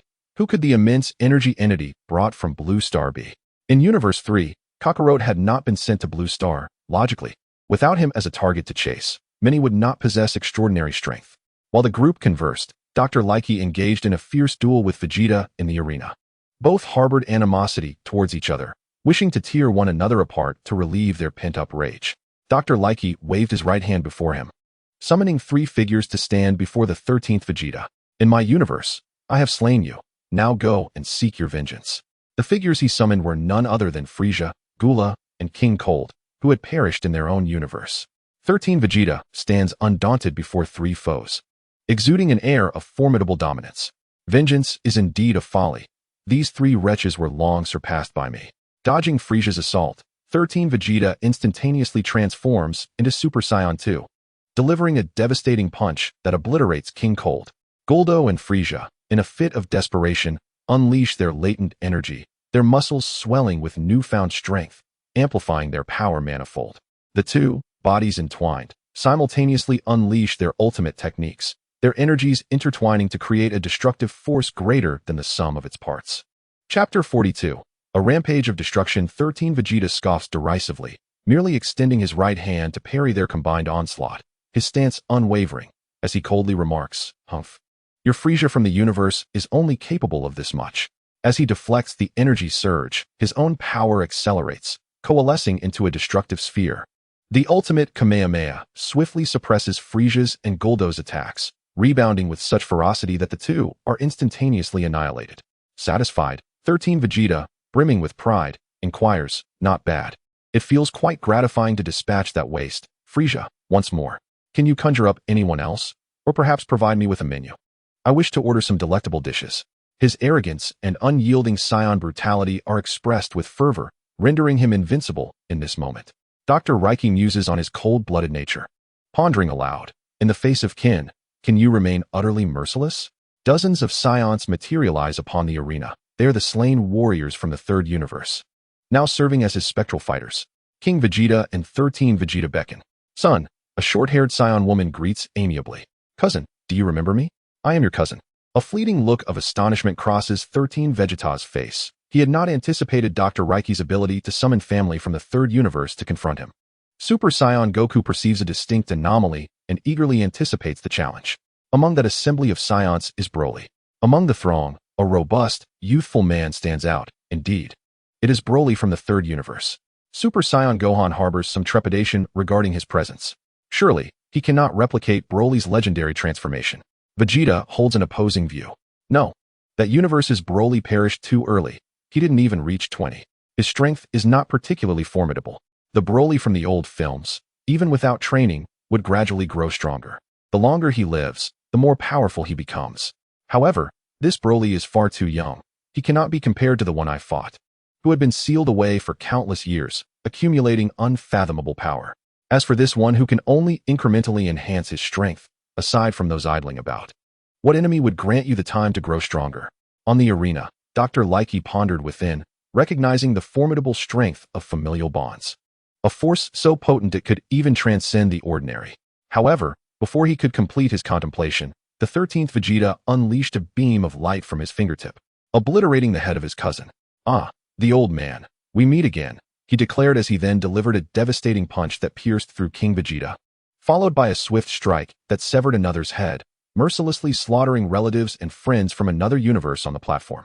In the 13th universe, Raditz gazed enviously at the rampaging Vegeta. He is indeed fortunate. I yearn for the chance to exact revenge on those scoundrels.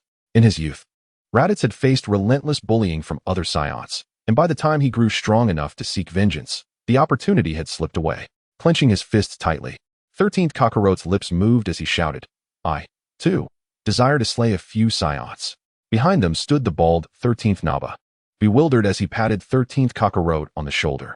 While Raditz's desire for retribution was understandable, it baffled him why Kakarot, who had been sent to Blue Star during his childhood and had been retrieved long after the Scions had been annihilated by Frieza, would display such a profound sense of grievance.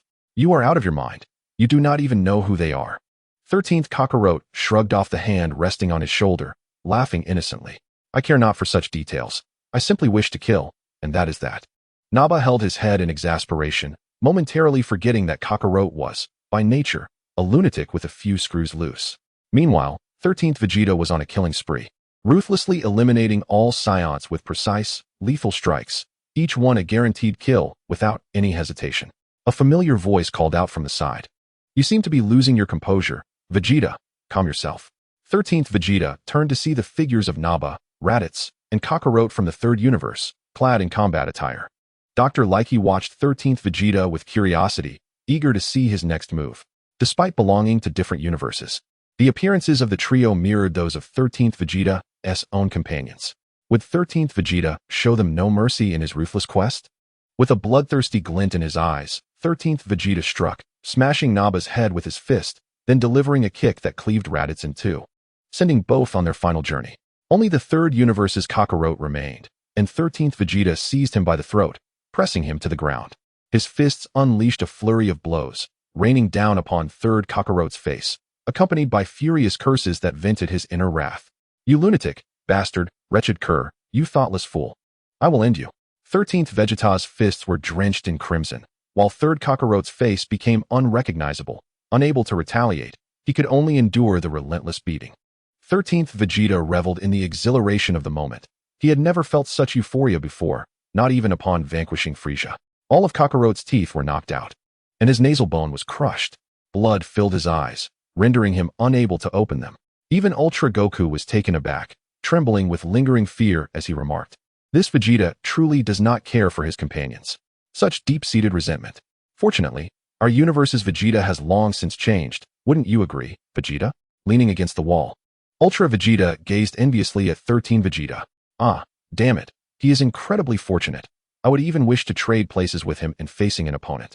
Ultra Vegeta indeed possessed a fundamentally different mindset compared to 13 Vegeta. However, when it came to dealing with the undead warriors, he would not show mercy, especially when the opponent bore Kakarot's visage. 13 Vegeta continued to mercilessly torment 3 Kakarot, sending him flying into the air with a powerful kick, following up with knee strikes, elbow hits, and whip-like leg attacks, executing every possible form of assault. The brutality of his actions caused Dr. Reiki to swallow hard. 13 Vegeta could have ended 3 Kakarot's life with a single punch, yet he restrained the force of his blows, ensuring that Kakarot's demise was not too swift. Before long, 3 Kakarot found himself unable to move even a finger, rendered utterly powerless. Dr. Reiki summoned a horde of Scion undead warriors to attack 13 Vegeta, but he grew weary of the trivial challenge. Your underlings are utterly pathetic. With arms outstretched, 13 Vegeta unleashed a massive explosion of energy, sending shockwaves that obliterated all the Scions in the vicinity, clearing the battlefield in one fell swoop. Only one Scion managed to block 13 Vegeta's assault, the 18-year-old Broly, who roared with rage, transforming into a Super Scion, his golden hair standing on end with overwhelming energy. 13 Vegeta took notice of 3 Broly, the legendary Super Scion. Is it? Broly's transformation captivated the attention of the Time Patrol, leaving them in awe of Dr. Reiki's ability to summon the undead. He can transform into a Super Scion, but surely he cannot become a legendary Super Scion. It seemed impossible. Dr. Reiki could not possibly replicate the power of the legendary Super Scion. Hearing their conversation, Dr. Reiki openly revealed his capabilities. As long as someone meets an untimely demise, my Hachizak enhancement device will absorb their vengeful spirit, rendering them indistinguishable from their former selves. This Broly, like the one from yesterday, was also invincible, continuously amplifying his energy. The Hachizak device, the crystal sphere he occupied, was capable of absorbing resentment and transforming them into his undead warriors. Lightning crackled around 13 Vegeta, who maintained his haughty demeanor even in the presence of 3 Broly. Humph. The legendary Super Scion? He is merely at the level of a Super Saiyan 1. A formidable Scion, no doubt, but still just a Super Saiyan 1. The arena beneath 13 Vegeta shattered as he instantly appeared before 3 Broly, delivering a crushing punch that pierced Broly's chest, followed by a ki blast to send him on his way. Just a Super Saiyan 1, after all. The decisive 13 Vegeta now looked down upon the entire arena, even Broly falling victim to his might. Only Gogeta had foreseen this outcome. This Broly was too young, and his base combat power fell slightly short. Moreover, the 13th Vegeta was not himself. Yesterday, he had deliberately drawn out the strength of 16 Broly bit by bit, desiring an exhilarating battle. The 13th Vegeta understood the danger this adversary posed and did not grant him the opportunity to transform in rage. Dr. Reiki remained unperturbed, speaking to himself. I anticipated your actions. This was included in my calculations. You thoughtlessly murdered your kin. You are indeed a malevolent fiend. You must be quite exhausted. Yet I have yet to unleash my trump card. Resentment is a peculiar energy. Whenever a life is extinguished, it leaves behind a residue of grievance for my use. In our universe, I witnessed the massacre of the Scions and collected all their lingering resentment, including the anguish from the night of your annihilation. Even now, my apparatus continues to gather this malice. On the arena, a multitude of spectral warriors appeared, including the deceased Bojack and 19 Xiaofang, as well as little Sheru and Bart. The 13th Vegeta, unwilling to waste time, slashed with his right hand, unleashing a sharp energy blade that swiftly eliminated the weakest among them. Chapter 43. The death of Vegeta. Bojack and Zanjiao positioned themselves on either side of the 13th Vegeta, employing an energy binding technique. However, even against the peak of Super Saiyan 2, the 13th Vegeta could not escape the fate of being swiftly dispatched. Taking advantage of the moment, 19 Xiaofang approached the 13th Vegeta and delivered an uppercut to his jaw, yet it bore little effect. Following this, she placed both hands on her forehead. Solar Fist. The divine technique of the blue planet unleashed a fierce beam of sunlight. Just as Xiaofang prepared to distance herself, her throat was grasped by an unseen force. The 13th Vegeta had anticipated this maneuver, having encountered it before, as he prepared to strangle Xiaofang. A piercing energy shot through her body, impacting Vegeta's left abdomen. Intertwining their fates, the spectral warrior from Universe 17, Little Sheru, stood before Dr. Reiki, crackling with electricity. Super Gohan observed the two and rendered his judgment. The 13th Vegeta had lost. He had expended much of his stamina and sustained severe injuries. Among the revived, Little Sheru was the strongest and even unscathed. He might not be easily defeated. Gogeta shared a similar sentiment. In Universe 17, Sheru had trained alone for many years, his strength far surpassing that of his former self. The little Sheru he had painstakingly birthed possessed the prowess of Lightning Sheru, embodying the power of Super Saiyan 2. Under normal circumstances, the 13th Vegeta was indeed no match for little Sheru, yet Vegeta was unwilling to accept such defeat. The 13th Vegeta launched a surprise attack, leaping into the air to deliver a kick, but little Sheru evaded with a mocking laugh and positioned himself behind him. A punch struck the 13th Vegeta's back, causing him to crash to the ground, yet he managed to brace himself with his hands to avoid falling completely and retaliated with a barrage of energy blasts, all of which little Sheru deftly dodged. The 13th Vegeta pressed a hand to his abdomen, blood continuing to flow as the strength within him waned gradually. With great effort, he managed to withstand a few strikes, only to be sent crashing down by a kick from the diminutive cell. 13 Vegeta knelt on the ground, veins bulging on his forehead, gritting his teeth in determination to remain standing. How could I, the illustrious ruler of the universe, be so thoroughly bested by this insignificant wretch? 13 Vegeta seethed with rage, having dominated his universe and never tasted defeat since his transformation into a Super Saiyan. He now faced relentless setbacks in this arena. The awe-inspiring form of Super Vegeta, the exquisite combat prowess and strength of Super Goku, and the seemingly invincible energy of Gogeta. He alone found himself in such a pitiful state. He knew he had yet to unlock the full potential of a Saiyan. How could he possibly be inferior to his fellow Saiyans? After Super Gohan had informed him of ways to enhance his power, he sought out the Elder Kaioshin, only to be met with a scornful dismissal and mockery. The Elder Kaioshin declared that they, as ruthless brigands, were utterly unworthy of his assistance in unlocking their potential. The scenes of this encounter flashed through his mind, ultimately settling on the visage of Super Gohan, who single-handedly subdued all four of them without even transforming into a Super Saiyan. Though this was not his universe, he could not accept being outdone by Kakarot's mad offspring. Such a profound humiliation was intolerable for 13 Vegeta. The proud Saiyan prince felt the blood coursing through his veins boil with fury, igniting the dormant power within him. His golden aura surged visibly, hair cascading down to his waist, eyebrows vanishing, and his gaze sharpening into a fierce glare. 13 Vegeta transcended his limits, reaching the realm of Super Saiyan 3. It's over for you, Reiki. This is Super Vegeta 3. In the contestant area of Universe 13, Kakarot clenched his fists, muttering in frustration. Damn it. He is a step ahead of me. I wanted to transform before him.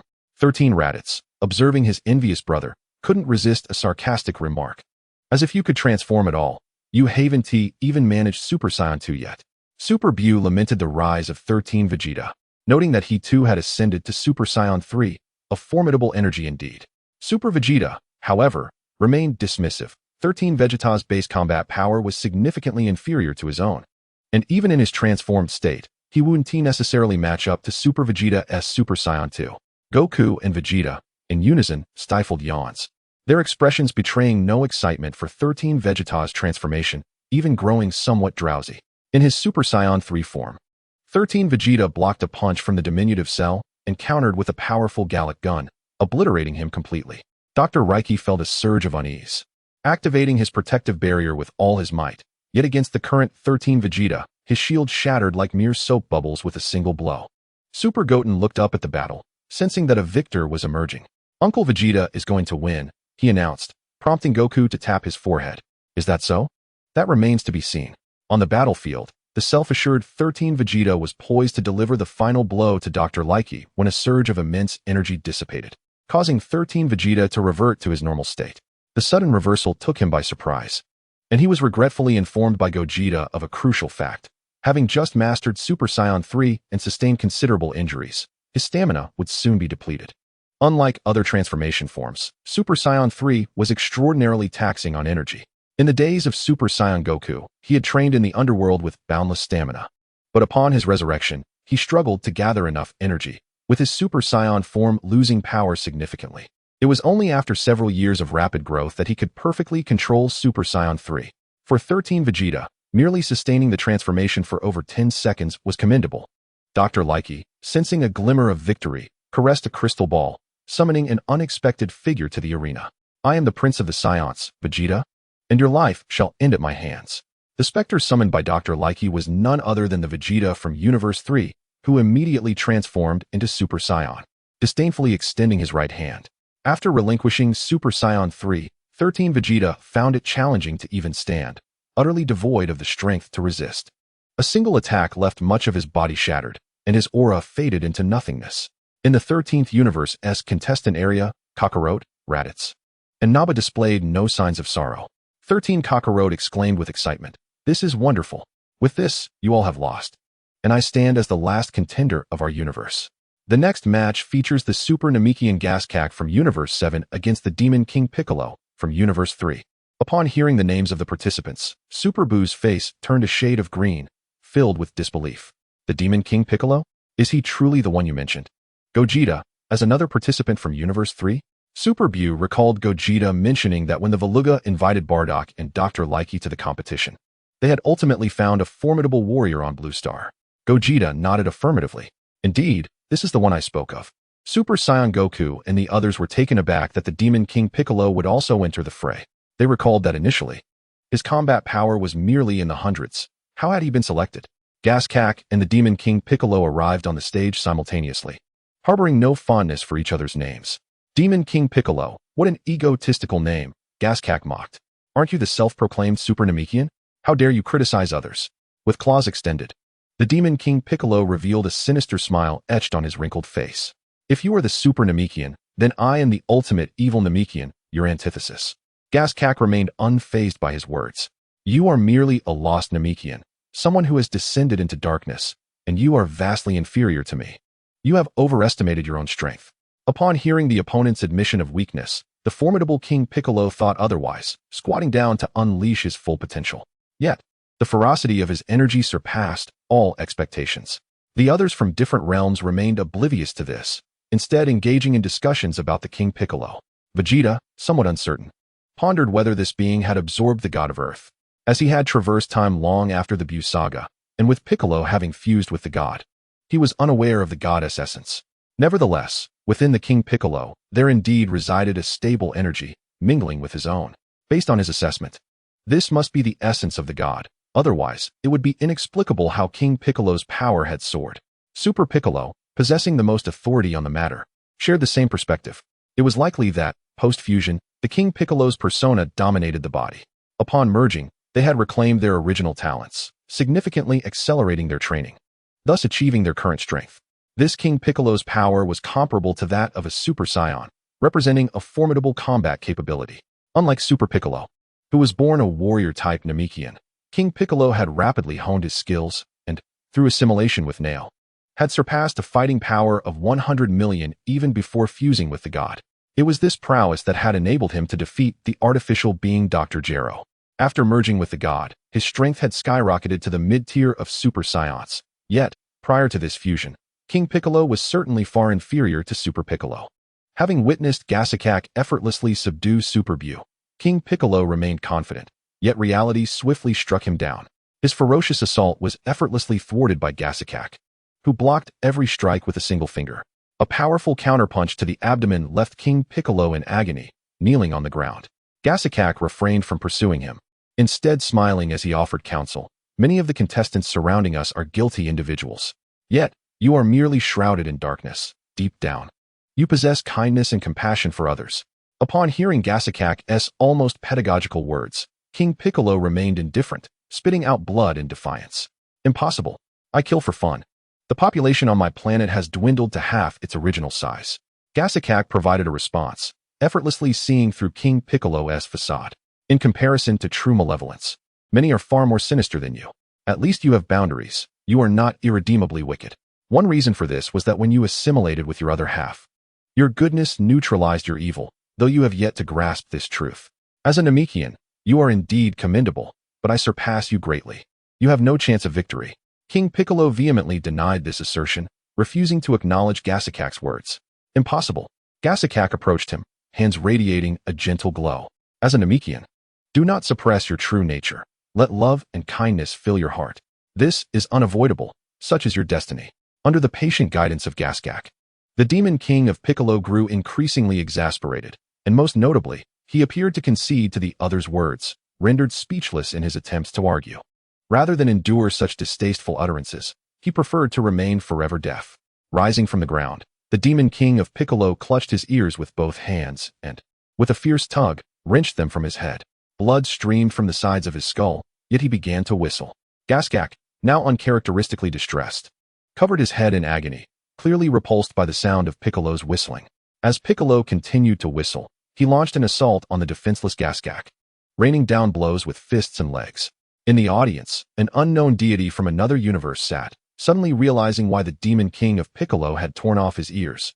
For the Namekians, the sound of whistling was an unbearable cacophony, rendering Gasakak incapable of mounting a counterattack. The deity, akin to a commentator, provoked the displeasure of the spectators, who had grown weary of his incessant chatter since the onset of the martial arts tournament. Did he presume to possess great knowledge, believing it would elevate his stature? A few less words would suffice. We came to witness the contest, not to listen to your commentary. On the stage, the demon king of Piccolo relentlessly pummeled Gasakak. Yet the latter did not yield an inch. Instead, he felt the sting of his own fists reverberating painfully. You are finished. With a swift motion, Gasakak extended his right hand, grasping Piccolo's mouth, while his left hand struck his forehead, delivering a sharp blow. He merely sought to gauge Piccolo's strength, having endured a few of his punches. Otherwise, he could have easily dispatched him in an instant. Piccolo's eyes rolled back, and he was knocked unconscious, lying motionless on the ground. Chapter 44. The tedious Super Buu. After the referee declared Gasakak the victor, he approached the unconscious Piccolo, crouching to place his right hand upon the latter's chest, infusing him with a gentle green aura. Soon, Piccolo's injuries healed, and he awoke in disbelief, staring at his own body. I actually lost. Gasakak turned away, leaving him only with his silhouette and the benevolence of the Namekian. Reflect on what brings you joy, whether it is in annihilating all or in safeguarding their tranquil existence. You need not provide me with an answer now. Simply ponder this deeply, for your journey ahead is long. These sincere and upright words resonated with many, and while Gasakak may not have been the strongest presence there, he undoubtedly garnered the admiration of numerous spectators by the end of this encounter. Following the match, the referee announced a temporary halt to the competition, as the organizers had prepared a surprise. A spacecraft descended into the center of the arena, from which emerged several Vargans and Namekians, each holding 7 Dragon Balls. For safety reasons, no spectators are permitted to leave their seats, and competitors must remain within their designated cosmic areas. Frieza and his companions were immediately stirred into a frenzy, their eyes gleaming with fervent desire as they fixated on the coveted Dragon Ball, yearning for the enigmatic opportunity to make a wish. Gasakak, standing nearby, doused their excitement with a cold splash of reality. Do not harbor such delusions. At least half of the participants in this arena are fixated on the three of you. A chilling aura swept across the venue as Vegeta, no longer concealing his formidable power, transformed into a Super Saiyan, unleashing his unparalleled strength. The crowd gasped, uncertain of his intentions as Vegeta's piercing gaze surveyed the arena. His voice calm, yet resolute. Gasakak speaks the truth. No one is permitted to defy the organizers' expectations. Those who dare to disrupt the rules will face merciless consequences. Without exception, especially those absurd wishes for undergarments. I'm utterly exasperated by such ridiculousness. Frieza and his cohorts, gripped by fear, remained motionless, acutely aware of their own limitations. Vegeta could easily dispatch them with a mere finger, and they had no desire to court disaster. In the shadows, Koi similarly coveted the Dragon Ball. However, upon witnessing Vegeta's malevolent gaze, he wisely opted not to intervene. How unfortunate. It appears I must wait until I win the competition to make my wish. Vegeta's almost imperceptible glance served as a reminder of the trickery he had endured, warning him that any further transgressions would not go unpunished. The Supreme Kai of Universe 1, Layla, inquired about the situation concerning the Grand Supreme Kai. That prisoner, has he made any moves? The Grand Supreme Kai responded with a smile, shaking his head while raising a piece of Super Buu's flesh. He would never engage in such actions. He has no need to scheme, for his own power far exceeds that of the Dragon Balls. The overwhelming presence of Super Vegeta stifled any thoughts of mischief from Goku and Vegito, who had no inclination to indulge in such antics, especially since they had no pressing wishes to fulfill. Perhaps they merely desired a bit of extra spending money, but even in that regard, Bulma, the wealthiest individual on Blue Star, was far more resourceful than the dragon itself. The organizers provided the Namekian Dragon Balls, capable of resurrecting numerous individuals in one fell swoop. After summoning the eternal dragon Purunga, the Namekians of Universe 1 wished for the fallen competitors to return to life. Uniquely, this set of Dragon Balls did not scatter, but instead returned to their creator's hands. The creator of Universe 1's Dragon Balls indicated that a month would be required before the 7 orbs could be summoned again. However, should the need arise, they could present another set of Dragon Balls obtained from a different universe for public use. During the wish-making process, the East Supreme Kai informed the North Supreme Kai, requesting a private discussion in his quarters. Though puzzled, the North Supreme Kai complied and broke the silence with a question. What is it, Shin? Why have you summoned me here?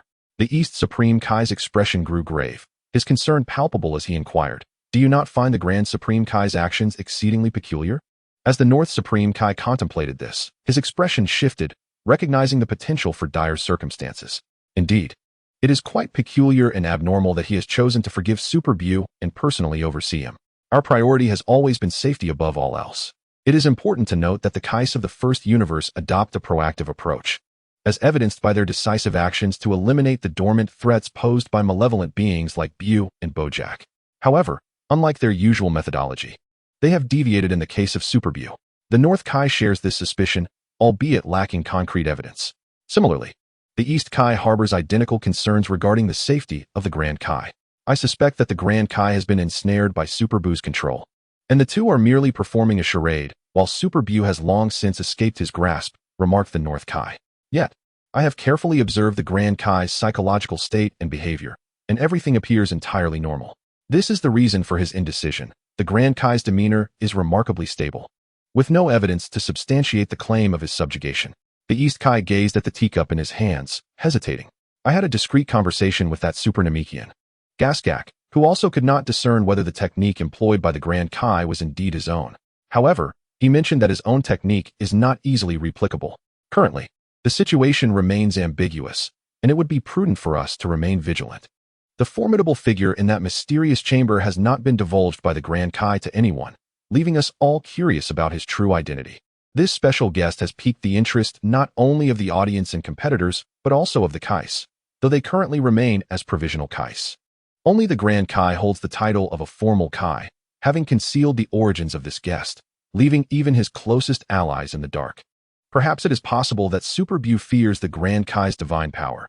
After all, he is the mightiest of the Kais, which could explain his apparent submission. As the North Kai spoke, even he found it hard to believe his own words. Super Buu's temperament is notoriously fickle. There seems to be no rationale for him to fear the Grand Kai. Furthermore, the severe injuries the Grand Kai sustained 1,000,000 years ago have yet to fully heal, and it is a feat in itself that he retains even 1/3 of his once mighty power. The remnant divine energy is insufficient to sustain his unique techniques. So why would Super Buu harbor any fear of him? The two Kais resolved to remain cautious, lest they fall prey to an unexpected turn of events. In the arena, all participants were revived, and Gogeta turned his gaze toward the nearby Cell, playfully teasing him. Cell, why do you always bring those two children along?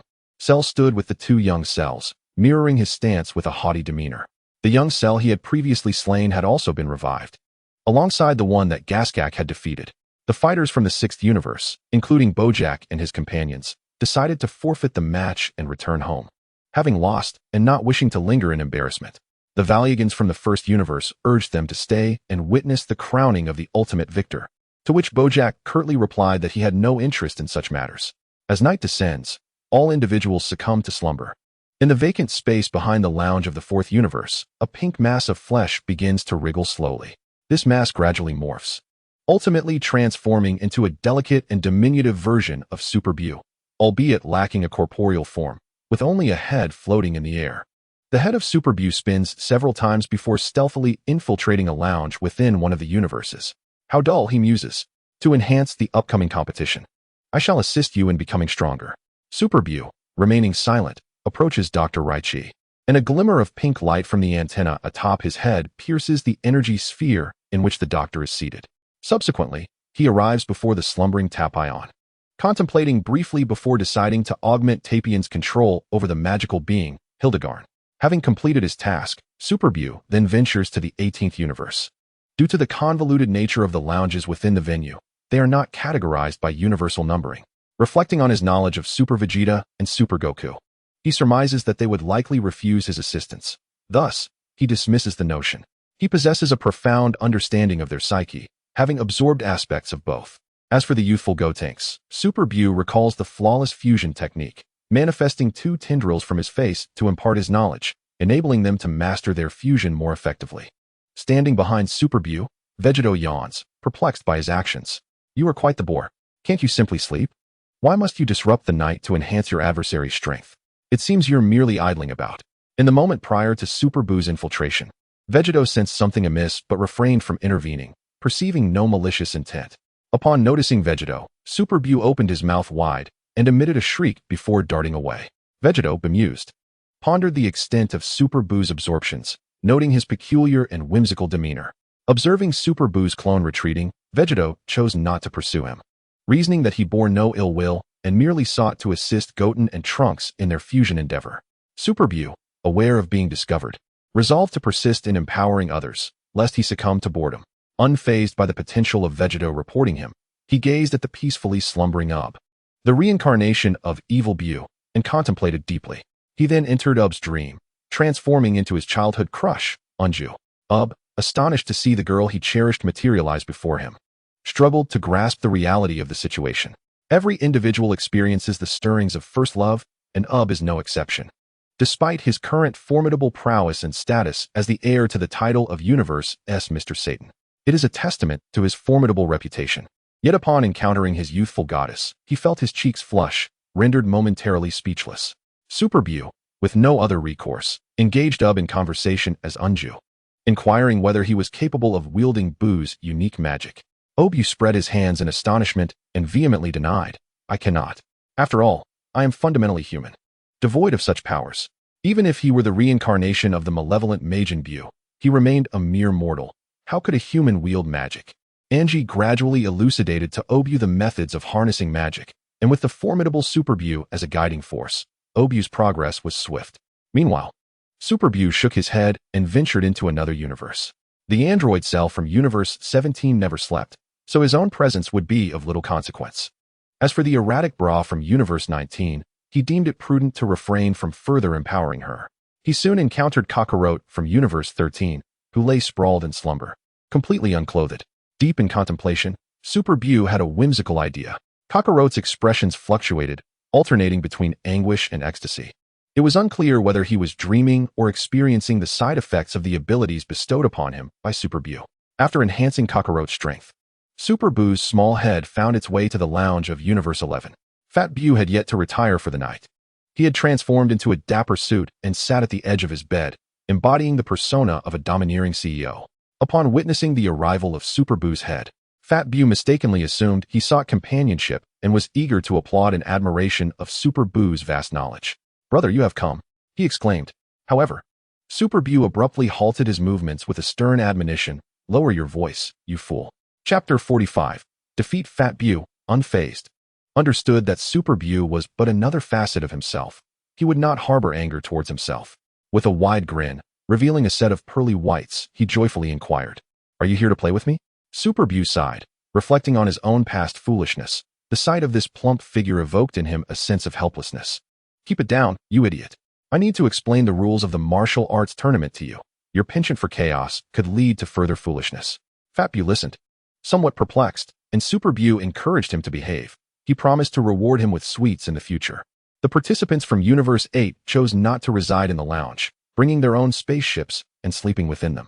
After arriving here, Super Buu's avatar became less cautious, for there was no formidable opponent among Universe 8. Observing Frisia lying on the bed, Super Buu furrowed his brow. It seemed this individual also lacked any chance of victory, as none of the remaining competitors were within his prowess. Nevertheless, Super Buu resolved to lend assistance. After much contemplation, he devised a new plan. He would alter Frisia's memories, instilling a belief that in a distant past, he had encountered a magic master and acquired a unique ability. Furthermore, during his encounters with the Psiots, he should employ flattery to coax them into a concession match. They would undoubtedly agree, thereby affording him a glimmer of hope for success. Once Super Buu concluded his endeavors, only the Super Namekian Gascac from Universe 7 remained, yet he seemed formidable. Super Buu decided it prudent to avoid unnecessary confrontations.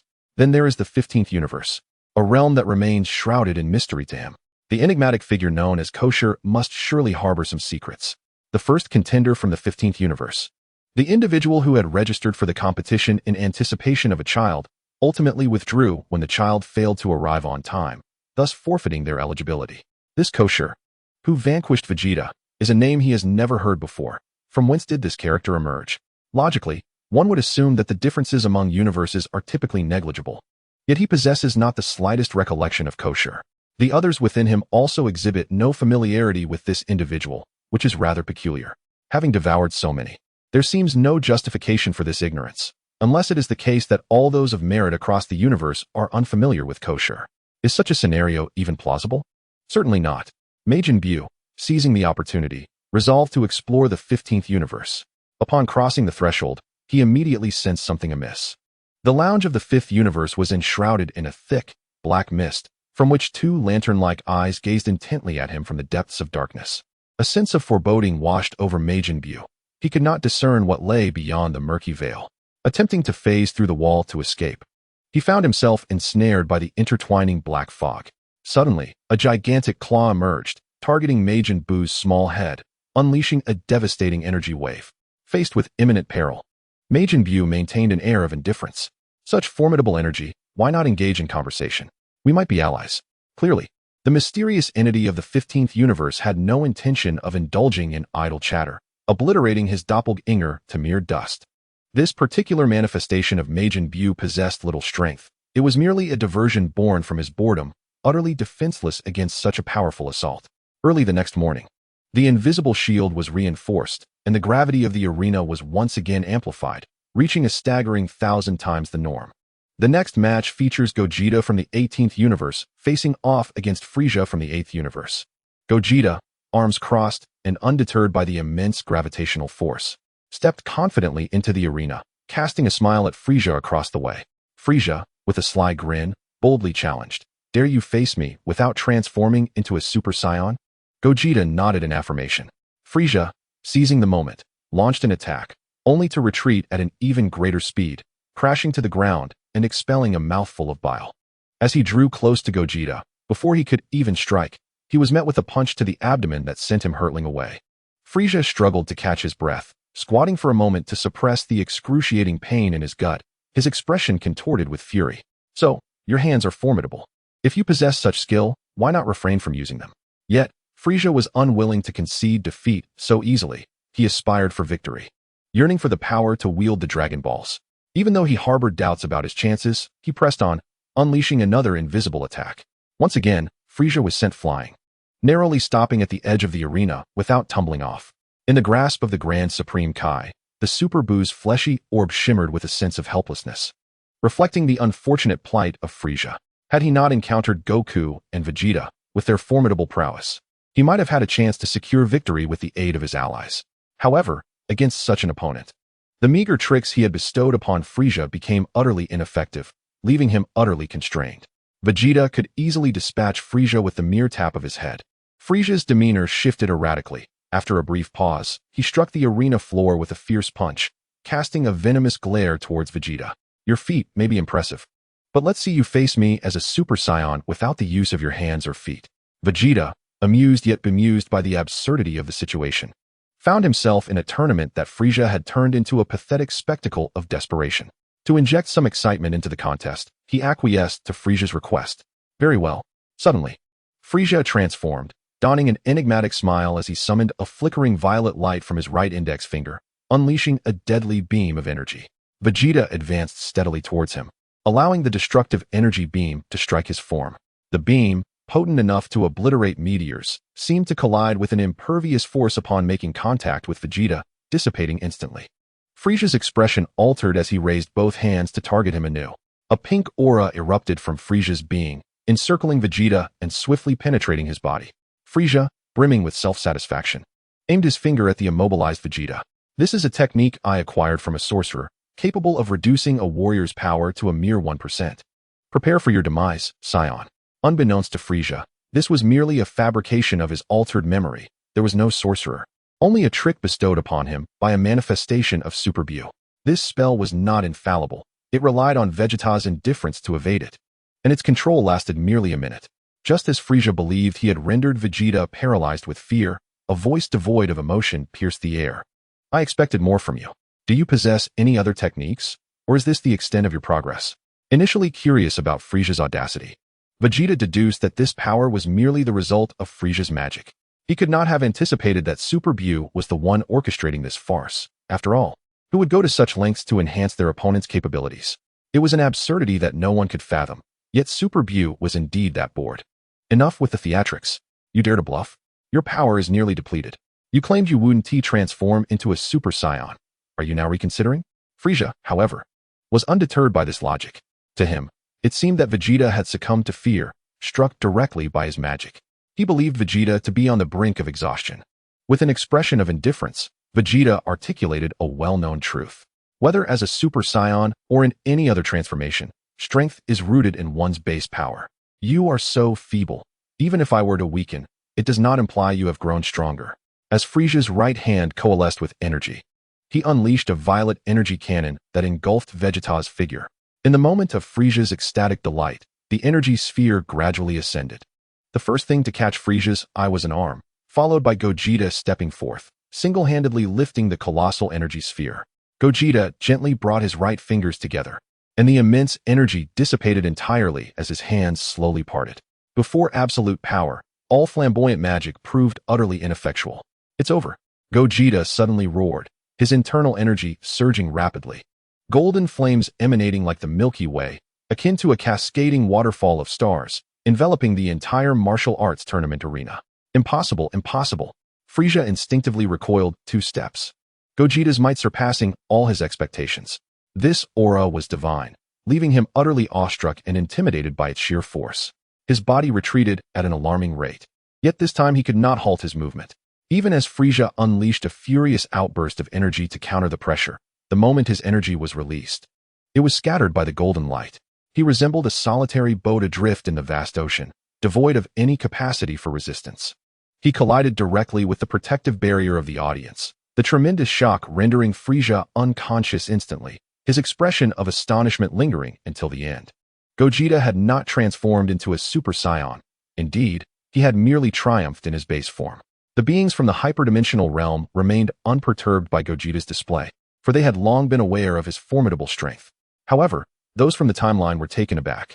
While Gogeta had previously showcased his power against Broly, that was a battle.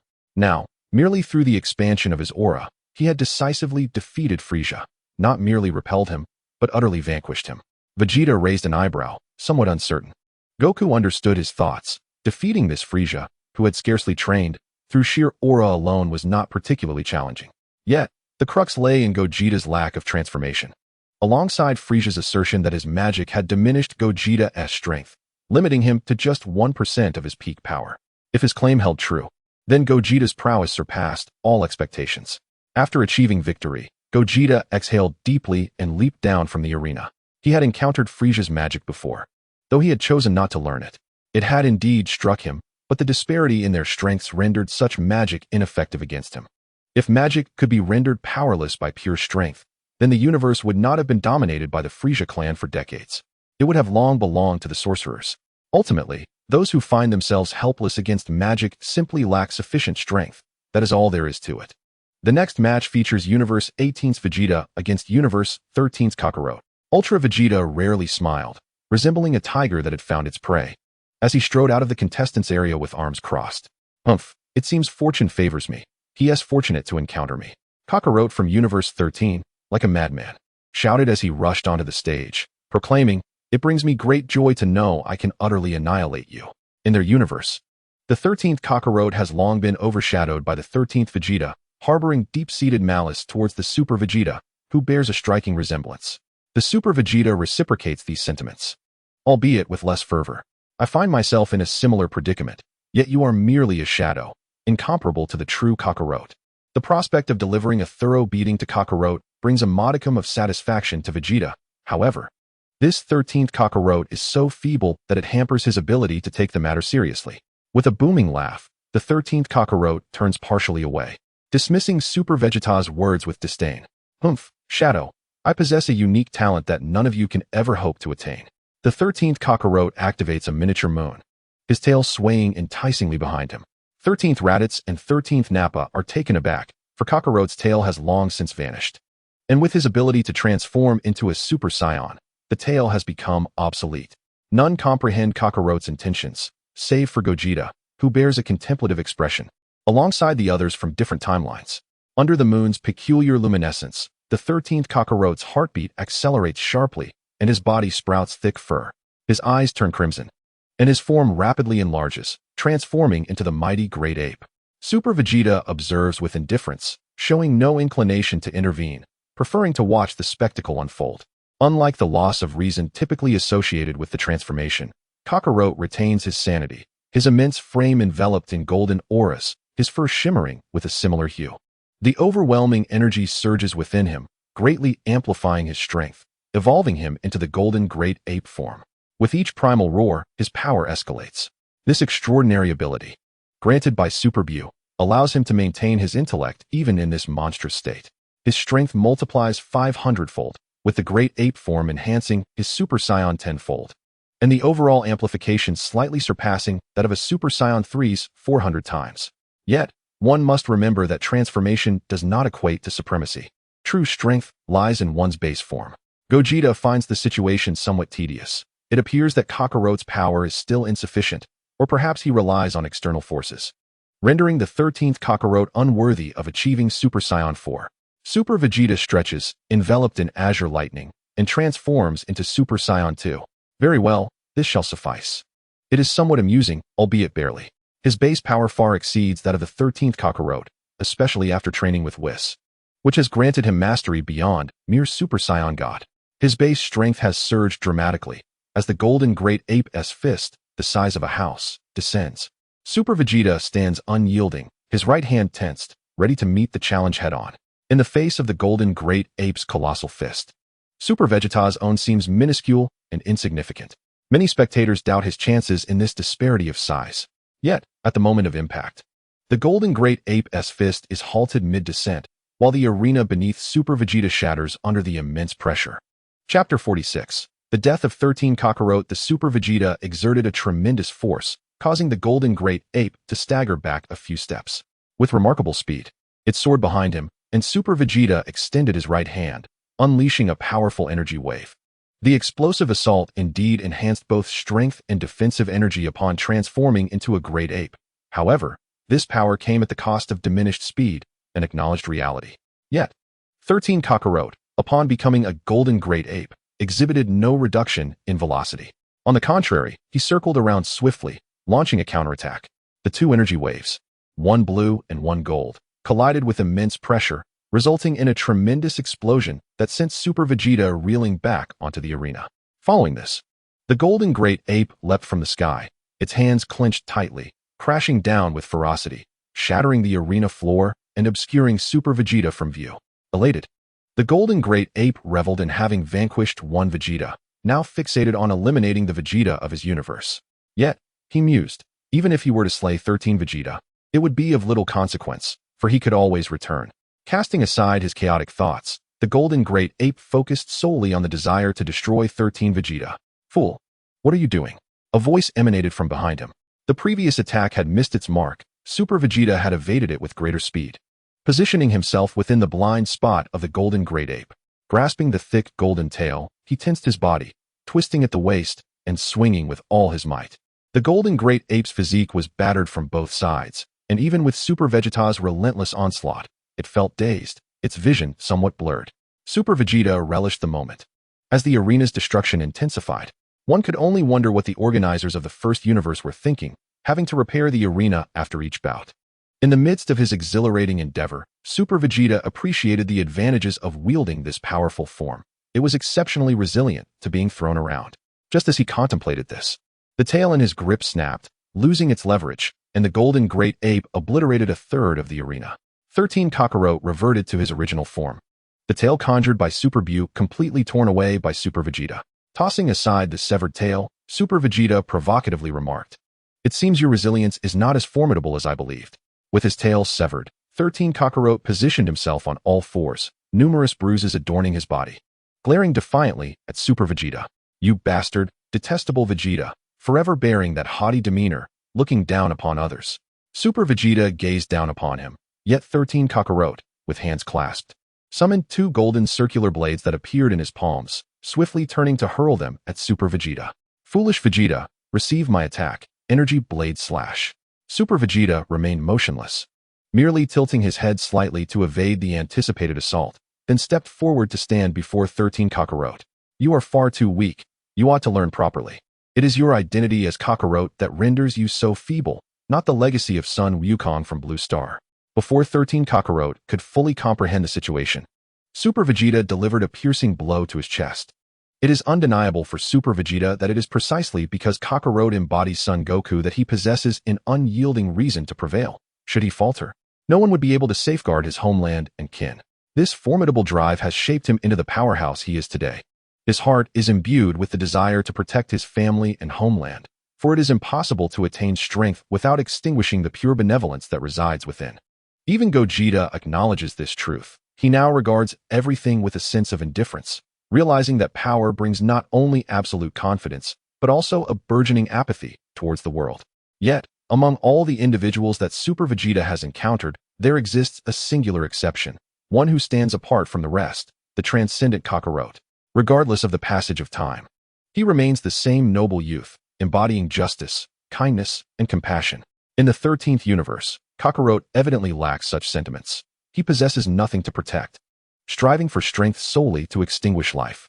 With Kakarot's prodigious talents, absent the commitment to protect what he holds dear, he will forever fall short of Super Goku. This is also why Super Vegeta has, on rare occasions, referred to Super Goku as Son Goku, having typically addressed him as Kakarot, the scion name. As Super Vegeta returned to his designated area, the 13th Raditz and the original storyline Raditz displayed marked differences. He rushed onto the stage to assist the 13th Kakarot, lamenting Super Vegeta's excessive force. The organizers from the first universe summoned a Namekian to tend to the gravely wounded 13th Kakarot. The Namekian asserted that he was surely dead, having been pierced through the chest by Super Vegeta, and questioned the possibility of survival. However, the mechanical readings from the Valuegans of the first universe indicated that Kakarot seemed neither fully alive nor entirely deceased, prompting them to allow the Namekian to investigate further. 13th Raditz carried Kakarot back to their designated area, then solemnly addressed 13th Vegeta, stating that the current situation was apparent. Each opponent posed a significant challenge. He expressed his intention to seek out the old Kai for a private discussion before returning to inform them. The quartet had previously approached the old Kai of the 9th universe, who was released after being severed from the Z sword by the 9th universe's Bidiri. Yet the old Kai had resolutely declined their request. After some contemplation, 13th Vegeta acquiesced to Raditz's proposal. After all, among the four of them, That Ba was devoid of intellect, and Kakarot was a lunatic, unable to continuously solicit favors. Allowing Raditz to appeal to the old Kai for assistance in unlocking their potential seemed a prudent choice. Once 13th Raditz departed, the Namekian organizer arrived, equipped with a healing genius among them. As long as there remained a breath of life, they could salvage the situation. However, there exists a considerable distinction among healing-type Namekians. Akin to the exceptional deities of Blue Planet, some possess the extraordinary ability to instantly heal severely wounded individuals. 13th Vegeta executed an action that bewildered everyone, extending his hand to halt the Namekian. No, do not treat him. I believe he is perfectly fine as he is. He had truly reached his limit with the madman. 13 Kakarot. Had it not been for his extraordinary patience, he would have long since ended his life. Allowing him to linger in a state of half-life was, in fact, quite satisfactory for 13 Vegeta. 13 Raditz found the others gathered in the 9th Universe Lounge, seated around a table in earnest discussion. Their surprise was palpable upon his entrance. What could this fellow possibly want here? Without wasting time, 13 Raditz stated his purpose directly, addressing the Grand Elder Kai. Dear Grand Elder Kai, should my words be false, I trust you will discern the truth, correct? The Grand Elder Kai, with his weathered visage, pondered briefly before nodding. Such matters were not beyond his capability to grasp. 13 Raditz, relieved by the Elder's acknowledgement, felt a surge of confidence in his proposition. I can liberate my universe. I will eliminate those 2 Scions. With 2 fewer souls, the ensuing carnage shall be significantly diminished. Furthermore, I shall strive to regulate my impulses from senseless slaughter. His sincerity was evident, and the Grand Elder Kai was unable to perceive any flaws. These were indeed his genuine thoughts. However, Bidiri from the 9th Universe raised a pertinent objection. Wait, if you kill 2, what are the remaining 1? 13 Raditz smiled knowingly. He had anticipated this inquiry. That would be my brother, Kakarot. I shall keep a watchful eye on him. Otherwise, under 13 Vegeta's rule, the bloodshed would only escalate. The Grand Elder Kai furrowed his brow, lost in contemplation, and remained silent for an extended moment. In the competitor's area of the Super Universe, Super Gohan nudged Gogeta, gesturing for him to glance towards the 13 Universe's competitor zone. Gogeta turned to observe, yet found nothing amiss. What is the matter? He inquired. Super Gohan, incredulous, gazed at 13 Vegeta. He had clearly witnessed Kakarot's demise at the hands of Dr. Reiki, even after the resurrection of the Dragon Balls. How was it possible that he remained unscathed? Everyone had seen 13 Vegeta killed, his life force extinguished, yet here he stood, perfectly unharmed. Only then did Gogeta grasp the gravity of Super Gohan's concern, responding nonchalantly, "Oh, they possess immortality, they cannot die." The recently returned Super Vegeta stared at him in bewilderment. Immortality like Zamasu? How is that possible? With their power, they cannot even be aware of the existence of the Super Dragon Balls. It's merely a simplified version of immortality, nothing remarkable. Gogeta had sensed the anomaly in the trio long before, feeling something was off during his confrontation with 13 Raditz. Super Goku observed 13 Kakarot lying on the ground, seemingly devoid of life, yet now he coughed up blood, evidently revived. In a fit of rage, he began to curse, disregarding all else, and prepared to confront 13 Vegeta with fervor. "Vegeta, you scoundrel! How dare you prevent them from healing me? I am still not recovered. I demand treatment." Although he existed in a state between life and death, he could still perceive everything happening around him, including the fact that 13 Vegeta refused others to treat him. The healing Namekian, who had been standing by, was nearly astounded to see the dead come back to life. Upon hearing the words of 13 Kakarot, he hurried forward to tend to the wounds on his chest, swiftly restoring him to his former self. 13 Kakarot, unperturbed, rose to his feet without seeking trouble with Vegeta, instead surveying his surroundings. Raditz, Raditz.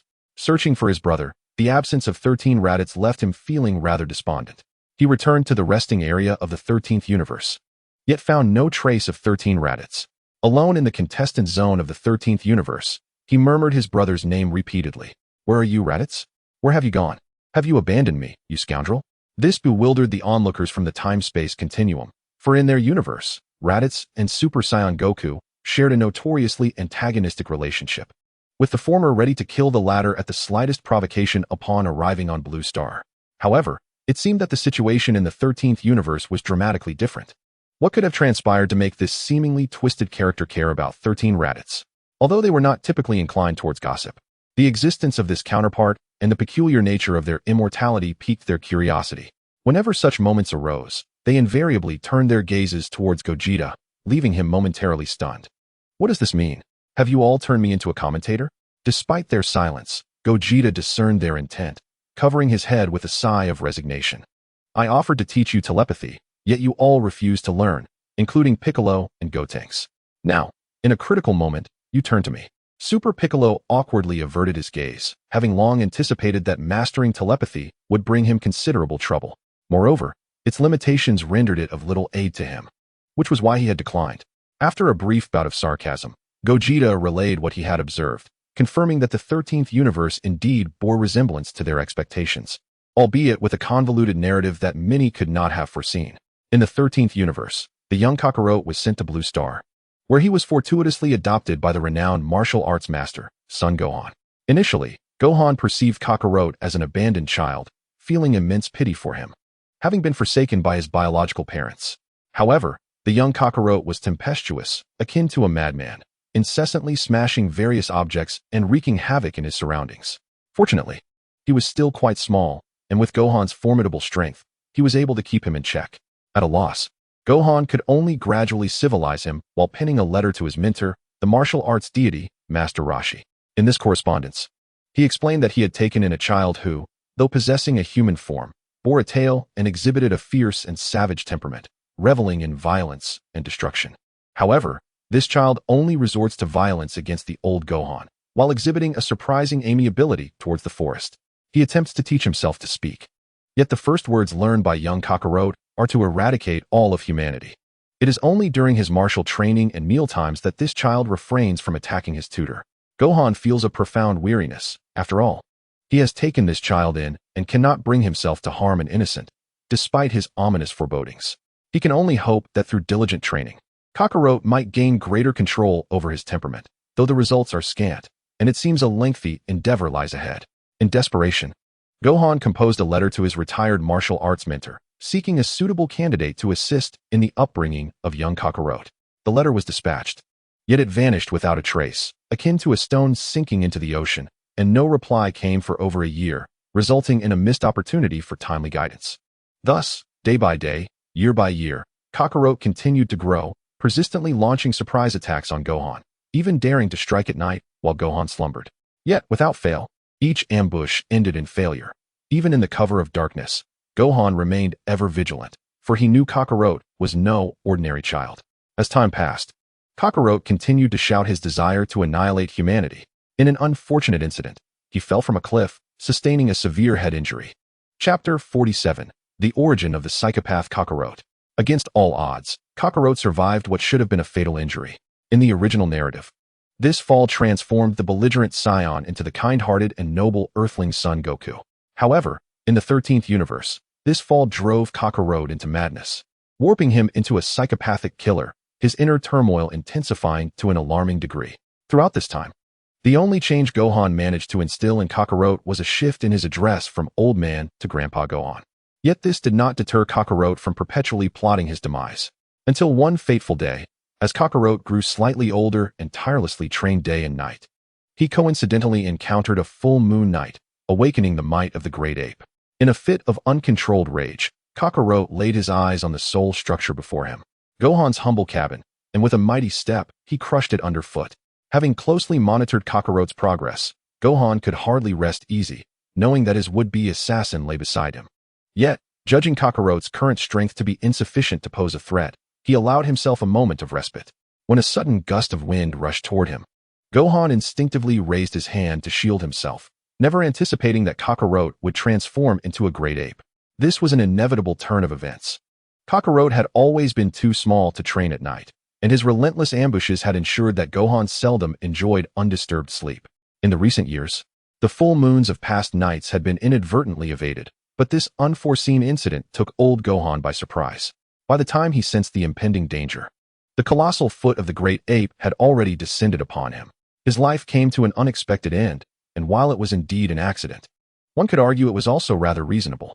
At this juncture, Kakarot had nearly reached the age when he first met Bulma, possessing a combat power that was not particularly low, further amplified tenfold by his great ape transformation, ultimately leading to the stealthy demise of old Gohan. In the conventional narrative, When Raditz arrived on planet Earth, Bulma utilized a power scouter revealing that Master Roshi's combat power barely exceeded 100. This was after he had acquainted himself with Krillin and Goku, secretly honing his skills for several years, thus making old Gohan's death seem rather typical. Once he reverted to his human form, Kakarot bellowed to the heavens, proclaiming that he had finally triumphed over his grandfather, asserting his newfound strength surpassed that of Gohan. Embarking on a solitary journey, Kakarot set forth on a path of destruction from south to north. Recollecting the teachings of his mother and Raditz, the annihilation of humanity was now his mission. Day after day, year after year, time swiftly passed, and soon, the towns of Earth succumbed to sheer terror, as headlines continuously reported of a monstrous entity wreaking havoc.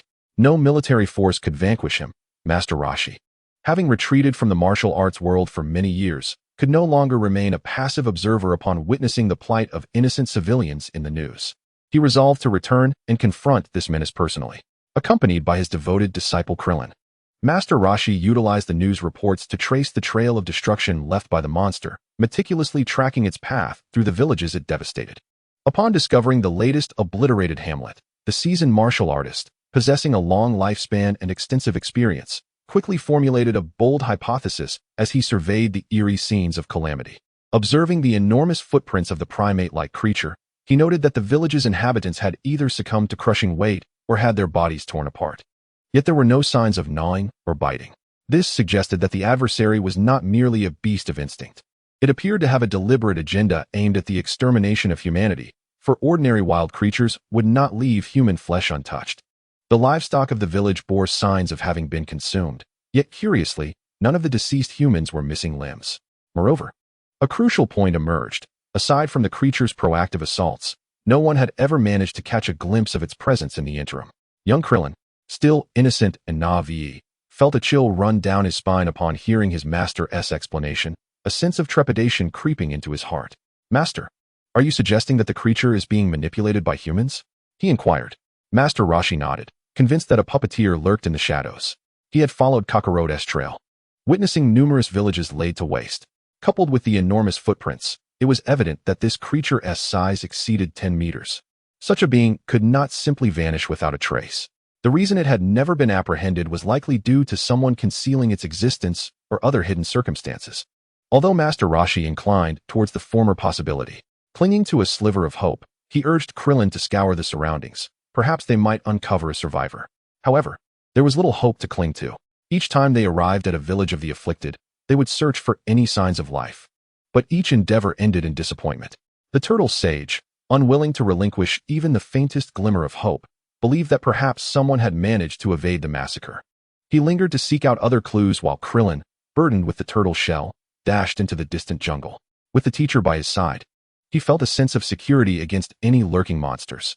After running through the thicket for quite some time, Krillin stumbled upon a concealed corner where he found Kakarot, naked and caked in mud, soundly asleep.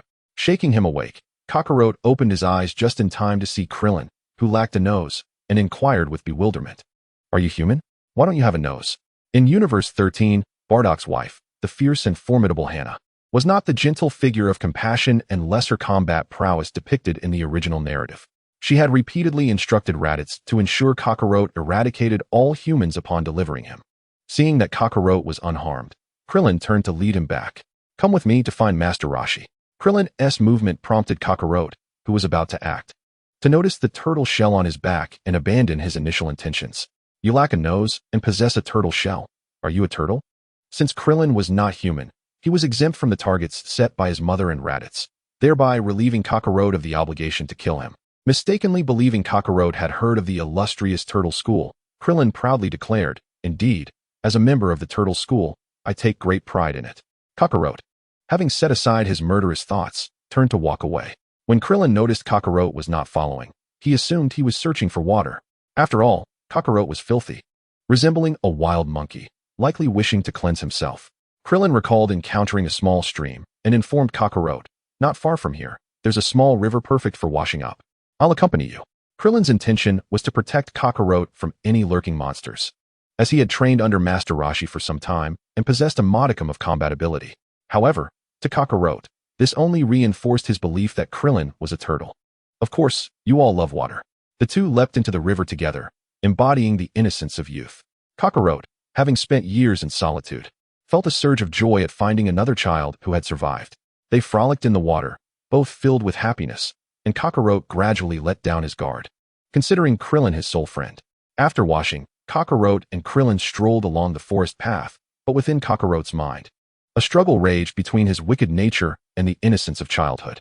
His mother Hannah's voice echoed ominously in his thoughts, urging him to kill Krillin, declaring him a human and a target to be eliminated. However, Kakarot firmly believed that Krillin was merely a turtle, resolutely refusing to harm him.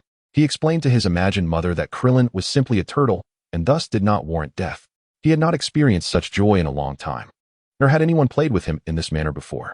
The thought of killing Krillin filled him with dread, for it would mean returning to solitude, a fate he wished to avoid.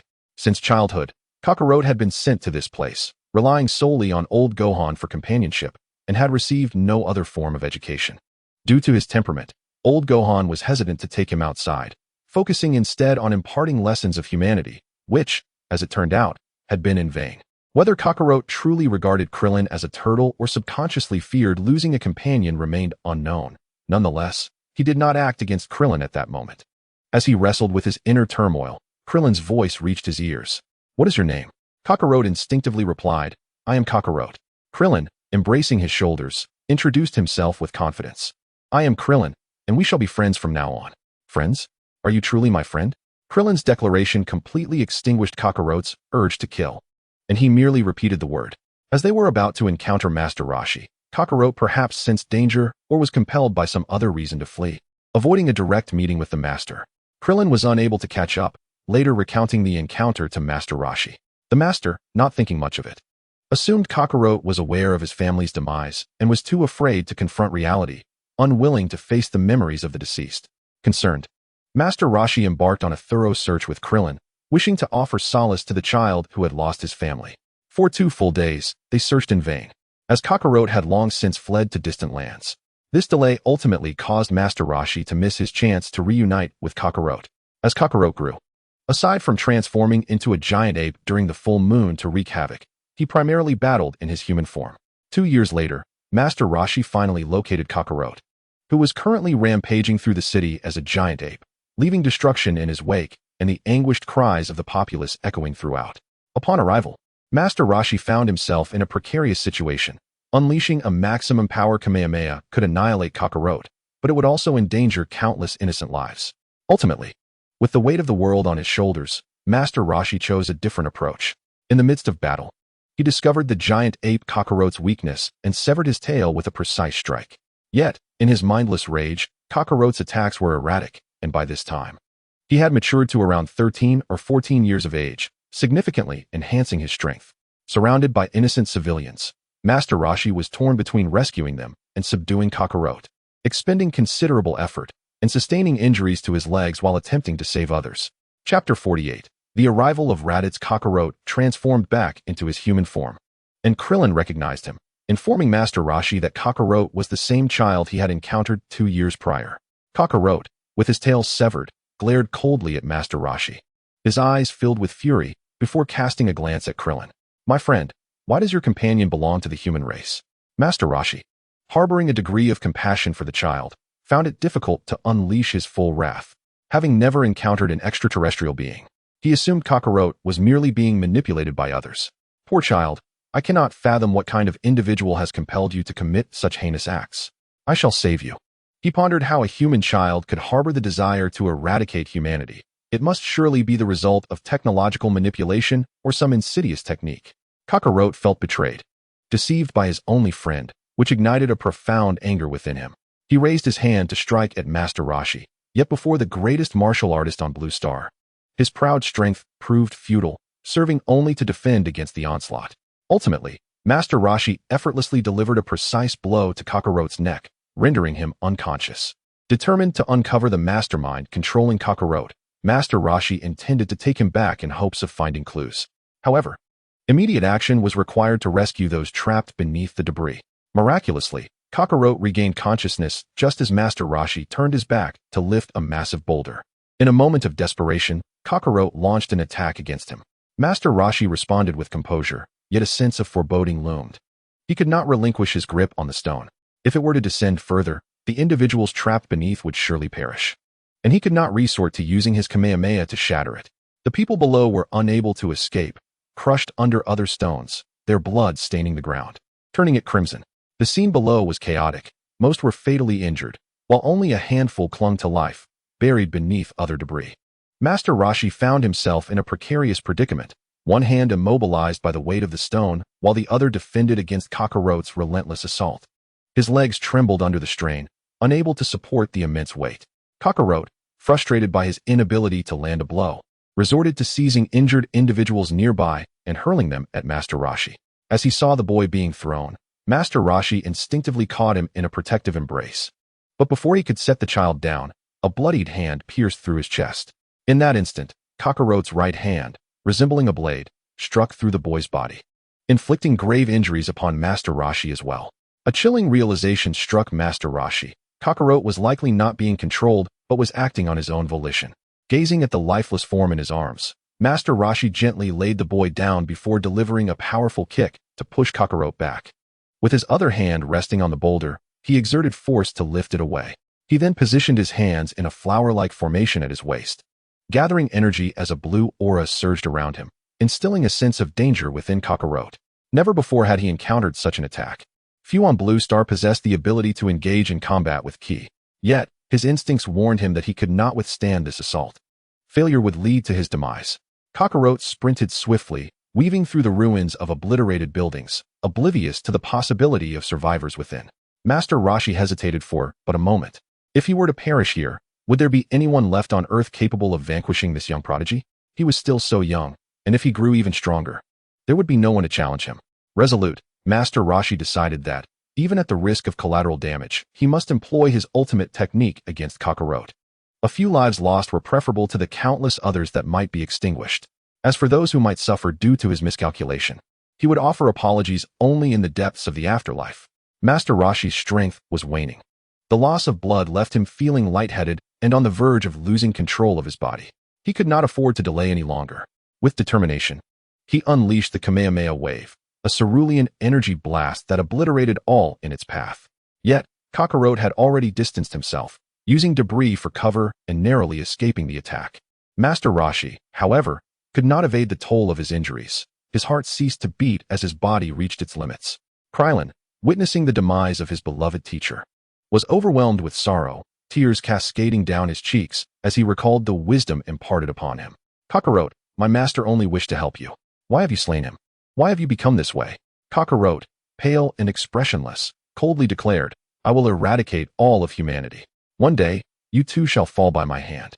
With that, Kakarote leaped away from the ruins, casting a lingering glance at Krillin, who knelt before Master Roshi's lifeless form.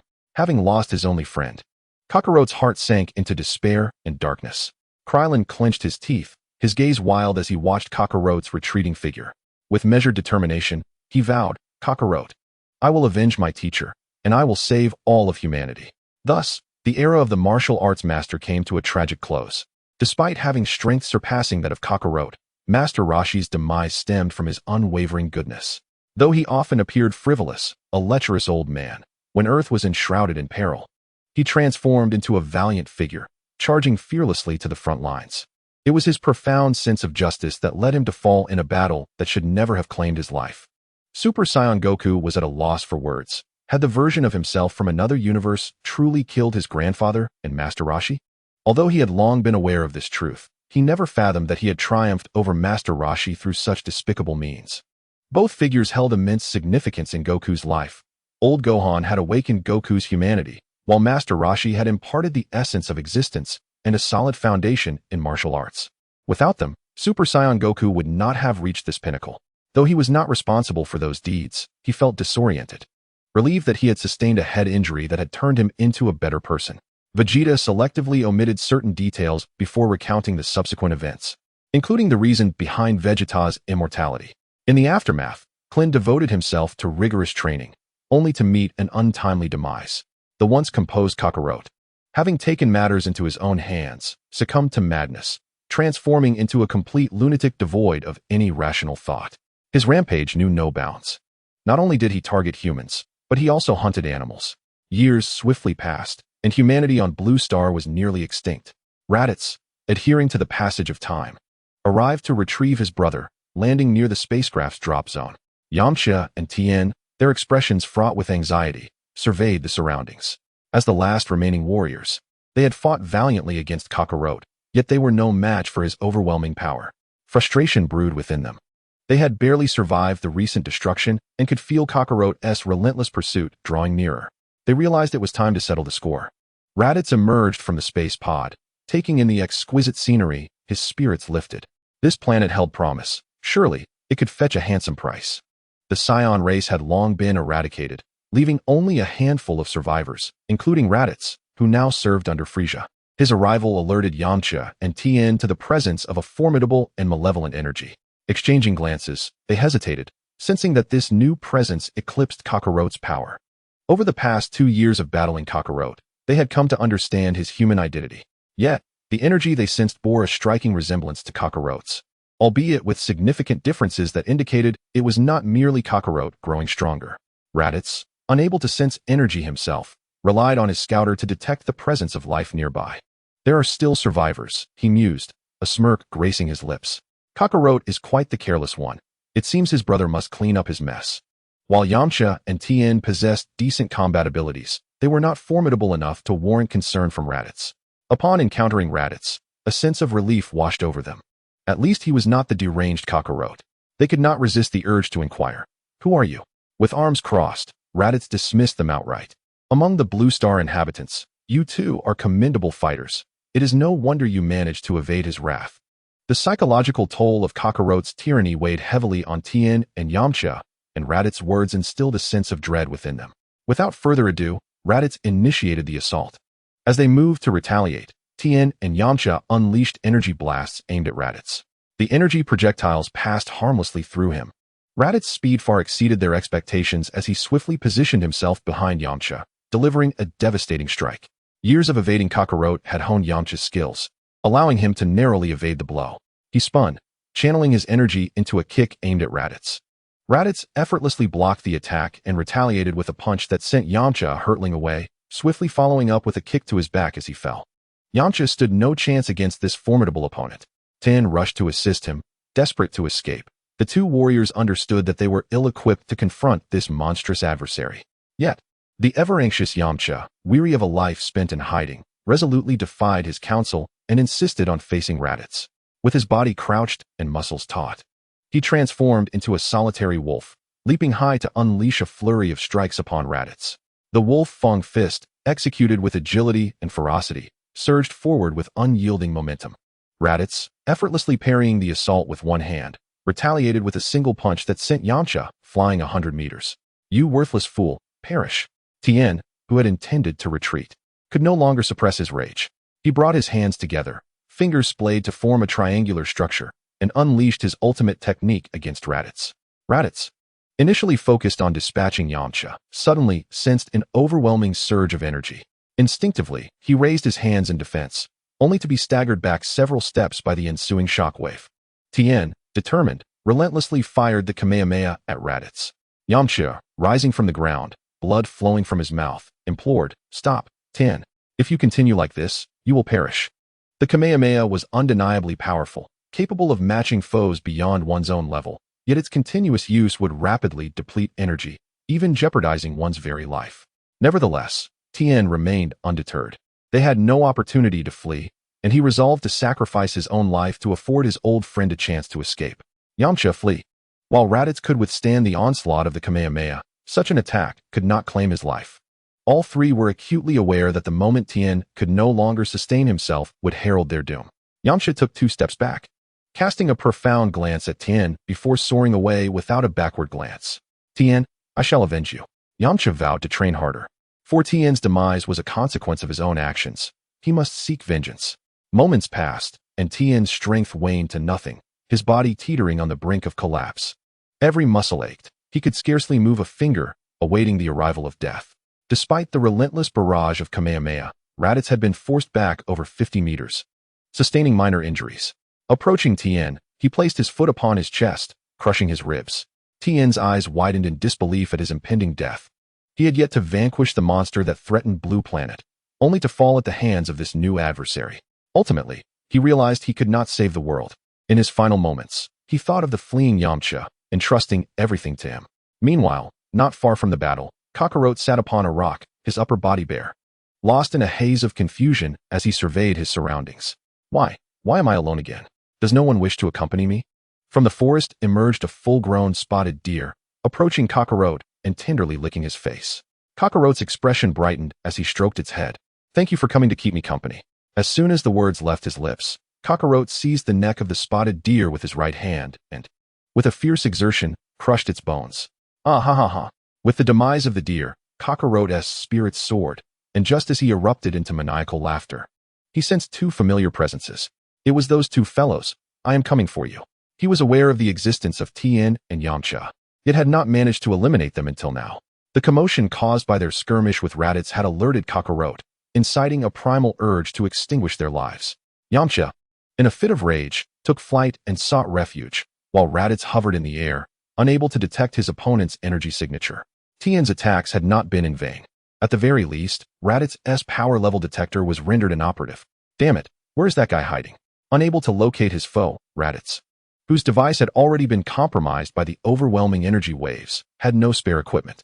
However, having witnessed survivors firsthand, Raditz was determined not to let them slip away easily, preparing to unleash a wide-ranging attack that would devastate the area within miles. In mere seconds, Yamcha had not yet fled far. Gathering energy in both hands and aiming it downward. Hidden behind a hill, Yamcha observed Raditz's actions and thought to himself that it was ominous. He would have to defend himself or risk being obliterated. Yet, should he be discovered, his fate would be sealed, and he needed to devise an escape plan. What Yamcha failed to notice was that someone was stealthily approaching from behind. The oppressive aura of Raditz dulled his senses, leaving him fixated on the sky. Delectable human flesh. I am coming. Emerging from the shadows was Kakarot, who sank his teeth into Yamcha's right arm, forcefully throwing him aside. Yamcha retaliated with an elbow strike to Kakarot's face, the ensuing clash alerting Raditz to Yamcha's south hiding place. Taking advantage of the distance created between Kakarot and Yamcha, Raditz unleashed a powerful energy wave, crashing it down toward the ground. Just as Yamcha prepared to flee once more, a sharp pain pierced his chest. Raditz's punch was heavier than he had anticipated. In that fleeting moment of hesitation, he lost his chance and was obliterated in an instant. His power was vastly inferior to Raditz's, and once discovered, escape was no longer an option. Kakarot, witnessing his prey being snatched away, glared with fierce intensity. How dare you take what is mine? In an instant, Kakarot appeared before Raditz, wearing a fearsome expression.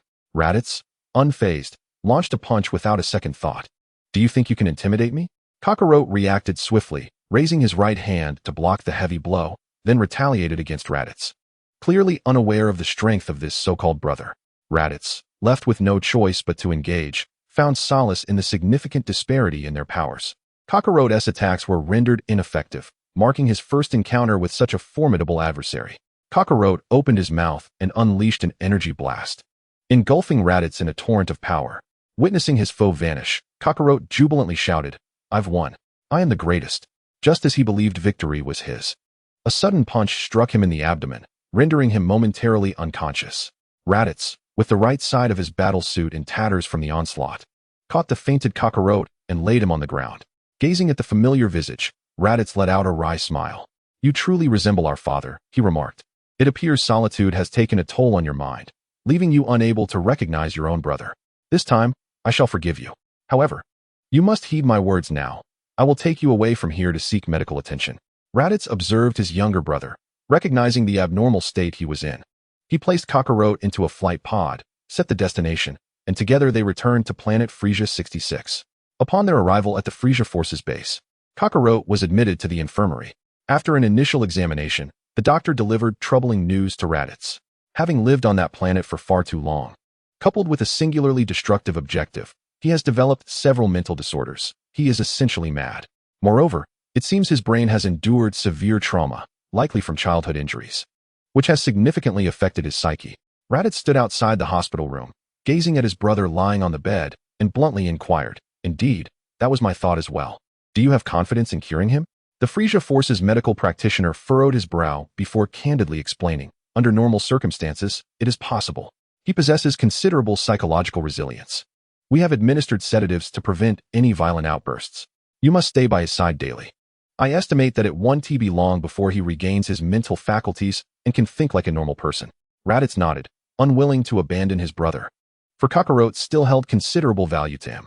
Days later, Kakarot was discharged and had come to understand that Raditz was indeed his brother, as he retained some memories from his childhood. Yet, he continued to vocally express a desire to eliminate everyone around him. Fortunately, with Raditz present, Kakarot could not wreak havoc, as Raditz was always there to restrain him just in time. This was Frisia's territory, aside from the Frisia force. Most individuals were either guests of Frisia or had purchased planets from him. Raditz was determined not to allow Kakarot to harm them. After a few more days, Kakarot ceased his constant threats of violence, although the ferocity in his gaze remained unyielding. With time, under Raditz's encouragement, Kakarot began to utilize utensils for eating. After the demise of old Gohan, Kakarot had lived a feral existence, subsisting outdoors and consuming food with his hands, only gradually learning to use utensils again. Half a month later, under the tutelage of Raditz, Kakarot commenced a new phase of training. Having lived alone for many years, he had never harnessed the energy within him, only capable of verbal outbursts. Raditz informed him that to channel his inner power, he must concentrate his energy. Kakarot's talent may not have been exceptional, yet his understanding of training was commendable, allowing him to quickly adapt to the rhythm. A month later, Raditz relayed the situation to Vegeta, who was light years away in another galaxy. Prince Vegeta, Kakarot's recovery is progressing smoothly. However, he requires combat training typical of Science before he can join us on missions. Upon receiving this news, Vegeta responded nonchalantly, stating he would not arrive for another year, and abruptly ended the communication, dismissing the significance of Raditz and Kakarot. Raditz conveyed this message to Kakarot, who had just destroyed the training room, and was distinctly displeased, rebuffing the news with indignation. Are you implying that I must wait for them? Didn't you mention there's a planet awaiting our invasion? Kakarot was eager to act. It had been too long since he had taken a life. Although he refrained from harming his own kind, the urge to kill brought him a sense of exhilaration. Raditz coolly replied, "That planet is formidable. We need both of them to conquer it." Kakarot spat dismissively, unconvinced. "Do we truly need those two?" Raditz, sensing Kakarot's defiance, candidly explained, "Those kids you refer to are far stronger than we are. Do not assume that our strength on Frisia Planet 66 renders us superior to others. Prince Vegeta could crush us with a single hand. That is precisely why I sought you. Alone, I hold little value in their eyes. Hence my decision to bring you along. This area is merely one of Frisia's dominions. The universe is vast, and he cannot oversee everything. Numerous regions are divided, and there are no formidable Frisia soldiers stationed nearby." Kakarot discerned the underlying implication and, visibly uncomfortable, retorted, "So, if that were not the case, you wouldn't have come to retrieve me? If you wish to prove your worth, you should act. Before they arrive, let us eliminate that planet on our own." Kakarot's reasoning held merit, yet Raditz erupted into laughter, abstaining from revealing whether his motives were self-serving or if he was motivated by thoughts of his brother. He self-deprecatingly remarked, "Enough nonsense. That place is not Earth.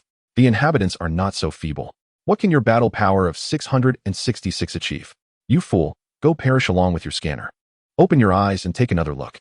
Upon hearing Raditz belittle his strength, Kakarot roared in fury, unleashing a violent aura from his body. Raditz's scouter registered a rapid increase, ultimately stabilizing at the astonishing value of 1,666, leaving him utterly astounded. 1,666, how did you achieve that? Kakarot replied with a sinister smirk, clearly pleased by Raditz's astonished expression. "I possess my own techniques that I could impart to you." Although Raditz was indeed taken aback, he remained steadfast in his convictions. "All right, I concede that you have your methods, yet it remains insufficient. Our strength is still inadequate to command the cultivated beings." Raditz could not fathom how Kakarot had acquired such prowess, mistakenly believing it to be a revelation of his own. To conquer a planet, the might of the cultivated beings was indispensable, yet their combat capabilities were not significantly superior to those of the cultivated beings. There was no guarantee they could command them. A betrayal at a critical moment could lead to dire consequences. Kakarot, brimming with confidence, flashed a devilish grin. "I shall teach you everything I know, and in return, you will share your knowledge with me. Within a mere 6 months, your so-called scouter will leave you utterly astonished." Since Kakarot's arrival, he had relied solely on his instincts rather than the scouter. 10 days later, the two arrived at a peculiar planet, where the gravity was 15 times that of Blue Star. As Kakarot exited the space pod, he stumbled unsteadily. Raditz, evidently accustomed to this environment, crossed his arms, and remarked, "The gravity here is 15 times that of Blue Star, but it is of little consequence.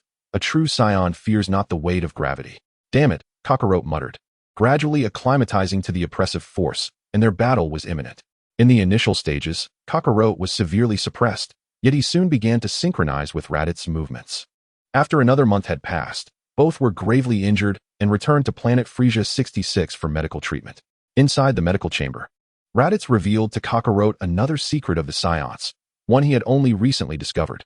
Although our recent endeavors were somewhat excessive, they bear their own advantages. Each time we emerge from a near-fatal injury, our combat power significantly increases. It could be considered a blessing in disguise. Raditz had previously contemplated self-inflicted harm to enhance his strength, but he realized that minor injuries were ineffective, while severe ones could lead to his demise before reaching the medical bay. Thus he abandoned that method. After all, no one desires to gamble their life for a chance to grow stronger. Death is irrevocable.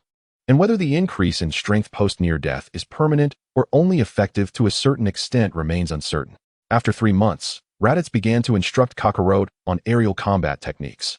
While they may not rival the martial prowess of the turtle hermit from Blue Star, they were certainly adept in the art of killing, far surpassing Kakarot, who lacked guidance. In aerial battles, the weaknesses and flaws of opponents would shift, necessitating the preservation of a portion of one's energy to prevent crashing to the ground and sustaining severe injuries. It was merely a matter of experience, and for Kakarot, it posed no challenge. He quickly adapted. For months later, Kakarot and Raditz observed the fierce battle between two combatants on planet Frisia 66. Raditz was somewhat perplexed, as Kakarot remained turned away, disdainfully commenting on the situation. Among the two fighters, the one on the right evidently possessed strength nearly half again that of his opponent. Raditz nodded in agreement. His scouter corroborated Kakarot's assessment. Kakarot removed the scouter from his eyes and handed it to Raditz, urging him to discard it, suggesting instead that he should attune himself to the energies around him to gauge the strength of nearby individuals. In the 5th month, Raditz explained to Kakarot the phenomenon allowing scions to transform into great apes under a full moon, clarifying the underlying principles. Kakarot, envisioning himself in a rampage, fervently inquired about their next steps. "We merely require a full moon, and then we can head to that planet," he enthused. However, Raditz swiftly shattered his fantasy with a single remark: "That planet has no moon." Kakarot, momentarily contemplative, then posed a seemingly irrelevant question. "You mentioned we've amassed considerable wealth, correct?" Raditz nodded, acknowledging that due to Kakarot's intellectual shortcomings, he was the one managing their finances. The environment of Blue Star was exceptionally favorable, leading to a lucrative sale that yielded substantial profits.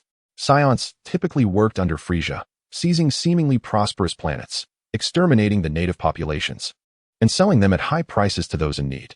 This was a task Kakarot had accomplished on his own, earning a significant reward. It was a stroke of fortune, as generally, the more desirable the planet, the stronger the race that could claim it. It was rare to find a planet as splendid as Blue Star, devoid of formidable beings. Kakarot nodded, then articulated his thoughts. "That's excellent. We do not require a moon, merely the light it casts. If we devise a device that radiates light, along with a few vegetable beings, we can unleash our fury without restraint." Raditz, invigorated by his own growing power and newfound confidence, recognized that his brother possessed more intellect than he had previously assumed and wholeheartedly agreed with his proposition. In the 6th month, the two acquired the device and, aboard a space pod, journeyed to their destination, planet Haliel. Haliel was a peculiar planet, shrouded from the sun's rays by a unique circular apparatus. Fortunately, this planetary mechanism emitted a gentle glow continuously, providing illumination. The inhabitants of Haliel, engrossed in technological advancement, had never anticipated an assault, let alone one orchestrated by merely 2 adversaries. Upon Kakarot's descent to the surface, he immediately unleashed a ki blast, obliterating a nearby structure. Raditz's expression shifted dramatically as he chastised his thoughtless brother. "Please, not these buildings. I explicitly stated not to destroy the research facilities. Such actions would significantly diminish the value of this planet. How can you discern one building from another?" Kakarot exclaimed, pointing at the ravaged structures. "What distinguishes this one from the others? They all appear quite similar to me." His frustration was palpable as he struggled to identify which buildings served scientific purposes. Raditz, equally at a loss, could only urge him to pay closer attention. A tremendous explosion sent the crowd into a frenzy, causing them to flee in terror, desperate to avoid any collateral damage. In no time, the area was cleared. The military of Hylier swiftly mobilized, surrounding the duo and deploying high-temperature weaponry to hunt them down. Upon spotting the enemy, Kakarot's body quaked with excitement. It had been far too long since he had tasted battle. Unable to contain his inner turmoil, he soared forward. "I shall slay them all." Raditz, unable to intervene in time, shouted in protest, "Wait. Do not harm those in white coats." The value of this planet was considerable, and its advanced technology had piqued Frisia's interest. During the invasion, it was crucial to avoid the deaths of researchers, as they might prove useful in the future. Within the command center of Hylier's army, news of the annihilation of their forces soon reached the highest commander, causing him considerable distress. "Curse it! How did these two manage to come here? We will need to deploy super warriors to confront them." However, their numbers were limited, as most were engaged in battles on other planets, leaving Hylier without reinforcements. Soon, a messenger reported some good news. Super warrior Philip had completed her mission and was at home. Upon receiving this information, Philip quickly mobilized and arrived at the scene, where Kakarot and Raditz were engaged in conversation. Her presence astonished both men. Her power was formidable, and they did not underestimate her simply because she was a woman. Kakarot's expression turned serious as he cast a sidelong glance at her. "What is this? She appears quite capable." Raditz had no choice but to accept Kakarot's lack of eloquence. His brother's limited exposure to the outside world left him at a loss for words. She must be an elite warrior of this planet. In perfect harmony, the two leaped into the air, unleashing a dual energy wave that obliterated the ground beneath Philip. As Kakarot observed the now silent area below, he scoffed. "Is this what qualifies as elite? Truly weak." However, Raditz felt an ominous premonition. Turning to look behind him, he was suddenly struck in the face by a powerful punch, sending him crashing into a wall. Kakarot, with no time to think, fired 2 energy blasts directly at Philip's position. A blue energy shield enveloped her, absorbing the impact of the blasts. Raditz charged out, delivering a fierce blow to the protective barrier. Not only did it fail to shatter, but he felt a sharp pain in his hand as it quickly swelled and turned red. Their defenses are formidable. Before they could catch their breath, Philip raised her hands, and from the center of her armored palms, 2 energy blasts shot forth with incredible speed. Kakarot, having narrowly evaded the assault, still felt the sting of the attack as it shredded his battle attire on the left side of his body. Raditz, caught too close, could only raise his arms defensively over his chest, bracing himself to absorb the full force of the strike, thinking to himself how fierce this woman truly was. The explosion of energy sent Raditz hurtling away, while Kakarot, intent on checking on his brother, was abruptly met with a powerful kick to his chest that propelled him several meters backward. "Fool, perhaps you should be more concerned about your own safety." Philip's assault resumed, and Kakarot could only retaliate, but each of his heavy punches was deftly evaded. Philip seized his arm and forcefully hurled him downward. Kakarot struggled to stabilize himself, but Philip landed a punch squarely on his head, sending him crashing to the ground. Philip, believing he had vanquished both, was inwardly astonished. How could they unleash energy attacks using their bodies? On the planet Hylier, technology reigned supreme, and no one practiced martial arts, let alone understood the existence of ki. Philip showed no mercy, diving rapidly toward Kakarot with his right leg raised high, delivering a crushing stomp onto Kakarot's back. The impact created a deep crater in the ground, and Kakarot's breathing grew increasingly labored. Raditz rushed to assist his brother, but before he could strike, Philip kicked him away, causing blood to spill from his mouth. Having lost 2 teeth in the process, Philip glared menacingly at Raditz, pointing at the incapacitated Kakarot. "Where do you come from? Why are you attacking us? Explain everything clearly, or I will kill him." As he spoke, Philip raised his leg again, stomping Kakarot's head further into the ground, pressing down with force, attempting to force Raditz into submission. Seeing Raditz remain unresponsive, Philip wasted no time, lifting his right leg high and crashing it down, deforming Kakarot's skull and fracturing his bones. Raditz hesitated for but a moment before making a resolute decision, bringing his palms together and fervently gathering the energy within him. "Damn it, die!" This strike was one that even Philip dared not underestimate. He raised his hands high, unleashing the full power of his mechanical armor, forming a protective barrier to withstand the onslaught. Raditz's full-force attack obliterated structures within a 100-mile radius, heedless of the devastation he wrought. Philip cursed under his breath, astonished by the monstrous destructive capability of someone unadorned by technological armor. In the next instant, Philip felt a bloodied hand pierce through her body, and there stood Kakarot behind her, gazing coldly. Philip attempted to turn her head, but found it impossible. Her mechanical body was swiftly failing her. In disbelief, she murmured, "How is this possible? I should have crushed your bones." How can you still stand? Kakarot let out a sinister grin, utterly disdainful of her words. The injuries I sustained on Blue Planet were far more severe than this. Pierced through the chest, Philip lay helplessly on the ground. His formidable physique rendered powerless beneath the super armor, gasping for breath until his life extinguished moments later. Following this grim episode, Kakarot collapsed beside him, supported by Raditz as they both retreated into the distance. They had no choice but to seek refuge for the time being, awaiting the moment when they could act again. Kakarot, unfazed by his own predicament, jested about Raditz's actions, chiding him not to destroy the surroundings when he had already obliterated all structures. Raditz, infuriated, retorted that it was all for Kakarot's sake, exclaiming that had it not been for his rescue, such devastation would have been unnecessary. In their current weakened state, the two brothers could no longer continue their assault and sought shelter in a secluded area. Meanwhile, chaos reigned in the command center of Helios Star, as the sole super warrior on the planet had perished, compelling them to summon other super warriors. A comprehensive search was initiated for the duo, yet their concealment proved effective. As weeks passed without any sign of Raditz and Kakarot, during their battle, their energy levels had been significant, easily detectable by sensors, but they had since suppressed their auras, leaving the military with limited options.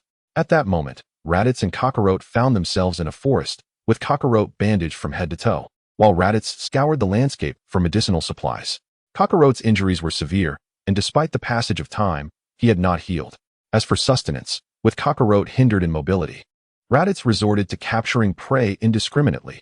Kakarot, not discerning in his appetite, occasionally feasted on humanoid creatures resembling bears. As time elapsed, Kakarot's wounds finally began to mend, and the pair set their sights on a new city to wreak havoc. The military command dispatched a colossal battleship, deploying 4 super warriors to eliminate the two adversaries.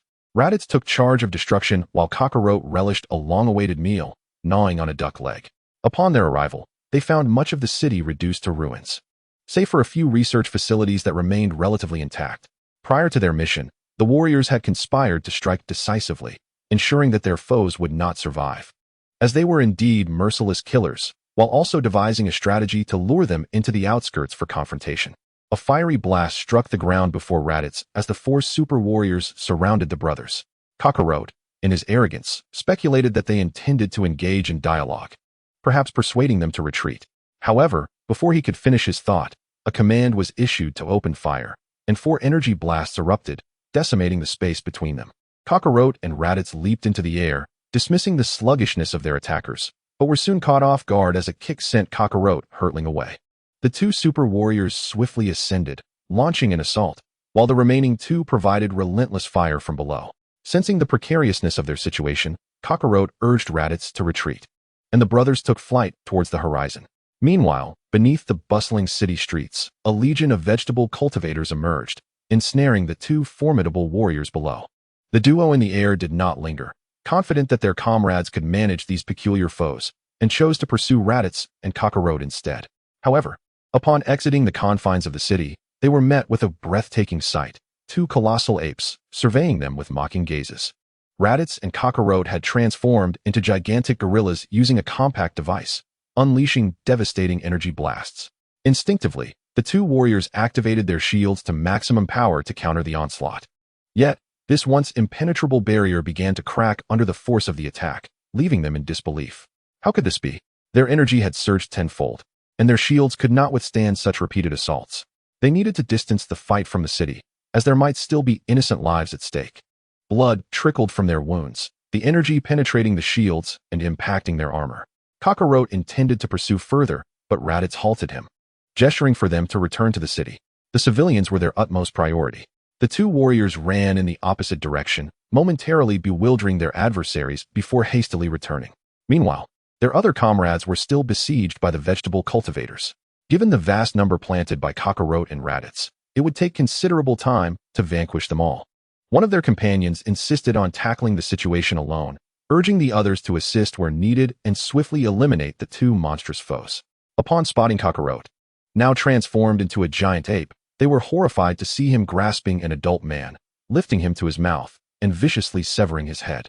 Blood erupted into the air like a fountain, and the enraged warriors retaliated, delivering a flurry of punches and energy blasts until Kakarot was felled. As he lay incapacitated, they witnessed the armor on one warrior's right hand contracting, gathering a terrifying amount of energy. Monster, meet your demise. The super shockwave was unleashed. A strike exponentially more powerful than before, hurtling toward Kakaroto's chest. The impact sent him soaring hundreds of meters, his massive form crashing into a skyscraper, collapsing multiple floors upon impact. Observing the chaos through surveillance, the commander-in-chief was deeply displeased with the situation. The super shockwave was a weapon of mass destruction, strictly prohibited within city limits. How dare you employ the super shockwave within the city? Unfazed, the warriors calmly explained there was no other option. This is the only technique capable of harming them, and their colossal size ensures that the attack would be absorbed by their bodies. After a moment's contemplation, the commander reluctantly permitted its use, recognizing that failure to eliminate the two could result in untold casualties. Kakaroto, rendered unconscious by the assault, while Raditz endured his own attacks, using his immense strength to hurl debris at the super warriors. Yet, one warrior deftly evaded every strike, maneuvering beneath Raditz and channeling energy directly toward his rear. Raditz, unable to evade in time, was pierced by energy, inadvertently shattering his tail. Instantly, he reverted to his humanoid form, enraged and cursing aloud. The other super warrior was momentarily taken aback, then quickly realized that the tail was indeed their Achilles heel. Initially, he merely believed that targeting that area would render evasion more challenging, never anticipating such a consequence. Unable to transform into a great ape, Raditz found it impossible to confront two foes simultaneously, while Kakaroto was also cornered, with both super warriors aiming directly at him. Now aware of the great ape's weakness, they opted not to sever his tail, choosing instead a more straightforward approach, two super energy waves to send him to his demise. At that moment, Kakaroto, who had been unconscious, suddenly opened his eyes and screamed frantically. Drawing upon all his energy, he did not launch an attack against them. Rather, he directed his energy upwards. The super warriors sensed impending doom, yet they were powerless to intercept the energy wave, which soared beyond the atmosphere. Chapter 51. The Secret of Immortality. The energy wave collided with the illumination device developed by the Helians, an assault that arrived too abruptly. The personnel responsible for the device barely had time to activate protective measures before being engulfed by the energy.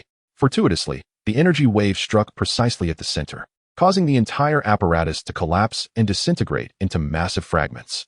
When these colossal machine remnants descended upon Helier, the resulting chaos was unimaginable.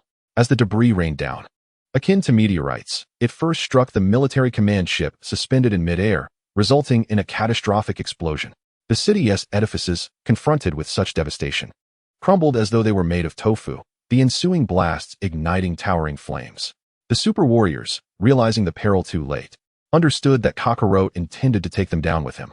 Seizing the moment of their astonishment, Kakaroto leapt into action, grasping his elder brother Raditz firmly in his grasp. Leaving Raditz momentarily stunned, what was this foolish brother attempting? The entirety of the planet's structures and all life were affected, reduced to nothingness. Once a technological marvel, this world ultimately became a victim of its own advancements, self-destructing through its own creations. Following a series of explosions and bursts of light, the city was transformed into ruins, the sky shrouded in darkness and overcast with ominous clouds. After an indeterminate amount of time, Kakaroto and Raditz regained consciousness, having reverted to their human forms through a special device. Raditz gazed at Kakaroto in disbelief. This foolish brother had shielded him with his own body. Was there truly someone among the Scions capable of such selflessness? Seeing that Kakaroto still drew breath, Raditz felt a wave of relief. Kakaroto, how did you withstand such an attack? Even the defense of a great ape should not have been sufficient to endure that assault, yet you remain unscathed. Protected beneath the immense frame of the great ape, Raditz emerged unscathed, his battle attire barely marred. In stark contrast, Kakaroto was in dire straits. His back bore the scars of a fiery assault, his garments completely obliterated, and he struggled to open his eyes, blood seeping from various wounds. I couldn't withstand it. I simply couldn't endure, were his last whispered words before exhaustion silenced him, leaving Raditz in a state of alarm, fearing for his brother's life. From the rubble nearby, a figure crawled forth, one of the elite warriors. Though his condition was far from commendable, his armor shattered, blood trickling from his forehead, and his left arm entirely severed. It was only by a stroke of fortune, remaining near the transformed Kakaroto, that he had mitigated some of the damage. Otherwise, he would have met the same grim fate as the others. I will ensure your complete obliteration, he vowed, gathering energy for a devastating attack. Filled with a desire for vengeance for his deceased kin. However, Just as he was about to unleash his assault, a foot descended from the heavens, crushing his skull. Raditz, following the trajectory of that foot, gazed up in trepidation. Vegeta, Nappa, how did you arrive here so soon? Vegeta offered no response to his inquiry, instead surveying the surroundings with an air of disdain. What foolishness have you two engaged in? His expression radiated fury, rendering Raditz momentarily speechless. Kakarot, summoning what little strength he had left, murmured, we have cleared this planet for you. You may now sell it. Vegeta's rage erupted. You imbeciles. Sell it. Look at its state. Who would want to purchase a planet in such disarray? Typically, Frisia annihilated a planet's indigenous population before selling it. But this world was not only devoid of its natives, its environment was ravaged beyond recognition, on the brink of explosion. Who would dare to buy such a place? The four hastily departed, returning to Frisia's domain to tend to the barely conscious Kakarot. After a period, as Kakarot's wounds healed, they convened to strategize. Nappa disclosed the true motive behind their mission. Frisia sought the secrets of planet Heller, yet you foolishly annihilated its inhabitants, underestimating Raditz. Vegeta and Nappa had refrained from revealing the full scope of their mission. Frisia desired not only to sell planet Heller, but was also keen on its technological advancements. Considering Raditz's lack of strength and courage, they merely advised him to avoid damaging the research facilities, withholding Frisia's explicit command. However, Kakarot's arrival and impassioned words ignited a fervent desire in Raditz to prove himself, leading to his rash decision to accompany Kakarot. Vegeta did not conceal his dissatisfaction, unleashing a tirade upon Raditz. Frisia was already seething with rage. You two fools. The long-established authority of Vegeta rendered Raditz unable to retaliate, forcing him to endure the reprimand. Nappa expressed his own discontent towards Raditz. Fool, Frisia declared, forbidding you from retrieving Kakarot, yet you insist on bringing him back. Raditz inquired in confusion. Why? Nappa pondered, stroking his bald head. Perhaps he wishes to prevent Kakarot from being influenced by us. Kakarot, cradling his head in his hands, concurred. Indeed, you are all nefarious beings. Utterly despicable.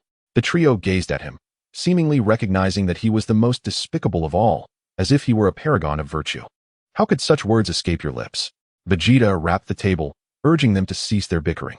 This constitutes a continuous defiance of orders. He likely intends to execute us.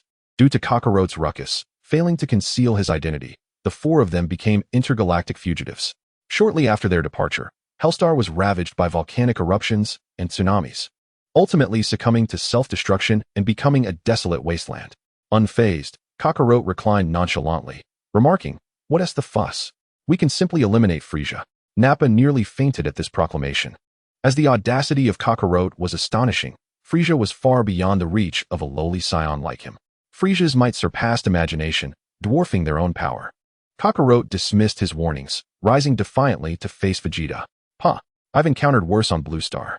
I may suffer defeat once or twice, but eventually my strength will surpass his. Vegeta, taken aback, contemplated a method of self-preservation, though he wished to avoid it unless absolutely necessary. You are aware of the Scion ability to enhance power through near-death experiences, correct? Let us pay Frisia a visit, just the two of us. Kakarot felt a surge of excitement. If he could confront Frisia, he would not hesitate to eliminate the tyrant. The two swiftly arrived at Frisia's location, entering the main control room of the spaceship, where Frisia lounged in a hovering chair. An expression of impatience etched on his face. What a disgrace, useless wretches. All brute force and destruction, devoid of intellect, and you dare defy my commands? Frisia's ire escalated. And upon Kakarot's arrival, he was rendered speechless by Frisia's terrifying presence. Gone was the thought of vanquishing him. Frisia's formidable strength shattered his resolve, leaving him to endure the reprimand without any rash reactions. Vegeta observed Frisia's expression shift from displeasure to rage, then to a twisted fury, his fingers subtly raised, knowing he must make a decisive choice, lest he meet a fatal end.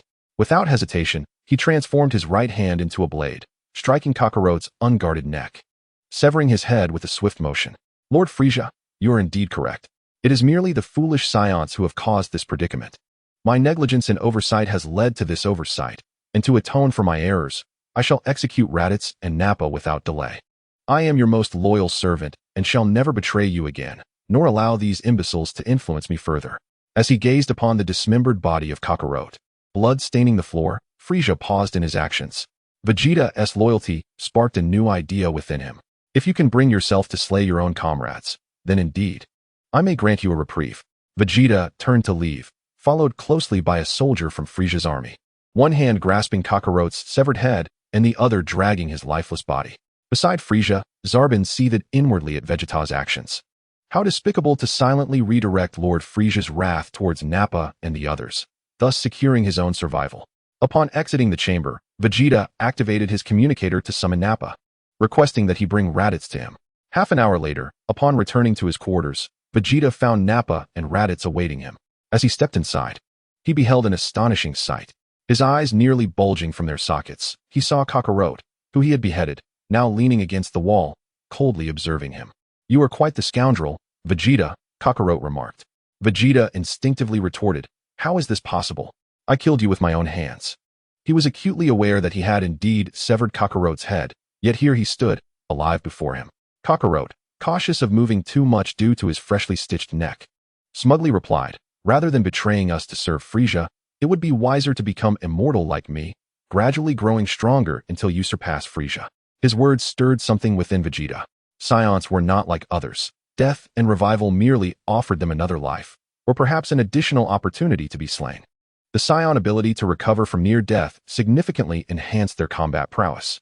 If he were to attain immortality, it would mean he could continually grow stronger without limit. Overwhelmed with uncontainable joy, he eagerly inquired, "How did you acquire such power?" Raditz positioned himself between the two, fully aware of Vegeta's intention to eliminate them to save himself. Yet he refrained from attacking, for the reason was simple. The three of them were no match for Vegeta, even with Nappa's assistance. "We should depart at once, otherwise, when Frisia discovers the truth of Kakarot's survival, he will swiftly eliminate us," Raditz advised. Vegeta conceded the logic in this, realizing that with immortality, he need not concern himself with Frisia any longer. The true ruler of the universe was none other than Prince Vegeta of the Scions. For individuals stealthily eliminated the guard, suppressing their presence to avoid detection, and then departed in a spacecraft, flying away from the scene. By the time Frisia learned of this incident, the quartet had long vanished. For the sake of their safety, they changed spacecraft multiple times during their journey, ultimately deciding to head towards a distant galaxy where the ruler possessed considerable power. Frisia's forces had consistently failed to conquer that territory, making it relatively safer for them. Kakarot recounted his experiences through a series of serendipitous events. He encountered a human with blue hair, from whom he learned of the existence of the Dragon Balls. He eventually succeeded in collecting them, acquiring a diminished version of immortality, and repeatedly revived himself from the brink of death, surpassing all inhabitants of the blue planet in strength. Vegeta remained skeptical, questioning the plausibility of the Dragon Balls, which purportedly could grant any wish. "Surely such a thing cannot exist in this world. Are you serious?" Kakarot pointed to himself, seemingly indifferent to Vegeta's doubts. "But you've seen my body. I have not succumbed to your attempts on my life." In the days that followed, Vegeta sensed a shift in their attitudes towards him. Even Nappa treated him with a hint more respect, given the recent events, making it difficult for them to interact as they once did. Nappa, however, placed great trust in Kakarot, believing in the tangible evidence before him. "Let us hasten to the blue planet." Vegeta dismissed his suggestion, perceiving it as tantamount to seeking death. He considered Nappa's proposal foolish. The blue planet lay within Frisia's domain, and it was likely he was actively searching for them, especially on the planet where Kakarot had descended. Returning would be akin to walking into a trap. As Vegeta pondered how to return safely, Kakarot doused their hopes with a disheartening revelation. They are no longer usable. They turned to stone years ago. Previously, each wish took merely a year to restore the Dragon Balls. But this time it has taken much longer with no sign of revival. Vegeta turned his gaze to Raditz, who had been gathering information during their time away, hoping he might have some good news. "What progress have you made?" Raditz, displaying a glum demeanor, revealed a significant piece of news. "I have learned that one of my contacts has a keen interest in the Dragon Balls and has invited us to visit his master's planet." Chapter 52, Defeat and Escape Without Hesitation. Vegeta agreed. With the combined strength of the four, they could venture anywhere unimpeded. Few could stand against their alliance. Even within Frisia's army, there were only a handful of individuals who posed a threat, with only the likes of Zarbin, Dodoria, and the Ginyu Force being superior. Confident in his own power, he was prepared to brave any danger. If necessary, he would simply fight his way through. The quartet wasted no time and promptly set off towards the location provided by their contact. Upon their arrival, they were greeted by someone awaiting them. "My master has been expecting you for a long time." The four stood momentarily stunned. This individual appeared formidable, even slightly stronger than Nappa, yet he was merely a servant. On this planet, they sensed several powerful presences, compelling them to remain vigilant and cautious in their actions. They led a few individuals into an opulent palace, introducing them to an elderly man seated upon a lofty throne. This man is my master, King Shrag, the invincible sovereign of the galaxy. Kakarot, however, paid no heed to the ongoing discourse, his gaze fixated upon a nearby cushion adorned with an object he knew all too well. A Dragon Ball, there it lay, and Kakarot was about to reach for it. Yet, he was halted by a sharp slap from Vegeta, who admonished him with anger. Fool, calm down. This is someone else's territory. Must you be so reckless? Draped in his long robe, Shrag's face, lined with wrinkles, tightened in delight upon witnessing Kakarot's action. It seems you indeed know the secret of the Dragon Balls. Pray tell, where did you encounter them? Shrag had long coveted the Dragon Balls.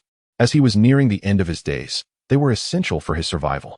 Kakarot, momentarily flustered, was ready to respond, but before he could finish his sentence, Vegeta interrupted with another slap to his head, compelling him to swallow his words. Pointing at Shrag, Vegeta arrogantly retorted, "First, you must disclose where you have seen the Dragon Balls. Only then can we exchange information fairly." The moment Shrag heard Vegeta's refusal, his expression darkened, and he regarded the group with cold disdain before gesturing dismissively. Raditz surveyed Shrag's four formidable bodyguards, recognizing them as not to be trifled with, and urged Vegeta to exercise caution. "Do not provoke them, Vegeta. Their strength likely surpasses ours." Vegeta, however, merely raised his head in pride, dismissing Raditz's warning. "What nonsense about strength? It matters not before the Prince of the Psyots." Shrag's patience waned. He was not a benevolent man. Let these fools explain themselves. The four bodyguards complied, each selecting an opponent. A blonde-haired man, fierce and succinct, lunged forward with a knee strike. "Do not resist futilely. Quickly reveal your information." Kakarot was knocked to the ground but swiftly rose in fury, bellowing, "Bastard, I shall kill you." The blonde man hovered above, his gaze a blend of indifference and disdain. Unimpressed by Kakarot's bravado, "I beg to differ." The two soon clashed again. Kakarot leaped to deliver a punch, but it was evaded, and he was struck from behind. As Shrag sought information about the Dragon Balls, they refrained from lethal force. The blonde man merely subdued Kakarot with his legs. Raditz similarly struggled to withstand a punch before being thoroughly outmatched. Meanwhile, Nappa faced a larger green frog, effortlessly blocking its charge and engaging in a test of strength. Lousy, in comparison to Blatty's, is indeed far superior. Such skills are insufficient to subdue me. The frog, perceiving the formidable nature of his opponent, let out a cold sneer as four diminutive frogs detached themselves from his back. While he was engaged in a fierce struggle with Nappa, they launched a sudden ambush. Nappa was momentarily taken aback, bewildered by this unexpected development, and soon found himself in a frantic defense against the onslaught of five adversaries. Among the four, only Vegeta remained unperturbed. As the attackers approached, he deftly evaded their strikes, then leaped from above, delivering a powerful kick that sent one of them sprawling. Seizing the enemy's back wings with both hands, he forcefully tore them off, lifting the foe's lower limbs and sending them soaring into the air. With hands clasped together, he concentrated his energy, unleashing the Gallic Gun, a violet shockwave that obliterated his opponent, reducing him to mere ashes. Without pausing, Vegeta charged towards the elevated slug. "Now, it is time to confront your leader." Vegeta, being the strongest among the four, found himself pitted against the mightiest of Slug's guardians, the golden-haired warrior, who had targeted Kakarot. Slug, seated high above, remained unfazed by Vegeta's approach. He slowly raised a single finger, aiming it directly at him. As Vegeta reached him, he was abruptly repelled by the energy emanating from Slug's fingertip, crashing heavily to the ground. Vegeta's defeat became the final straw for the others. If the strongest among them could not withstand a single confrontation, what chance did they have of victory? The four were swiftly subdued, and Slug showed no concern over Vegeta having dispatched one of his subordinates. With his right hand splayed open, he directed his focus towards the fallen Kakarot. The latter's body levitated effortlessly before being grasped by Slug, who began to probe into his memories. "Provide me with an honest account," Slug demanded. Within Kakarot's recollections, Slug discerned the existence of the Dragon Balls on planet Blue. Unlike Kakarot, who possessed only fragmented knowledge, Slug understood the implications of the deity's demise and the reason the Dragon Balls could no longer be utilized. With the creator lost, the Dragon Balls of planet Blue had become utterly worthless. The information Kakarot provided struck Slug like a thunderbolt, as he had anticipated these individuals might yield some surprises. Instead, he was met with disappointment. An urgency welled within Slug. The prospect of finding the Dragon Balls dwindled, leaving only annihilation in its wake. Seizing an opportune moment, Kakarot unexpectedly yanked off Slug's faceplate, revealing a familiar visage. "You look just like the deity of Planet Blue." The battle-hardened and well-traveled Vegeta immediately recognized him as a Namekian, leading him to form a conjecture. Observing Slug's expression, the golden-haired warrior surmised that useful information had not been gleaned, and with a sigh, he voiced his opinion. "King Slug, these four are significant fugitives pursued by Frieza. If they lack any utility, it would be wiser to return them." Slug responded with a sinister grin. Frieza was not an adversary to be trifled with. Noticing Slug's indecision, the golden-haired warrior knelt, earnestly imploring, "Allow me to speak, should Frieza decide to act upon this matter. We currently stand no chance of victory. Frieza's strength is formidable, and his army far surpasses that of Shrag." After some contemplation, Shrag decided it would be best to deliver them to Frieza. He felt his age weighing heavily upon him, and by the time he regained his youth, Frieza would likely have relinquished his claim to cosmic supremacy. Vegeta, for reasons unknown, did not put up a desperate struggle. Perhaps he recognized the vast disparity in their abilities and chose not to engage in futile endeavors. The four were bound to a contraption, awaiting the completion of the spaceship to be presented before Frieza, hoping to curry favor with him. Once the guards departed, Raditz struggled against his restraints, unable to break free, and turned to Vegeta for assistance. "Vegeta, surely you can escape these chains." The four were secured to specialized devices, confined to 4 hospital beds. With only Vegeta remaining remarkably composed and unperturbed, Raditz could discern that their current predicament would lead to certain death if they were delivered back to Frieza. Yet Vegeta maintained his calm demeanor, suggesting he must possess a plan for escape. Indeed, as Raditz suspected, Vegeta began to move his wrists, subtly shifting his hands from side to side. However, he did not attempt to break free from his shackles. Instead, he remained there, nursing his wounds. Days passed, and Vegeta showed no inclination to escape until the 8th day, when he finally stirred and instructed Raditz to sense the surrounding energy. Raditz expanded his perception, scanning in all directions. "All right, it seems we can quietly slip away. I've been observing them lately, and Frieza's guards usually do not frequent this area. I haven't sensed their presence in quite some time." Nappa, envious of Raditz's ability, remarked, "Once we escape, you must teach us how to sense energy as you do." While the three strategized cautiously, Kakarot lay soundly asleep, occasionally muttering threats against the humans of Planet Blue. "I will annihilate all of humanity. You shall perish by my hand."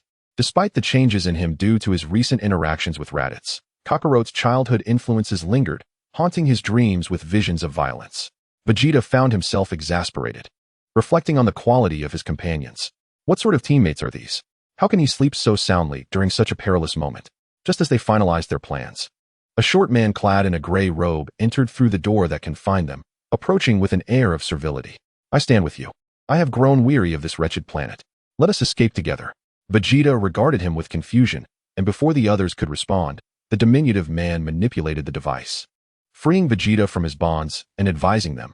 "To the east lies the location of the escape pod, but we must remain silent. There are numerous guards stationed there. With your abilities, you should be able to eliminate them before they sound the alarm." The meaning of the diminutive man is quite explicit. One must exercise utmost caution when fleeing, lest one disturb Shrag, for failure could spell doom, even for him. The group quickly reached a consensus and prepared to depart. Raditz approached Kakarot, gently rousing him from his slumber. "Kakarot, it's time to go. We are preparing to escape." To everyone's surprise, the seemingly lifeless Kakarot instantly awakened at Raditz's words, activating his Bull's amplification device, his eyes glowing a fierce crimson. "Huh? You think you can trap me with your pitiful tricks?" In a heartbeat, he transformed into a great ape, smashing through the confines of their prison, alerting Shrag's subordinates, who promptly triggered the defensive alarms. Nappa and Vegeta stood there, dumbfounded. How could Kakarot transform at will?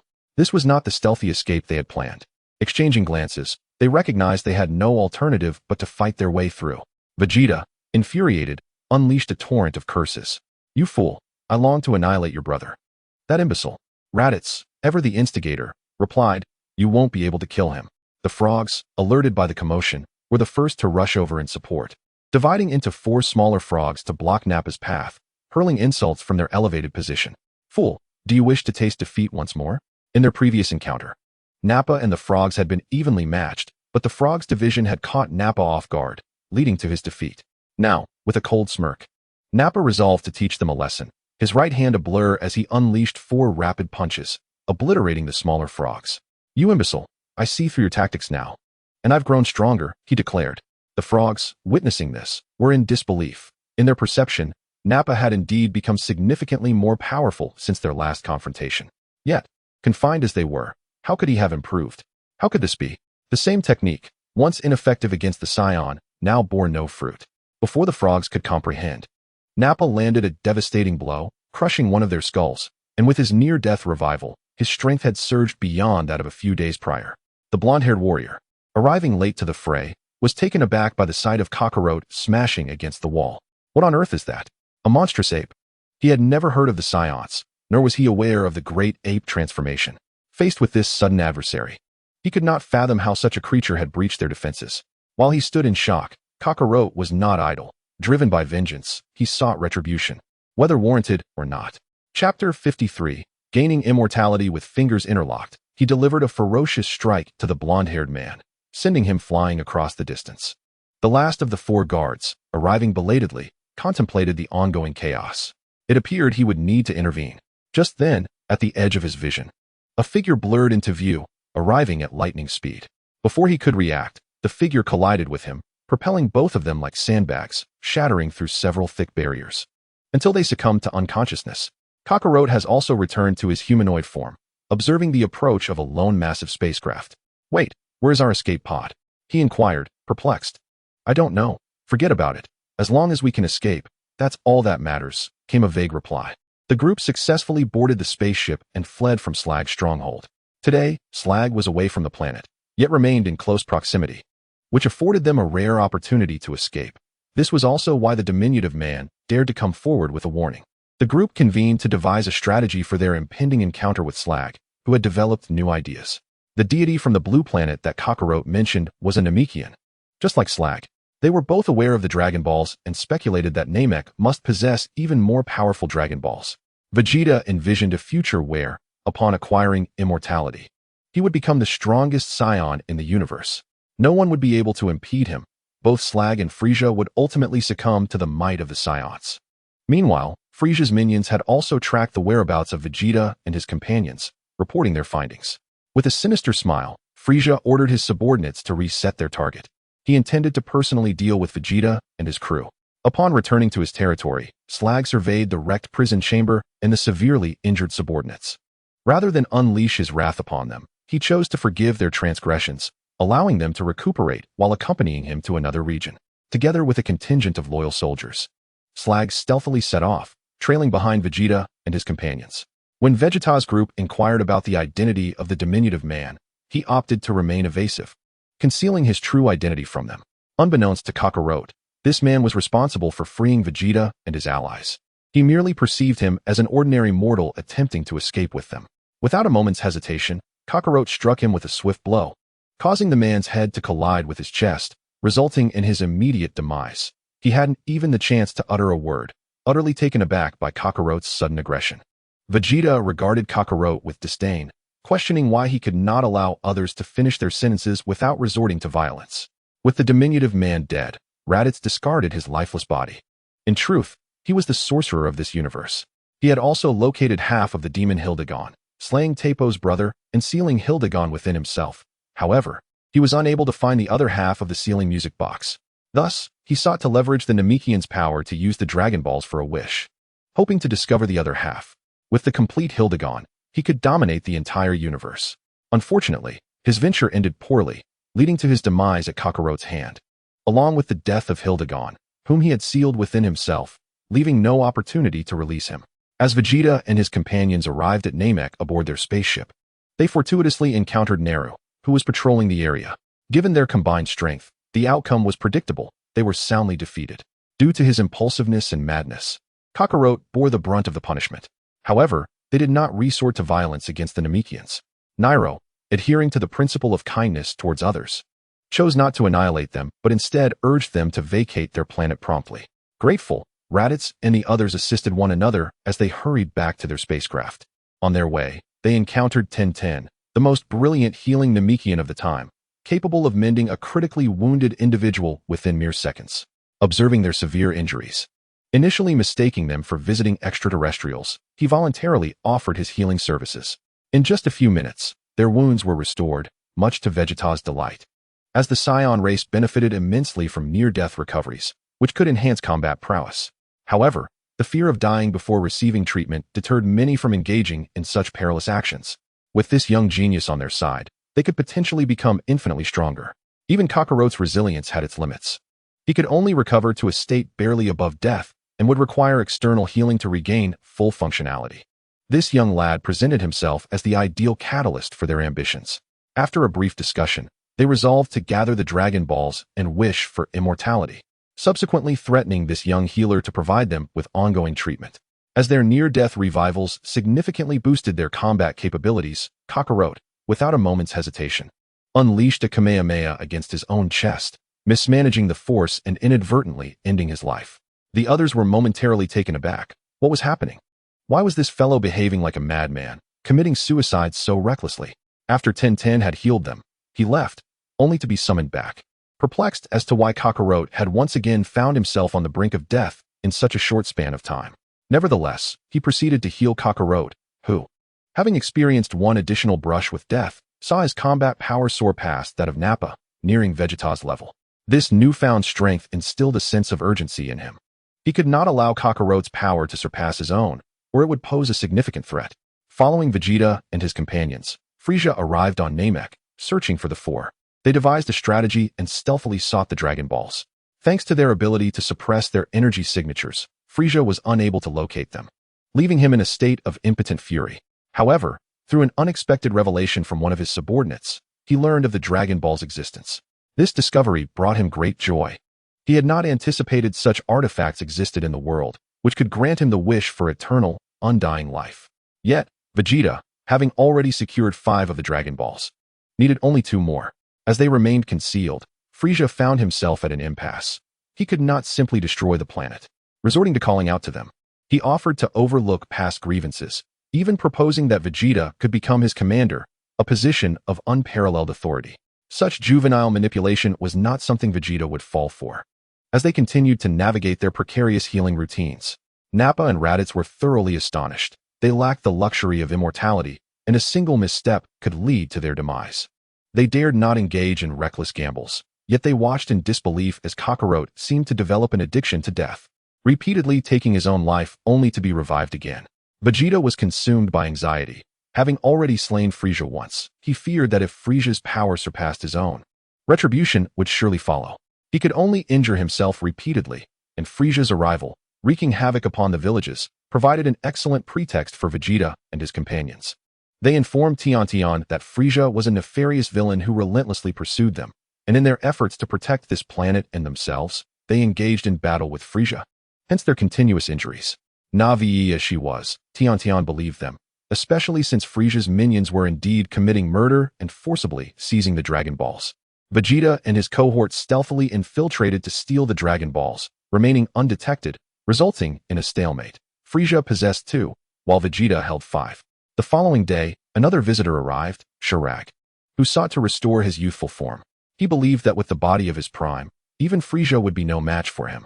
He planned to eliminate Frieza first after making his wish, thereby becoming the new ruler of the universe. With all 3 parties gathered, it appeared that Vegeta and his companions were the weakest in the shadows. However, the strength of Vegeta and Kakarot was no longer comparable to the past. After a series of conflicts, Vegeta seized the opportunity to infiltrate Frieza's spacecraft, while Shirag battled Frieza, stealing the last 2 Dragon Balls. He successfully made his wish, acquiring immortality. With 3 wishes available, 1 for each of them, Kakarot had already attained immortality and thus required no further wishes. The Grand Elder of Namek, having reached the end of his life, closed his eyes, and with that, the 7 Dragon Balls turned to stone. This left Vegeta in a state of complex emotions as he yanked Kakarot towards him. While Frieza was engaged with Shirag, they had not dealt with the Creator, leaving Vegeta bewildered as to why the Dragon Balls had turned to stone. Despite having obtained the immortality he so desperately desired, he still harbored other equally significant wishes. With the Dragon Balls now gone, what was he to do? This realization sent Vegeta into a rage, and he directed his fury at Kakarot. Had it not been for Kakarot, he would not have had to share his immortality with the worthless Raditz and Nappa. From the very beginning, Vegeta had never intended to grant them immortality, as Kakarot had claimed that the 7 Dragon Balls of Earth could only grant one wish at a time. Thus, among the 3, only one could make a wish, while the other 2 would have to wait for the next opportunity, a chance Vegeta was unwilling to bestow upon them.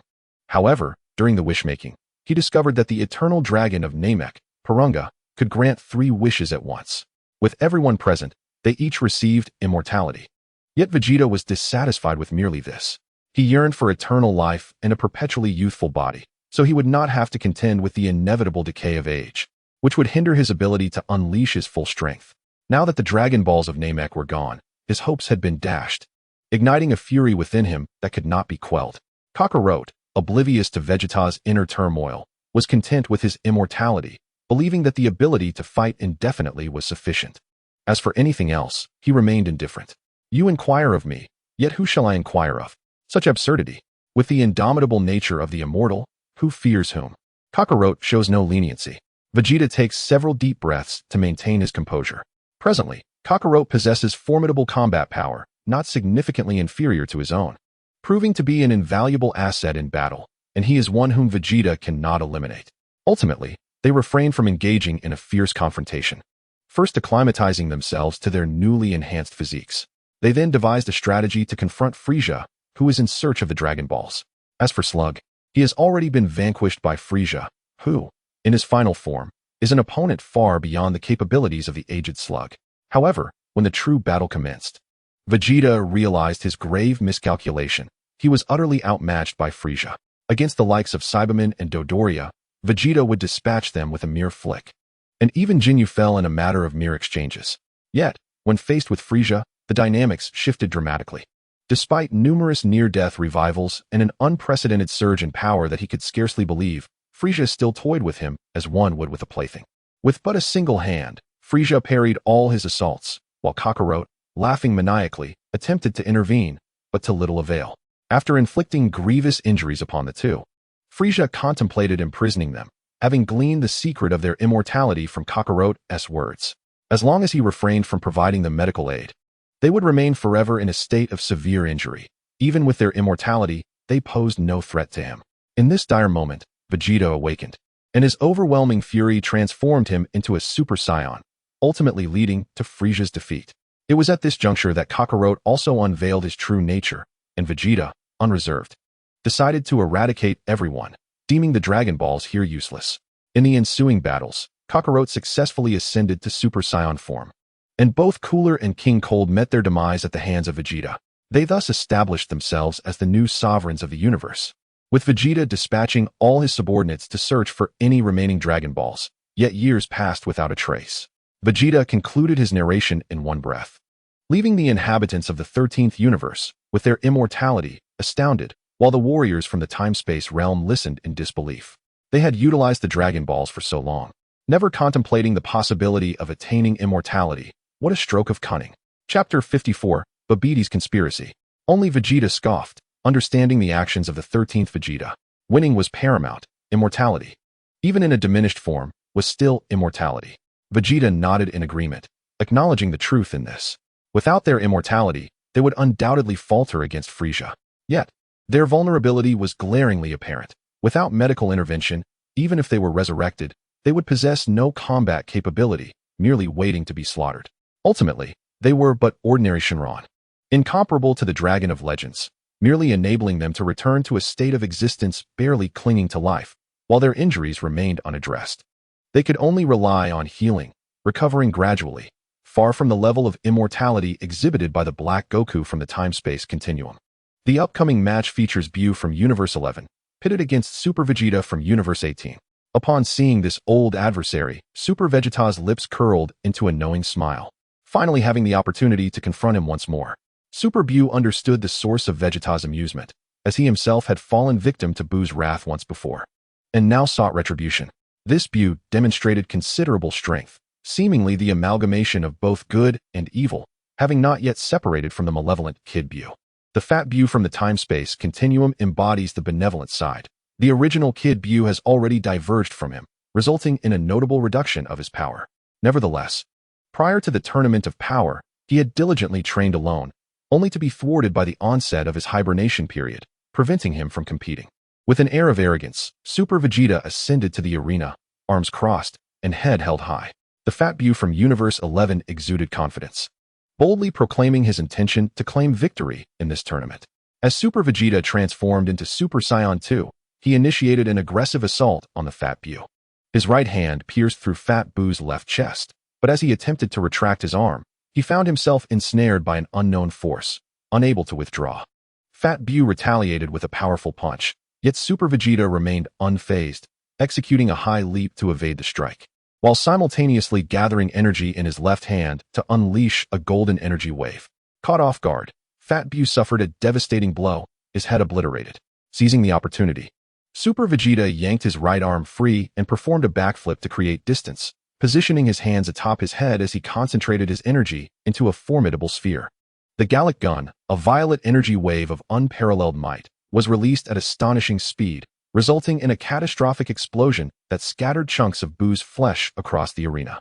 As the remnants of Buu's body writhed on the ground, they transformed into countless smaller Buus, overwhelming the stage with their numbers. Super Vegeta chuckled at the sight, reminiscent of the time he had faced Kid Buu and suffered a similar fate. However, he had since grown stronger. Such tricks were futile against him now. Vegeta summoned every ounce of energy within him, creating a powerful aura that expanded in all directions, consuming and obliterating the smaller Buus. In the aftermath of the colossal shockwave, the Fat Buu on the arena regained his form, merging the surviving small Buus back into himself. Unfazed by the assault, Fat Buu grinned broadly, displaying his wide white teeth in a foolish laugh. Super Vegeta also smiled, mockingly taunting him. Well, it seems you're as foolish as ever, showing no signs of growth after all these years. Hearing the derision from Super Vegeta, Fat Buu's head emitted steam as he trembled, unleashing the power within him. Super Vegeta remained calm, observing him coolly until Fat Buu narrowed his eyes and charged at him, closing the distance. As Super Vegeta finally reacted, he casually shook his head, effortlessly evading a punch. With a firm grip, he seized the tuft of Fat Buu's hair and hurled him behind him with great force. His hair and eyebrows transformed into a vibrant red, and under the guidance of Super Buu, Fat Buu showed no signs of retreat. A wolf dog flipped over and charged once more, unleashing a flurry of rapid punches towards Super Vegeta. Just before their fists met, Super Vegeta lowered his head, striking with a knife hand blow that, just as it seemed destined to connect, transitioned into a powerful fist strike. With a forceful upward hook from his waist, he sent Fat Buu soaring into the air, denying him the chance to react. Super Vegeta swiftly appeared above him, delivering a knee strike from above. This seamless barrage left Fat Buu no opportunity to breathe, flowing with the grace of a river. The arena floor was once again left in disarray. Rising to his feet, Fat Buu lost his sanity, his entire being radiating a pink glow. Super Vegeta approached step by step as Fat Buu's antennae, aimed at the advancing warrior, quivered with rage. "I will turn you into chocolate candy and devour you," he roared. A beam of pink magical light shot forth, piercing through Super Vegeta's form and transforming an unknown contestant beneath the arena into chocolate. Super Vegeta's figure flickered rapidly, leaving Fat Buu unable to pinpoint his location, thus falling into a passive stance. The lone Babidi among the spectators, witnessing his Fat Buu on the verge of defeat, opened his mouth to utter a spell in an attempt to assist his ally. However, before he could utter even a single word, a hand clamped over his mouth. The Supreme Kai of the West had arrived, overseeing his actions. No cheating from the sidelines, Babidi. They had long suspected that Babidi would not idly watch Fat Buu lose. Eager to intervene, Babidi's expression darkened, but glancing around and seeing that he only had his formidable subordinate, DEVOURER, beside him, he suppressed his fury. On the arena, Fat Buu was forced to retreat repeatedly, and his magical beams proved ineffective, soon leaving him with nowhere to escape. Just as he prepared to make a desperate stand, Super Vegeta's fist descended, sending him hurtling into the air, his hands clasped at his chest as a golden aura surged around him. Upon seeing Fat Buu, Super Vegeta devised a plan to ensure that this Fat Buu would meet his end without a trace, never to be resurrected. Ultimately, a brilliant and robust golden energy wave erupted forth, its immense power causing a turbulent pressure that compelled onlookers to shut their eyes in fear. Surrounding the wave were specks of starlight, and Fat Buu's expression shifted to one of terror. He extended his hands, firing several energy blasts, but they disintegrated upon contact, proving utterly futile. Resigned, he crossed his arms defensively, attempting to withstand the impending force. Yet, within less than a second, He was engulfed by the energy. Super Vegeta's aura intensified, vast and unending, seemingly without limit. Fat Buu was propelled beyond the atmosphere, his body reduced to ashes, leaving not a single trace of his existence. The referee announced the victory of Super Vegeta, but from the corner of the 13th universe's contestant area, a large mass of flesh crawled out, struggling to transform into the form of Fat Buu. Prior to the match, Fat Buu heeded the advice of Super Buu from the previous night, leaving a portion of himself behind as a precaution. It proved to be a wise decision, for had he not taken such measures, Fat Buu would have perished at the hands of Super Vegeta. Babidi, infuriated, returned to the resting area of the 11th universe, with DEVOURER following suit. Babidi was incensed by Fat Buu's defeat, throwing things around in a fit of rage, only calming down after several minutes. A cold smile emerging as new plans began to formulate. Damn the Supreme Kai. I have had enough. I shall dominate this realm. These wretched insects must obey me, or face annihilation. He could manipulate those with malevolent thoughts, and even the strongest could not escape his grasp. While ordinary individuals possessed no capacity for resistance, DEVOURER being a living testament to this. DEVOURER bowed his head respectfully, offering his congratulations. Many here were consumed by wicked thoughts, sufficient for Babidi to establish an immensely powerful army. DEVOURER recognized Babidi's formidable nature. If he successfully controlled everyone, sweeping through all dimensions might not be an impossibility. Babidi was pleased with his flattery, excitedly spreading his arms as he gazed at the crystal ball before him. That pathetic shield cannot obstruct my magic. Everyone will belong to me, one by one. DEVOURER's lips curled into a fervent smile as he gazed at Babidi, suggesting, let us begin with one called Vegito. He is the strongest among them, along with that Vegeta. However, upon hearing the names of Vegito and Vegeta, Babidi shook his head, rejecting the notion. No, Vegeta once resisted my magic and will not succumb to my control. This time, I must avoid any contact with Vegeta and his counterparts from other universes. Many universes are filled with virtuous beings. Even the Vegeta from the 18th universe does not exude any malevolent thoughts. With a sigh, Babidi reflected that this was the first time he encountered someone capable of resisting his control, and indeed, the only instance. Once bitten, twice shy. The mere mention of Vegeta's name now caused him discomfort. Babidi struggled to comprehend what allowed such resistance against his demon seal. Was it truly just pride, as he claimed? How could such a being exist in this world? This time, he must exercise caution, allowing ample time to control the majority of the powerful. For safety's sake, he would conceal all the demon seals above their heads. There were too many mysterious figures here. Any misstep could lead to premature discovery. He could only manipulate those with malevolent thoughts. He had no power over the virtuous. The demon seal was too conspicuous. Should the Supreme Kai notice it, he would be immediately detected. Moreover, the number he aimed to control was vast. Audience members and contestants from various universes were all his targets, necessitating a considerable amount of time to achieve his goal. In the lounge of the third universe, the formidable demon king of the short flute sat despondently on the floor, profoundly shaken by Gasgak's words. Had he truly been ensnared by the benevolent deities? Their intention to merge with him seemed aimed at dismantling him from within, transforming his malevolent self into a virtuous being. The esteemed demon king of the short flute would never acquiesce to another's will. As he pondered this, an excruciating sensation akin to 1,000 needles piercing his heart overwhelmed him, compelling him to clutch his head and roll on the ground in agony. Within mere seconds, however, he ceased his writhing, slowly rising to his feet, his eyes glinting with a fierce intensity. Master, he declared with utmost reverence, I shall be your most loyal servant. Meanwhile, the fates of the 13 Raditz and the 13 Kakarot, as well as the 13 Nappa, were inexorably entwined. Both were under control. Their inherent malevolence made the process remarkably smooth, as they fell under Babidi's dominion. The audience, lacking sufficient strength, were largely unresponsive, momentarily stunned before succumbing to control, with spectators gradually vacating their seats. Even the Veluga, the event's organizers, were caught off guard, as numerous machine operators succumbed to Babidi's influence. The proceedings unfolded seamlessly, and Babidi, unwilling to waste time, directed his gaze toward a mysterious chamber high above.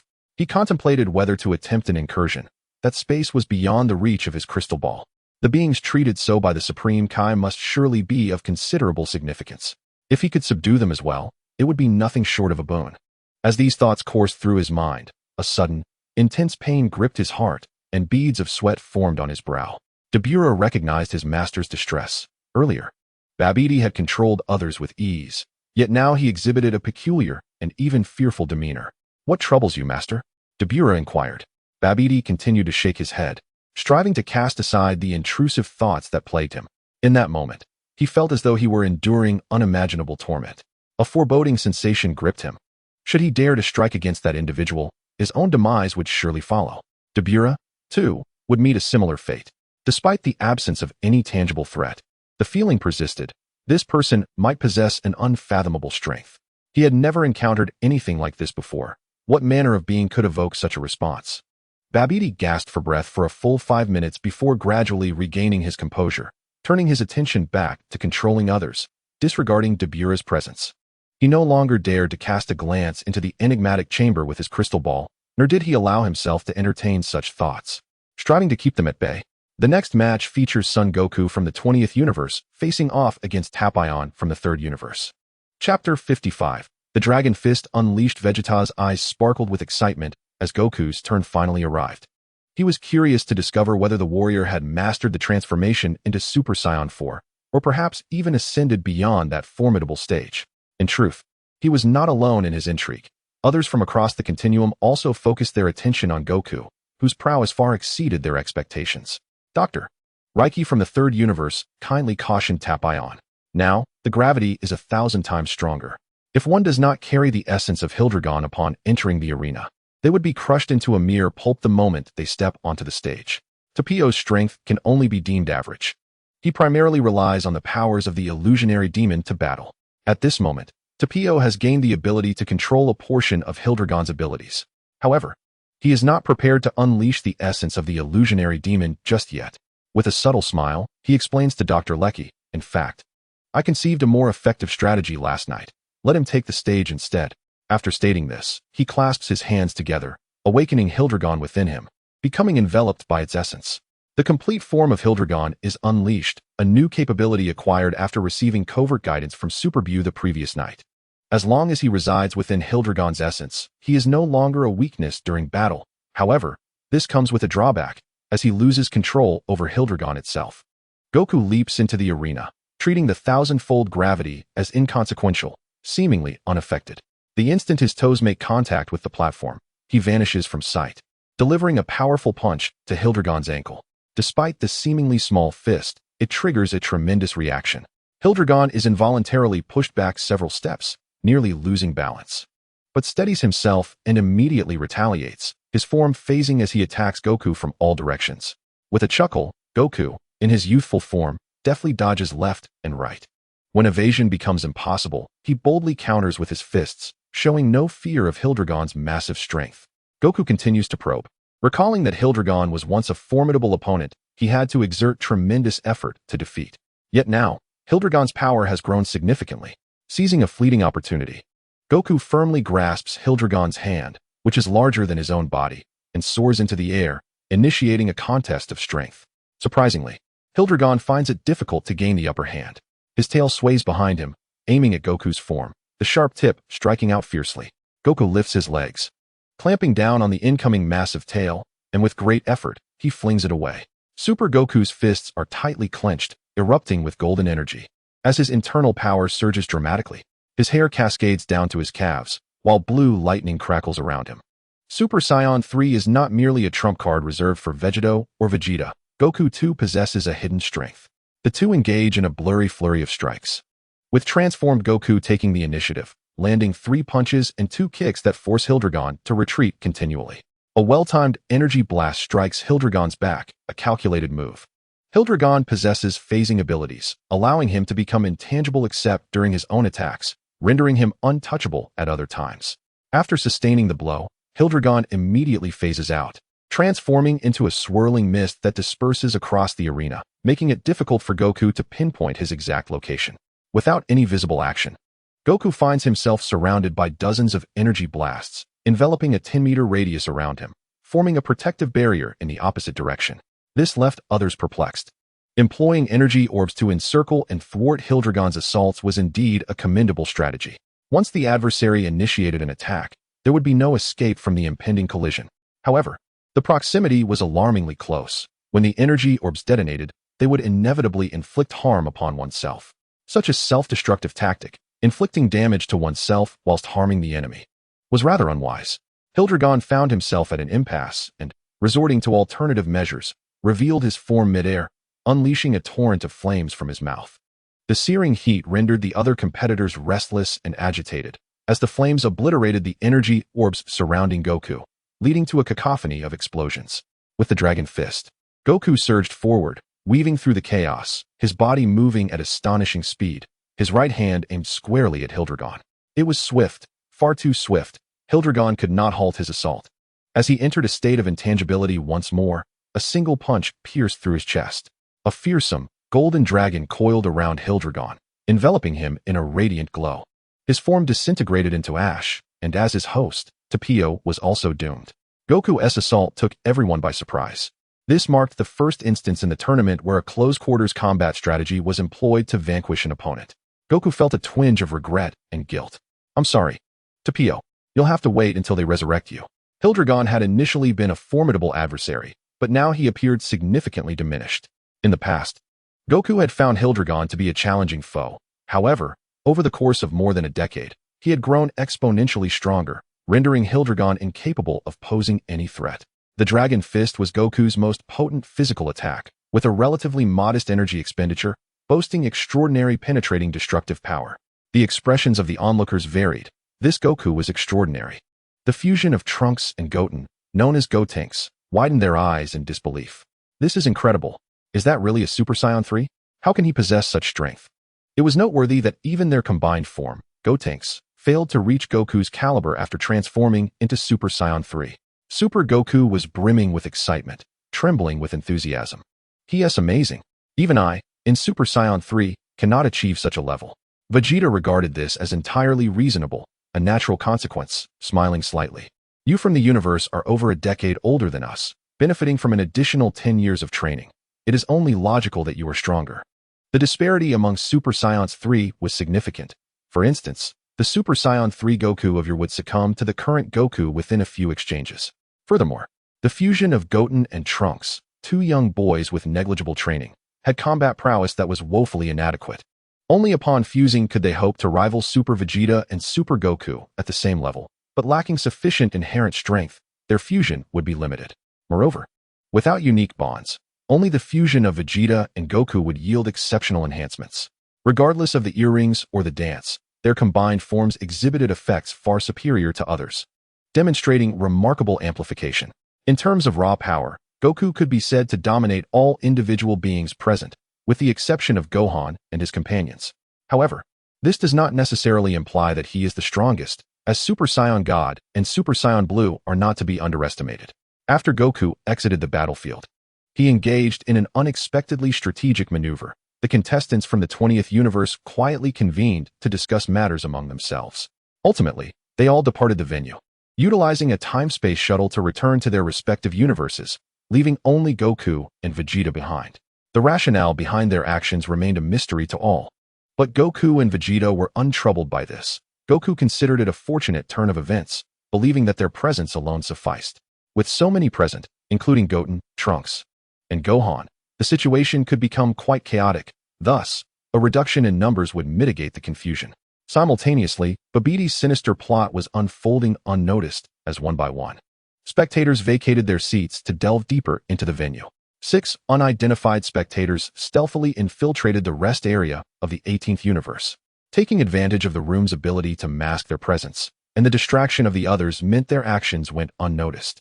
The 6 individuals concealed themselves, hiding in the restroom, awaiting a specific moment. In this universe, the 3 women were deemed the weakest, making them the ideal candidates for hostage-taking.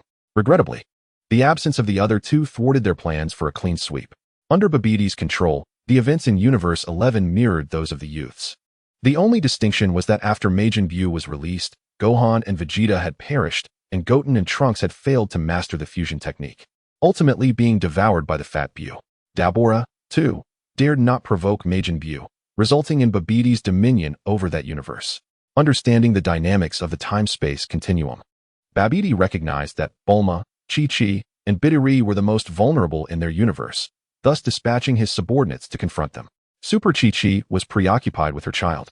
Super Bulma had just given birth to her daughter Bra, and Super Vegito was so protective of his wife that he found no opportunity to engage. Only Bidiri, bold and unperturbed, ventured out alone to use the restroom. The atmosphere in the rest area was stifled, and Goku and Vegeta exchanged glances, with Goku ultimately opting for silence, knowing they couldn't best their opponents. However, the sounds of combat stirred the awareness of those in the time-space continuum. Only Super Bidiri was absent.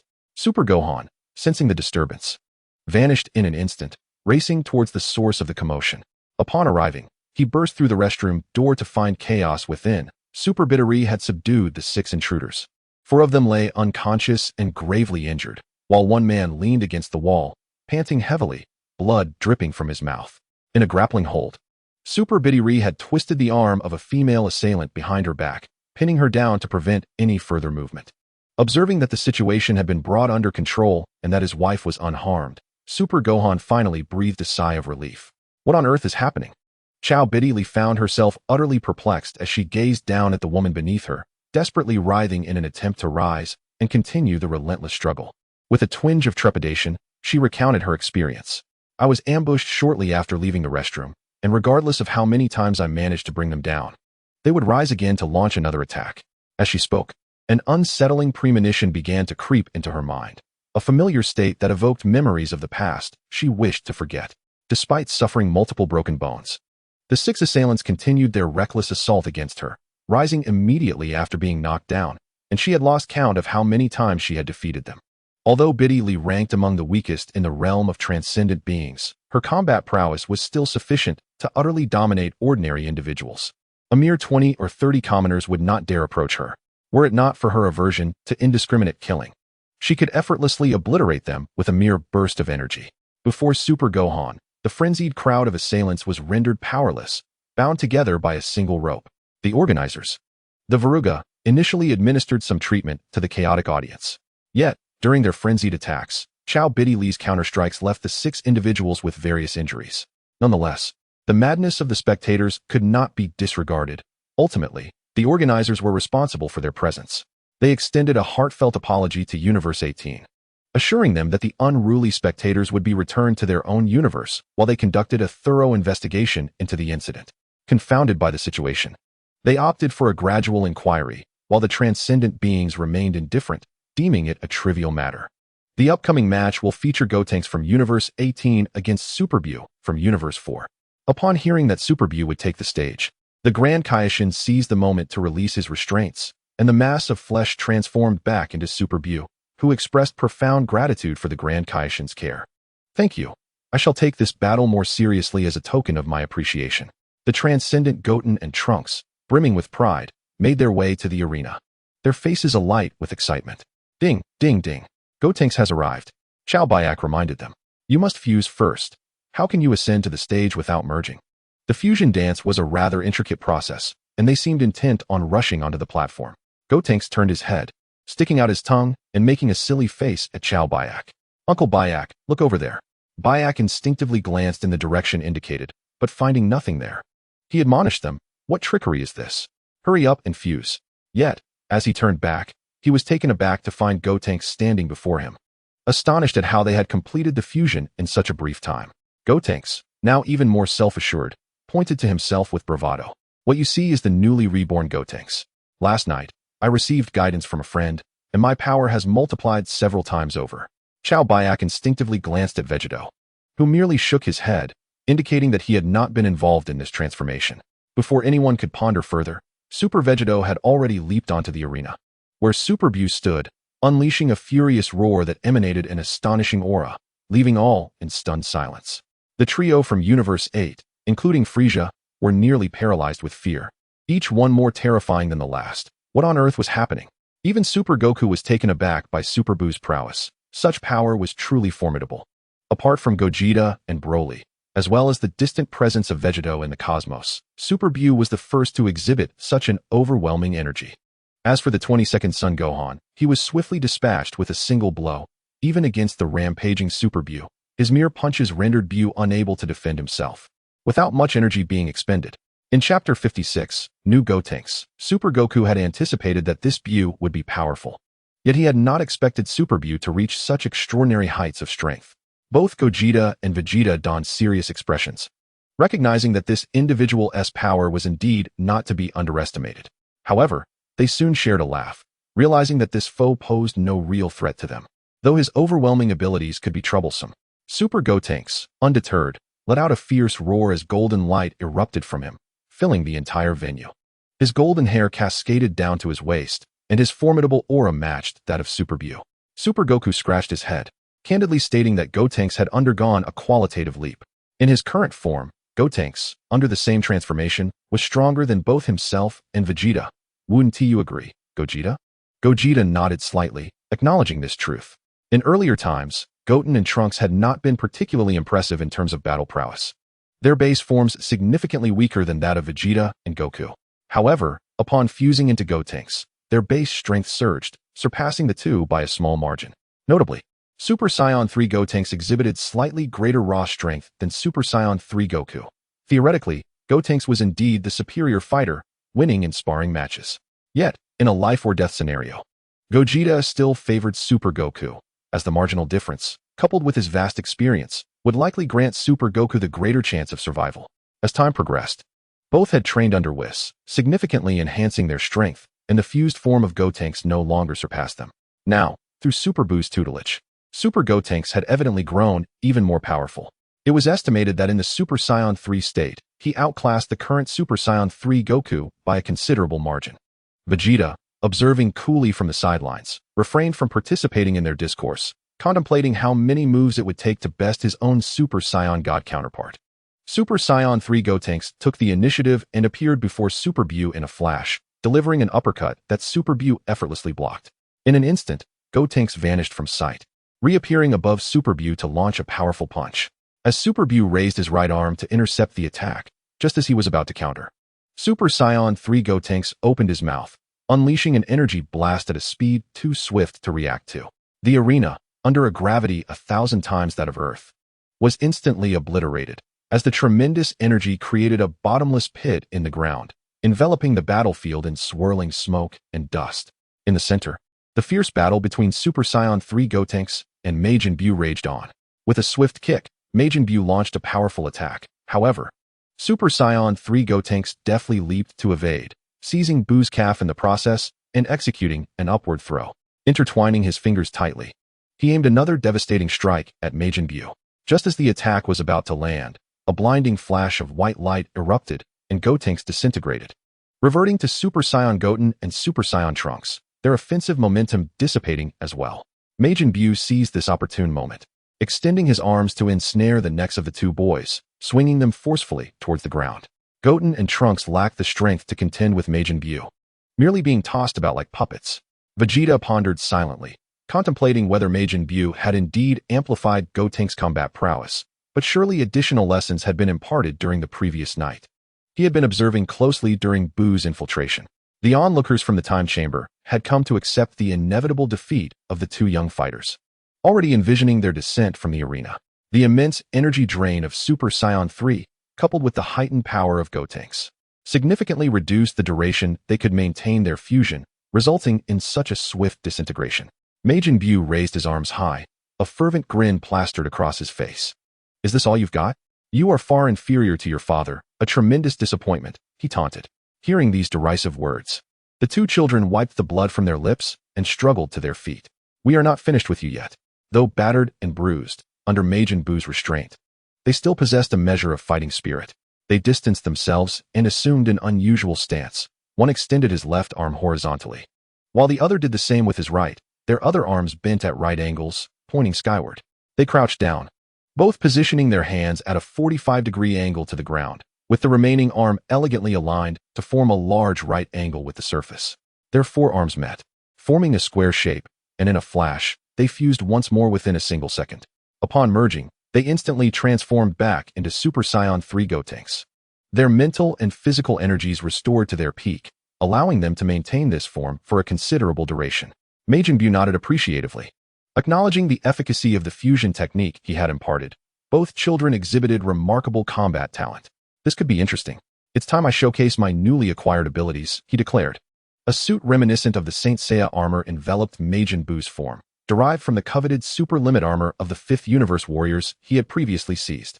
The observers from the Fifth Universe were astounded. The super limit armor required the wearer's intent to activate. How had Majin Buu accomplished this? Vegeta, witnessing this spectacle, felt compelled to remind the onlookers, this super limit armor is actually a remnant of the technology from the planet Hellier, the very world destroyed by Kakarot and Raditz in the 13th universe. Among the myriad of universes, only the 5th universe has harnessed the power of armor to its fullest potential, triumphing over the invading Frisia and subsequently developing the extraordinary limitless armor. This revelation left many in a state of bewilderment, as it was a product of the Helial star.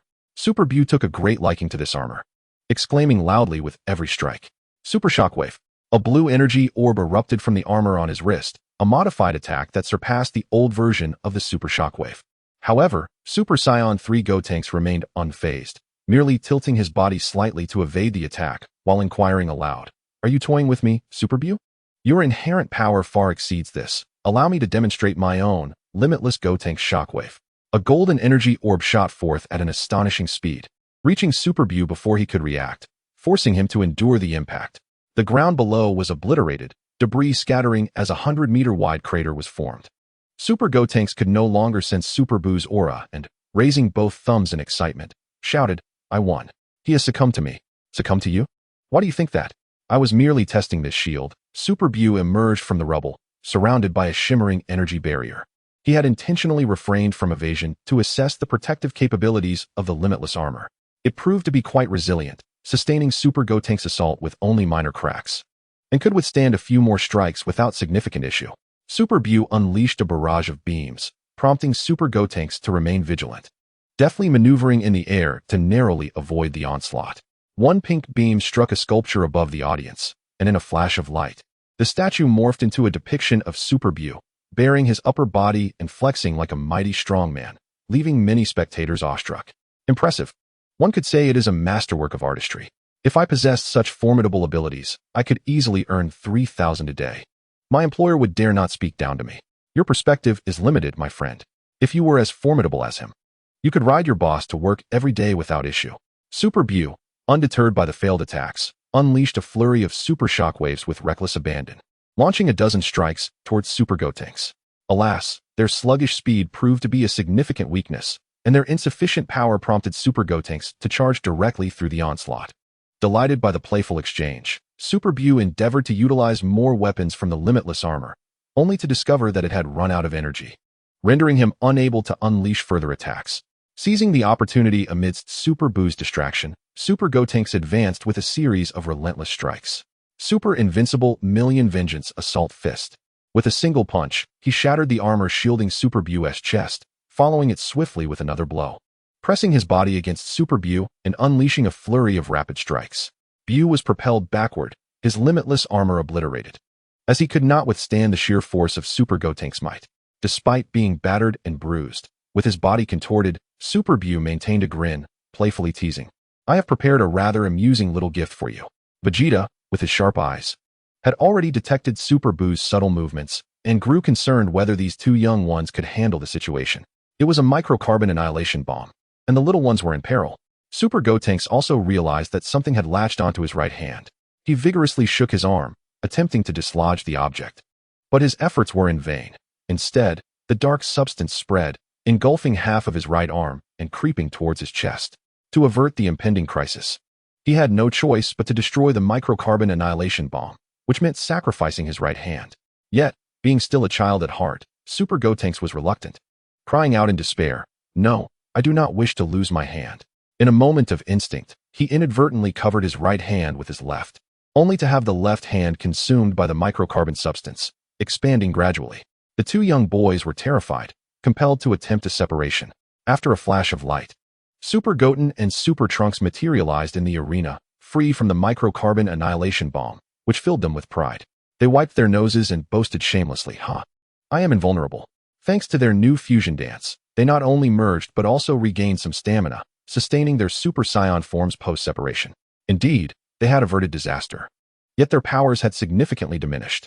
Instead of immediately fusing again, the two continued to boast, allowing Super Buu to deliver a punch that sent them both tumbling off the arena. With a sigh, Super Buu felt a touch of boredom. Ah, forget it. I shall cease my play. While Gotenks possesses commendable strength, his flippant demeanor is rather tiresome, and these two children are simply lacking.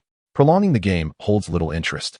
Both boys fell unconscious, and Super Buu emerged victorious, his body gradually fragmenting into strands of flesh before returning to the Grand Kaioshin, coalescing into a meaty orb.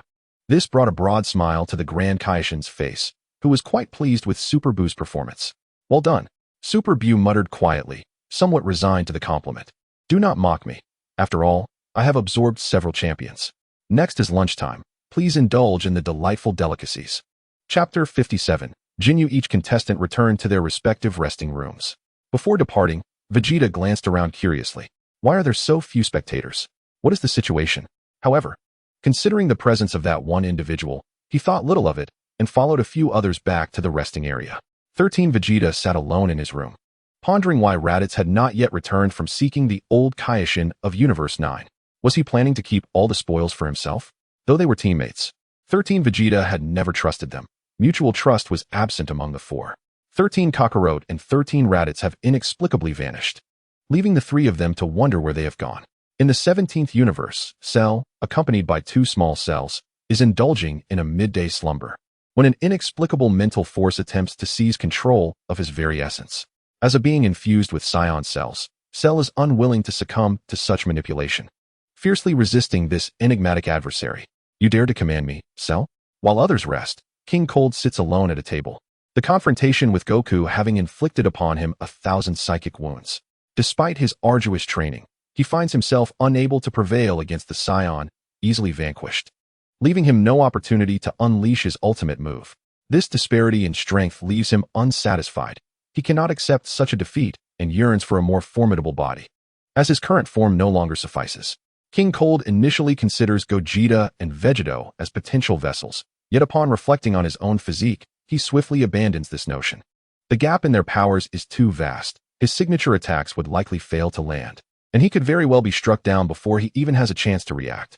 He knows that success is not guaranteed. The outcome depends on the relative strengths of the combatants. He dismisses Super Saiyan Goku and Super Saiyan Vegeta from consideration, wary of the formidable Super Saiyan God form that Vegeta possesses. In the temporal realm of the 22nd universe, Goku's prowess speaks volumes, and it is likely that Vegeta is not far behind. He resolves to start his search among the weaker contenders. Goten and Trunks are immediately eliminated from his thoughts. Regardless of their universe, they are far too weak to be of any assistance, and swapping them out would likely diminish his own strength. After careful deliberation, the only candidates left are Gohan and Bra, while he has no intention of considering Cell Jr. or Majin Buu, given their myriad of peculiar abilities and chaotic magic, which could very well lead to his downfall. With Gogeta and Vegito on the battlefield, their dominance further illustrates the extraordinary nature of the Scion bloodline. The formidable prowess of Gohan makes King Cold hesitant to provoke him, leaving him with only Super Gohan, the 19th Gohan, and 19th Bra as viable options. Pondering deeply, King Cold deliberates over which of the three would be most suitable for his ambitions. After much contemplation, he arrives at a final decision. Perhaps it is time for him to embrace a new way of life. Resolute in his choice, King Cold exits his quarters, crossing paths with Frieza and Cooler along the way. To his surprise, Frieza insists on accompanying him to the 19th universe's resting area. Upon arrival, Frieza straightforwardly expresses his intent to challenge 19th Bra, eager to ascertain the strength of the legendary warrior's offspring, the daughter of Vegito.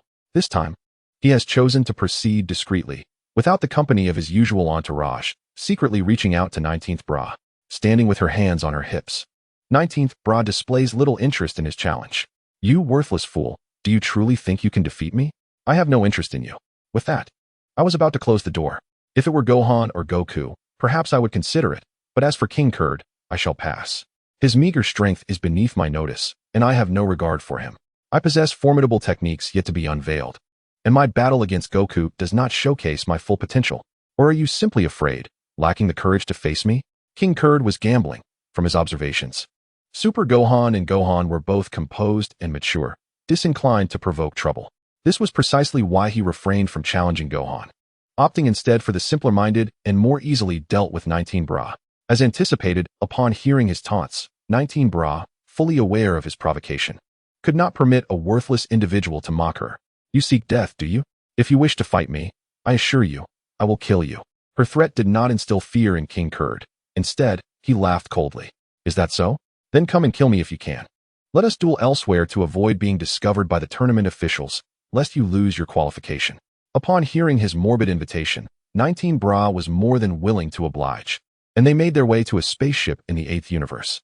At King Kurd's gesture, 19 Bra closed her eyes, and in an instant, they found themselves on a desolate planet, barren of life, surrounded by towering mountains and rocky hills. 19 Bra leaped, feeling the gravity was akin to that of Blue Star, and prepared to attack King Kurd. He quickly gestured for her to wait. Hold on a moment, we still need a witness.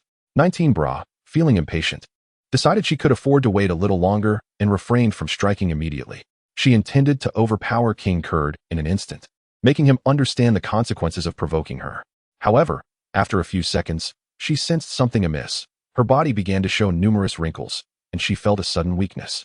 What was happening? King Kurd merely smirked, offering no verbal response. 19 Brow realized she had fallen into a trap and transformed into a Super Saiyan. Determined to conclude the battle swiftly, she launched an attack at King Kurd, but within that fleeting moment, her internal strength waned further. King Kurd recognized that victory was within his grasp. He opened his mouth, aiming at 19 Bra. A peculiar beam of purple light surged towards her. And considering the uncertain changes in her body and her diminishing power, she resolved to endure the assault and eliminate King Kurd with utmost haste.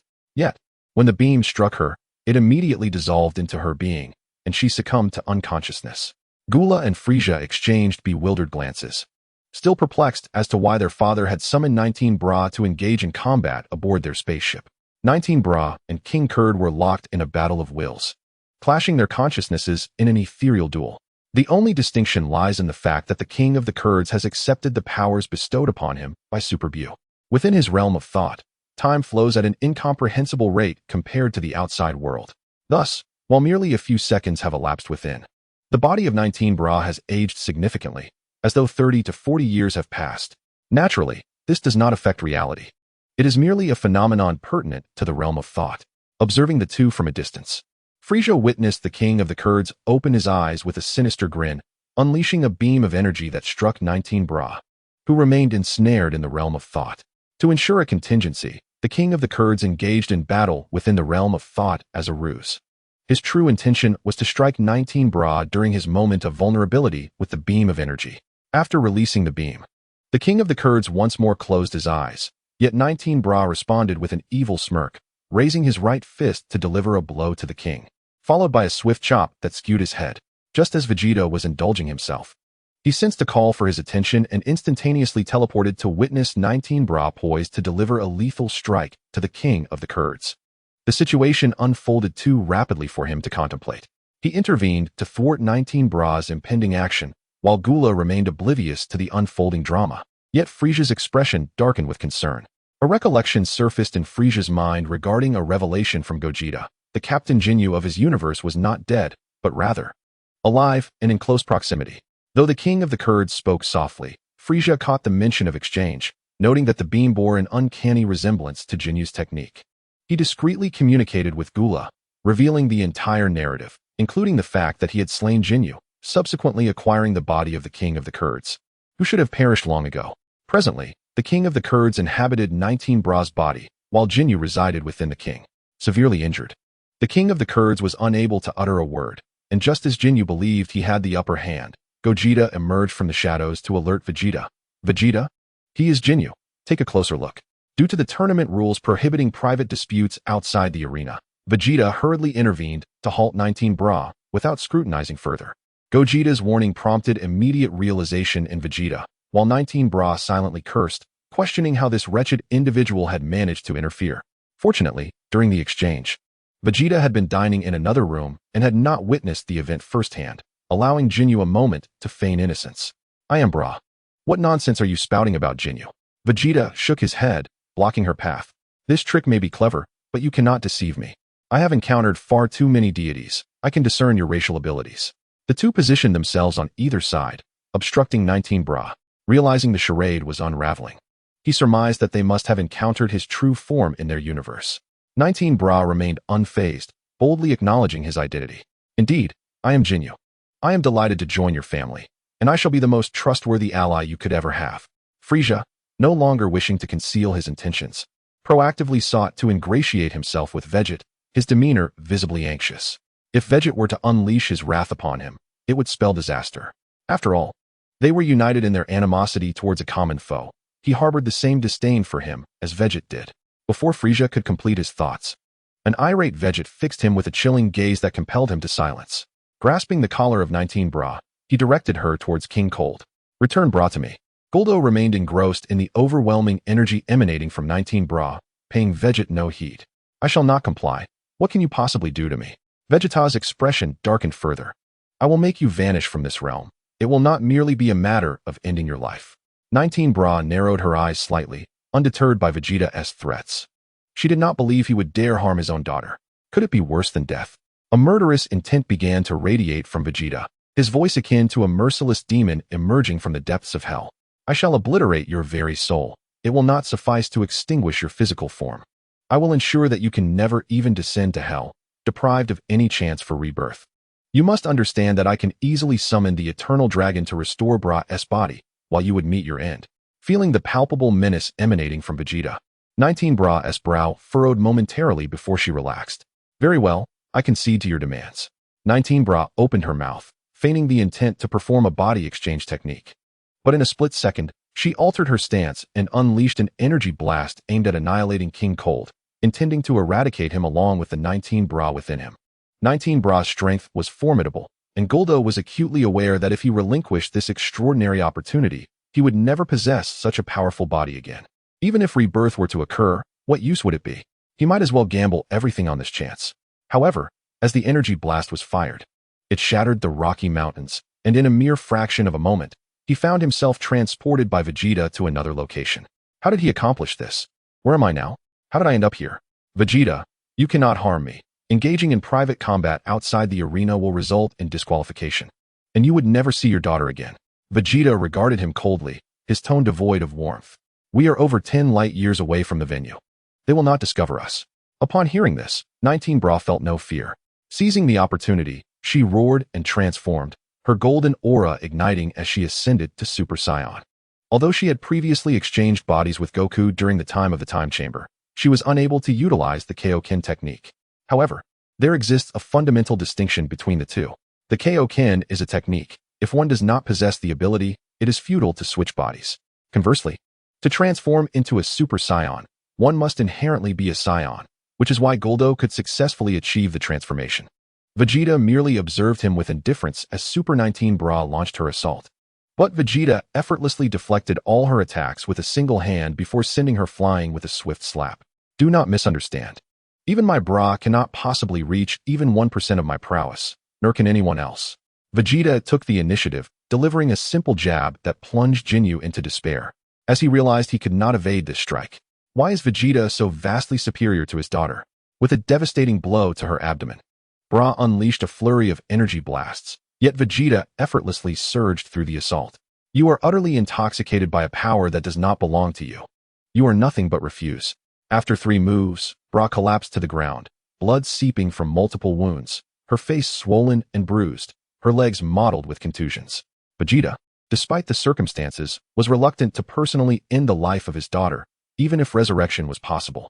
He seized the gravely injured Bra and demanded, "Are you prepared for the exchange?" At that moment, the two were merely a meter apart. Such proximity left no room for evasion. Yet he was mistaken. There was someone who could evade, standing right before him, capable not just of dodging, but of rebounding. Vegeta had awaited this instant, his speed far surpassing Jinyu's ability to articulate.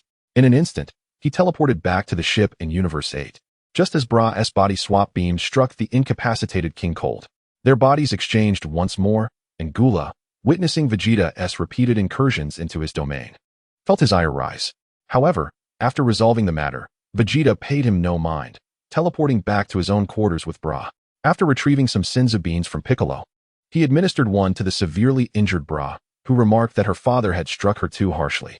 Vegeta chuckled, while Piccolo inquired about Jinyu's fate. Vegeta replied that he would not concern himself further. That matter was now in the hands of Frieza and his cohorts. Chapter 58, Lucky Versus. Gaskar Gogeta did not rush to depart, and thus Gula redirected his frustration towards him. His spaceship boasted formidable defenses, being the most powerful in his fleet. Yet it had been repeatedly breached without triggering alarms, which understandably incensed him. "You ruffians dare invade our territory." Gogeta, without turning, flicked his hand dismissively. "What gave you the audacity to challenge me?" The slap nearly felled Gula on the spot, leaving him gasping for breath, his neck contorted at an unnatural angle. Gogeta glanced at King Cold but chose not to eliminate him. Though useless to the likes of him, he was undeniably a troublesome figure. Yet, as he hailed from another universe, Gogeta opted to let him be, content to leave things as they were for the moment. This incident had been purely coincidental. When King Cold sought out Bra, Gogeta happened to be in proximity. Jinyu's intentions regarding Bra were evident, and he had followed closely behind. Upon witnessing the familiar beam of the body swap, he released a fragment of his energy, drawing Vegeta's attention. Otherwise, Vegito would not appear so distressed. Sensing the movement of others, he fled to another's abode. After Vegeta departed, Frieza gazed upon the fallen Gula and King Cold, grappling with an internal conflict. Should he eliminate both of them? If they perished, he would ascend as the undisputed ruler of the universe. Their existence merely maintained a precarious balance, each controlling a portion of territory. This was indeed a prime opportunity. However, just as he reconciled with the notion of executing them, a surge of mental energy invaded his mind, causing Frieza to kneel in submission, letting out a reluctant roar. "Damn it! Who dares to employ such tactics against our Frost Demon clan?"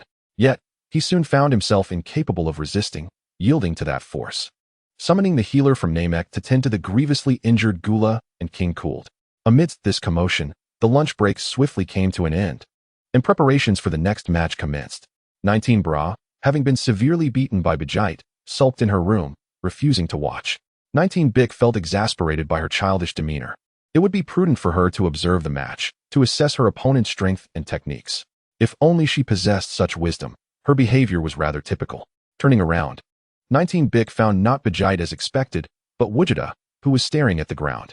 Looking down, he saw Vegito sprawled on the ground, his round belly resembling a ball. Immobilized, 19 Gohan felt a mix of amusement and frustration. Father's belly is about to burst. Why must he consume so much? After saving 19 Bra, Vegito had returned late, ravenously shoving food into his mouth. Thus, he found himself in his current predicament, though fortunately, his remarkable digestive abilities would prevent him from truly overindulging. The next match features the Super Namekian Gaskak of Universe 7, facing off against Dr. Likey of Universe 3. As Dr. Likey ascended to the arena, he summoned a multitude of undead warriors, encircling him in a swarm that rendered Gaskak unable to attack, forcing him to first contend with these spectral foes. Dr. Likey maintained an air of calm, exuding a sense of control as he spoke blandly. "These Namekians are our kin, unjustly slain by those detestable Scionts. Such atrocities are perpetuated only by Scionts like you, who profess a philosophy of peace and disdain for violence. I presume our ideals align." Perhaps sensing Gaskak's inherent goodness, or out of apprehension for his abilities, or perhaps for other reasons, Dr. Likey refrained from direct confrontation, opting instead to discuss their respective philosophies in an attempt to foster camaraderie. Gaskak's expression remained unchanged, penetrating through Dr. Likey's facade. "Your motivations seem rooted in vengeance. Upon my victory, I intend to resurrect my kin. Should you prevail, would you use your wish to restore your people?" Taken aback, Dr. Likey found himself at a loss for words. He had never contemplated such an outcome. After a moment of silence, he finally replied, "The dead cannot be revived. Even if they were, they would no longer be the same." Gaskak understood that Dr. Likey's thirst for vengeance had overshadowed his original intentions. Being surrounded by a multitude of the deceased rendered such words meaningless. Gaskak's form shifted before he decisively broke through Likey's protective barrier, sending all the spirits of Namek flying in a single sweep. He then pressed his hand against Dr. Likey's shield, only to find that as he breached it, an energy sphere surrounding Likey had formed a protective barrier around him. "You have ensnared yourself in your own constraints. Sometimes, one must look forward, for the sake of one's own survival."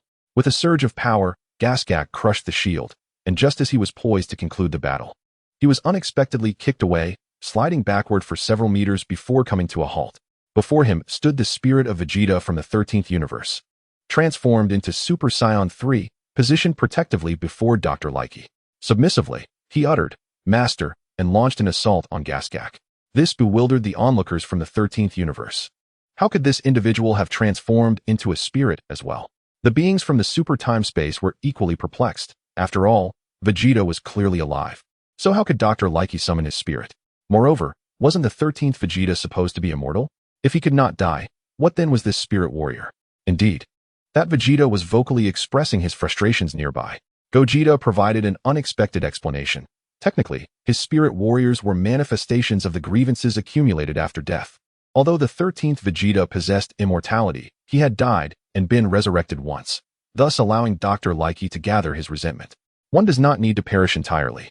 A brief death suffices for the energy sphere to harvest grievances. Gaskak, upon encountering the Super Saiyan 3 Vegeta, felt no fear. He raised his hand and unleashed an energy wave, which Vegeta intercepted, countering with a key attack. The two figures vanished from the arena, engaging in a fierce hand-to-hand combat, neither gaining the upper hand, as they exchanged blows evenly, each unable to find a chink in the other's armor. Gaskak resorted to stalling, attempting to bypass Super Saiyan 3 Vegeta to target Drive Likey, but soon sensed an ominous shift. A powerful aura surged from behind him. Instinctively, he turned to discover the source. Broly, the legendary Super Saiyan from Universe 3, was grinning menacingly, his hair turned green and his physique towering, appearing even larger than Gaskak. The expressions of those present darkened. Broly was a lunatic, notorious across all universes, and his emergence was certainly not a harbinger of good fortune. Unbeknownst to everyone, Super Buu had infused Dr. Likey's energy device with a surge of power, enabling him to unleash even greater strength. Although this Broly was merely a young Saiyan, not bound by the endless eons of ice, no one dared to underestimate him. Super Saiyan 3 Vegeta relentlessly pursued Gaskak, who found his retreat blocked. With no other recourse, Gaskak summoned all his strength, bending his right arm back, and unleashed a powerful punch toward Broly. Broly, undeterred, absorbed Gask's powerful blow directly to his chest. Not retreating an inch, his fist, akin to a sandbag, descended forcefully. Gask, unwilling to withstand the impact, had no choice but to evade, propelling himself to the left with a forceful step. The assault from Super Saiyan 3 Vegeta commenced once more, and the two collided with a punch, shattering the arena beneath their feet into dust, rendering their strengths momentarily indistinguishable. Broly erupted into maniacal laughter as he surged forward, unleashing his energy blast without a hint of restraint, indifferent to the potential harm to others. The green energy wave pulverized the ground into fragments. Gask glanced around, ultimately deciding to face the onslaught head-on, while Super Saiyan 3 Vegeta had already retreated from the combat zone, anticipating the attack. Gask crossed his arms defensively over his chest, bracing himself against the awe-inspiring strike, though his arms were soon drenched in blood from the impact. Without granting him a moment's respite, Broly charged again, and Gask swiftly ducked, executing a sweeping kick that connected forcefully with Broly's calf. Broly staggered back a mere 2 steps before regaining his footing, despite his lack of combat experience. His physical prowess was unparalleled. Gask recognized this reality. His punches could not unsettle Broly, and with the astute Super Saiyan 3 Vegeta as his opponent, the combined assault was proving arduous. To secure victory in this battle, he needed to incapacitate Dr. Likey. Yet the relentless barrage from the duo left him with no opportunity to approach his target. While Gask pondered his strategy, Super Saiyan 3 Vegeta unleashed several energy blades, encircling him in a triangular trap. The sharp radiance of the circular energy blades compelled Gask to evade once more. As he leapt to a height just enough to escape the assault, he was suddenly ensnared from behind by Broly, who had stealthily moved into position and restrained his movements with both hands. Super Saiyan 3 Vegeta chuckled, deftly maneuvering his fingers to direct 3 energy blades in a circular arc, returning to strike again. Gask, summoning his energy in a desperate attempt to break free, found himself overpowered by Broly, helplessly watching as the sharp energy blades approached. They struck him squarely, dismembering his body, severing his chest and limbs, which then fell lifelessly onto the arena floor.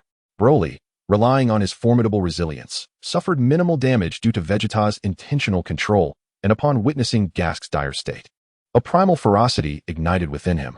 Vegeta soared beside Broly, instructing him to eliminate Gask. Broly, obliterate those remnants. That Namekian can regenerate. Even in such a state, he might recover.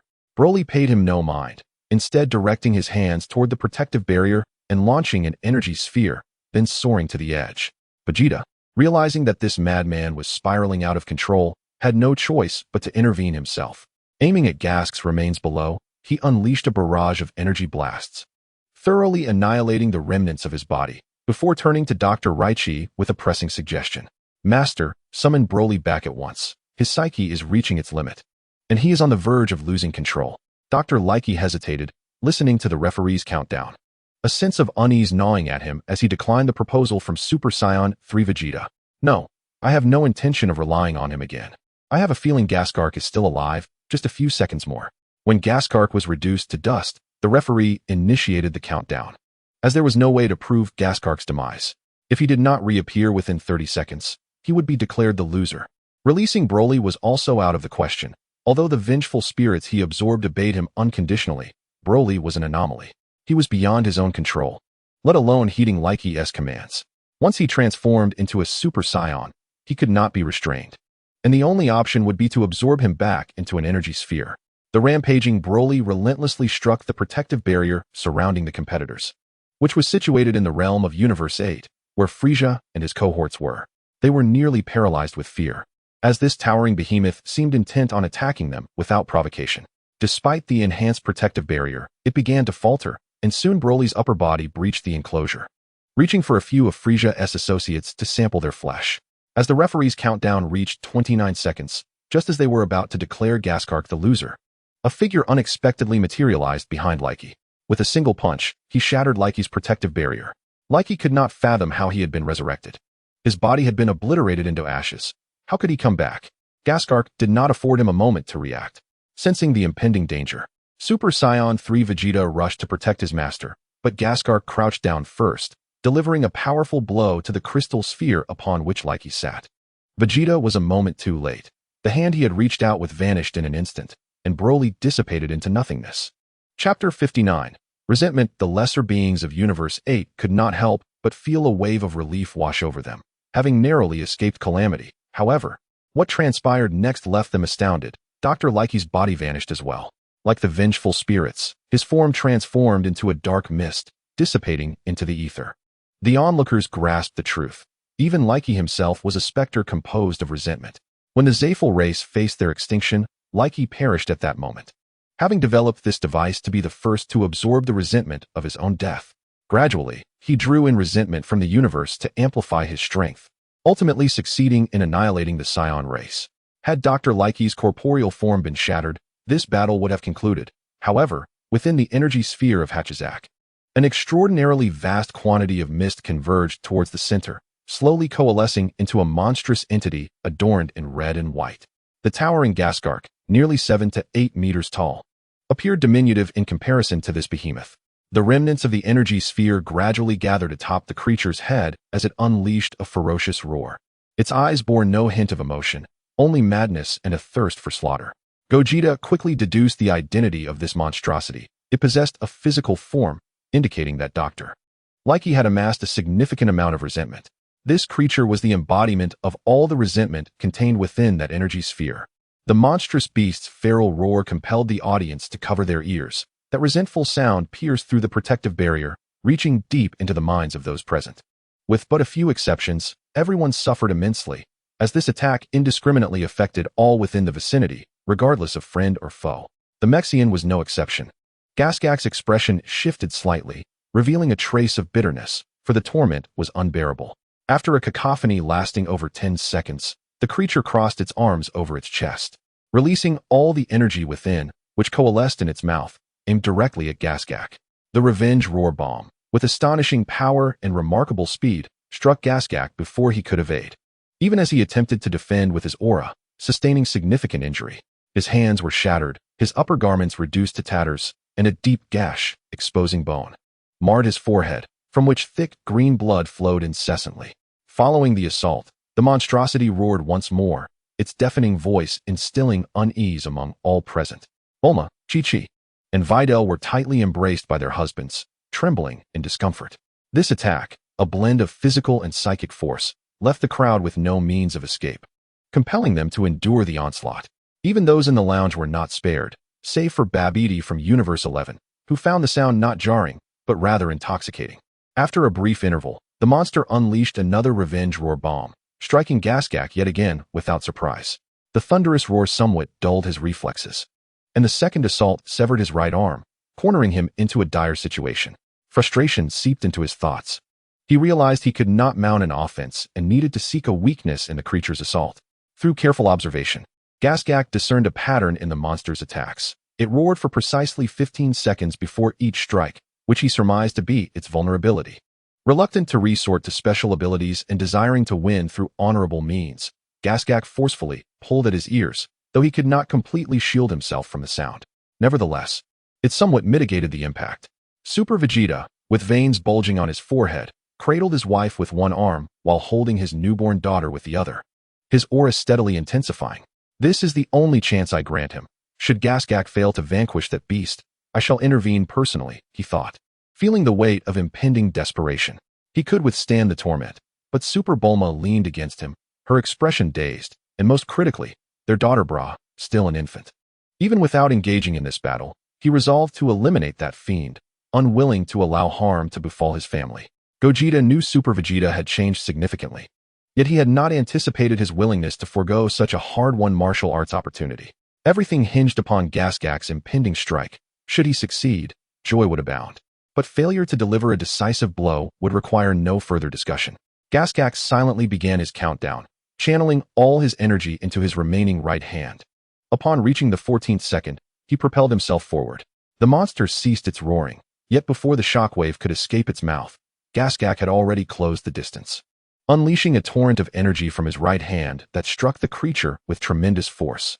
Unprepared for such an assault, the monster was overwhelmed by the sheer magnitude of power and was sent crashing off the stage, its body shattered and broken, colliding violently with the ground. Gasgak, gasping for breath, realized that this exertion had also taken a considerable toll on his stamina. His true strength lay in his various special abilities rather than sheer physical prowess. This head-on clash proved to be a challenge for him, but ultimately, he emerged victorious. The remnants of the monster's body landed precisely in the stands of the 18th universe, where it was devoid of rational thought, continuing to roar and howl despite its incapacitation. As it opened its maw, a beam of light shot forth, piercing through its mouth and robbing it of the ability to scream. Simultaneously, two more attacks, arriving with a mere tenth of a second's delay, struck. One punch obliterated its chest, while another crushed its skull. The first to strike was Gogeta, followed by Super Saiyan Goku, and finally, Super Vegeta, whose responses were slightly slower than Gogeta's. Gogeta, irritated by the monster's incessant noise, found its close-range howling bothersome, even if he were to intervene. The creature would not be disqualified. Super Goku, with his granddaughter and wife nearby, was cautious, especially with Gohan's daughter, Xiaofang. Just having been born, he had no desire to unintentionally harm his granddaughter. Super Vegeta, having nearly lost his restraint moments before, was not about to grant the creature an opportunity to shout again. With a single punch, he smashed its head into a pulp. The crystal sphere atop the monster's head shattered into irreparable fragments, concluding a life filled with resentment. This creature was not truly alive. It was merely a conglomeration of the various grievances collected by Dr. Reiki. The three simultaneous strikes prompted discussions among the organizers regarding the potential disqualification of the time-traveling contestants, contemplating their return to their own universe. However, considering that the monster had attacked them first, their actions were deemed self-defense, and no penalties were imposed. Chapter 60. Babbidi's Conspiracy. In the contestants' area of Universe 3, Bardock was momentarily taken aback by the sudden victory. Was Dr. Reiki truly slain? It was a dramatic turn of events. After years of being pursued by Reiki, Bardock never anticipated that the scientist would lose his life at a martial arts tournament. And the question of whether Reiki, not being human, could even be revived lingered in his mind. "Come here, stop wasting time over there," Babbidi's voice echoed in his mind. Without hesitation, Bardock humbly responded, "As you command, Master." In the lounge of Universe 11, the curious Majin Buu observed Babbidi, who stood before the crystal ball, murmuring to himself. "He has been utterly motionless for over 10 minutes. Depura responded with a smile, "Keep your voice down. Our master is endeavoring to transform the entire arena into a colossal magical sphere, facilitating his use of sorcery." Babbidi continuously muttered incantations, eventually opening his eyes in irritation and cursing vehemently. "Damn it, there are several chambers where my magic cannot penetrate. Either they are too expansive or shielded against magical intrusion. After all, this place is rife with hidden talents, and since he intends to confront everyone, it is prudent to convert this space into a realm where he can cast spells at will. This would also help avert any unforeseen mishaps. However, a few lounges remain impervious to his assaults. He has no intention of meddling with that mysterious high chamber, nor does he wish to even glance at it. From his perception, it seems the occupant has departed, and the terrifying aura has dissipated. Now is the perfect opportunity to act. Depura, as a competent subordinate, stepped forward during his master's moment of frustration, eagerly assuring, "Master, allow me to handle the final few." In the 11th Universe's lounge, currents of intrigue flowed beneath the surface, while the contenders on the arena were engaged in discussions of a different nature. Upon seeing Frieza, Cooler, and Gula appear not far away, Super Goku could not suppress his curiosity any longer and inquired, "Why did my counterpart from that universe fail to defeat Frieza?" To Super Goku, this was a perplexing matter. Amidst so many universes, he had vanquished Frieza himself, yet in Universe 8, Frieza emerged victorious. What on earth transpired in that universe? Why did he fail to protect his homeland? When Vegeta first encountered Frieza from Universe 8, he shared similar sentiments, finding it quite abnormal. Logically, Krillin should have triumphed. It was incomprehensible that things ended this way. However, upon reflection, differing developmental trajectories could indeed yield varied outcomes. "Oh, you mean that the Vegeta from that universe perished? Which is why you all lost," Super Vegeta remarked, accidentally spewing the water he had just sipped. "Do you really have to mention that I died first? Thank you very much." The storyline of Universe 8 piqued Vegeta's interest, prompting him to delve into Frieza's memories early on and explain it to everyone. In the timeline preceding the invasion of Blue Star in Universe 8, things were quite similar. However, after Vegeta was defeated by you all, Krillin, enraged at the loss of so many friends, became infuriated. Although Goku tried to dissuade Krillin from killing Vegeta, his voice was barely audible due to exhaustion, and Krillin did not hear him at all. Ultimately, in a fit of rage, he struck down Vegeta, only to later realize that Goku had been trying to say something. To resurrect their fallen friends, Gohan, Krillin, and Bulma ventured to Namek in search of the Dragon Balls, leaving Goku, severely injured, behind on Blue Star to recuperate. What they were oblivious to was that their conversation had been overheard by the Frieza Force through Vegeta's power detector. Upon learning of the Dragon Ball's existence, Frieza immediately set off for Namek, arriving ahead of Gohan and his companions. He unleashed a brutal massacre upon the Namekian villagers, seizing the Dragon Balls from various villages. Frieza's formidable strength was undeniable. His two elite bodyguards, the powerhouses Dodoria and Zarbon, surpassed even the initial strength of Vegeta. Upon their arrival, Gohan and Krillin chose not to reveal their identities, opting instead for stealth in hopes of securing a sliver of survival. However, by a twist of fate, they encountered the hapless Tenten, who was being pursued by Dodoria. Despite their trepidation, Gohan and Krillin, inherently virtuous, could not stand idly by while a child faced peril. They confronted Dodoria head-on. After revealing their presence, they became the targets of Dodoria's relentless pursuit. He surmised that these two were likely from Earth, and killing them would surely earn him Frieza's favor. Gohan and Krillin were no match for Dodoria, forced to fight while retreating, and ultimately found themselves with no option but to plunge into the water to escape. Dodoria concentrated his energy and unleashed a powerful energy wave, obliterating half the lake, dismissing their survival altogether. Assuming such an attack would ensure their demise, he returned to seek out Frieza, abandoning the search. Though Gohan and Krillin were gravely wounded, they managed to protect Tenten, Dandy, ensuring he suffered minimal harm. At that moment, the genius healing Namekian came into play, treating their injuries and swiftly restoring their health. Meanwhile, Goku, after recovering from his own injuries, hastened towards Namek, albeit with an estimated arrival of 6 or 7 days. Under the relentless assault of Frieza's forces, the Namekians had grown distrustful of outsiders, believing them to be complicit. Nevertheless, the actions of Krillin and Gohan won over Tenten's trust. Frieza, inherently suspicious, could not fully accept Dodoria's word without witnessing the corpses of Gohan and Krillin for himself. He commanded Dodoria to search once more, ensuring both were eradicated. Though Dodoria found this task burdensome, he dared not defy Frieza and retraced his steps alone. After gathering all the information from Tenten, Gohan, Krillin, and Tenten resolved to split into two groups. Due to the Frieza force's onslaught, few Namekians remained alive, with only 2 villages still harboring survivors. Krillin expressed his intent to head to the village on the left, sensing a presence there, wishing to warn the Namekians to hide from danger. Tenten, however, insisted on meeting the Grand Elder, determined to undertake the arduous journey, with Gohan volunteering to escort him along the way.